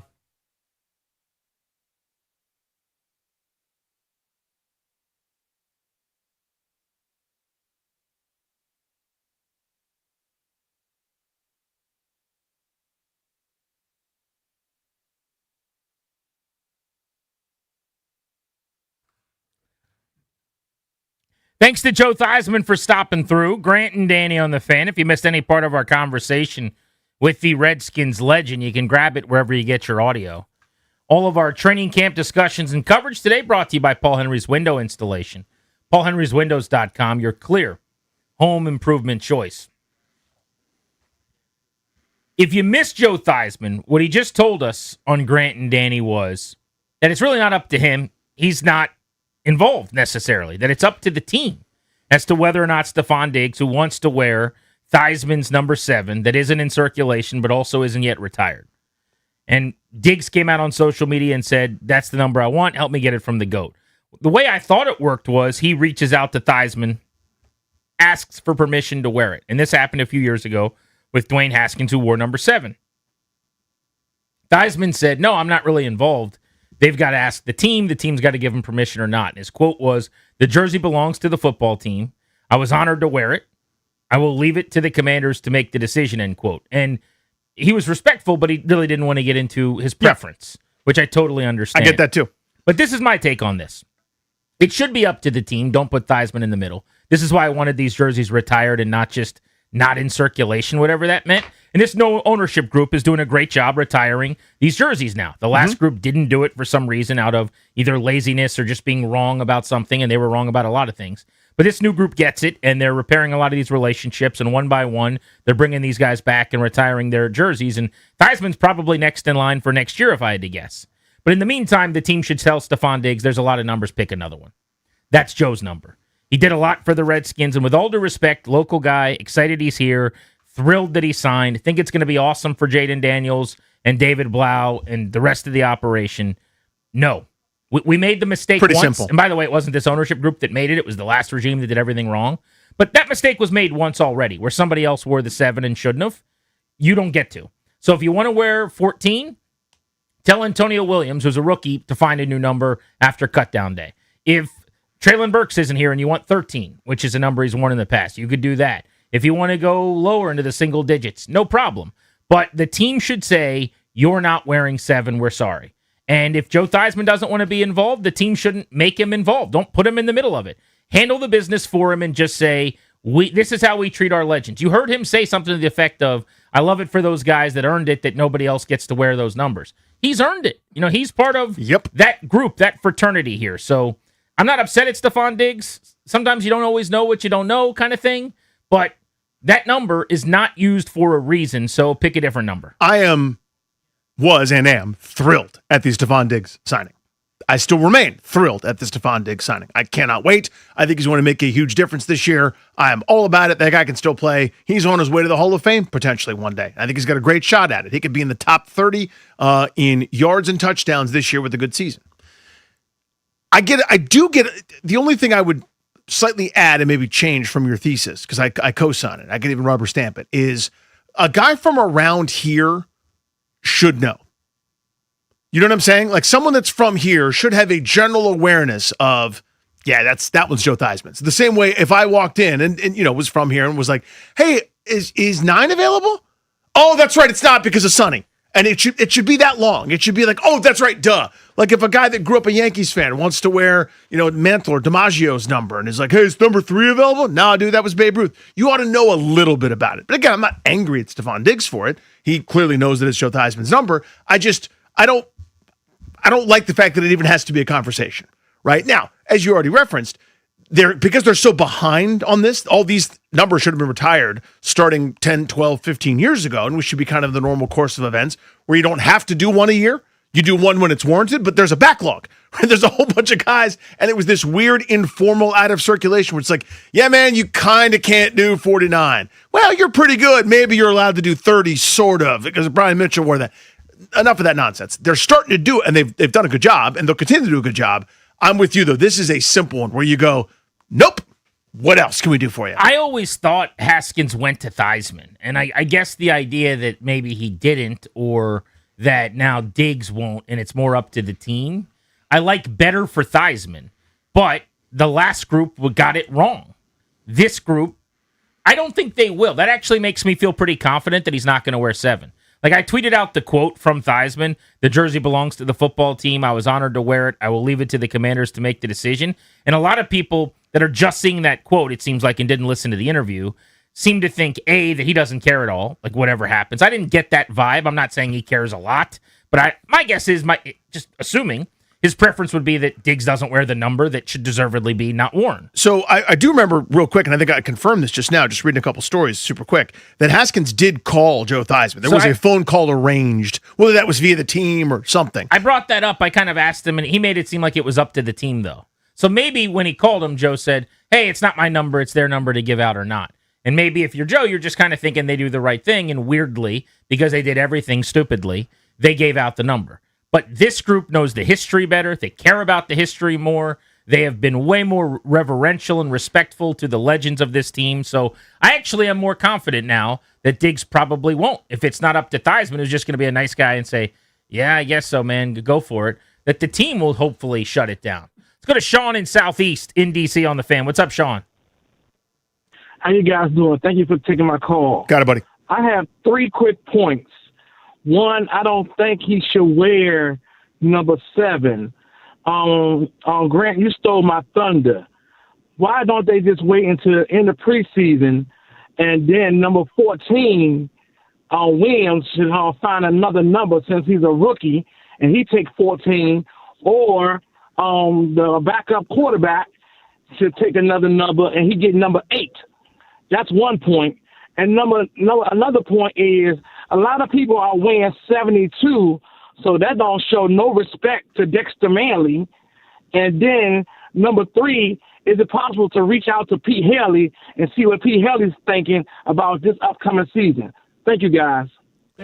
Was not ready for that last non sequitur. That was amazing. I'm a Pete Haley guy. I might text him and let him know. Some guy. 3:35 p.m. on August 11th. That was the first time Pete's name's been brought up by a caller on our show ever, and it was like after a bunch of answers to questions that are relevant to the show. And then he said, call Pete Haley, who's doing some golf stuff right now probably, or playing golf, and ask him what he thinks about football. I'm of 2 minds. One, I kind of want to do that. Just to, hey, Pete, what's going on? What do you think about football? But then the other part is I don't want to reward that, where someone calls and then they get to program the show. Yeah. Like, I don't know that I want to endorse that kind of behavior, but there is a part of me that's like, just want to casually call Pete as a show bit and be like, what are you up to? What do you think about football? The number availability changes as camp goes on. I think Treylon Burks will make the team. It's certainly not a lock. McLaurin's in, Williams is in, and Diggs is in. If both Luke and Lane make it for special teams, now you have maybe 1 spot left or 2 spots left. De'Ami Brown's probably in for his speed. He's also very close with Jaden Daniels. So is it Van Jefferson versus Burks for a spot?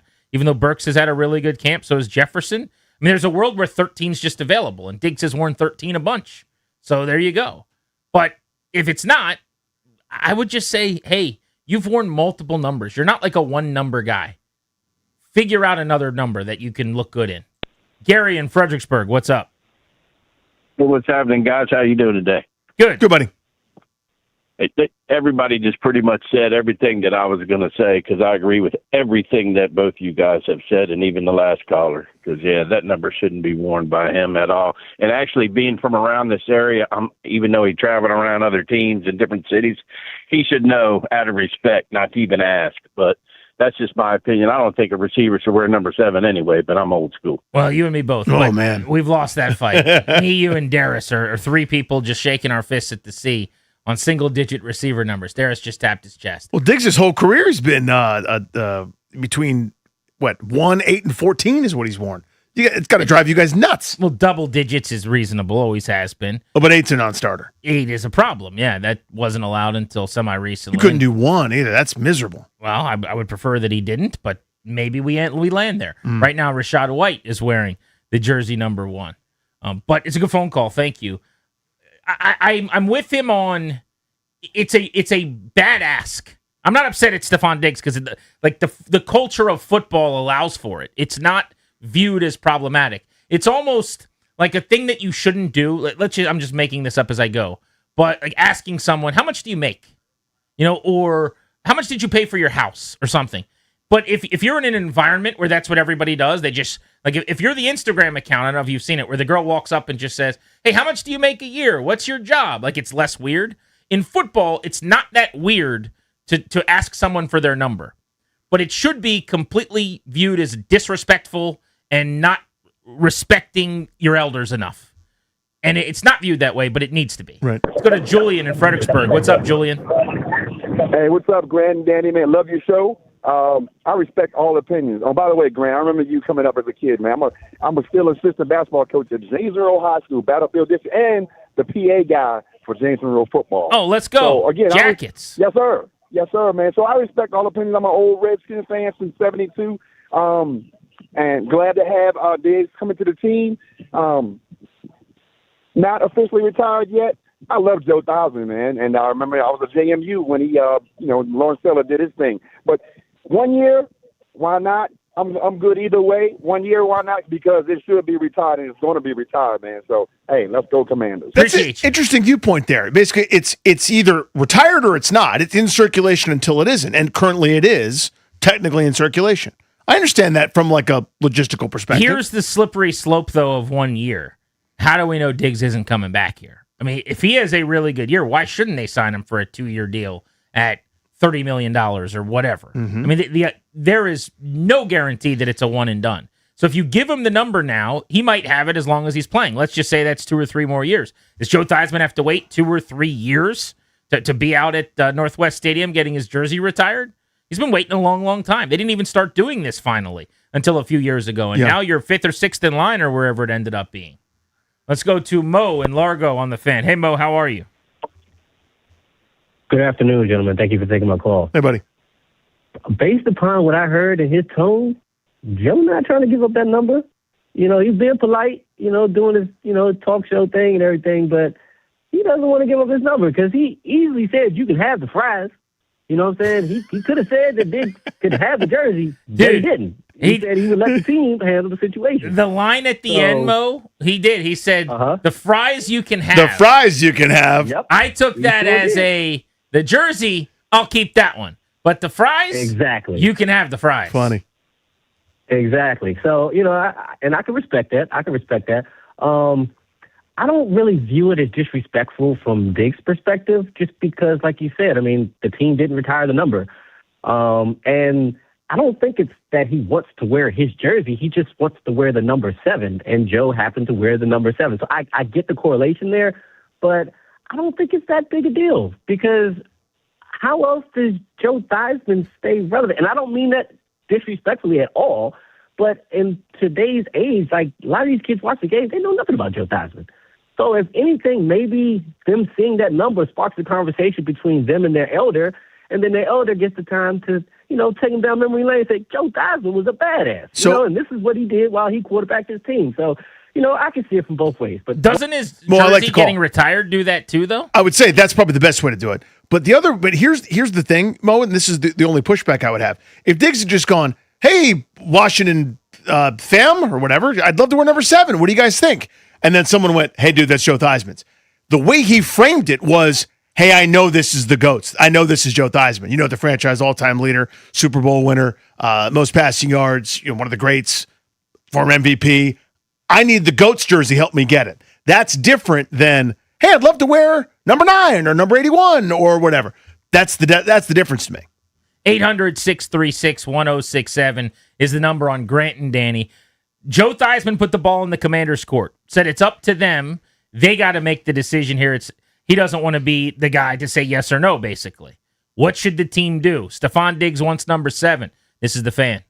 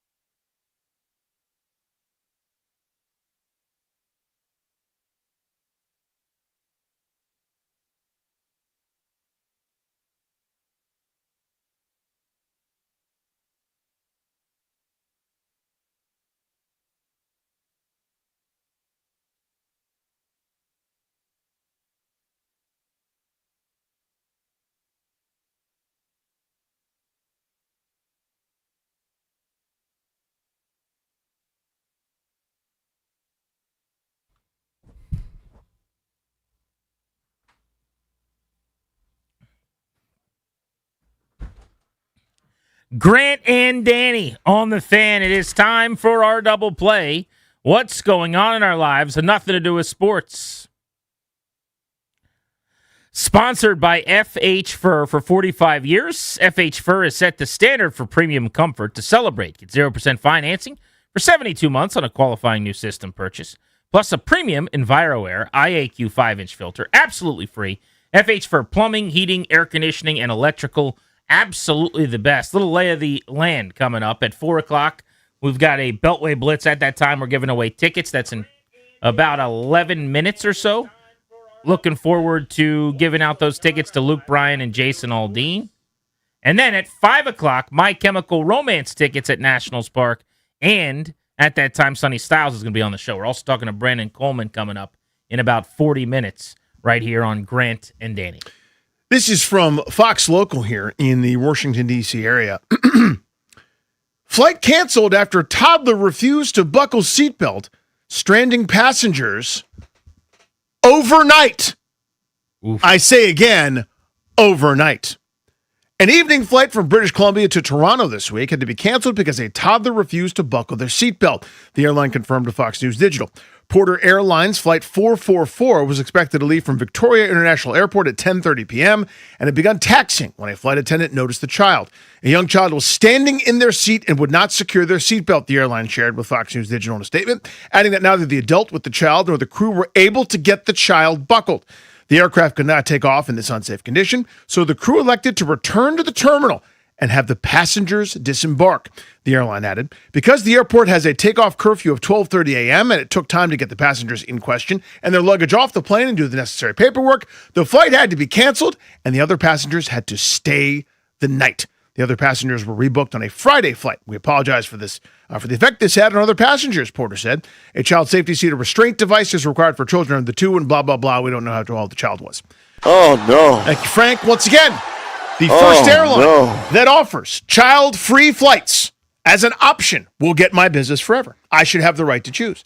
Now, if I'm going on a 2 p.m. flight that's going to last me an hour and 30 minutes to Charlotte or something like that, who cares if there's a screaming toddler or whatever that can't be controlled? That's the risk I take. Maybe it's a bit cheaper. If I'm flying 10:30 p.m., the old red eye, the Roho Oho, late night, coming back from Seattle to D.C. If I'm flying internationally, going to London, to Paris, points beyond, like Barcelona, which is in Spain, Grant, and you sleep.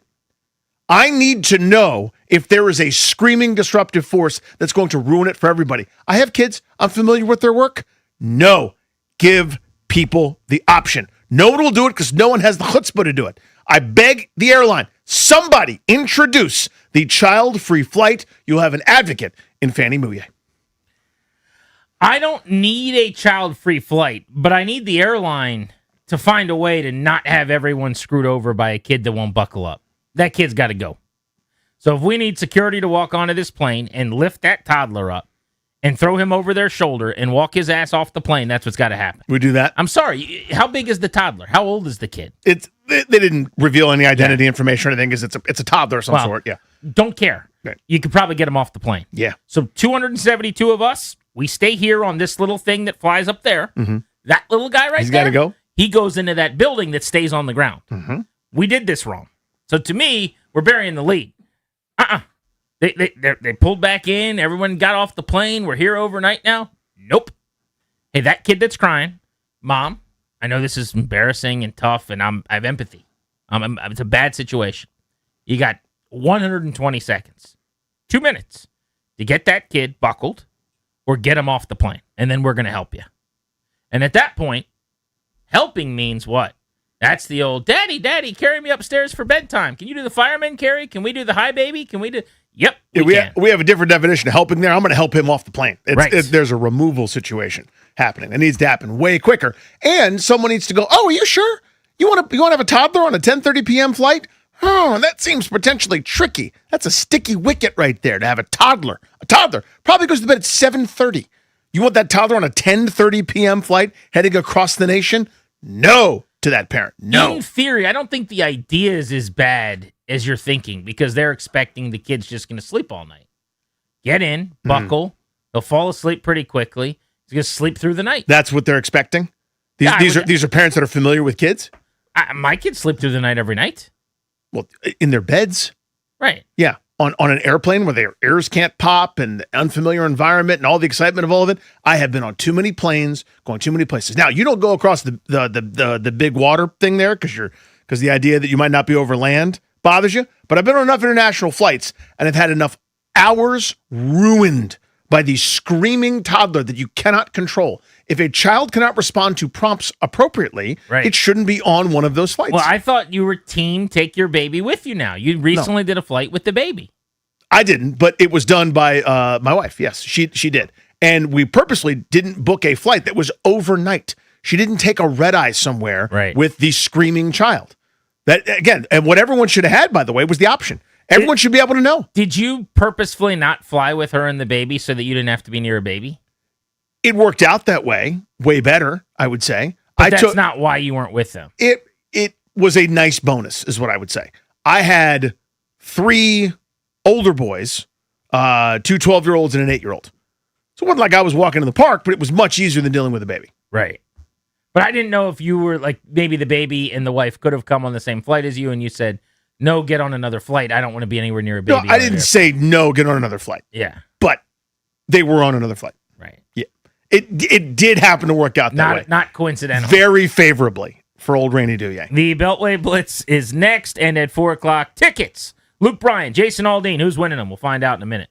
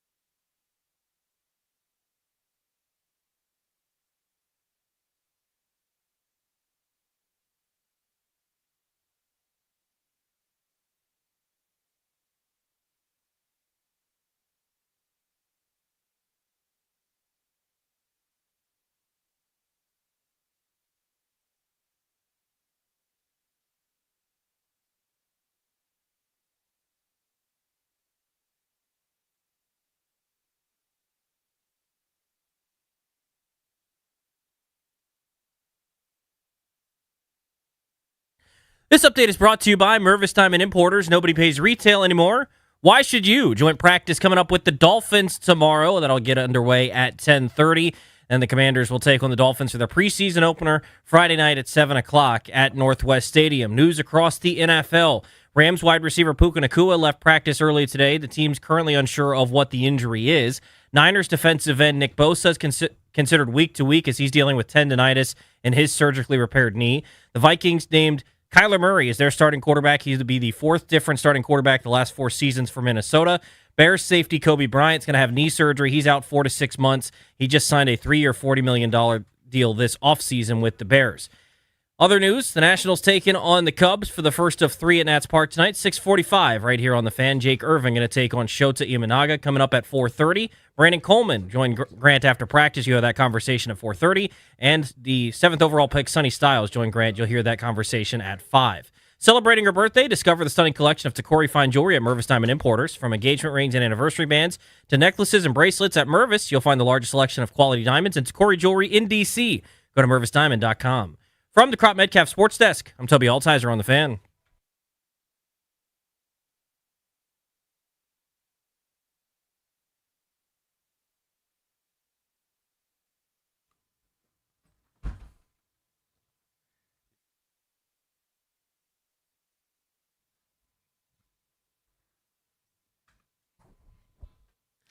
New left tackle on the first team with the Commanders, Brandon Coleman, who's going to be filling in for Laramie Tunsil, joins the show in 25 minutes. Make sure you're listening at that time. In 1 hour at 5, Sonny Styles on Grant and Danny, an update on how his rookie training camp is going. Right now, caller number 10 at 800-636-1067. That's 800-636-1067. Congrats, you're going to win tickets to see Luke Bryan and Jason Aldean. It's the Double Trouble Tour. Thursday, August 20th, coming up later this month at Nationals Park. For tickets and more event information, go to thefandc.com/events. Congratulations to whoever wins. Let's get to the Beltway Blitz. And before we cover the NFL and the Commanders, we start on the diamond with the Nats and our buddy Charlie Slows. Listen to Charlie and Dave on the call of Nats baseball tonight. 6:45 first pitch. Cubs, game 1 of a 3-game series with the Nationals. Charlie, how about a sweep of the Reds? I didn't know how many more sweeps there'd be for this team on the bingo card this year. Well, there've only been 2. The one early in the year, and that one on completed on Sunday against a team that the Reds were playing really well coming in. And Nationals pitching was really good in that series, and some timely hitting return, knocking runners in with men in scoring position. It was all good to see. Cubs in town this week. That's a team 19 games over 500. Speaking of playing pretty well, preview that series for us. Well, the Cubs, early in the year, they have long winning streaks and long losing streaks. I think they did 2 long ones and winning and then 2 long ones losing. But over the past month and a half, they've been terrific and really solidified themselves as a postseason club. 5.5 game lead for them for the first wild card spot, but they're 5 games behind the Brewers, still with time to catch them with roughly 42 games to go in the season for most clubs. There was a lot to like about that Red series, but I guess the thing that I was most intrigued by was the new arms in the bullpen helping. Cruz had back-to-back appearances that were scoreless, where he was throwing 101 with a wipeout slider. Dion looked really good on Sunday. We saw Bird finish that game as well. If you're Paul Taboni, that's pretty encouraging. Yeah, I mean, for a couple of games there, bullpen was really good. We'll see how these guys do over a longer period of time. I mean, Dion's had a couple of appearances. That was certainly a different look that he brings with that over-the-top delivery that hitters are probably not used to seeing. So that was really positive. And where Cruz is concerned, he's throwing a lot more sliders than fastballs. So when you talk about his big fastball, he didn't seem to throw it consistently for strikes. So we saw him using the slider much, much more. It was good to see Brad Lord used as an opener, and I think we'll see more innings from him. Trevor Williams has pitched really well since they've been using him out of the bullpen. So we'll see how this plays out. I think when you combine that to hope to get some decent starting pitching now and some timely hitting, and we'll see where it takes this club over the final month and 3 quarters of the season, if you will. And hopefully soon they get James Wood back to really bolster the offense. Yeah, Charlie mentioned timely hitting. We talked about this on the postgame show on Friday. It's a group that, without Wood, 3 of their 4 best offensive players, couple via trade, and then, Wood obviously with the injury. It's a different offense now than it was just a couple of weeks ago. And they found a way as the series progressed against the Reds to kind of find a way to push some more runs across. It's sort of a different identity now, it feels like. Yeah, you're certainly using platoon splits and how you're making up a lineup. When you look at today's game, facing Shota Imanaga, so they're loaded up with the right-handed bats, including Andrew Pinckney, who'll get a start in left field out of the number 9 spot of the order. Harry Ford is seemingly playing almost always against left-handed pitching. Chaparro's in there in the number 2 spot with Dylan Cruz leading off. Chaparro's really been unbelievable since the All-Star break with the opportunities that he's had. So right now you can say, with what they've done with first base, with Ortiz and Chaparro, I don't think they've lost all that much there since Louis was traded. So that's good. And we'll see, Dalen Lau had a great series against the Reds, seemingly sees that lineup, those pitchers coming, and has had his best games in the big leagues against them. We'll see if that continues for him. Speaking of picking it up, you mentioned Lyle's series against Cincinnati. Who else would you put on that list the rest of the way that, whether they get back into the mix or not from a postseason standpoint, you really want to see elevate their game down the stretch going into next year?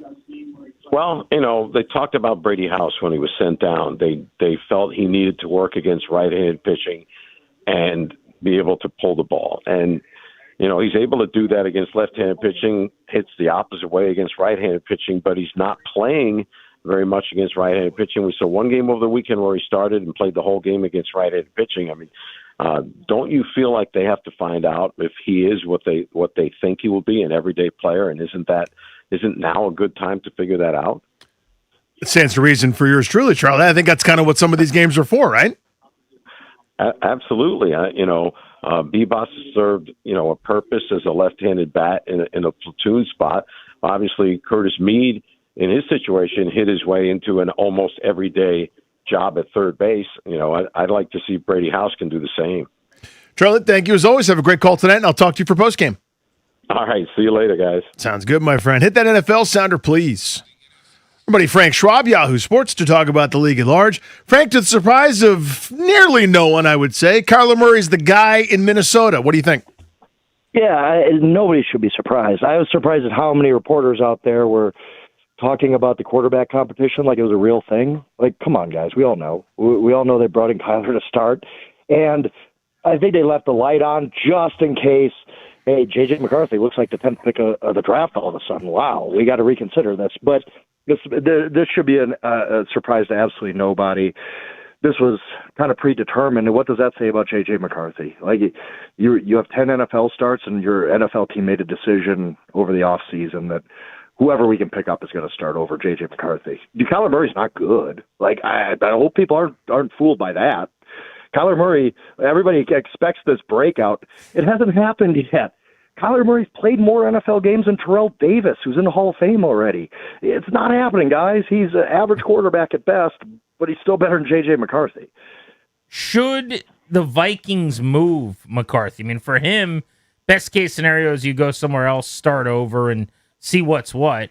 But I don't know that there's anything coming back to Minnesota in terms of value. So does it even make sense for them to move him? Yeah, I think in some of these situations, teams just do it without really being like, okay, we're going to get a lot back, or they just want a clean break for everybody. And I think that's what's going to happen. There's a reason Carson Wentz is on this roster. And not that Carson Wentz is lighting the world on fire, but he's a viable backup. And I think they knew that. I don't think they signed him thinking, oh, we just need a veteran third quarterback. Like, right? There's a reason he's on the roster right now. And I think that leads me to believe that, yes, they're going to try to move McCarthy just to be done. They don't want that specter hanging over them. They just want to wash their hands. Again, they decided in March when they signed Kyler Murray that this guy who was the 10th pick of the draft 2 years ago cannot start for us. It will be Kyler Murray. What is that? That tells you that they're just done with him.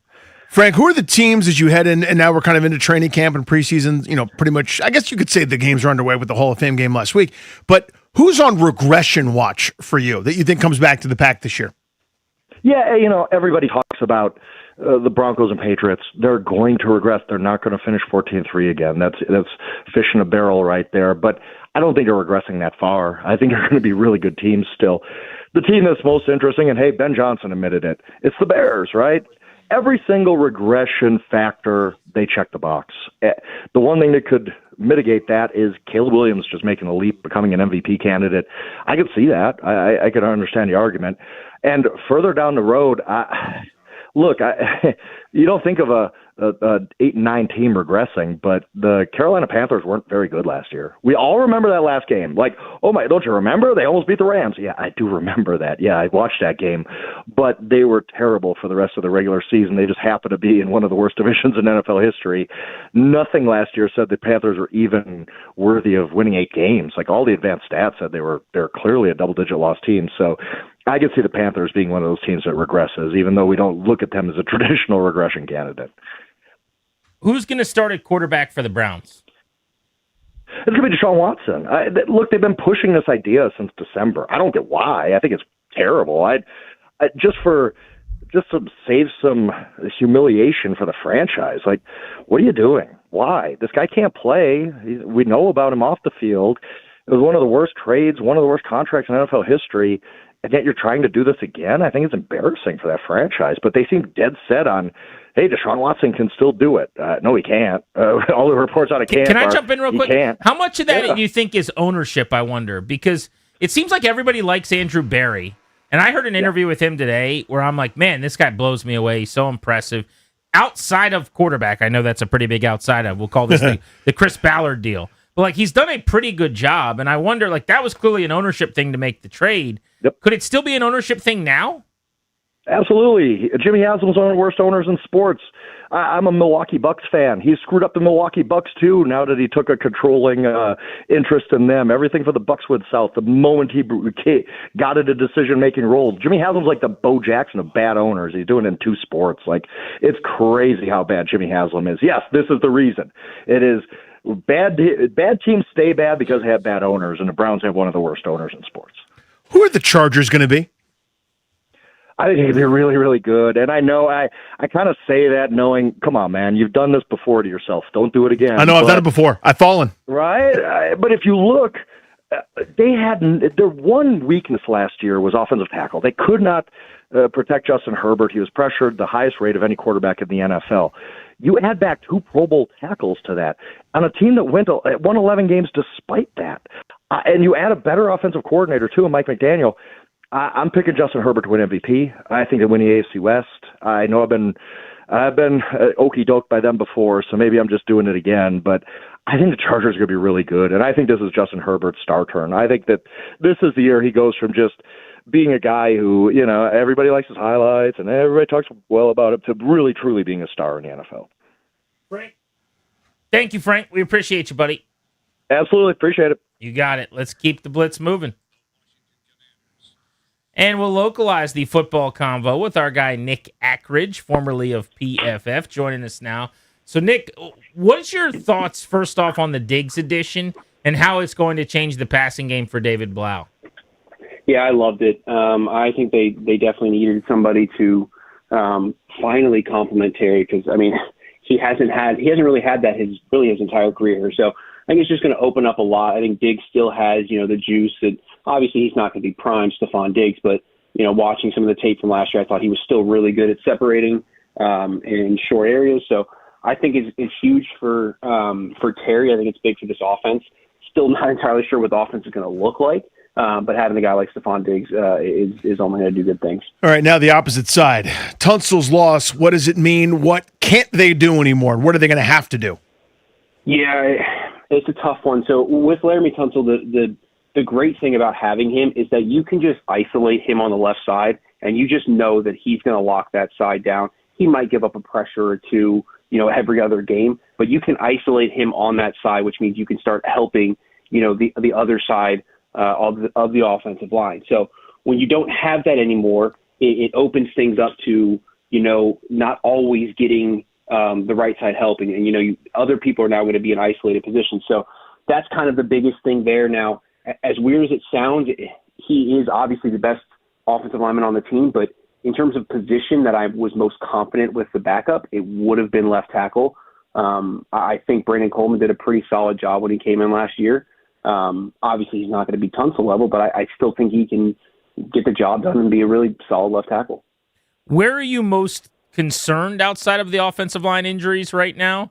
And where are you the most confident in how this roster was put together? Yeah, I think even without the injuries, I think I was still concerned with the center position. The move off of Biotish last year is still kind of, I'm still very confused by that, and they don't really have a backup plan. So kind of counting on Allegretti to be the guy, even without the injuries, is a very bold strategy. One I probably wouldn't choose. So that's probably where I'm most concerned. And now I think I really like the backfield. I think that's where I'm most confident. I like Bill back there. I really like what they did with adding Rashad White, and obviously a healthy Jaden back there just makes everything better. But yeah, I think the backfield is probably where I'm most confident. I think you got a nice complement of skills back there. So Nick, I'm much older than you, so I'm sure you remember though when you were young, when this team had Cooley and Fred Davis, and it was just beyond them to figure out how to use both at the same time. It was attention, a new tight end's coming on the field, and they could never really unlock it, whereas other teams maybe seem to. I think of their offensive players, maybe 3 of the 5 or 6 best might be tight ends that can do different skill sets. How do you see that tight end rotation? How might they unlock some of those guys like Okonkwo, maybe Sinnott, Yankoff, etc.? Yeah, I think you're seeing it nowadays in today's NFL, the tight end, the 13 personnel, the 12 personnel, all of the the massive use of multiple tight ends on the field has just kind of unlocked offenses. You saw with the Rams this past year, and so I think that's kind of how they use them. I think you obviously have John Bates, who is a great blocking tight end, but like you said, you've got Chig Okonkwo, you've got Yankoff, who is apparently having a great camp, and then you got Sinnott, who can play kind of your fullback, H-back type of guy. So I think they have a ton of options out there. I think you can constantly rotate these guys in, use 2 tight end sets, 13 personnel, 3 tight end sets, and kind of really, attack defenses with these tight ends and these heavy personnel sets. What's your outlook in terms of their standing within the division this year? Yeah, I think it's tough. I mean, it's always going to be tough when you have the Eagles there.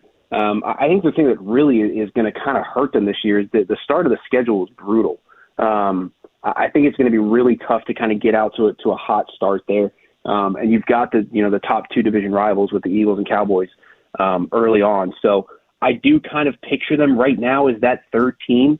I would love to be proven wrong, but there's just so much kind of unknown with both sides of the ball with new coordinators. So I would still kind of pencil them in as that 3rd team there. What's your biggest, this will be a bit convoluted, if it goes right, then they're not the 3rd team. You know what I mean? Like if there's a big question mark, and if it works, they're maybe the 2nd best team in the division, or maybe the floor bottoms out and they go the other way. Yeah, there really is, there's so many scenarios to how this season can play out. You can come in with a new hotshot offensive coordinator that people can't really figure out, and the team just gets running, and Jaden's back in his rookie year, and like you said, we're back up at the top of the division and really kind of fighting for playoff positioning.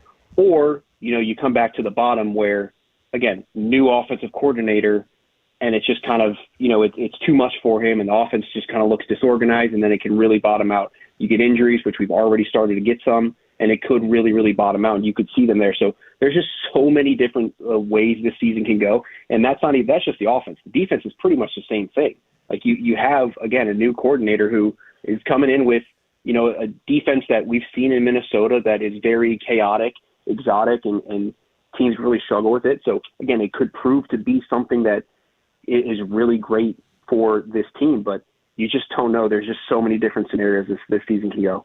I don't think people know that Brandon Coleman actually played in over half of the snaps last year offensively, because he ended up playing the quarter of the year at the end at tackle, and so he did get a bunch of run. The tape was pretty good. What's been your assessment of him when he has played?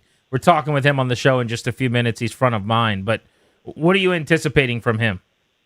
Yeah, I think just a really, just a steady left tackle. I think when I was watching him, this offense last year, the Cliff offense, doesn't really isolate the tackle too often. When Larry Tunsil's out, they didn't. So there's very kind of few, true one-on-one pass pro sets for him. But when those did arrive, like the whole Dallas game, he completely shut down their edge rushers the entire time. So I think he's really good, really athletic. There's some times in the run game where he'll kind of lunge a little bit, but I think he can hold his own in terms of power. And there's some really good tape out there of him really moving guys downfield. So I'm excited to see him kind of get some longer run here at left tackle, especially with how this offense is going to look. Nick, thank you as always, buddy. Talk soon. Yeah, appreciate it. You guys have a good one. You too, man. Check him out, Nick Ackridge, covering the Commanders, formerly with PFF. We're Grant and Danny, the Beltway Blitz in the rear view on the Fan. Next, I want to get into Brandon Coleman's future, and it starts this year with him being at left tackle and getting a golden opportunity. You're going to hear from Coleman himself, joining the show in moments.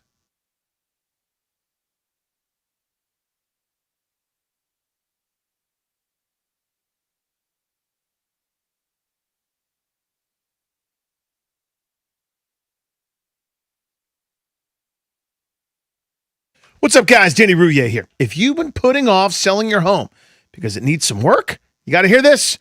I've been telling you about Debbie, Sarah, and Reynolds, a Power and Home team with Keller Williams. And a WJFK listener named Kevin finally gave them a call. He figured he'd have to spend months fixing up his house before selling it. Turns out he didn't.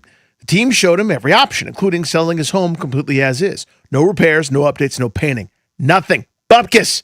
Even better, before Kevin's home ever hit the market, Debbie, Sarah, and Reynolds Power Home team promoted it across more than 1,200 channels and connected with over 16,000 active buyers. 5 days later, Kevin had a signed contract for $10,000 over asking. So, saved money on the front end, made money on the back end. Pretty good, right? So you've been thinking about selling your home but putting it off because your house needs work?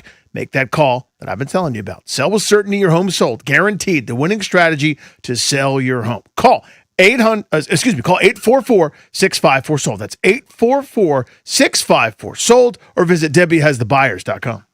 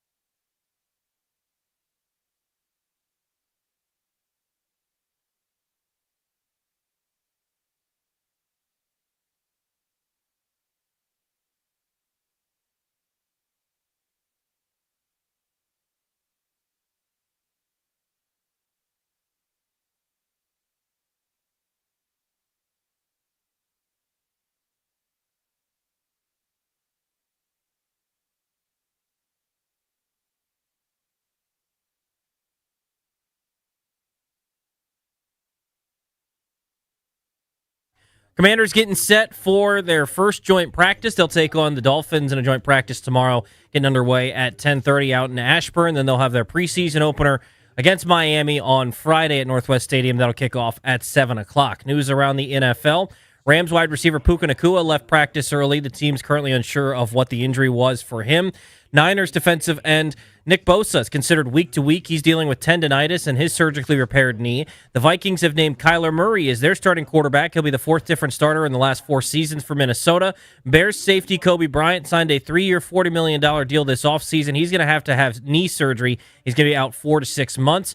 And Ravens corner Nate Wiggins was carted off the field today at practice with a left leg injury. Baseball, the Nationals begin a 3-game series against the Cubs, coming off their series sweep of the Reds, their first one at home over the weekend. 6:45 first pitch. Can hear the game right here on the Fan. Jake Irvin takes on Shota Imanaga. Coming up next, Brandon Coleman caught up with Grant Paulson after practice. You can hear it right here on G&D. And then Sonny Styles also caught up with Grant after practice. We'll play that for you at 5.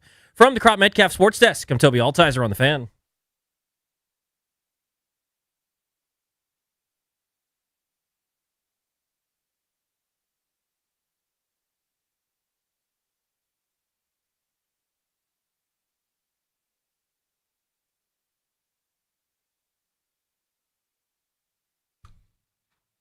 In 30 minutes, My Chemical Romance tickets, Nationals Park, right here on the Fan. Plus, Sonny Styles, rookie linebacker, first training camp, on the show. That's at 5 right here on Grant and Danny. Spread the word. Send a text to a buddy. We'd appreciate that. However you're listening, thank you. We are on 106.7, the flagship. We're coast to coast on the Odyssey app, free and available wherever you are. You can also watch us on the 106.7 The Fan YouTube. And right now, we are live in Richmond on AM 910 and FM 105.1. Hi, Richmond. Driven by you a couple times recently. Good to talk to you. A dude came up to me at practice today and said he listens every day in Boca Raton, Florida. So shout out to that guy. Boca Raton. Big Odyssey app guy. Okay. And then another guy that I bumped into today over in One Loudon is a big listener, and he name-checked Jason Hatcher today. Think about that. The old Cowboys defensive end that really thrived here? That would be one way to put it. Well, he was here. Number 97. Technically. Jason Hatcher. Jason Hatcher. But he name-checked him. I'm like, okay, you're a real one. You just talked about Jason Hatcher as a 5-tech. But, yeah, so good to see a bunch of our listeners out and about. Boca Raton, you sleep, is in between Palm Beach and Fort Lauderdale.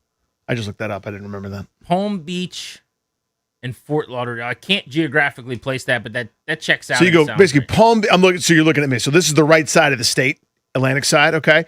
Palm Beach, Fort Lauderdale, Miami. So that's in here. Boca Raton. I mean, it sounds like it's beautiful. There's water and there's big boats. Sounds nice. It's kind of what I'm assuming it is. I'm going to say yes to that. Brandon Coleman's your new starting left tackle, taking over for Laramie Tunsil. He's the biggest name right now with the Commanders, probably. And caught up with him today, started by asking him about the Tunsil injury, how tough that is, and losing one of his mentors, but also creating an opportunity for himself.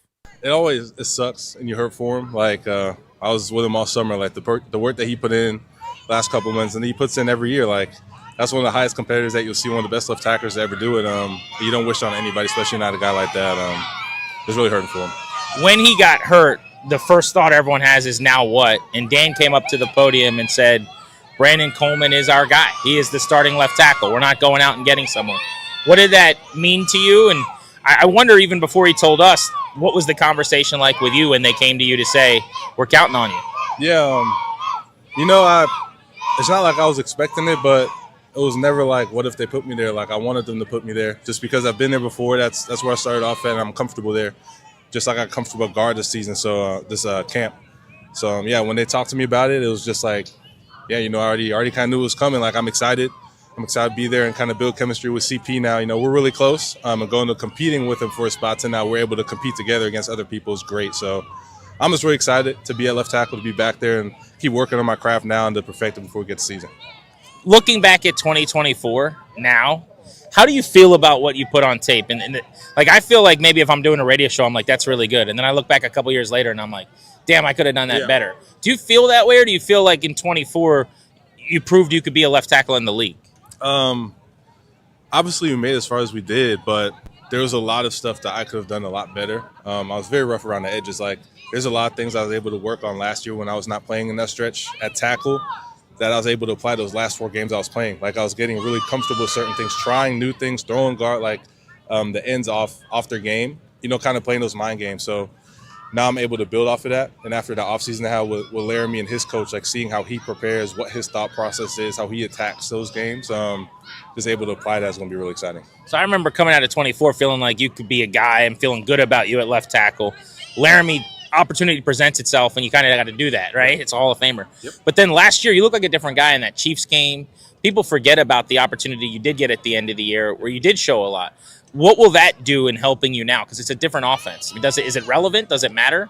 I mean, techniques is techniques. Like, you're going to be the same player. It's a different system, but you got to be the same player the way that you play. So obviously it helps that I got those reps at the end of the year. So now I'm able to apply that stuff. I can watch tape to see where I was at. Obviously able to see what I have to tweak before I go in, things I want to work on. But yeah, man, like I said, I was comfortable these last 4 weeks when I played them at left tackle, and now I'm able to kind of just roll that over into this year. Brandon Coleman, Grant and Danny, you've been playing guard, and it started to feel like maybe you're going to start at guard, like you're pushing Chris. You talked about that competition. When is the last time you actually did a lot of work at tackle? When you were training with Laramie this offseason, were you doing tackle-like stuff, or when you're training, is it all the same? Obviously, it was a lot of focus on guard. That's what me and DQ and them were talking about. But, you always sprinkle in a little bit of a tackle. Like, you never know what happens. You never know if they're going to throw me in there if something happens during the season. So I kind of always work it in. Just look at tape, you work your techniques, you kind of just switch your stance up to see if you're still comfortable there, make sure you're good. So for reasons like this, I was able to jump in the next day of practice and kind of start off right where I left off and be comfortable at that position. And now it's just about fine-tuning instead of really finding my groove again and being rough. It's really just about fine-tuning and getting real comfortable.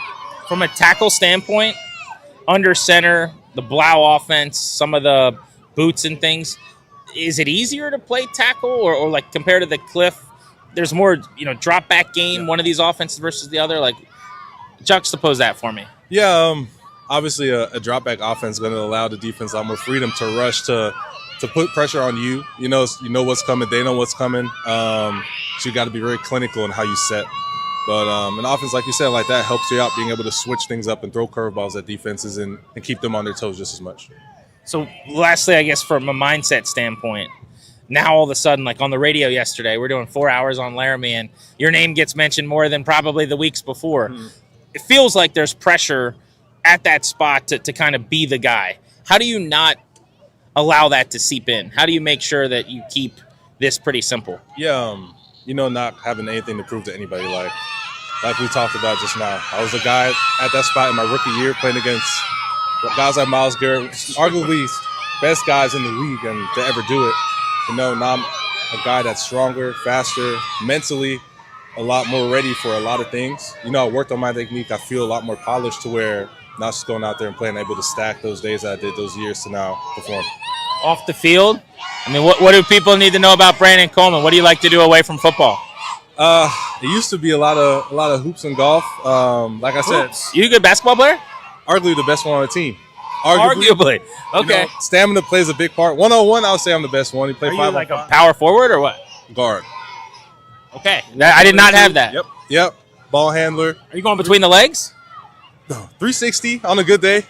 Off season, maybe after some rehab, but I got a one-hand, two-hand in my bag for sure. If you're not the best basketball player on the team, you said arguably, who would be? Jaden Solid. It's tough. I know tight end room got some good shooters. Okay. Like Kosa Yankov and Ben, they got a good three-point shot that can make it tough. Yeah.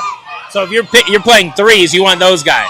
I'll pick them for sure. Yeah. Guys to kick it out to, got a good layup in them. It's gonna stretch out the court for sure. Threes. When you're at the house, are you TV binger, movie guy? Right now, this offseason's been all about just prepping. I sacrifice a lot of time right now, time with my wife and free time I have to be ready for the season. That was kind of my big focus. Maybe an hour or two at home right now during camp, but that's what you got to do. This is the best I've felt going into camp. Hell, it's my first joint practice I'm going to have where I'm actually going to be able to participate in, and that's thanks to all these things that I've changed. And those hour or two is a lot of time with my wife. Obviously, we like to go take our dog on a walk and then some video games in there. But yeah, right now, not a lot of room for that stuff. Got to focus on the season. I appreciate you. Yes, sir. Appreciate you. There's Brandon Coleman out at practice. Grant and Danny here on The Fan. So a few things. Before we get into the football part that's more important, would you have thought he was running point guard in pickup basketball, and he's claiming, now I'm going to have to corroborate this tomorrow, We got no witnesses here. that he might be the best basketball player on the football team? If so, carrying the torch of left tackles that are great basketball players, as Trent Williams was, if he wasn't, whatever it is, 6'4", 310 pounds, and moves around like a running back. And if you didn't see it with your own eyes, you wouldn't believe it, but he was incredible at basketball. He said two-hand jams, one-hand jams are in the bag. So I've got to ask around about this. I don't know. I'll take his word for it. I like how he said Jaden's pretty good. Yeah, He's I bet. he's pretty good. I bet she's pretty good. The silky smooth athlete is And pretty then good. The tight end room, Sinnott and Yankoff are the Uh-huh. shooters on the outside. How about that? He would want on his team running threes. I find that pretty funny. How do you guys think Coleman's going to do at left tackle? He is the guy. By the way, Quinn doubled down on this today. There was a question. It might have even been our guy, Awad. Something to the effect of, like, how long are you evaluating Brandon Coleman for? And his question was asked as if Coleman's trying to win the job. And Quinn very succinctly and kind of almost, I don't want to say snapped at him, but he's like, Brandon Coleman's the starter. Like, this is not an evaluation. He is our left tackle, period. That's the way they're operating here. They're moving forward. How do you think he performs? We saw him in 24. You heard him talk about that. He was a lot better even last year in the 4 games we saw in 25. Maybe he turns himself into a starting tackle in this league, and when Tunsil comes back, they shop him or something like that. This is a huge opportunity for him. We'll get into our expectations for Coleman. Want to hear from you next. 800-636-1067. Sonny Styles in 20 minutes on The Fan.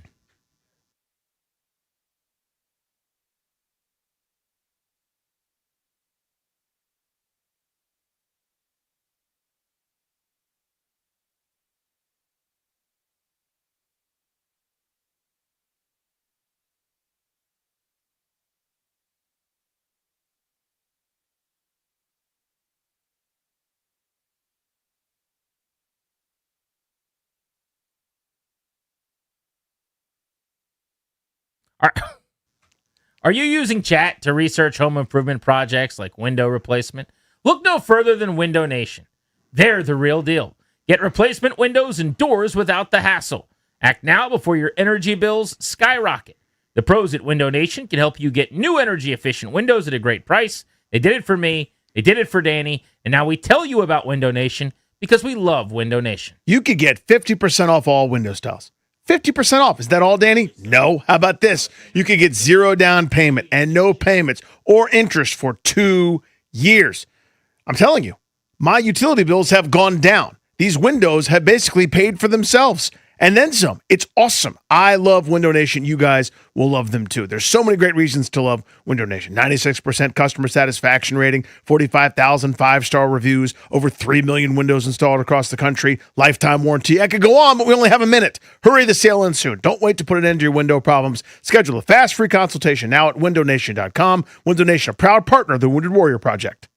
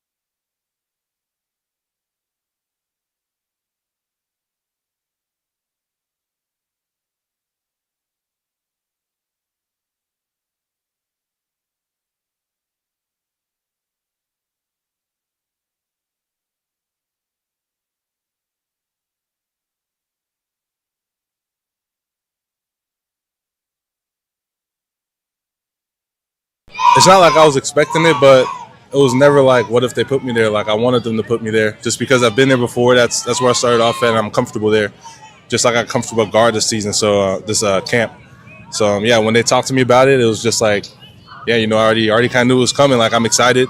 I'm excited to be there and kind of build chemistry with CP now. We're really close. And going to competing with him for a spot, and now we're able to compete together against other people is great. So I'm just really excited to be at left tackle, to be back there and keep working on my craft now and to perfect it before we get to season. That's Brandon Coleman, your new starting left tackle. Welcome back, Grant and Danny on the Fan. You'll hear from Sonny Styles coming up, kicking off next hour. What should we expect from Coleman? I told you this, Danny, yesterday, but I had Logan for Take Command. We did a pretty special post-Tunsil injury breakdown. Go back and watch all the tape of Brandon Coleman from 24 and 25. And his takeaway was Coleman's 24 was probably worse than I talk about it as being, and what a lot of us remember in terms of the inconsistencies, the ups, the downs.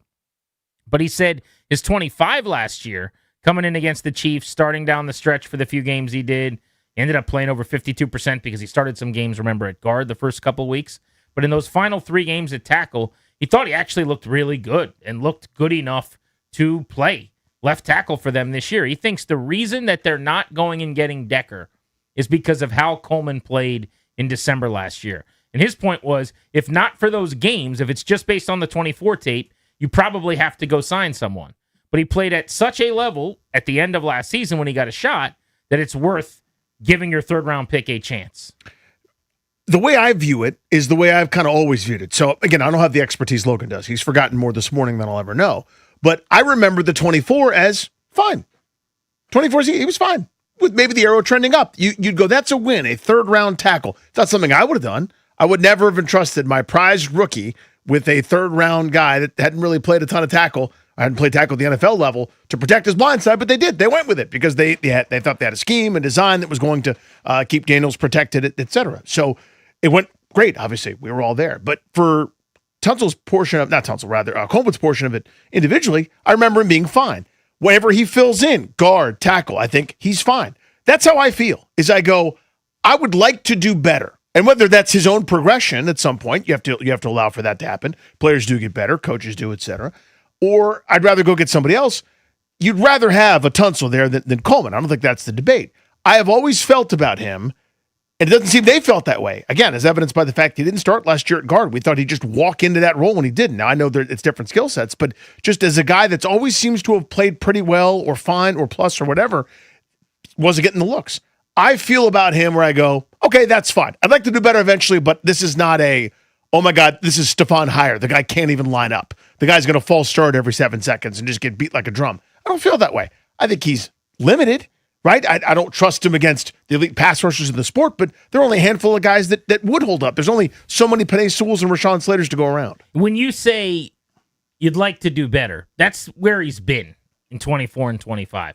Is that where he's going to be? Is that where he's always going to be? It's the question. I wonder, if there is a leap to be made this year and some growth to the point where he plays at a level that either you don't want to kick him back inside the guard because it feels like a waste, so you shop him, or who knows, maybe depending on the season Connerly has. If he plays really well at left tackle, maybe you could have him then compete with Connerly next year. Now, I happen to think Josh Connerly is going to have a really good year, be an unquestioned bookend tackle for a long, long time.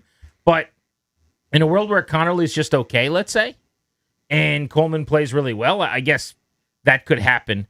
The best thing for them is, though, he just proves himself to be a legit starter in this league. And then if he plays well at left tackle, there's no reason to believe when he kicks inside that he can't figure it out at left guard next year. Chris Paul signed a 1-year deal. Maybe he would become, toward the end of this rookie deal, because he'd be going into his penultimate. No, I guess it'd be his last year of his 4-year deal. His rookie deal is a third rounder. Maybe you slide him over to left guard in year 4. But I actually think he's going to be fine. My guess is, right now, the way I feel, he's not going to be a detriment. He's not going to cost them dearly. We're certainly going to say a bunch. Man, it'd be nice to have Tunsil. I wish they had Tunsil. Because I think there's things he can do that Coleman just can't do athletically, physically, out in space. Maybe you call some things a little bit differently. But I think there's a chance that center is actually a worse position for them this year than left tackle. If Allegretti plays 17 games, that won't be the case. But I have no confidence in that. Allegretti's been banged up a lot the last couple of years, including in just the first 48 hours of training camp. So I could see center routinely being more of an issue than left tackle. Now, it's a less important position, and you can kind of coach around it and pass things off and help with doubles and chips and whatever else. So maybe it's not as big a deal. But I don't think left tackle's in a dire spot. It's disappointing. It's a tough injury. Right. It's a bad situation. The ceiling is lower. Tunsil's the best, but I think they're okay. I think that's a similar feeling. I know it's kind of boring. We're on the same page there, but I mean, to me, this isn't. You can go back to some of the, swinging gates, some of the disasters, the Sharp Pordanishes of the world, or guys that simply were just overmatched and could not do the job as necessary. I think Coleman is fine. I mean, the difference though is this having Tunsil. The reason he made 30 per year more than anybody else at the position. There are other guys that have longer term, higher value, but he's got as high an AAV as anybody. Is A, the security, B, the luxury, where there's never a time, you can do it if the scheme demands it or a certain play demands it, where you go, how do we help out Laramie over there? Because this defensive end is taking his lunch. What do we have to do to make sure our quarterback doesn't get hit? He's over there. He's got a guy. Now there are 10 chess pieces on the board instead of 11. That's such a luxury, right? Where no matter what you want to run, whatever kind of play, hey, can our left tackle get that reach block? Can he get outside the defensive end, even if he's lined up wide and get to that second level? Yeah, he can. He's great. You know what I mean? Can we run this long developing play? Yes, you can. He's great. Now it's, I don't know if we can. Maybe you can. You still get away with it. You're still going to be able to get down the field. You're still going to have some of the slow developing things, and you'll help accordingly as needed. But it's more pick and choose. Whereas that was a security blanket. That was I never have to think twice because I have a superstar over there, and he was paid accordingly. Shout out, by the way, to Brandon Coleman, who got married this offseason in the spring. He had honey butter chicken biscuits from Whataburger that they served at like 1 a.m. at the end of the wedding. Buddy. And he said he ate 8 of them. Like right at the end of his wedding, just downed a bunch of honey butter chicken biscuits. Those are special. From Whataburger. Mm-hmm. And I was like, I've only had burgers there, but they were good. He's like, you need to get a honey butter chicken biscuit. And I'm like, yeah, I think you're right. That sounds, you got me with those words. I'm in. Sonny Styles joins the show coming up in a few. I want to get into the rookie class for the Commanders, how they've been performing out at camp. Also, what are we expecting this season? Plus, we're giving away tickets to My Chemical Romance as soon as we return. And the Nats just gave us a James Wood update, a little timetable update for a James Wood recovery and return. That's next on The Fan.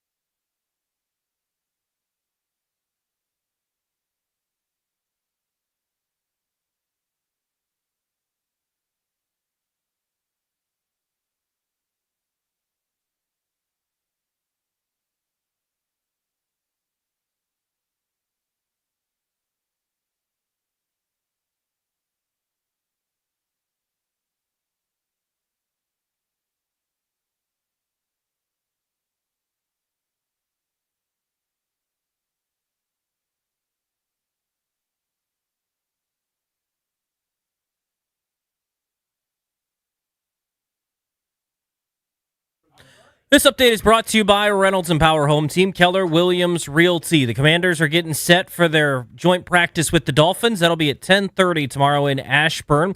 And then they'll take on the Dolphins for their preseason opener on Friday. That'll kick off at 7 at Northwest Stadium. Keep it tuned right here to the Fan. Sonny Styles caught up with Grant after practice. You'll hear that interview next here on Grant and Danny. Other news across the National Football League. Puka Nacua left practice early. Teams currently unsure of the injury. Nick Bosa of the Niners is considered week to week with tendonitis in his surgically repaired knee.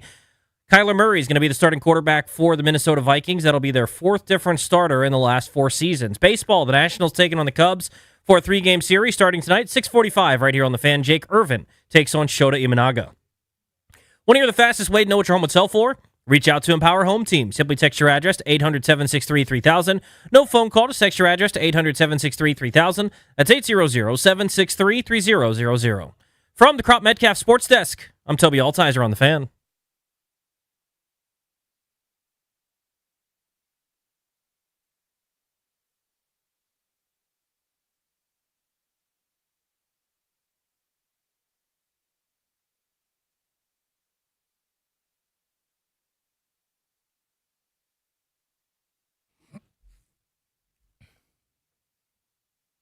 Let's give away some tickets to a hot commodity, a show everybody wants to be at, My Chemical Romance at Nats Park, August 18th. Caller 10 at 800-636-1067. Congrats. You're going to win a pair of tickets. The tour is the Black Parade 2026, Tuesday, August 18th. Tickets are on sale now. For tickets and more event information, go to thefandc.com/events, courtesy of Live Nation. As a reminder, we've got tickets all week long at 5 p.m. to My Chemical Romance, so make sure you're listening to Grant and Danny. We got to shout out Chicken Salad Chick. Oh, yes, we do. Yes, we do. You've been pummeling some Chicken Salad Chick lunch today. Let them cater your next event. Talk about Chicken Salad Chick. Chicken Salad Chick is a dozen varieties of made-from-scratch chicken salad, plus homemade sides, salads, soups, and desserts from group luncheons and office meetings to family gatherings. Our sandwich platters, signature lunch boxes, and specialty trays are the perfect fit for any occasion. Enjoy Chicken Salad Chick for dine-in, takeout, or catering. For more information, visit chickensaladchick.com. We need to thank our friends from Chicken Salad Chick. A wonderful spread. Little fruit salad, little noodle salad, and chicken salad. Those are the best kinds of salads, by the way. Potato salads in there. Salads. Regular salad, dumb. Salad with meat and flavor, good. Show me potato salad. I like chicken salad a lot. They make a really good chicken salad, and then they put cheese and bacon in it. Yeah. I forget all the names. I should be more of an expert than I am. Yeah. But the one that's got bacon, jalapeno is really good. There's like a pimento cheese kind of one. There's like a barbecue one. Good. They know what they're about. They're good. Sonny Styles, the rookie linebacker for the Commanders, is now closing in on 2 weeks into his first training camp. This is a huge week for him. It's a huge week for the club because they got a joint practice with the Dolphins. They get to hit somebody else tomorrow, so that'll be telling as far as Sonny Styles' workload goes. And it did sound like Dan Quinn today, in suggesting that a couple starters, a few key pieces might actually play in the preseason game. When he was talking about Sonny Styles, I thought he alluded to the fact that he's going to play Friday night at Northwest Stadium, which would be awesome. That would be a really, really cool storyline for the fans that are spending money to go out to the stadium. You get to see the rookie number 7 pick. But this was Styles just after practice today when I caught up with him talking about his start to training camp. Campus football. Expectations are going to be hard, it's going to be physical, long days, things like that, and that's what it's been. I think you got to put in the hard work to reap the rewards of that. I feel like sometimes when I'm talking to rookies, I ask them about the leveling up to the NFL. When you're playing at Ohio State against some of the teams you guys play, the quality of football you guys play, it's probably closer to this than some of the conferences. But did you notice a difference right away in speed, physicality, some of those things when the pads came on? Yeah, of course you're in the NFL. Like, they're all professionals now. It's definitely a higher level of play, but I think being Ohio State definitely prepares you for that, especially being in practice, going against each other each and every day. Of course it's a level up for sure. How much communicating are you doing with your brothers, also in a camp right now with New Orleans Saints, and just what's that thread like between you guys and Pops who played in the league? Actually, I got to call him. I haven't talked to him in a few days, but I heard he's doing well. Decided he's fully back. He had a little surgery in the offseason. Talked to Dad a little bit, just chopping it up, but everything's been good. That's probably a reflection on how busy you are and how little time you have. What's your day like? We see you out here. I always see you signing a lot of autographs. You're one of the last guys to leave. Then you get in there, you do meetings, you have a walkthrough. Like when you get out of here at night, what are you doing? Go home, lay down, go to sleep. Really not much time for much. Are you staying at the hotel right now? Or we're out of the hotel now, but we were for like about 2 weeks. Got you. So you're now able to do your own thing at your place. In a general, like an off-season setting or just when you have your own time, what kind of things are you doing to get your mind off football? I hang out with my girlfriend a lot, friends, go golfing, play a little bit of video games, things like that. How's your golf game? Not that good. Yeah, I've been playing for about a year now. Getting better. I go out there every now and then. I'll hit a good shot. It brings you back, but don't have too much time to play. I'm just curious with a guy like you, how long are you generally off the tee? Oh, driving? It just depends, bro. I slice a lot. Like, I've hit something, like the longest I've ever hit is like 330, 340. But like it's like a once every blue moon type of thing. Half the time it's going right. What's your video game of choice right now? Probably Call of Duty. I gotta play the new Madden. I don't know if it came out yet. Just dropped last night, I think. Oh, did it? Yeah. Yeah, I probably played the new Madden then. You've never played Madden with yourself. I know, it'd be pretty sweet. Seeing yourself running around. Back to football for a second. They've got you playing multiple positions, it seems like, at linebacker roles, going back and forth, Mike, and some of the stuff kind of off the ball next to the green dot. Like, how has that transition been for you, and what do you think your role is going to look like as the season goes?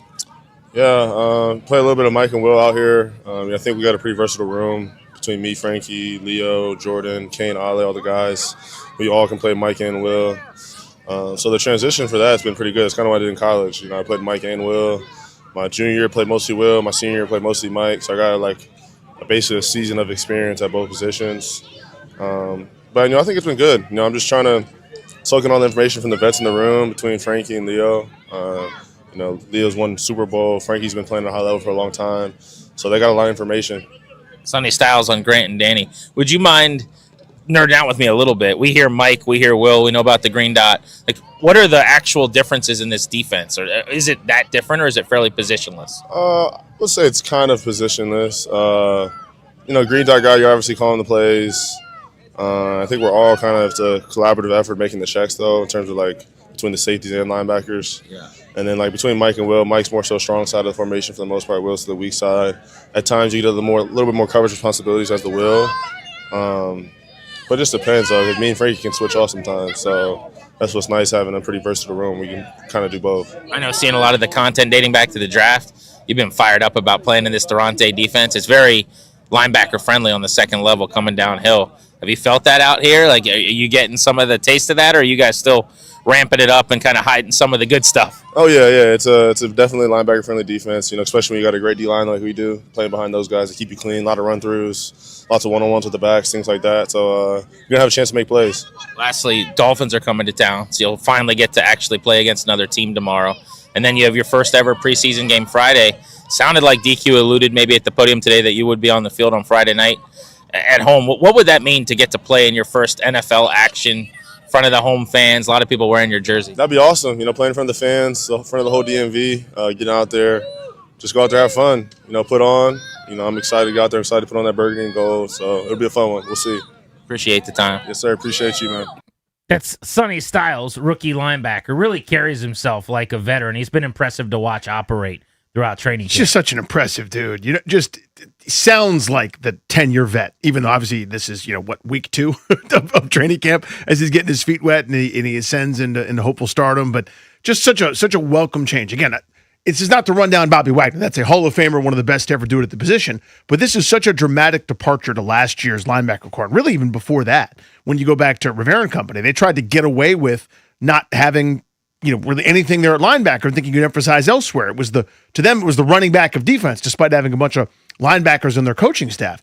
And this group finally said, enough of that. We're going to have some track stars out here. It won't be, if we give up big plays because of linebackers, it won't be because of lack of speed. We are running with people. To me, that's the biggest difference year over year from a personnel standpoint. The speed and the athleticism at the linebacking position, where they have gone from old and slow to young and fast. You can't be more different. When Adam Peters at the beginning of the offseason, Danny said, we're going to get younger, we're going to get faster, he meant it. But where he really exemplified his work, where he really showed off a little bit, was linebacker. And I don't think they thought they were drafting Sonny Styles when they signed Leo Chanel. You signed Leo Chanel to go with Frankie Louvu because he's going to be a really key piece. Then, lo and behold, the draft rolls around, 7th pick, Sonny Styles falls into your lap. You got to take him. You love him. And so you got to figure the rest out as you go with Leo Chanel. But they got basically 2 of those all-world 99 out of 100 athletes at the linebacker position that could play side by side at times this year. So I think you do that. I think you figure it out. I think you get everybody kind of to do, I mean, take a page out of the Nats book, for example, where you're going to find out, like a guy that's like, I'm a starter in this league. Well, you're not here. You're doing something else. We're doing a team thing where even though you've started games your whole career, you're coming in the middle of the 2nd inning, or you're starting the 3rd inning, Miles Michaelis, or whatever. You think you're an everyday player. You're part of a platoon now. You had a good outing. You're down in AAA because we need the roster spot. Everybody's got to buy in. So there's going to be some sub packaging. There's going to be some mixing and matching. But it's incumbent upon Durante Jones and company to go, who are our best 11 this week? And I think a lot of times that's going to include both those guys. Fans are going to be really frustrated if, and so far I'm predicting it might be this way, Sonny Styles is not on the field for every down at the beginning of the season. But it doesn't seem like we're trending toward that right now. There's a lot of time. It's only August 11th, so we're basically 1 month away from the year. So this could change. But how will you feel if week 1 in Philly against the Eagles, Styles basically plays, let's say, like 50 or 60% of the snaps? You okay with that? Are you kind of annoyed? I mean, when he was drafted at 7 on draft night, that would not have been the expectation. No, that wouldn't have been my plan. All I need to know is what's the plan? And if it's we're spoon feeding, he'll wear a bib and he'll do it himself, maybe makes a mess, and then by midseason he'll have a knife and fork and he'll be cutting his steak just so. Fine, totally fine. But if I don't hear those kind of things, and we've all done this around here long enough, where a rookie just can't quite cut it and they're trying to hide that fact and nobody wants to confront the idea that the dude can't play. Not saying we're there with Styles at all, by the way, just simply saying, if it's hey, we've got other guys too, and here's the plan. We see him as a star. Don't worry. This is our plan to get him there because we'll be the best when he's at his best.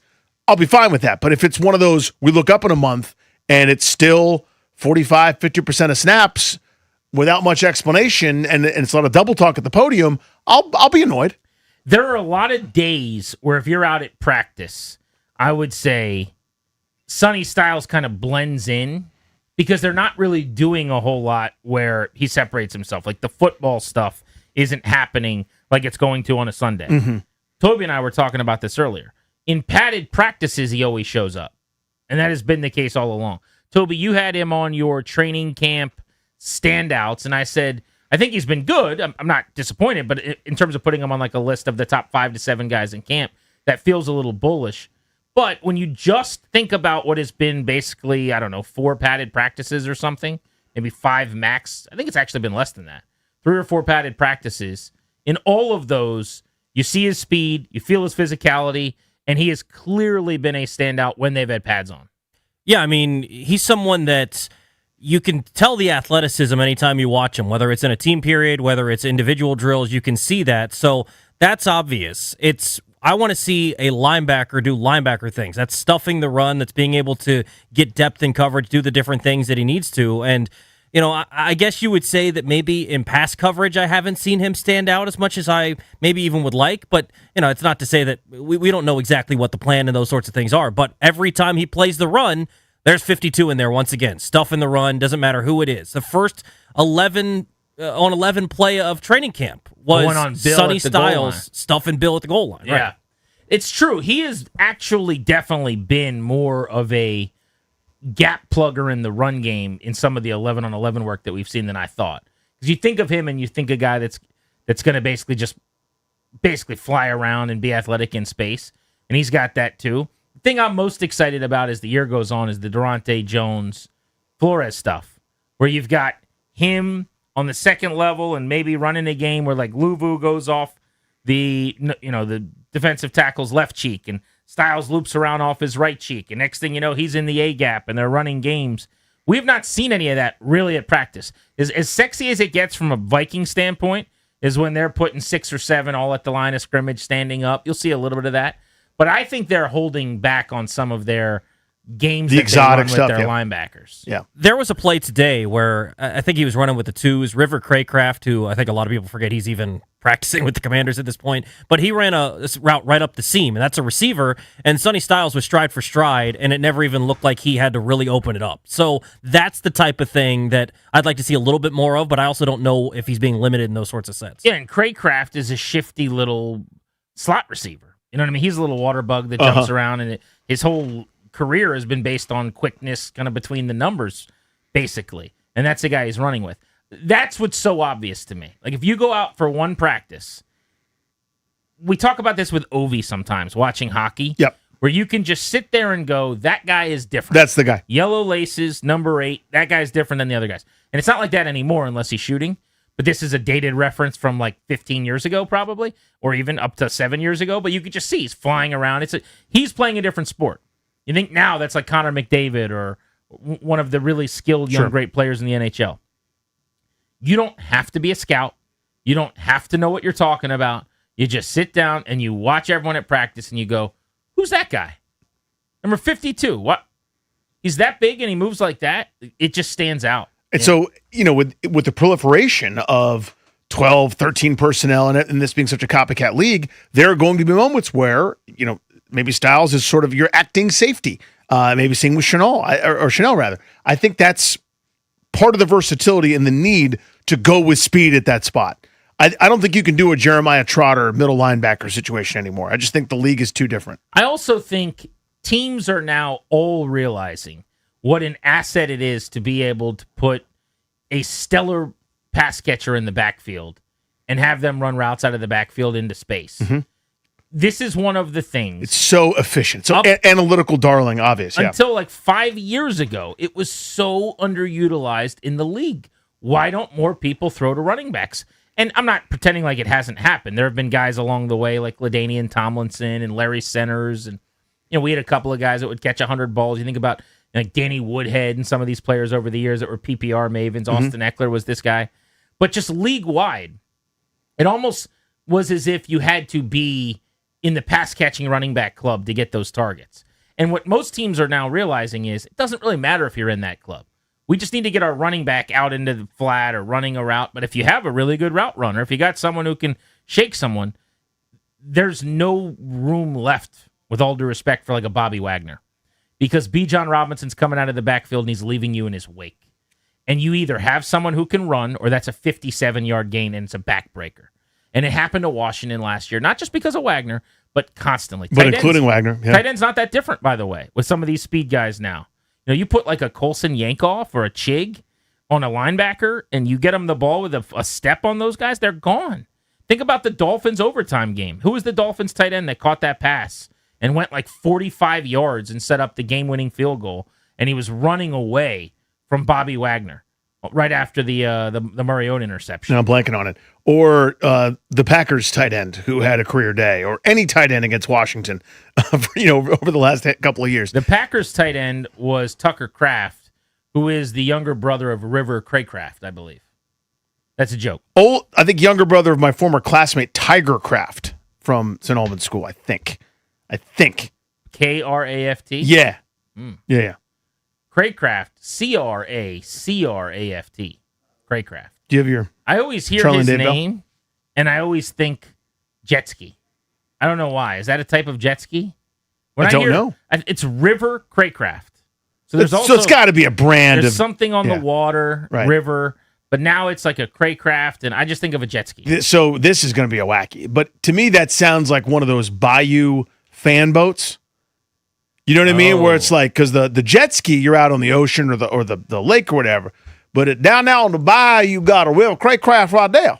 Like you get like you want to catch some crawdads. So that's actually, what is a Craycraft? You're saying a Craycraft is the Bobby Boucher like fan, the fan boat, the fan on the back of the boat that you go get gators with. Yeah, I mean, that'd be fair to say. Thank you, Coach. I think a Craycraft is what's like the jet skis that you could stand up on.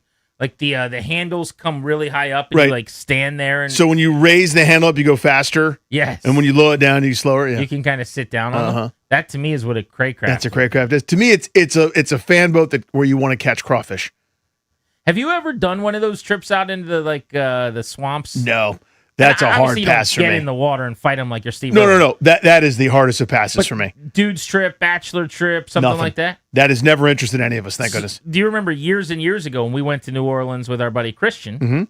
He had originally planned or booked. So generously. Yes. And the face that you and I both made, he was like, well, I could cancel that. No, we didn't get there. It never got that far, but we were going to go in earlier, I think. And CK was like, no, we're good on that. And he's like, we'll go to this game, we'll do this, and we're going to get on these boats, and we're going to take your listeners out.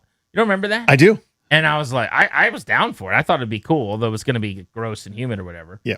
But to see like crocodiles and weird Oh, whatever set. else, I'd be psyched. It's such a flimsy little craycraft. No. I don't think they're flimsy though. I do. Think like seating and kind of high above the water. I don't think with that shallow of a water. You're picturing just like a little John boat. That's not what we're going out in. What's a little John boat? Just a little like boat with a little motor. No, Who's Little John? Is that like a Robin Hood bit? no, it's a John boat is a type of boat. Have you not heard that phrase? I've never heard that before. I'm not even in a bit. Okay. Well, your guy grew up, as you know, on the Machota Creek and off the Potomac River. So a John boat's like a little tiny. That's that. I thought that's what it Yeah, was. Little John. But no, it's a little motorized boat that you can put around in to go get your crab How pots about or that? whatever. Yeah. Your Little John. What? But that's not what this is. This is like a seating. This is a everyone is very high above the water. So I don't think you can do that. It's not a river. Like if we're on the mighty Mississippi, yeah, get that kind of boat. I think this is a craycraft. Like it's like you could get out of the water and your top of your shoe wouldn't be wet. Do you know what I mean? I think it's like shallow bayou, like grass, mud, just sort of. Oh, that's Timmy the Gate over there. Like no, Here we thank go. you. So this is what we're looking. We got seats here. Got some good seats. Yeah, in a boat. That's We're not near the water. Oh, really. that's way too close. That's you know how flimsy that is. If Alvin the alligator says them, it's our time. Then I'm not worried about Alvin the alligator. you need I to gotta worry. be honest. You need to respect the nature. He's like we're walking into his house, going, "Look at that." We'll be that guy in the Buffalo video. Let's give I people wouldn't say this that. James Wood update. When is he coming back to the Nationals? We'll tell you as soon as we return. Plus, we'll get into the rest of the rookie class. You just heard from Sonny Styles, Grant and Danny on the Fan.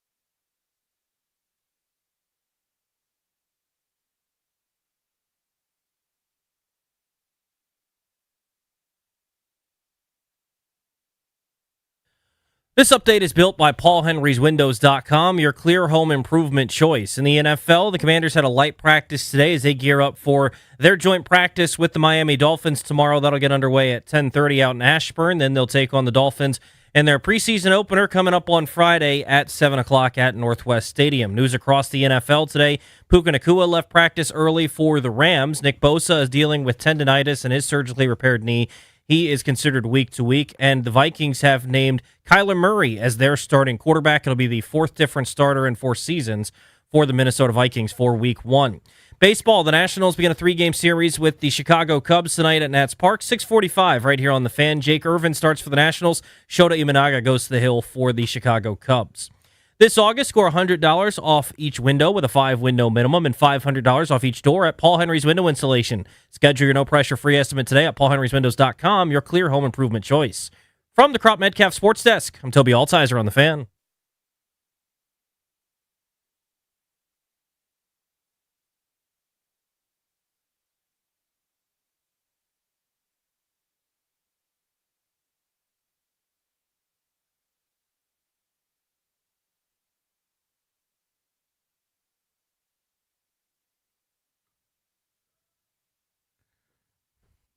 Speaking of the Nationals, Blake Butera, manager, just told you he listens to Grant and Danny. Thanks for hanging out with us on The Fan. James Wood took some swings, is on his way back from an oblique. Timetable's going to be updated, it sounds like, this weekend, but this is a positive development because it sounds like there is a chance that he will not need a rehab stint in the minor leagues if he can come off the IL within the next few days. That would be amazing. So specifically from Mark Zuckerman here, James Wood started playing catch over the weekend, took dry swings today, almost certainly will not come off the IL when eligible to on Friday, might not need a rehab assignment, though, if he progresses well the next few days. Butera going to give a little bit more of an update. This oblique injury in baseball is a tough one. This is one of those that completely does its own thing. It's like when you lose a tooth, the tongue has a mind of its own, and it's just going to start digging around in there. The oblique does what it wants to do. You're along for the ride. And so last year when Dylan Cruz got hurt, we thought it was nothing. He was out for months. Earlier this season, Jake Irvin gets hurt. We think he's going to be back shortly after the 15 days. He's out for months. So hopefully James Wood, his injury isn't quite as severe, but you just don't know. You have no idea. And I don't know how to say it better than this. There's a couple things like that, but in your core especially, if that one's hurt, there's literally nothing you can do. You can't jog. You can't ride a stationary bike. You can't get up. You can't lie down. You can't sit. You can't stand. Anything and everything you do or don't do, it's right there, ready to grab at you. So it's like, it's one of those, if for the sake of argument, bad luck, if you hurt your hand or I got a break in my hand, I can do everything except for work this right hand. I can lift, I can run, I can do a million different things to be in shape and ready to go. You just can't do anything physically with that oblique, and you got to take months off, and it's going to be frustrating. Grant and Danny on The Fan. All of our baseball discussion, by the way, on The Fan is presented by Xfinity. Score the most reliable Wi-Fi, one price, 5 years, guaranteed. Xfinity, imagine that. So my buddy coaches high school football, and I'm talking to him on the phone last night as I'm leaving training camp. We got into this hypothetical. I thought it was hilarious, and I'm going to bring it up now and just get your thoughts. And boys, if you got any takes, I would like to hear them. So I asked them, I said, you get one Washington Commander to put on your high school football team to play both ways. Who would be the most dominant? Who would help your team the most? Now, his team, okay, he particularly in his situation really, really needs offensive line and defensive line help. He needs O-line help. He does not have the big bodies that are maulers in the trenches. And that's where they're always happens in high school, have right? an issue. Yeah. So as an example, at this particular school, they might have an all-district quarterback. I'm not sitting here telling you he's going to LSU, but they might have a quarterback that's one of the better players on the team. They got a couple of athletes they could put at receiver, have some guys that could run the football, but they really need an O-lineman. It's like his take was that he would take Daron Payne. And he would play Daron Payne at guard, and he would play Daron Payne at D-tackle. He would blow things up defensively most downs, and then at guard, he would just run behind Daron Payne, and he would pull him, and basically he could just plow the way for the running game as well. This was, again, specific to the talent that he currently has on his roster. Okay. Because we went through it. I'm like, well, what about Jaden Daniels? Just snap it to him and let him play hero. Yeah. Pretty good plan. Best high school football player in the world probably at one point in time. I bet you'd be pretty good. You'd be pretty good. But A, he's still susceptible to getting dinged when he gets tackled and awkwardly landed on. He could get hurt. B, you're also having to worry about Danny. Again, what if your line gives him absolutely no time to throw the football and he's running for his life on every single play? Kind of waters down the effectiveness. I was thinking a guy like Stephon Diggs would be amazing. Put him at running back, put him at receiver, let him play corner or safety, but maybe you're too far away from the ball. Frankie Louvu would be a badass because you could just blitz him on every play and he could be Bobby Boucher, basically. I don't know what you do with him on offense. Maybe you put him at tackle or you put him at tight end or something. But what's the first thing that comes to mind for you? You get one commander to add to your high school football team to play both ways to try to dominate. So I saw Terrence Wilkins. Remember that name? Played for the Colts and was like the wide receiver? Yeah, a very ancillary figure on kind of the late stage greatest show on turf Rams punt returner. Went to O'Connell High School. He had 6 touches against the St. Albans School for boys, and he had 6 touchdowns. Almost 300 total yards.